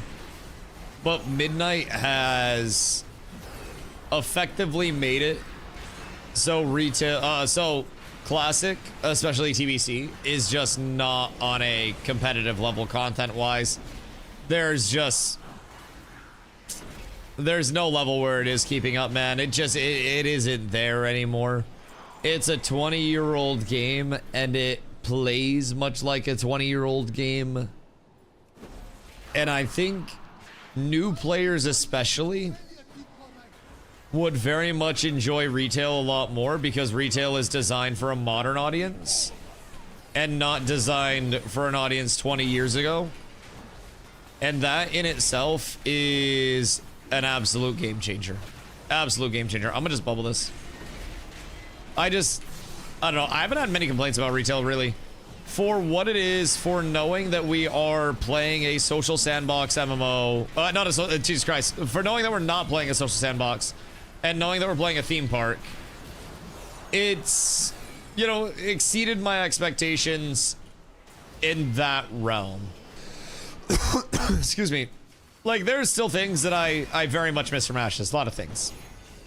But, you know, for what WoW is, and for what I've been expecting of WoW, is nice. Is nice. I think this has been by far the best recent experience that I have had playing retail WoW. And that's like, uh-oh. That's not good. This might be a little scary. I just don't have a lot of MIT for it, but I mean, oh, fuck, I tanked the stun. Not like this. Okay, I just need to not tank the stun and then everything's fine. That was my bad. We're good. Everything's fine. No! Trey! Just dodge the little stuns and then we ball. Everything's peachy, boys. We got absolutely nothing to worry about. That's my bad. Now, I will say, I do love retail. I just popped the battle res when I lost my healer. I popped long cooldown so we could stay alive during that pull. I ran the wrong way over here, so we have to go back around and pull another mob. We're really, we're really getting the full DustyWhy experience with this chat. You guys are seeing it at its core. Sir, please pay attention to me. Please, over here. Join me. You can escape death once, but I don't know if I can escape it twice. What do you see? I'm putting on a clinic. Also, why I like retail a lot more. We had a very big pull, and I rotated all of my defensive coolies, had mechanics that we actually had to dodge, lost our healer, they got blown up. I instantly B-res the healer, popped a big heal on myself, and then we lived because of all of the playmaking. What can we do M1s? So technically, like, M0 and M1 are the same thing. But basically, like, Mythic Pluses start on Tuesday. So every Tuesday is maintenance and patch day for major patches. And then they do minor patches, no Fiddy, no Drake, no Doctor Disrespect, and hot fixes multiple times throughout the week.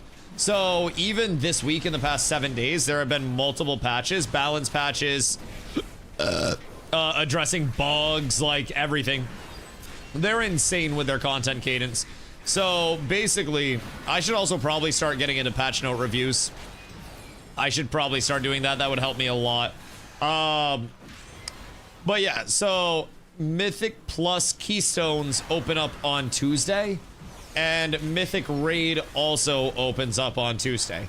So with the Keystones, the best way that we should approach them in terms of like efficiently getting people up is just have one person grab a keystone at the start and then push their keystone multiple levels up, and then everybody else, when we hit a point where we want to get other people's keystones and they actually get difficult, then we have you grab yours and you start at the level that we've cleared. So it's a little bit of a way to like skip up. I mean, early M pluses are not going to be very difficult comparatively. I mean, they hit harder and they do more damage, but it's not like this completely night and day different experience. You've got to get the kill credit, you've got to get the time down. So like not like once, but like 2, 3, 4, 5, probably gonna be pretty chill. 6 and 7, unironically, are where you're gonna start to notice a little bit of resistance coming in with it. And then going up, like once you get 10 plus, you're really gonna start to notice a lot of like, oh, this getting a bit harder. And that'll probably take a while for most normal groups to get to 10 plus, simply because you'll need gear, you'll need optimal, you'll need gear, you'll need optimal builds. Like, you will want to put in some work to actually get up to 10 plus. But once you get up to 10 plus, you're also looking at finding very, very, very good gear from that. So that shit hurt.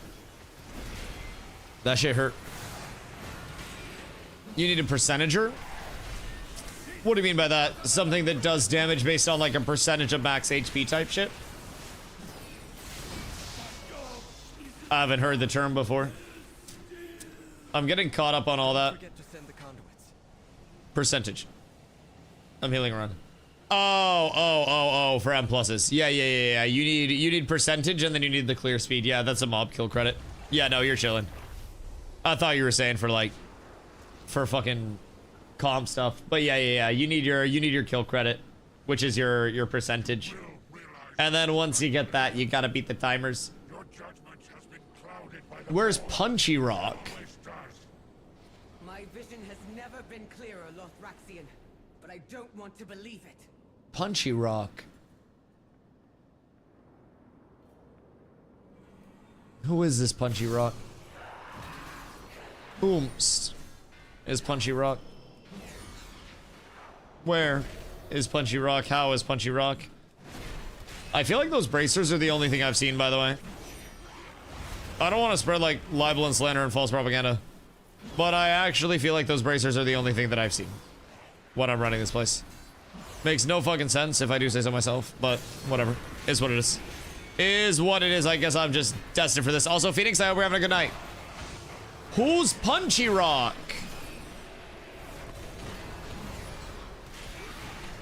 Because now I'm just intrigued.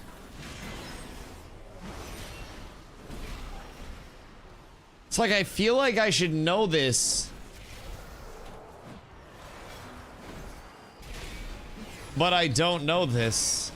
It's like a riddle that I'm not solving.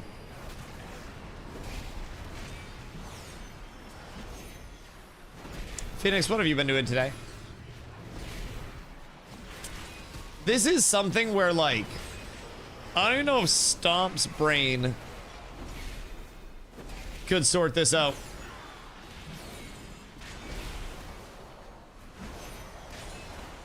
Yeah, I don't know, dude. I got fucking nothing. I got fucking nothing. My man got the galaxy gas today. Chat, you guys remember galaxy gas? The world was better. Unironically, everything was a little bit better when galaxy gas was a thing. I feel like it really all just went to shit once they tried to stop the galaxy gassers from living. Bath salts. You were chilling. What's galaxy gas? I can tell you what galaxy gas is. Do you not know? Galaxy gas refers to the interstellar or intergalactic gas. No, it does not. That might be a little made up from AI. AI might be capping. Carly, you know the galaxy gas trend, right? Who is Punchy Rock? Punchy Rock is a fictional or niche persona, not a widely recognized public figure. AI is capping. AI is literally like LeBron James saying, I knew that this was gonna happen. Laughing gas that messes with your head. It's a whippet. But it's a flavored whippet. Yes. Yes. Flavored whippets make it more child-friendly and marketable. So normal whippets, very bad for brain cells, very bad for development. Fruit punch whippets expose you to culture. They put hair on your chest. They make you a fucking man. Why are these mobs not dying? You would know. I educate myself on trends so I can defend myself against them. Still make a ring around, especially for kills, for kids. Yeah, but I mean, it's either gonna be Whippets or TikTok. And like, I don't know, China doesn't like TikTok, but I've never heard China come out and say that Whippets aren't allowed anymore. So what's that say about TikTok versus Whippets? I think Whippets might be safer. I'm not a doctor. I also don't do Whippets. I'm sure some of you in here do. And I respect that. I saw a motherfucker doing Whippets while they were driving one day. I got really scared. Like, I got really fucking scared to be on the same road as that person at that point. It's like being on the road with Justin Timberlake. But, what the fuck? Yeah, bro. Motherfucker was just huffing, you know those little, like, spray canisters of air? For, like, cleaning out your PC and also huffing while you drive? Yeah, he was doing the latter where he was, you know, employing its alternative action, activating its trap card of huffing it while he drove.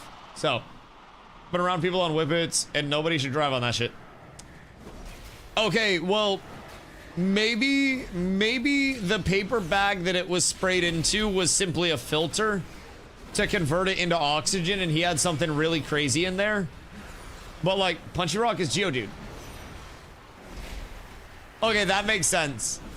Punchy Rock being Geodude definitely makes sense. You watch the release video of Justin Timberlake's DustyWhy res? I appreciate you boys for doing your job.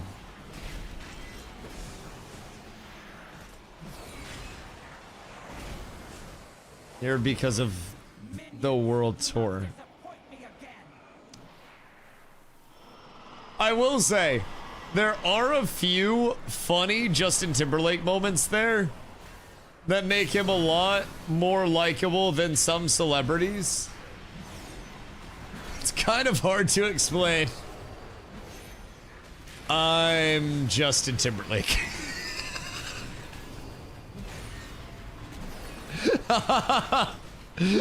He sounded embarrassed to say it. He literally, like, he sounded like he didn't want to break it out. I'm Justin Timberlake. Oh, fucking hell. And then when he kept trying to excitedly show the cops that he could pass the straight line test by fucking up the straight line test multiple times. I'm gonna be honest. I thought the Justin Timberlake interaction was way less cringe than many celebrities getting arrested interactions, right? Like, he did not pull the, like, you should let me go, I'm Justin Timberlake. But that one bitch that came over, that was like, she appeared out of nowhere. She spawned in out of render distance and then walks up to a police officer in the middle of the night who's actively working an arrest and goes, help, help me. Like a fucking Diablo 2 voice actor in town. I don't really understand what's going on there. But then the officer goes, do you need help? And she goes, I'm just kidding. I'm just fucking joshing you.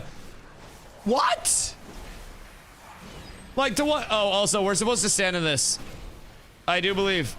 I think we're all supposed to stand here. Yeah. Damage done to him increased by 300%.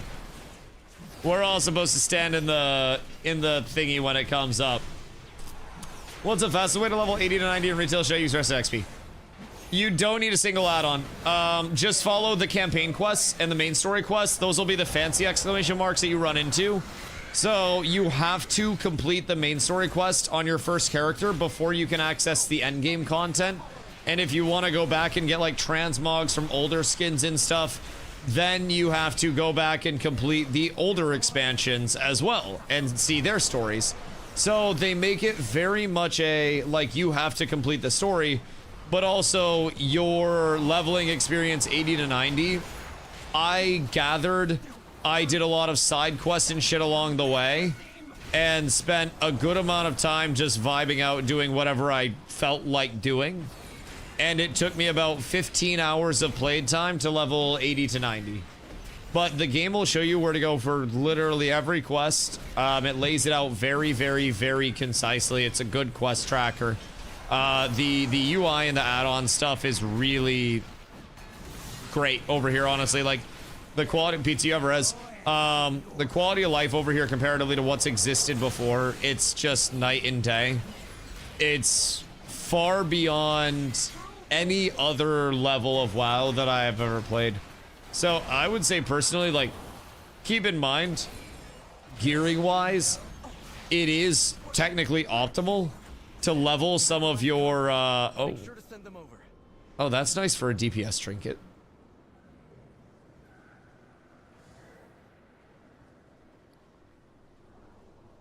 That was very nice for a DPS trinket. If I didn't have the banger double ring comp, then I would be a little bit more amped up about that.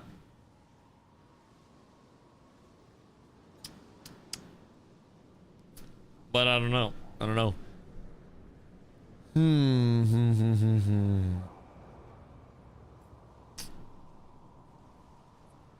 Hiya.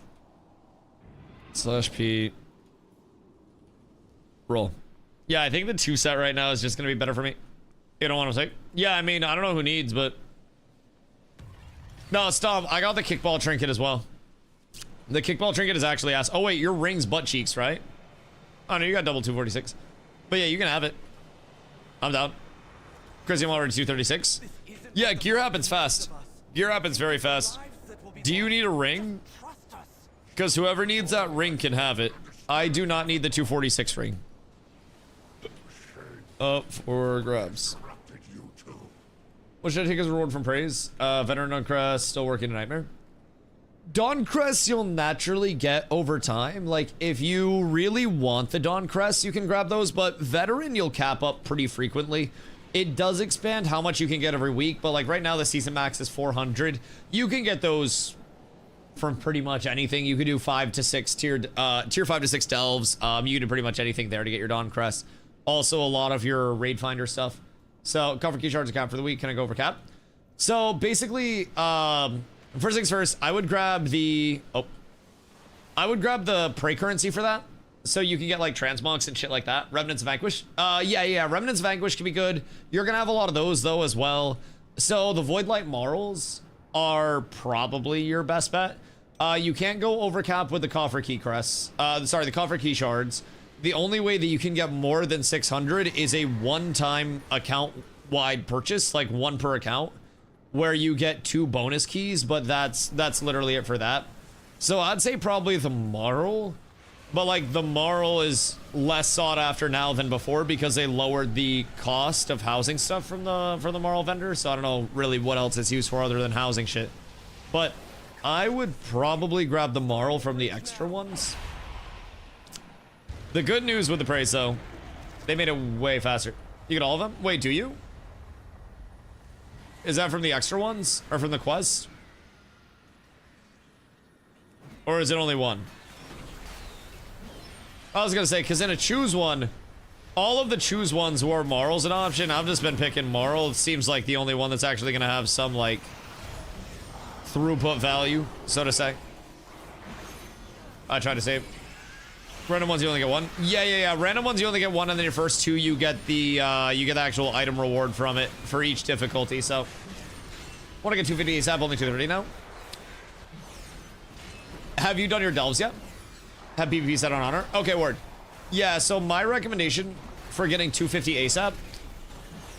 Hunts are good, especially since they made them much faster. Delves will get you a shitload of gear.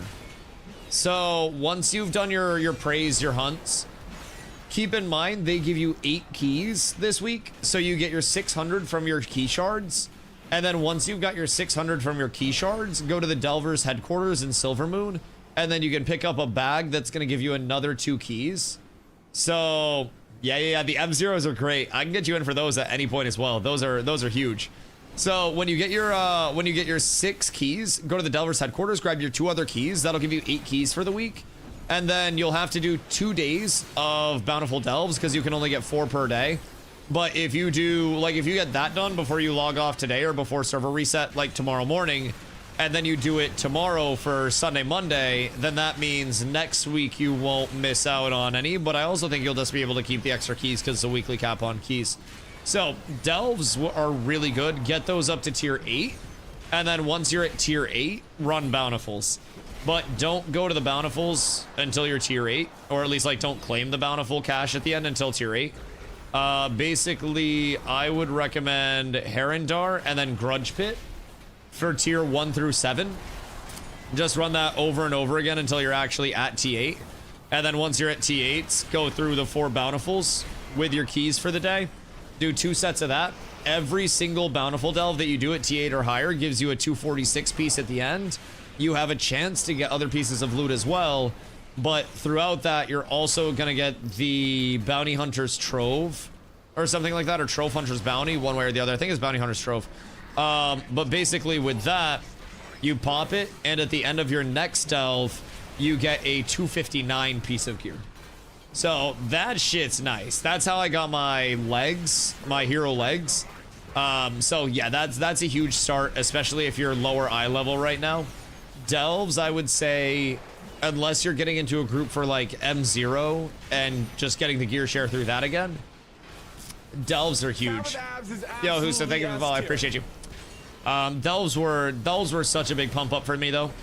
I think I gained like probably 6 or 7 eye level just off of doing my Delves. So this week where everything's always easy. Oh yeah, you're fucking chilling. You're absolutely vibing then. Give Suicide Miss Weaver. See, that's what I'm hearing from everybody. They're like, Dusty, you're working too hard as a pally tank, but I love pally tank much too much. I can't stop because I can't get enough of it, you know? It is genuinely just one of those, like, perfect fits for me. You, sir. It's a good day. I guess I could have just technically Divine told that, huh? I like my pally tank on Classic. See. That's the thing, I also really like pally tank on Classic. Only problem is, now that I've come over here, going back to Classic feels awful. Awful. I didn't know what I was missing. And now I know exactly what I was missing. So then I gotta, but have you tried the other tanks? In Midnight, no. In previous expansions, yes. So my last 2 stops during Shadowlands, I know Shadowlands. I didn't play a Guardian, of course, because no part of me would want to play Druid. I've played Druid before and just, I don't really want to be a bear. I think that'd be kind of stupid. So, you know, that's a different level of things. But basically, I played a DH tank when I played in Shadowlands, and then before that, I was playing a... It's over here, but Divine Toll's nice. Ow! Divine Toll wasn't the answer. Okay, I learned something today, and Divine Tolling that to silence it is not the play. What do we do wrong?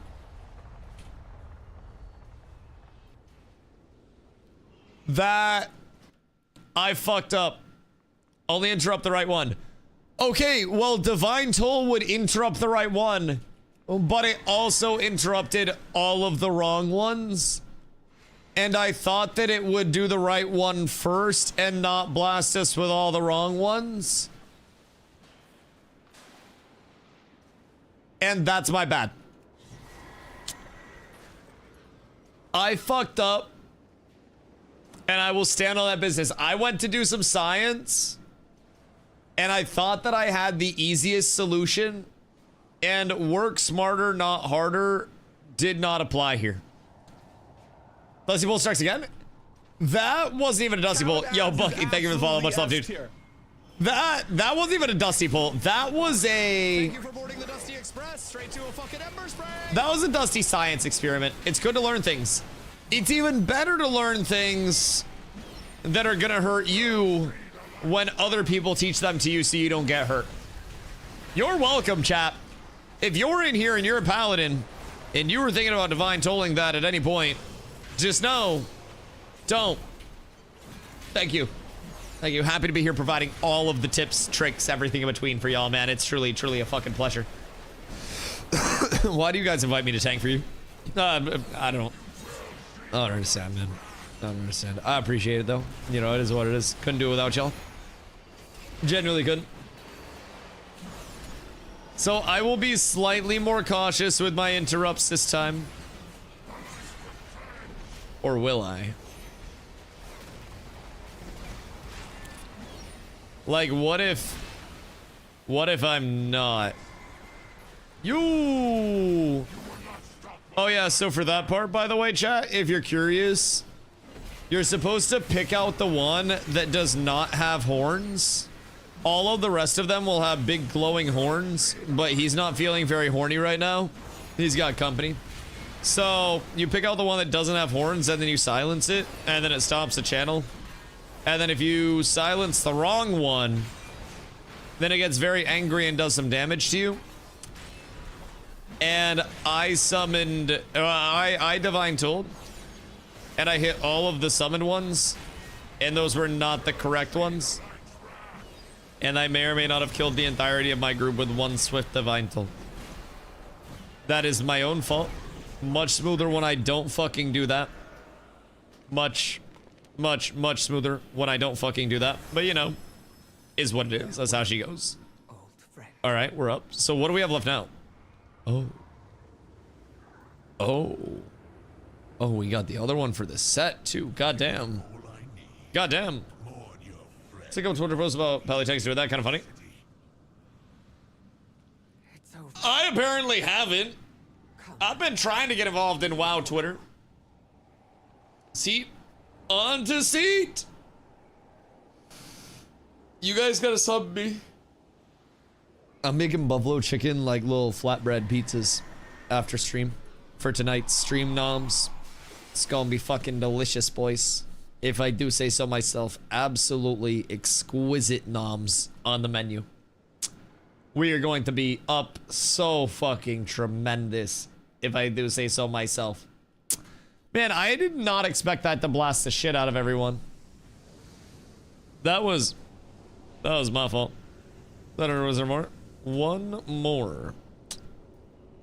If brother is down to join us, we have Seat of the Triumvirate. So that's a 4-bosser. Probably be pretty decent to get some people a couple of pieces. And it's not too long of a run either. So that'll be absolutely peachy, if I do say so myself. And then we've got to go over to the Time Waste portal. Hit the Time Waste portal. And then we got to go over to Seat. And then we got to teleport to Seat. What is this one in the middle for? Does anybody know? Like, have we figured that out yet? Or no? What is this? Why are they just in their mechas? Dude, I need to get one of those. I feel like Giant Robot does kind of aura farm. And I regret not having my Giant Robot. Not that I really think there was anything I could have done to get one in the first place. But... is that a Silver Moon? Oh, yes. Yeah. So... go to Silver Moon and the portal to the Time Ways. And then that brings you to the 4 dungeons not from this expansion. And is where we'll go for keys. We're up. We spread the edumacation, my boys. We spread all of the edumacation. So surely there's nothing that I can do to murder my group in Seat. What is the worst thing that I could possibly do to the entirety of my group?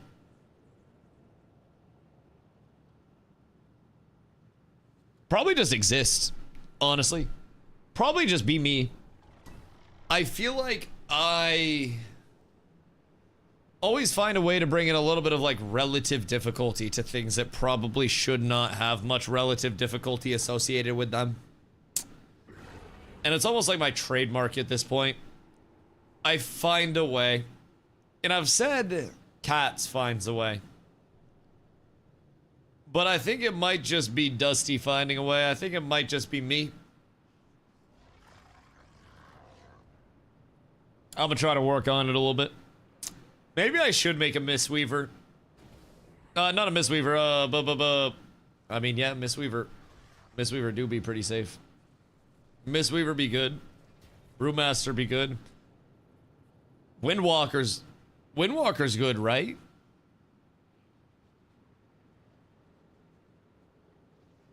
Like, Windwalker's solid DPS as well? Also, where are you guys? Windwalker's OP as fuck? I don't want to play Monk. I like Paladin too much, man. The aesthetic, the divine light. Mistweaver's a healer, yeah. Oh, excuse me.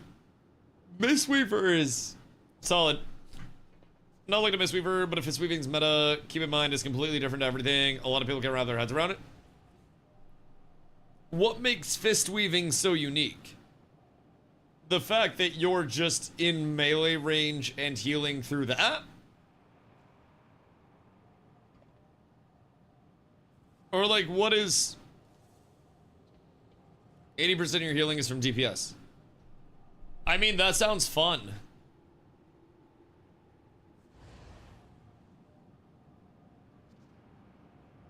That sounds extremely fun.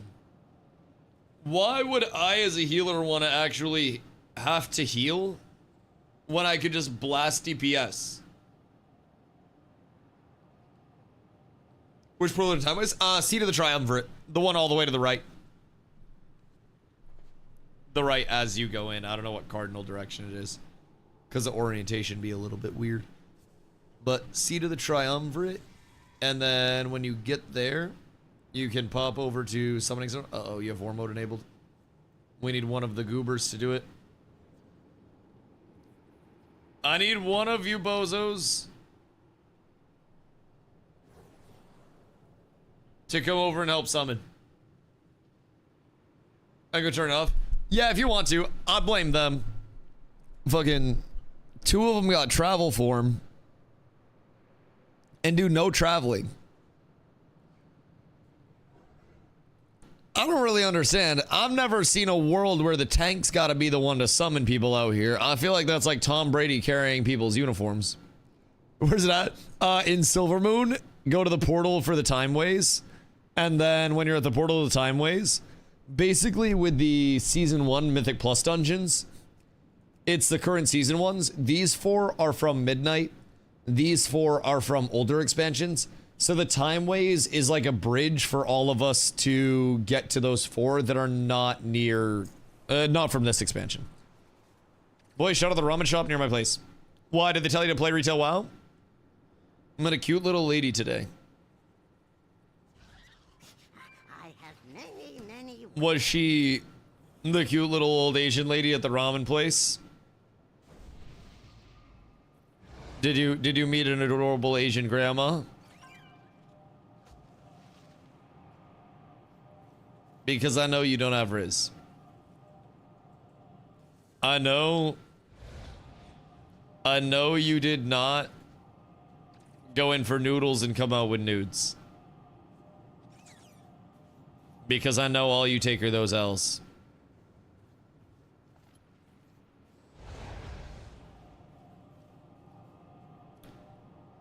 I didn't. Okay, but I left with a number. And the other 6?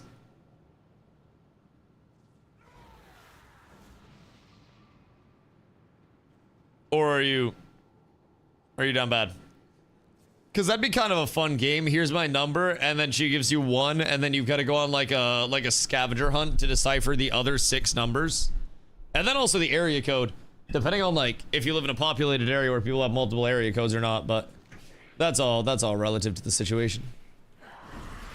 That'd be fucked. I mean,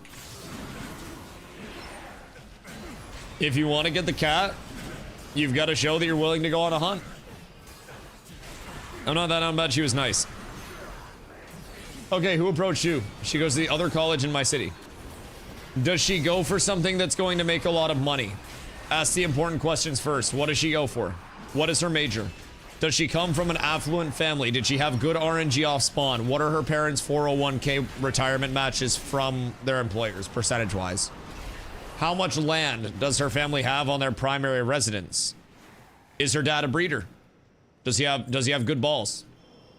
You need to know in that bloodline of like, you know, what you're gonna get. There's a lot that I feel like you need to ask Nin before you allow yourself to get committed to one wench. Carla's listening to this right now, one room over, like, Dusty, what the fuck?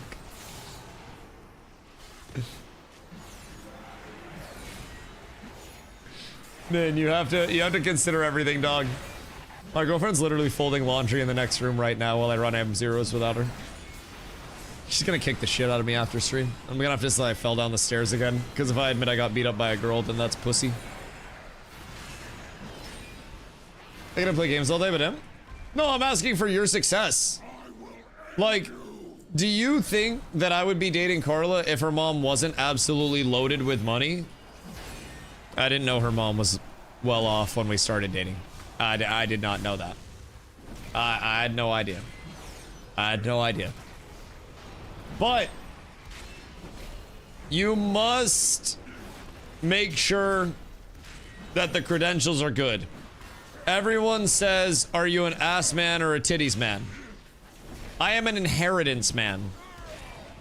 I am looking directly at how much you are going to take home when your parents inevitably die, and the amount of joy that will bring into our lives through one of the saddest moments in yours. And honestly, I don't have the inheritance. I'm just gonna be sad and poor after my parents die, so shit, one of us gotta bring home the bacon there, one of us gotta keep it going. So, you have to accommodate for these things. If you are not the trust fund baby, then you must find yourself a trust fund baby, or you're gonna be down bad forever. Girl's sitting in the next room like, what the fuck? No, she knows. She knows. It's like those reels where they're visiting a friend who married for love and is walking through the slums. My friend who pursued their soulmate and they're just fighting over one singular cigarette in a cardboard box. You fucking know it. Does anybody need this? I don't know who needs that shit, but find yourself an OF or foot finder model. I feel like people overestimate how much money your average run-of-the-mill normal-looking person makes on OnlyFans. Although I'm not an expert on the OnlyFans economy, feel free to correct me. I do not partake in those ways of income, although I probably would be better off doing that at this point. I've got a pretty cute asshole, but that's aside from the point. Anyways, so I'm assuming that realm of content creation is kind of like Twitch's, where you're somewhat dependent on like someone discovering your titties in the first place. And like most people are probably just posting pictures of their titties that nobody sees for free. Disrupting their efforts would benefit us all. It's oversaturated. Yeah, it's an extremely accessible thing. It's more accessible than streaming. Not everybody plays games. Everybody has tits or a dick. The average OF model makes 2K a year. Probably better than the average Twitch streamer. Oh, thanks. Question in the chat.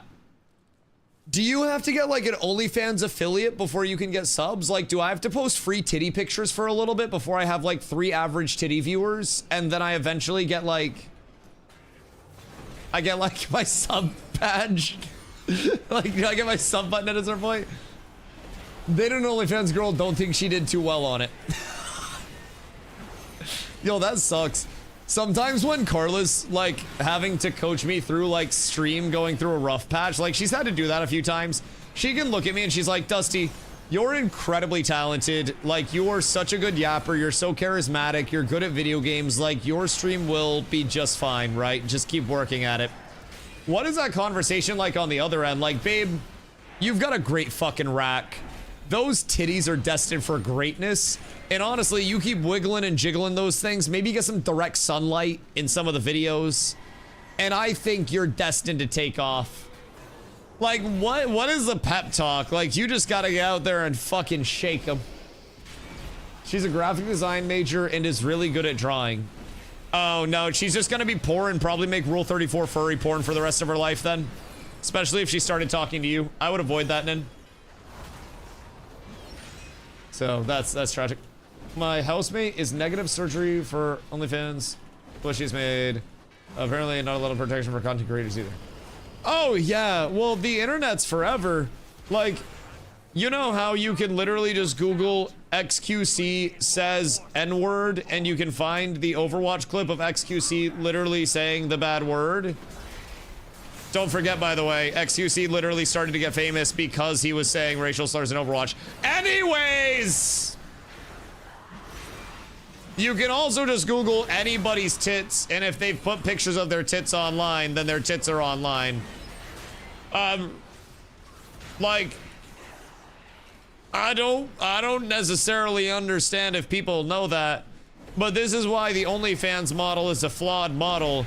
Because why would I pay for somebody's platform? Not that I'm paying for titties online, but hypothetically, say I were paying for titties online.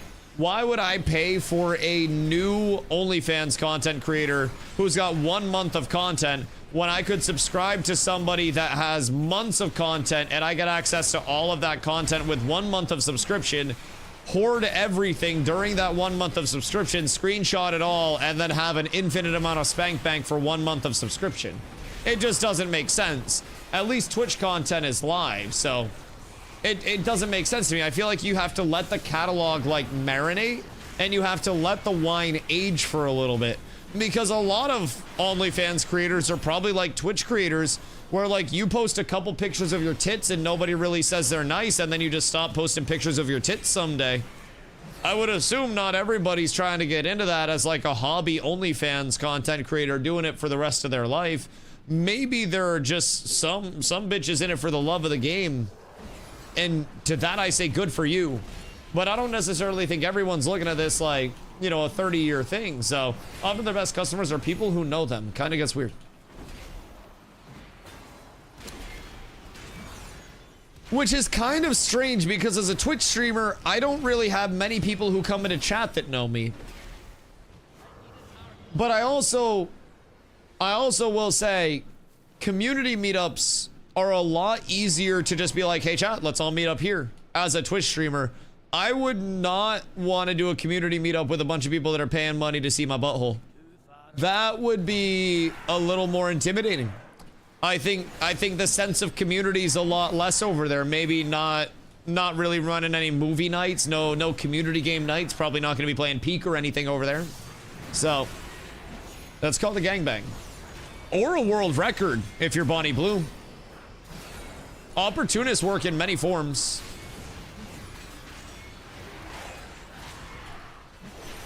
So like chat, would y'all be more likely to show up to a community meetup if y'all were gangbanging me, or if it was at TwitchCon? Oh shit, I unplugged my headphones. No. All right, we're back. I just unplugged the shit out of my headphones.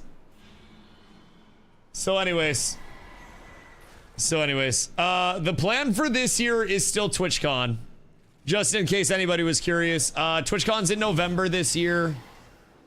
Might be taking a family trip to Disney in like February next year. So, I mean, maybe we plan it. Get me out. I need Mythic Plus to come out. Jesus fucking Christ. I think it might be time to go night-night. I still have to make buffalo chicken pizza after this. There is no time to go night-night. There is no time. I'm assuming like cover your ticket would probably be reasonable. Admittance fee at the door. Bring your own poncho. It's about to get wet and wild. You ever have your asshole licked by a fat man in an overcoat? Fucking hell. I hate it here. Are you saying there aren't gangbangs at TwitchCon? I've always wondered this. There are probably gangbangs at TwitchCon. I saw a furry in a full fursuit getting walked on a leash at TwitchCon. Both years that I've been there. There are definitely some big sweaty orgies between the furries. I would have to guess. Bunch of smaller streamers trying to get it. Nah, I mean, I don't really know. I went to TwitchCon with a group of my male friends each year, and we fucked the shit out of each other. But that wasn't like because of the gangbang. That was just because it was our first time seeing each other. That was just camaraderie. Fubo! Hi, friend! Can confirm, Stomps and I slept on the same couch. He was near my feet. Some of you guys would pay really good money for that. Fubo was literally sleeping, not Fubo, Jesus Christ. Stomps was literally sleeping next to my feet for multiple days. Fubo's never been near my feet. At least that I know of. Fubo, you ever been near my feet, dog?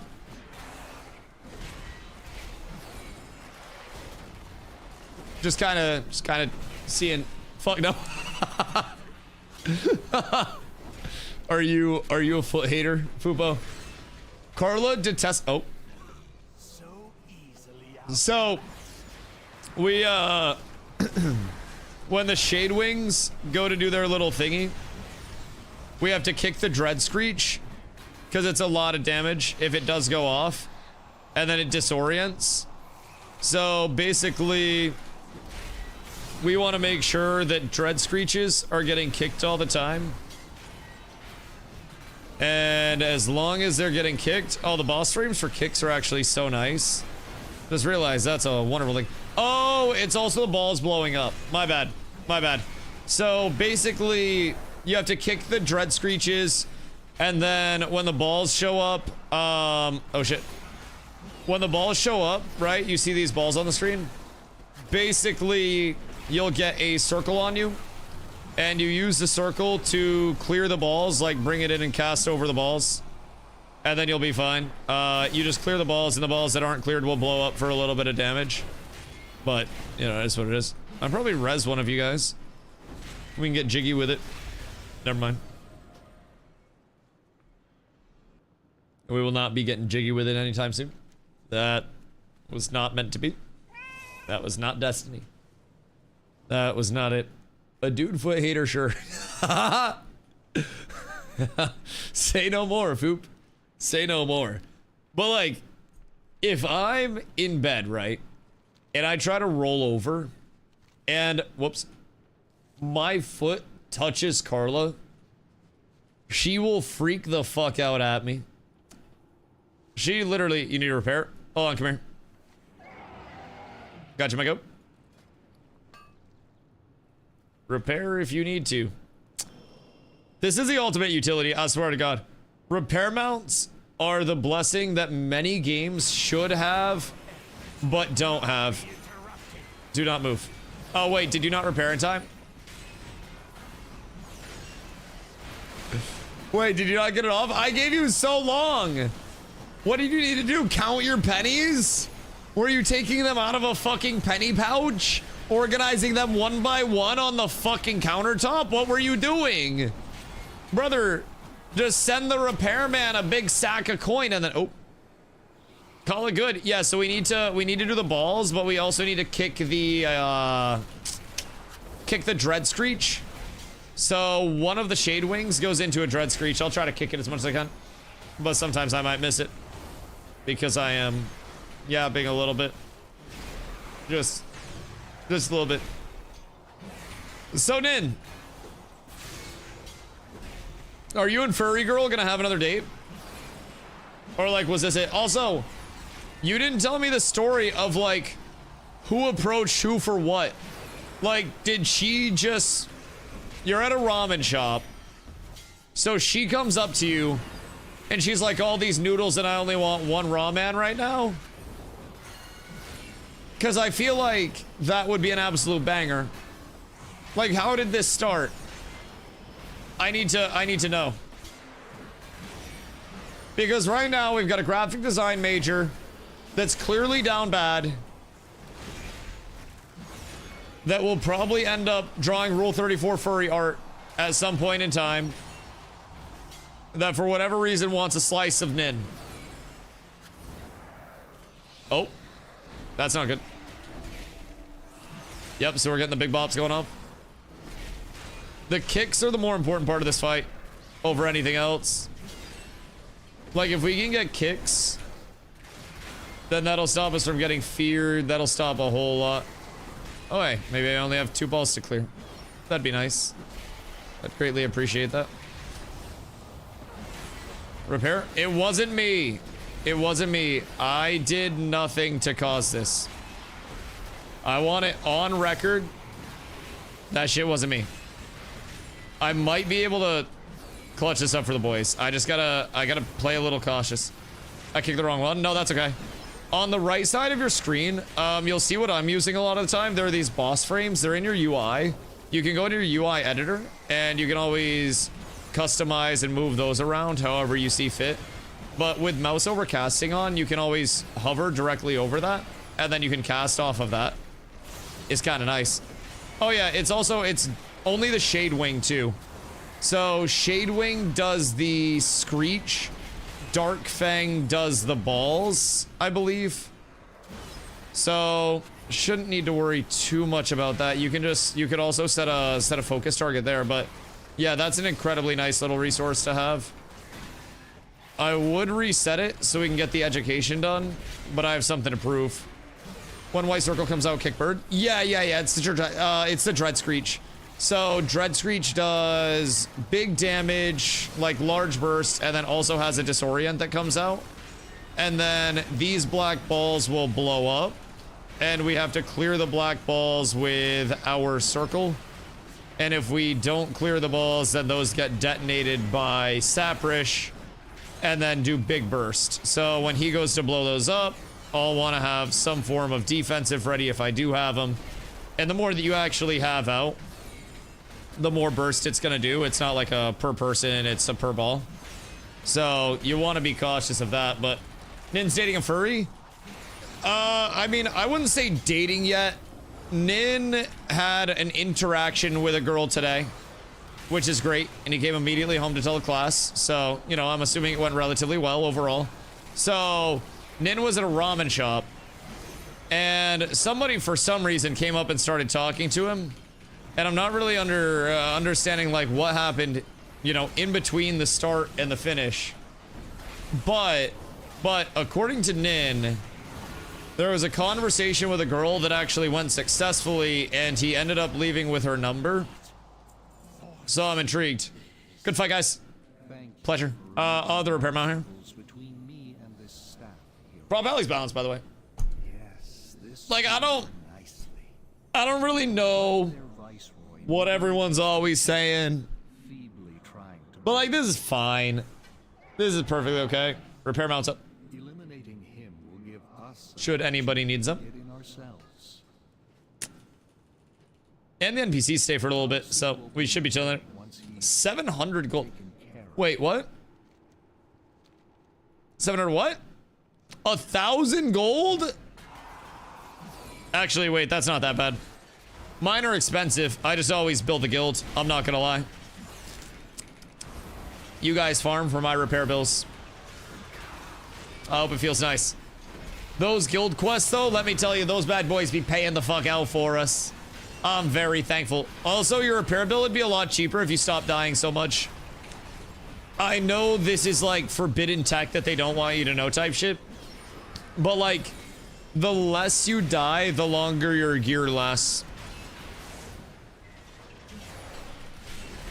No shit? I mean, listen, you say no shit, but you ain't figured it out yet. I'm just trying to help a motherfucker. Goddamn, shoot the messenger. I suck, leave me alone. It's okay, it's okay. We'll help you find those circles, Grandpa. We'll have you avoiding all of them super soon. Don't you fucking worry. God damn it. We're about to start doing that like Discord ID check type shit to make sure that nobody over 60 is getting into the raid teams.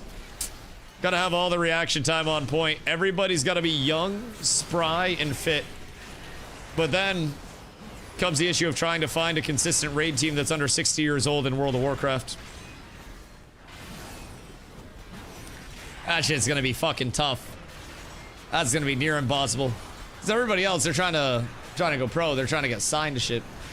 Rude? Hey, listen. We're trying our best.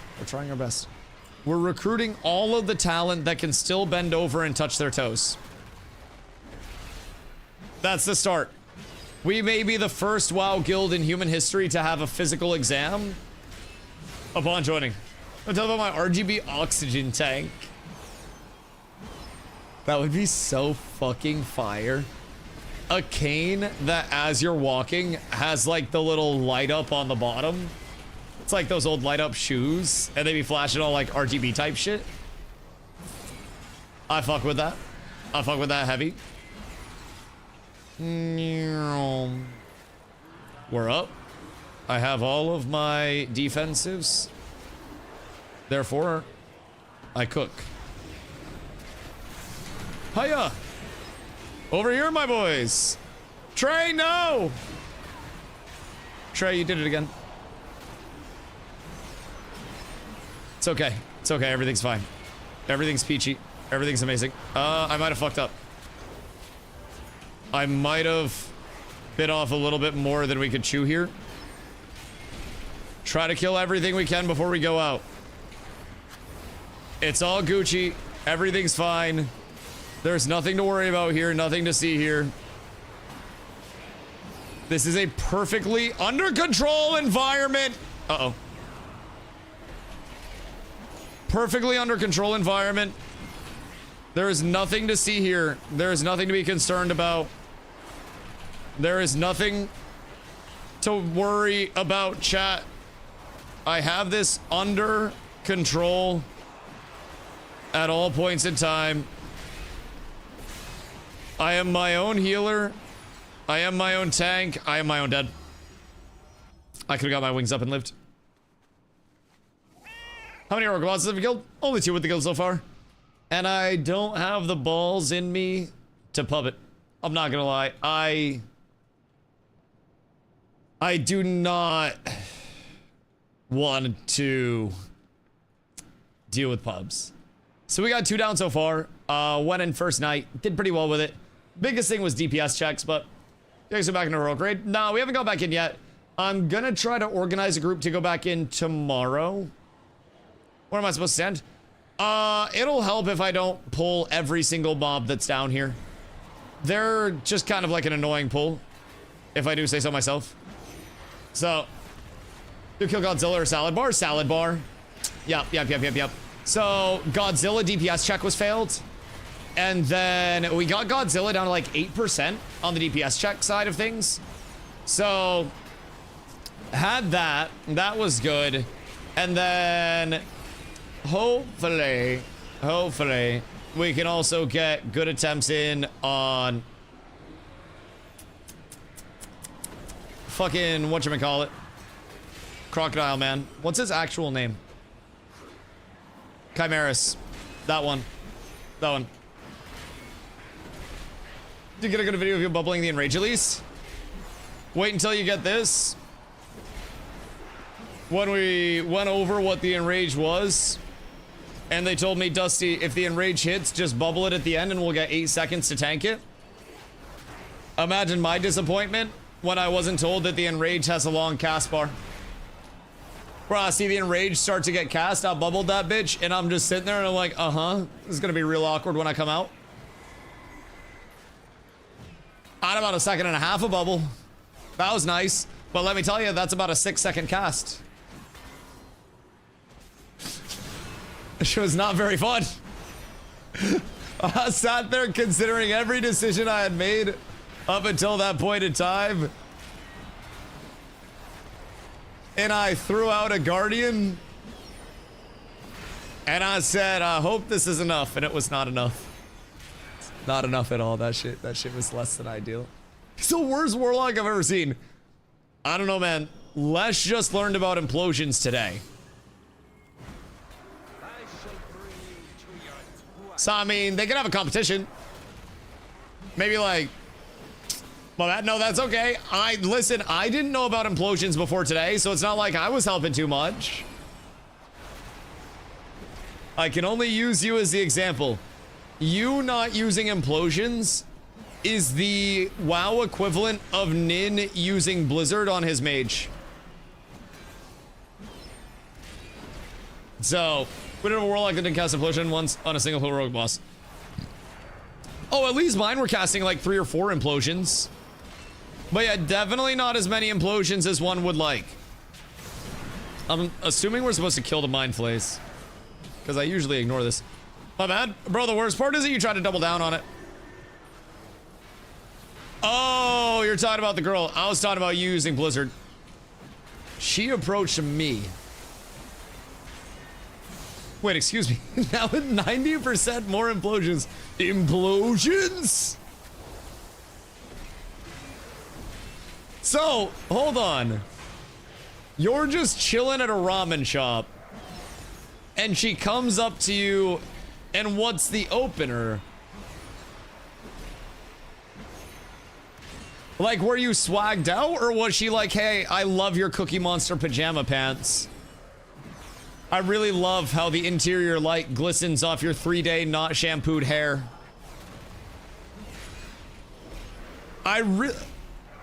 Ned, I'm happy for you. I'm happy for you. My fit was on point today. My man's gonna wear that shit the next 6 days and go outside. He he about to be just standing outside of a gas station mewing in a fit, just holding doors for people all day? Just being like, hey, beautiful day out here, huh? We must get inside. Illyria, the skills No, that's crazy. That's crazy. All right, so the fit recognition, it worked. Wrong with the Cookie Monster Champion fans. I love Sesame Street. My Discord icon is Cookie Monster. Chaos. Such anguish. My generation Never sensed anything like was raised to acknowledge the destruction that somebody with Cookie Monster pants and Osiris shoes can actually deliver onto the world. And from what history has told me, that destruction is pretty much domestic assault. Just general domestic violence type shit. Usually a couple years in jail, a couple shitty tattoos, mobile home. I grew up in a mobile home, so, you know, very familiar with the type. But, you know, it's rocking the gray sweatpants and showing off the schmeat.